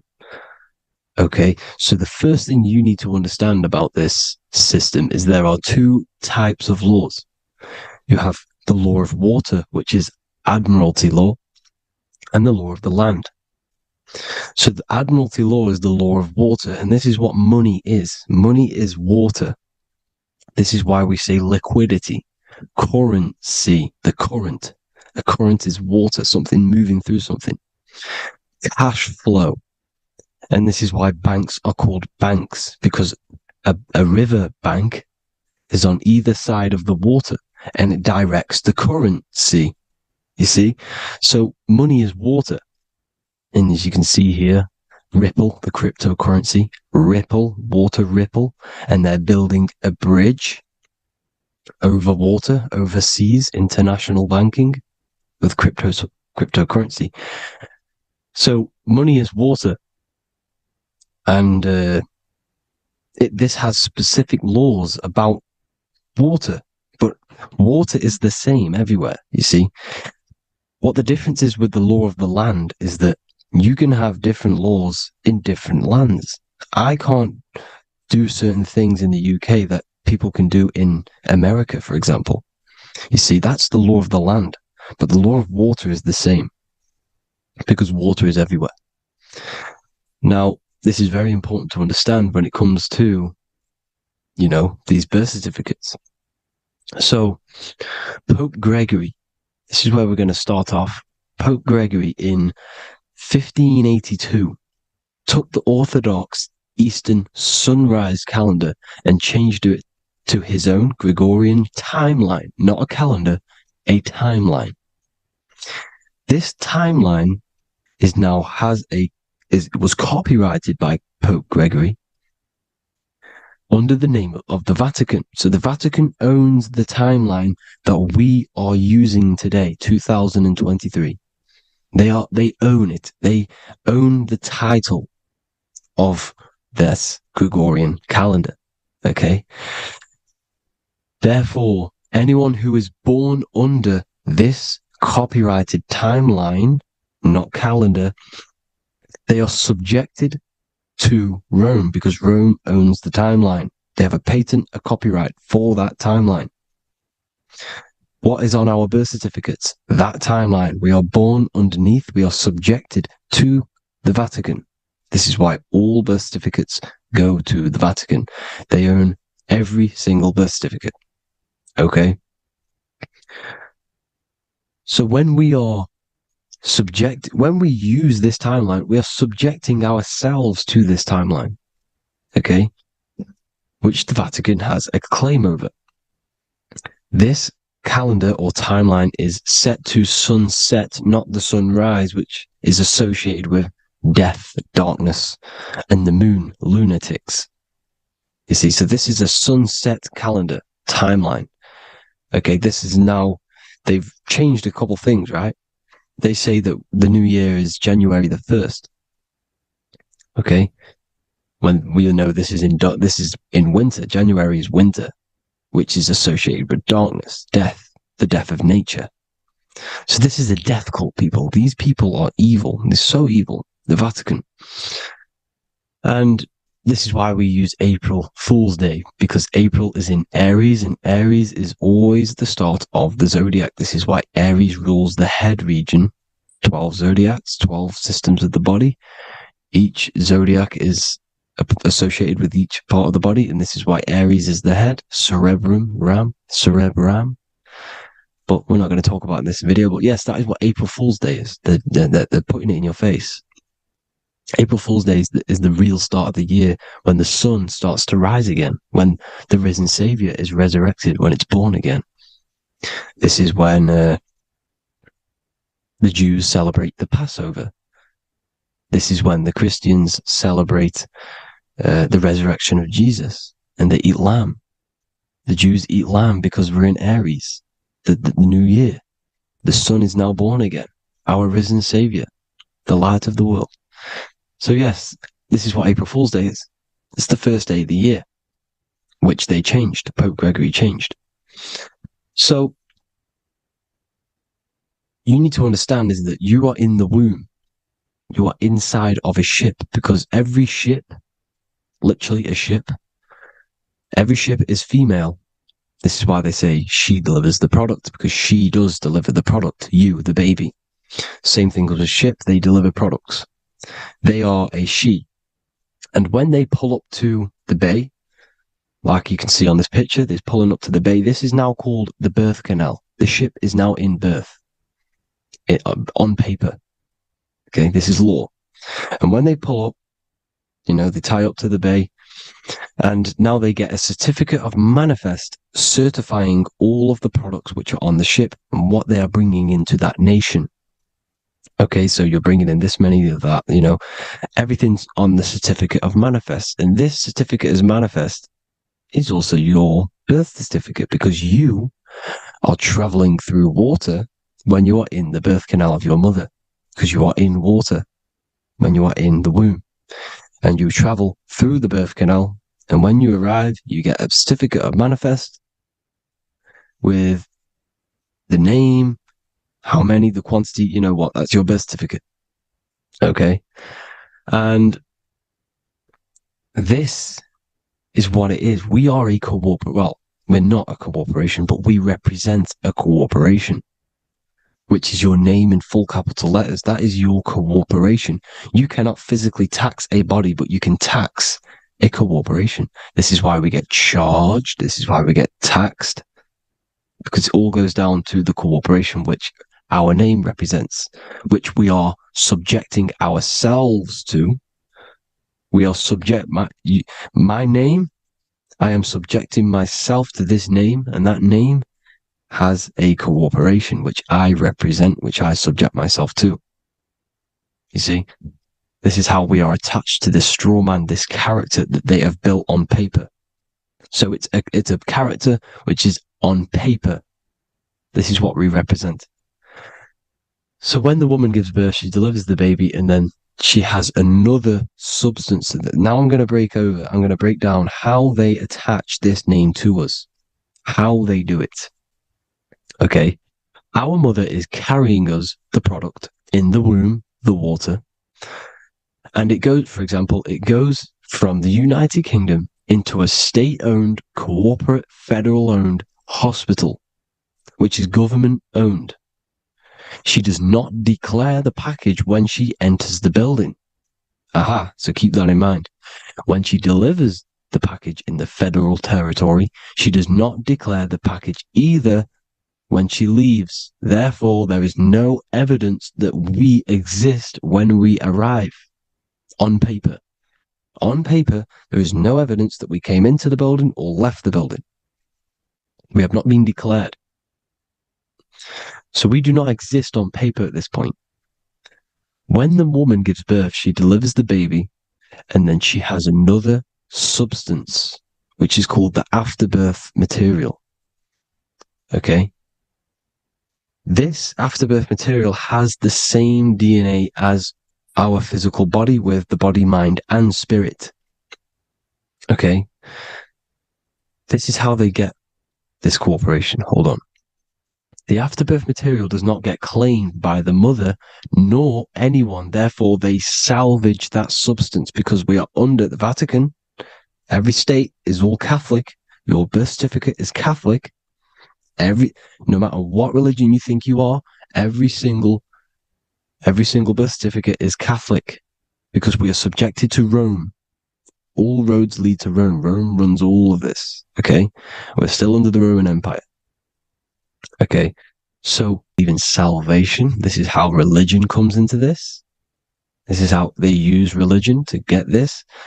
So they salvage the afterbirth material, and they claim it, and they salvage it and give it and charge it to Rome. And they give it a name. Here's the legal term, born alive. Here's what it says. Each product of such birth is considered live born and fully recognized as a human person. So each product of such birth, so that could be anything, the afterbirth, the person who actually comes out, the baby. So your afterbirth, which we do not take with us we take the baby with us. They keep that in the hospital. They collect the afterbirth and they salvage it and they give it the name, which it is us. We are a representative to that afterbirth material, which they put the name on, they claimed, which is subject to Rome. So we are walking around our whole lives as a representative to that claimed salvaged afterbirth material, which the federal state have. Okay. We are under the Catholic Church, Vatican. Therefore, the afterbirth material is a child of God. See, on paper, therefore, they believe in salvation and salvage the afterbirth material. This material has no mother or father. The state pick it up. It becomes a war to the courts and gets charged to the state. So we are a representative to that character they salvaged because it is the exact same DNA as you. Subject is the name or the title, and the matter is the physical aspect left behind in the hospital, which represents us. You see? So now we're moving on to Unum Sanctum. Unum Sanctum was in 1302, a very, very important year. Very important year. Unum Sanctum says this is basically how they claim everyone in the world. So the Vatican had all this power, all this gold, all these people under them. They need to get a claim for them so then they can rule over them and make them slaves. So what they did, they created Unum Sanctum. Pope Boniface VIII did this. And it says, the spiritual man judges of all things, and he himself is judged by no man. The spiritual man, keep that in mind, unless he invent like Manichaeus, two beginnings, which is false and judged by heretical, since according to the testimony of Moses, it is not in the beginnings, but in the beginning that God created heaven and earth. Furthermore, we declare, we proclaim, we define that it is absolutely necessary for salvation that every human creature to be subjected to the Roman pontiff. So they are claiming us in Unum Sanctum, and it's in the vaults in the Vatican. They will put a spell on it because they are sorcerers, they are magicians. They put a spell on it, they lock it up, and whatever goes on that piece of paper goes. And this Unum Sanctum is claiming all of us. So what does it say in the beginning? The spiritual man judges of all things, and he himself is judged by no man. The spiritual man, the man with the body, mind, and soul, the first baby that comes out the birth canal. That's you, your body, body, mind, and soul. You have the Christ, which is I am, which is grace. Grace means here, now, in the present. You have the Christ, which means I am. Therefore, you have a soul. If you can say I am, you have the Christ. You have a soul. But a creature can be anything with no soul. You see? So no man can judge the man with the soul. However, as it says in the second part, we proclaim, we define that it's absolutely necessary for salvation that every human creature to be subject to the Roman pontiff. So they are subjecting the afterbirth, not the man with the body, mind, and soul, but the afterbirth to the Roman pontiff, to the Roman Catholic Church. We are the ones who are claiming to be the afterbirth material, which is our birth certificate, which is our representative. We represent that because it is our DNA. This is how we are stuck. We are stuck because we represent this DNA, which is on paper, recorded. You see? So we, being untaught, uneducated in these subjects, we are subjecting ourselves to this system, to this slavery, because we just want to live. We just want to live happily, just peaceful. Think about it. Where's all this coming from? Where's all this war, all this killing, deaths coming from? We just want to live. It's coming from the Catholic Church, these evil death cult, which has subjected us, which has used us as slaves, and we are still slaves, and it's just going to get worse and worse and worse. So this is how we have subjected ourselves to be the slaves to this system. It's a lot to take in, and there's a lot more deeper stuff which goes into this. I'm just going over the surface. I'm going quite deep, but there is little details that I still need to learn myself. But this is the general how that we've been stuck to this slave system. So we are batteries, okay? This is why we get charged. When you go in a court, you get charged, okay? Because you're a biological battery.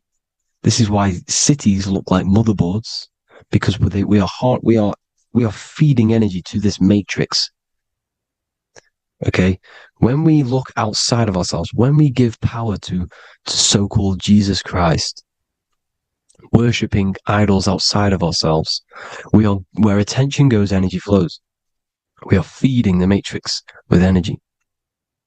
By looking within, placing your attention within yourself, you are taking back your power. Because the I am is Christ. The you, the soul, is Christ. It's God. The awareness is God. Okay? However, we are subjecting ourselves to this system. We're subjecting ourselves to this system and the feeding of our energy.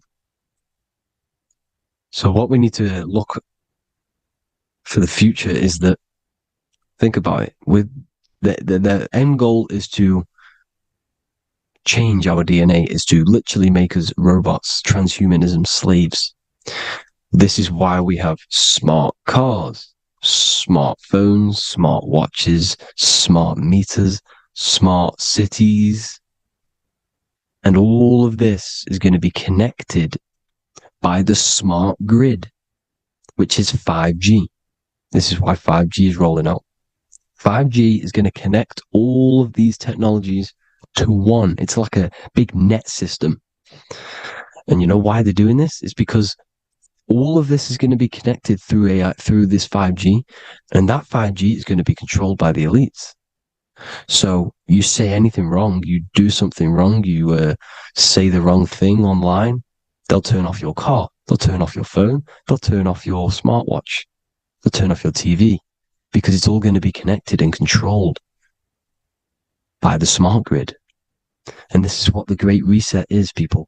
But they're going to trap us inside of these 15-minute smart cities, so we can't leave the area, because they're going to use climate change as a tool to enslave us to not travel because of so-called climate change and the fumes that we are putting into the air, which is all BS. They're doing this to push these new cities, to push all of it. But listen, they're trying to get inside of your body. The only way they can do that is to get you addicted and using this technology. First, they got on the body with the smartphone. Well, first of all, we use the technology. We get used to it with it in our hand. The next step for them was to get on the body, which is the Apple Watch, as you see down here. They have now successfully got onto the body. The next thing is to get inside of the body. This is the brain chip. You see how they've slowly lured their way in, slowly got you addicted to this technology, got you dependent on this technology. And what they're going to do is that they're going to mold society to be dependent on the brain chip. So in order, for example, if you want to go and pay for food, you're going to have to get a chip to pay for the food, because it's all going to be digital money. And that digital money will be connected to the chip, and you'll need the chip to pay for things. You see? So this is how they're slowly transhumanizing us. These phones, these apps, these things which are all we are all using, was created by Freemasons. Mason means traveler because they travel the depths of the mind. They understand human consciousness. They understand the brain. They understand the mind. By the deepest root cause, they understand it. This is what Masonry is. It's the occult. So these technologies is designed by these people. This is why they're so addictive, because they understand how it works. They understand how to get people addicted because they understand human consciousness, the brain, the body, and the mind. So this is the advantage Freemasons have over us. And these secret societies, which have gone through the orders of Freemasonry and progressed onto these secret societies, which are the evil side, because I'm not saying Freemasonry is evil, okay? But the societies which they go beyond Freemasonry, because you can go beyond the 33rd degree into these secret societies, and they use this knowledge for the bad, to enslave people. And this is what's going to happen. Transhumanism. So I hope you all learned some insight for today. Please do a bit more research on, the birth certificate and stuff like that, the straw man. And have an amazing day, people. Please like, comment, and subscribe. Peace.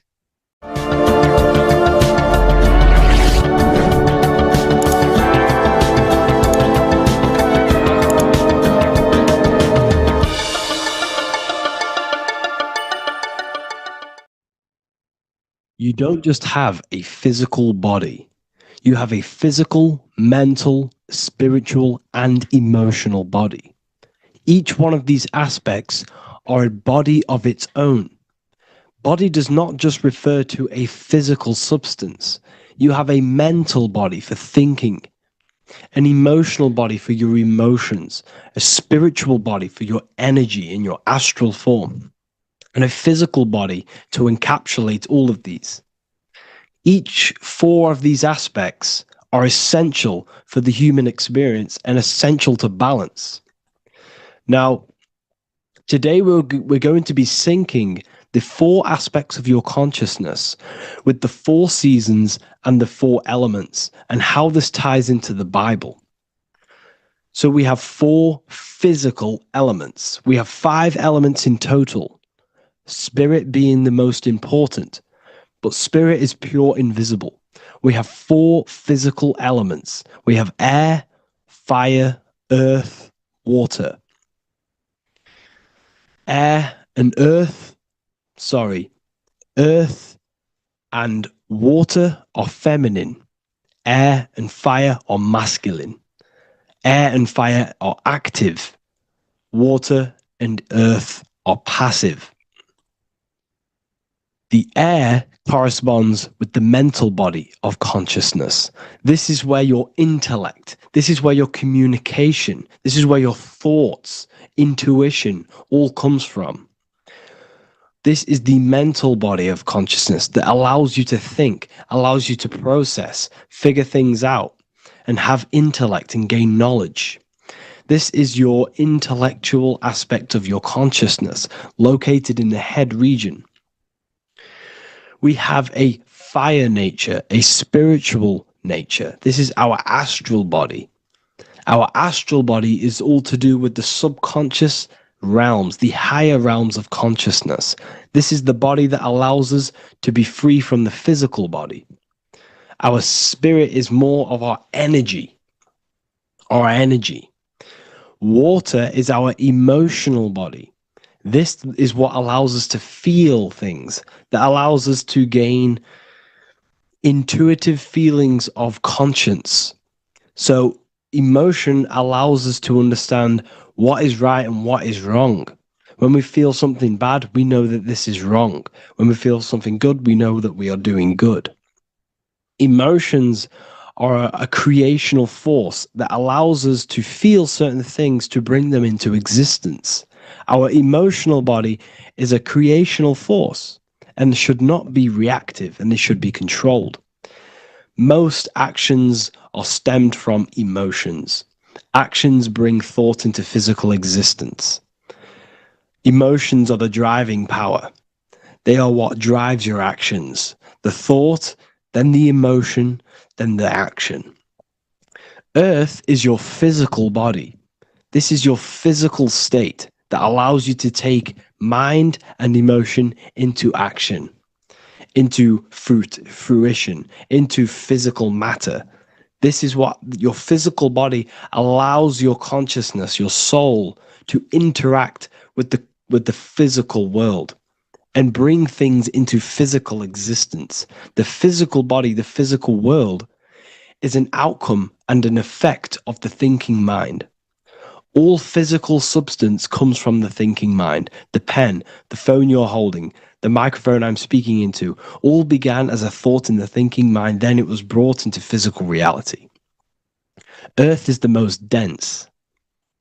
So it goes in this order: body, emotions, spirit, mind. The higher you go up, the more lucid and fluidic it becomes. The lower you go down, the more dense and dull it becomes.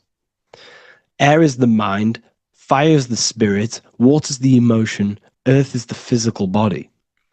So this is why you are a microcosm. You have these four things within you. You contain of these four elements, which correspond to the four bodies of your consciousness, the four bodies of the soul. You are the soul. You are the spirit. So this is why in Theologians 4:17 it says, "Caught up together with them in the clouds to meet the Lord in the air." You don't meet God or the Lord in the physical air, in the clouds. This is clearly a parable. A human being cannot go up to the clouds and meet a mystical man in the clouds. This is obviously a parable, a metaphor. The air is your mind. You must raise your consciousness beyond the body, beyond the emotions, beyond the spirit, and enter in the mind during meditation, turning the mind inward to connect with the Lord. The Lord is the highest aspect of your consciousness, the one that exists beyond the physical body, beyond your emotions, beyond the thought. So you meet the Lord in the air, in the mind. The mind represents the air. This is why in America there's a saying called an airhead. You're an airhead. This means that you are stupid, or you don't think, or you have nothing in your mind. You have nothing in your head. When someone's very stupid, you call them an airhead, because air represents the mind. The air is elevated. The air is invisible. The mind is totally invisible to the human eyes. It is a metaphysical substance. In fact, it's not a substance at all. It's so fluidic. It's everywhere. The mind can be everywhere at all times. It can be anything. Nothing is impossible within the mind. Now, this is synced with the four seasons. The four seasons represent the four aspects of human consciousness, the four bodies of your consciousness, the four bodies of your soul. The sun is your soul, okay? And the sun travels around four seasons. Summer, when the sun is the most hottest point. Autumn, when the sun starts to move away from the hottest point. Things start to die. Then it goes to winter. This is when everything dies. This is when things enter in within itself. This is when darkness occurs. Then spring. This is the reignition of the sun. This is when the sun starts to bring back the warmth back to the summer. You have four seasons which correspond to the four bodies of consciousness. Fire is the spirit. This is when you are passionate. This is when you are taking action. This is when you are fiery. The sun is blazing. You're taking action. You're very passionate. You're very spirit. You're in the spirit. Autumn is water, emotion. This is when you start to become very reflecting. This is when you start to feel emotional. Because in autumn, there's lots of water. This represents the emotional body of consciousness.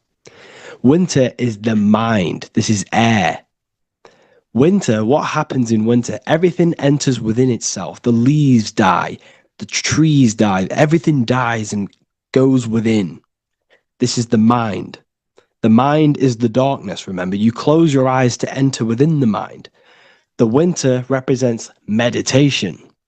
In the winter, what do people do? They stay inside of their house. They research more. They read more books. They become more intellectual. They think more in the winter because we are so we're stuck inside. So we're more reflective. We're thinking more. We're more communicative. We're more intellectual. In the spring, this represents the earth, the body. This is when we start to come out of the mind and we awaken to the body, and things start to grow again. The plants start to grow. The earth is growing again and reborn again. This is the body. This is when you become more active in the spring. And then the summer, back to the summer, we then take action on these thoughts and these thoughts that we gained over the winter. Essentially, this is just a massive cycle. And this is a daily cycle also. The nighttime is the winter. The morning is the spring. The midday is the summer. And the evening time is the autumn. This is a microcosm. We have 4 bodies of consciousness. You are the sun. You are the soul. And the soul has 4 bodies: summer, autumn, winter, spring. Emotion, air, body, spirit. Sorry, emotion, mind, body, spirit. So you are the soul. You are the pure essence of consciousness. The sun is your soul in the heart. And the seasons are inside of you because you are a microcosm. Okay? You are a microcosm. The word sun is son. The Latin word for sun is sol, which is soul or solo, because the sun is solo. It's on its own. You are the soul, and the soul has the 4 different bodies of consciousness. So, before we move on any further, if I've blown your mind, please, if you can, leave a like, a comment, a share, and a subscribe. Let me know what videos you want me to make in the future. Please drop a like. It definitely will help me. You are a microcosm of the macrocosm. Man is a miniature universe that goes through its own cycles. The seasons of the summer, winter, spring, and autumn do not occur merely outside of him, but within him as well. The summer is within you. You feel different in the summer. You feel different in the winter. You feel, depending on the body of consciousness, it's your soul's interacting with. So the sun in the sky is your soul inside, and the sun goes through these cycles, which is affecting your bodies of consciousness, because the cycles represent your bodies of consciousness. Now, this ties in with the Bible. This is why we have 4 Gospels. This is why Matthew, Mark, Luke, and John are always seen with the 4 different zodiac sign animals or symbols.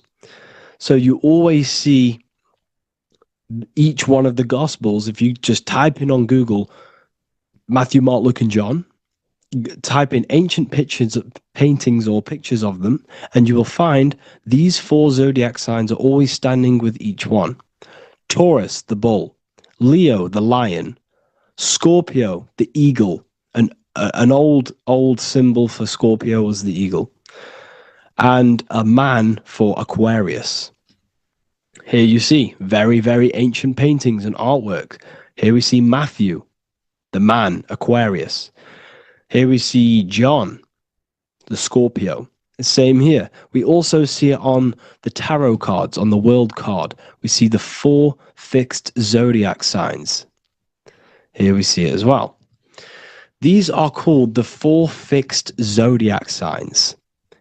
Now, when we look at the zodiac, we're no longer looking at the sky, because what you must understand is as above, so below. What is above you is inside of you. What is above is what is below. What is outside of you is within you. The zodiac is inside of you. The zodiac revolves around the sun. The sun is your soul. These are different energies of your soul. Like I said earlier, the 4 seasons are the 4 bodies of your consciousness. And in each body of consciousness, you have these different energetic energies that you can work with. Okay, so this is the true astrology. This is the true astrology, the internal esoteric astrology. You can't find much information on this at all. Very hard to find. Uh, so what we're looking at are the four bodies of consciousness. Obviously, when we look in the middle of each season, spring, the middle of spring is Taurus. The middle of winter is Aquarius. The middle of autumn is Scorpio. The middle of summer is Leo. These four signs are known as the four fixed signs. Okay? Scorpio is fixed. It's the middle of autumn. Scorpio is a water sign, emotion. Aquarius is the air sign, the mind. Taurus is an earth sign, the body. Leo is a fire sign, the spirit. This is why we see Matthew, Mark, Luke, and John with the four fixed signs of the zodiac, which represent the four bodies of consciousness. Leo, the spirit, fire. Luke, Taurus, earth, body. Matthew, Aquarius, air, mind. John, Scorpio, water, emotion. Each gospel is depicting Jesus and showing Jesus in each gospel. Each one of these gospels is showing and depicting Jesus according to the different body of consciousness. In John, this is when Jesus starts to turn water into wine. Water is emotion. Wine is transmuted emotion. This is when he does miracles with his emotions, water into wine. Aquarius, which is Matthew, air, the mind. Inside of the Gospel of Matthew, this depicts Jesus as an intellectual person, a person is communicating and using his mind, his mental body a lot inside of the Gospel of Matthew. Go and read it, and you will see this. Luke, Taurus, earth, the body. Luke shows and depicts Jesus according to the body of consciousness, the physical body. He shows Jesus as a human, being a human being, helping people physically and helping people's physical needs, like giving away food and doing all sorts of good things for other people. Leo, Mark, inside of the Gospel of Mark, this shows Jesus as a spiritual teacher, a passionate person who is taking action. Each gospel is showing Jesus according to the different body of consciousness, and Jesus represents you, the Son. That's why it's called the Son of God, the light of the world. Jesus represents your soul, and your soul has these four gospels, the four bodies of consciousness, the four fixed signs, the four elements, and the four seasons. These things all correspond to your consciousness. So this is Leonardo da Vinci showing you the exact same thing. Jesus is the I am, the Son, the soul, in the middle, on his own. Luke, spring, earth, body. There are three people in each group. There are four groups, and there are three people in each group. 1, 2, 3. 1, 2, 3, 1, 2, 3, 1, 2, 3. Fall, winter, summer, spring. These are according to the four bodies of consciousness. Here we see Aries, which rules the head region. He's on the head of the table. Gemini, he's holding up the two hands because Gemini rules the two hands, the two arms. Gemini is the two twins, which is the two arms and two hands, and the two lungs. Here we see the beginning of summer, which is Cancer. You see the big knife here. Cancer, him here, this grey-haired guy, holding a knife for the crab. Cancer, they pinch. You have a knife, symbolizing the crab. Leo, the middle of summer, showing dominance. The sun is very dominant. He's got his elbow on the table, showing dominance. Virgo has no Adam's apple. Cancer here is pointing at this woman's neck, saying there's no Adam's apple. This is Virgo, the virgin, the only woman. Jesus, the sun. This is Libra, the balancing. He's holding his arms out balanced, showing the balancing of the sun, because when the sun enters Libra, the sun is balanced between winter and summer. So it's balanced. This is all astrology, but this is internal. Okay? This is Ezekiel's vision. Ezekiel had a vision in the Bible, and he saw the face of a man, the face of a lion, the face of an ox, and the face of an eagle. The eagle, Scorpio, the ox is Taurus, the lion is Leo, and the man is Aquarius. He saw the throne of God, and he saw the different bodies of consciousness. This is all symbolic for the different bodies of your soul. So when we look at the zodiac, we are actually looking at a map and the energies of our soul, and the energies of our bodies, and the energies of our consciousness. This is what we are looking at. Each zodiac is an aspect of our consciousness and an energy that we can work with and that we must purify. Balance and purification is essential. Imagine playing a brand new video game. Let's say a brand new video game came out and you had to play it. What happens when you play that game? You don't know the controls. You cause chaos in that game. You can't really run properly. You can't do anything properly. You're getting destroyed by other people who are playing that game. It's the same with your physical body. When you are born, you must learn how to play the game. You must learn how to balance the mind, learn how to balance the spirit, the emotions, and the physical body. We must balance and purify each body of our consciousness. We must look after our physical body with our physical health by eating physical, electrical food like fruits and veg. We must look after our minds by being conscious of what enters our eyes, enters our ears, enters everything. Whatever enters our five senses is affecting our mind, our mental health, our environment, mental. We need to look after our thoughts. Control our thoughts by purifying our thoughts, only positive thoughts. Then we must purify our emotions, feeling only gratitude and love and not feeling these negative, dull emotions. Then we must look after our spiritual body through meditation and looking after our spirit. But remember, when we look after our mind, it all begins in the mind. Each body of consciousness is interlocked with the other. If you have an unhealthy body, you have an unhealthy mind, spirit, and emotions. If you have an unhealthy mind, you have an unhealthy body, spirit, and emotions. If you have an unhealthy emotions, you have an unhealthy spirit, mind, and physical body. They're all interlocked. You must balance each one of them. Look after your physical body. Look after your thoughts. Look after your emotions. Look after your spirit. But remember, the mind is the most powerful one. It's mind over matter. Once we look after the mind, because once we start to control our minds and control every thought we think, this will then turn into discipline in our physical body. Because once we learn how to discipline the mind, we learn how to discipline what we eat, we learn how to discipline what we feel, we learn how to discipline our spirit. This is all interlocked, but work on the mind first. Work on the mind first. All of this knowledge is inside of the brand new Book of Wisdom, Volume 2. This is a revolution of human consciousness. If you've read it, please leave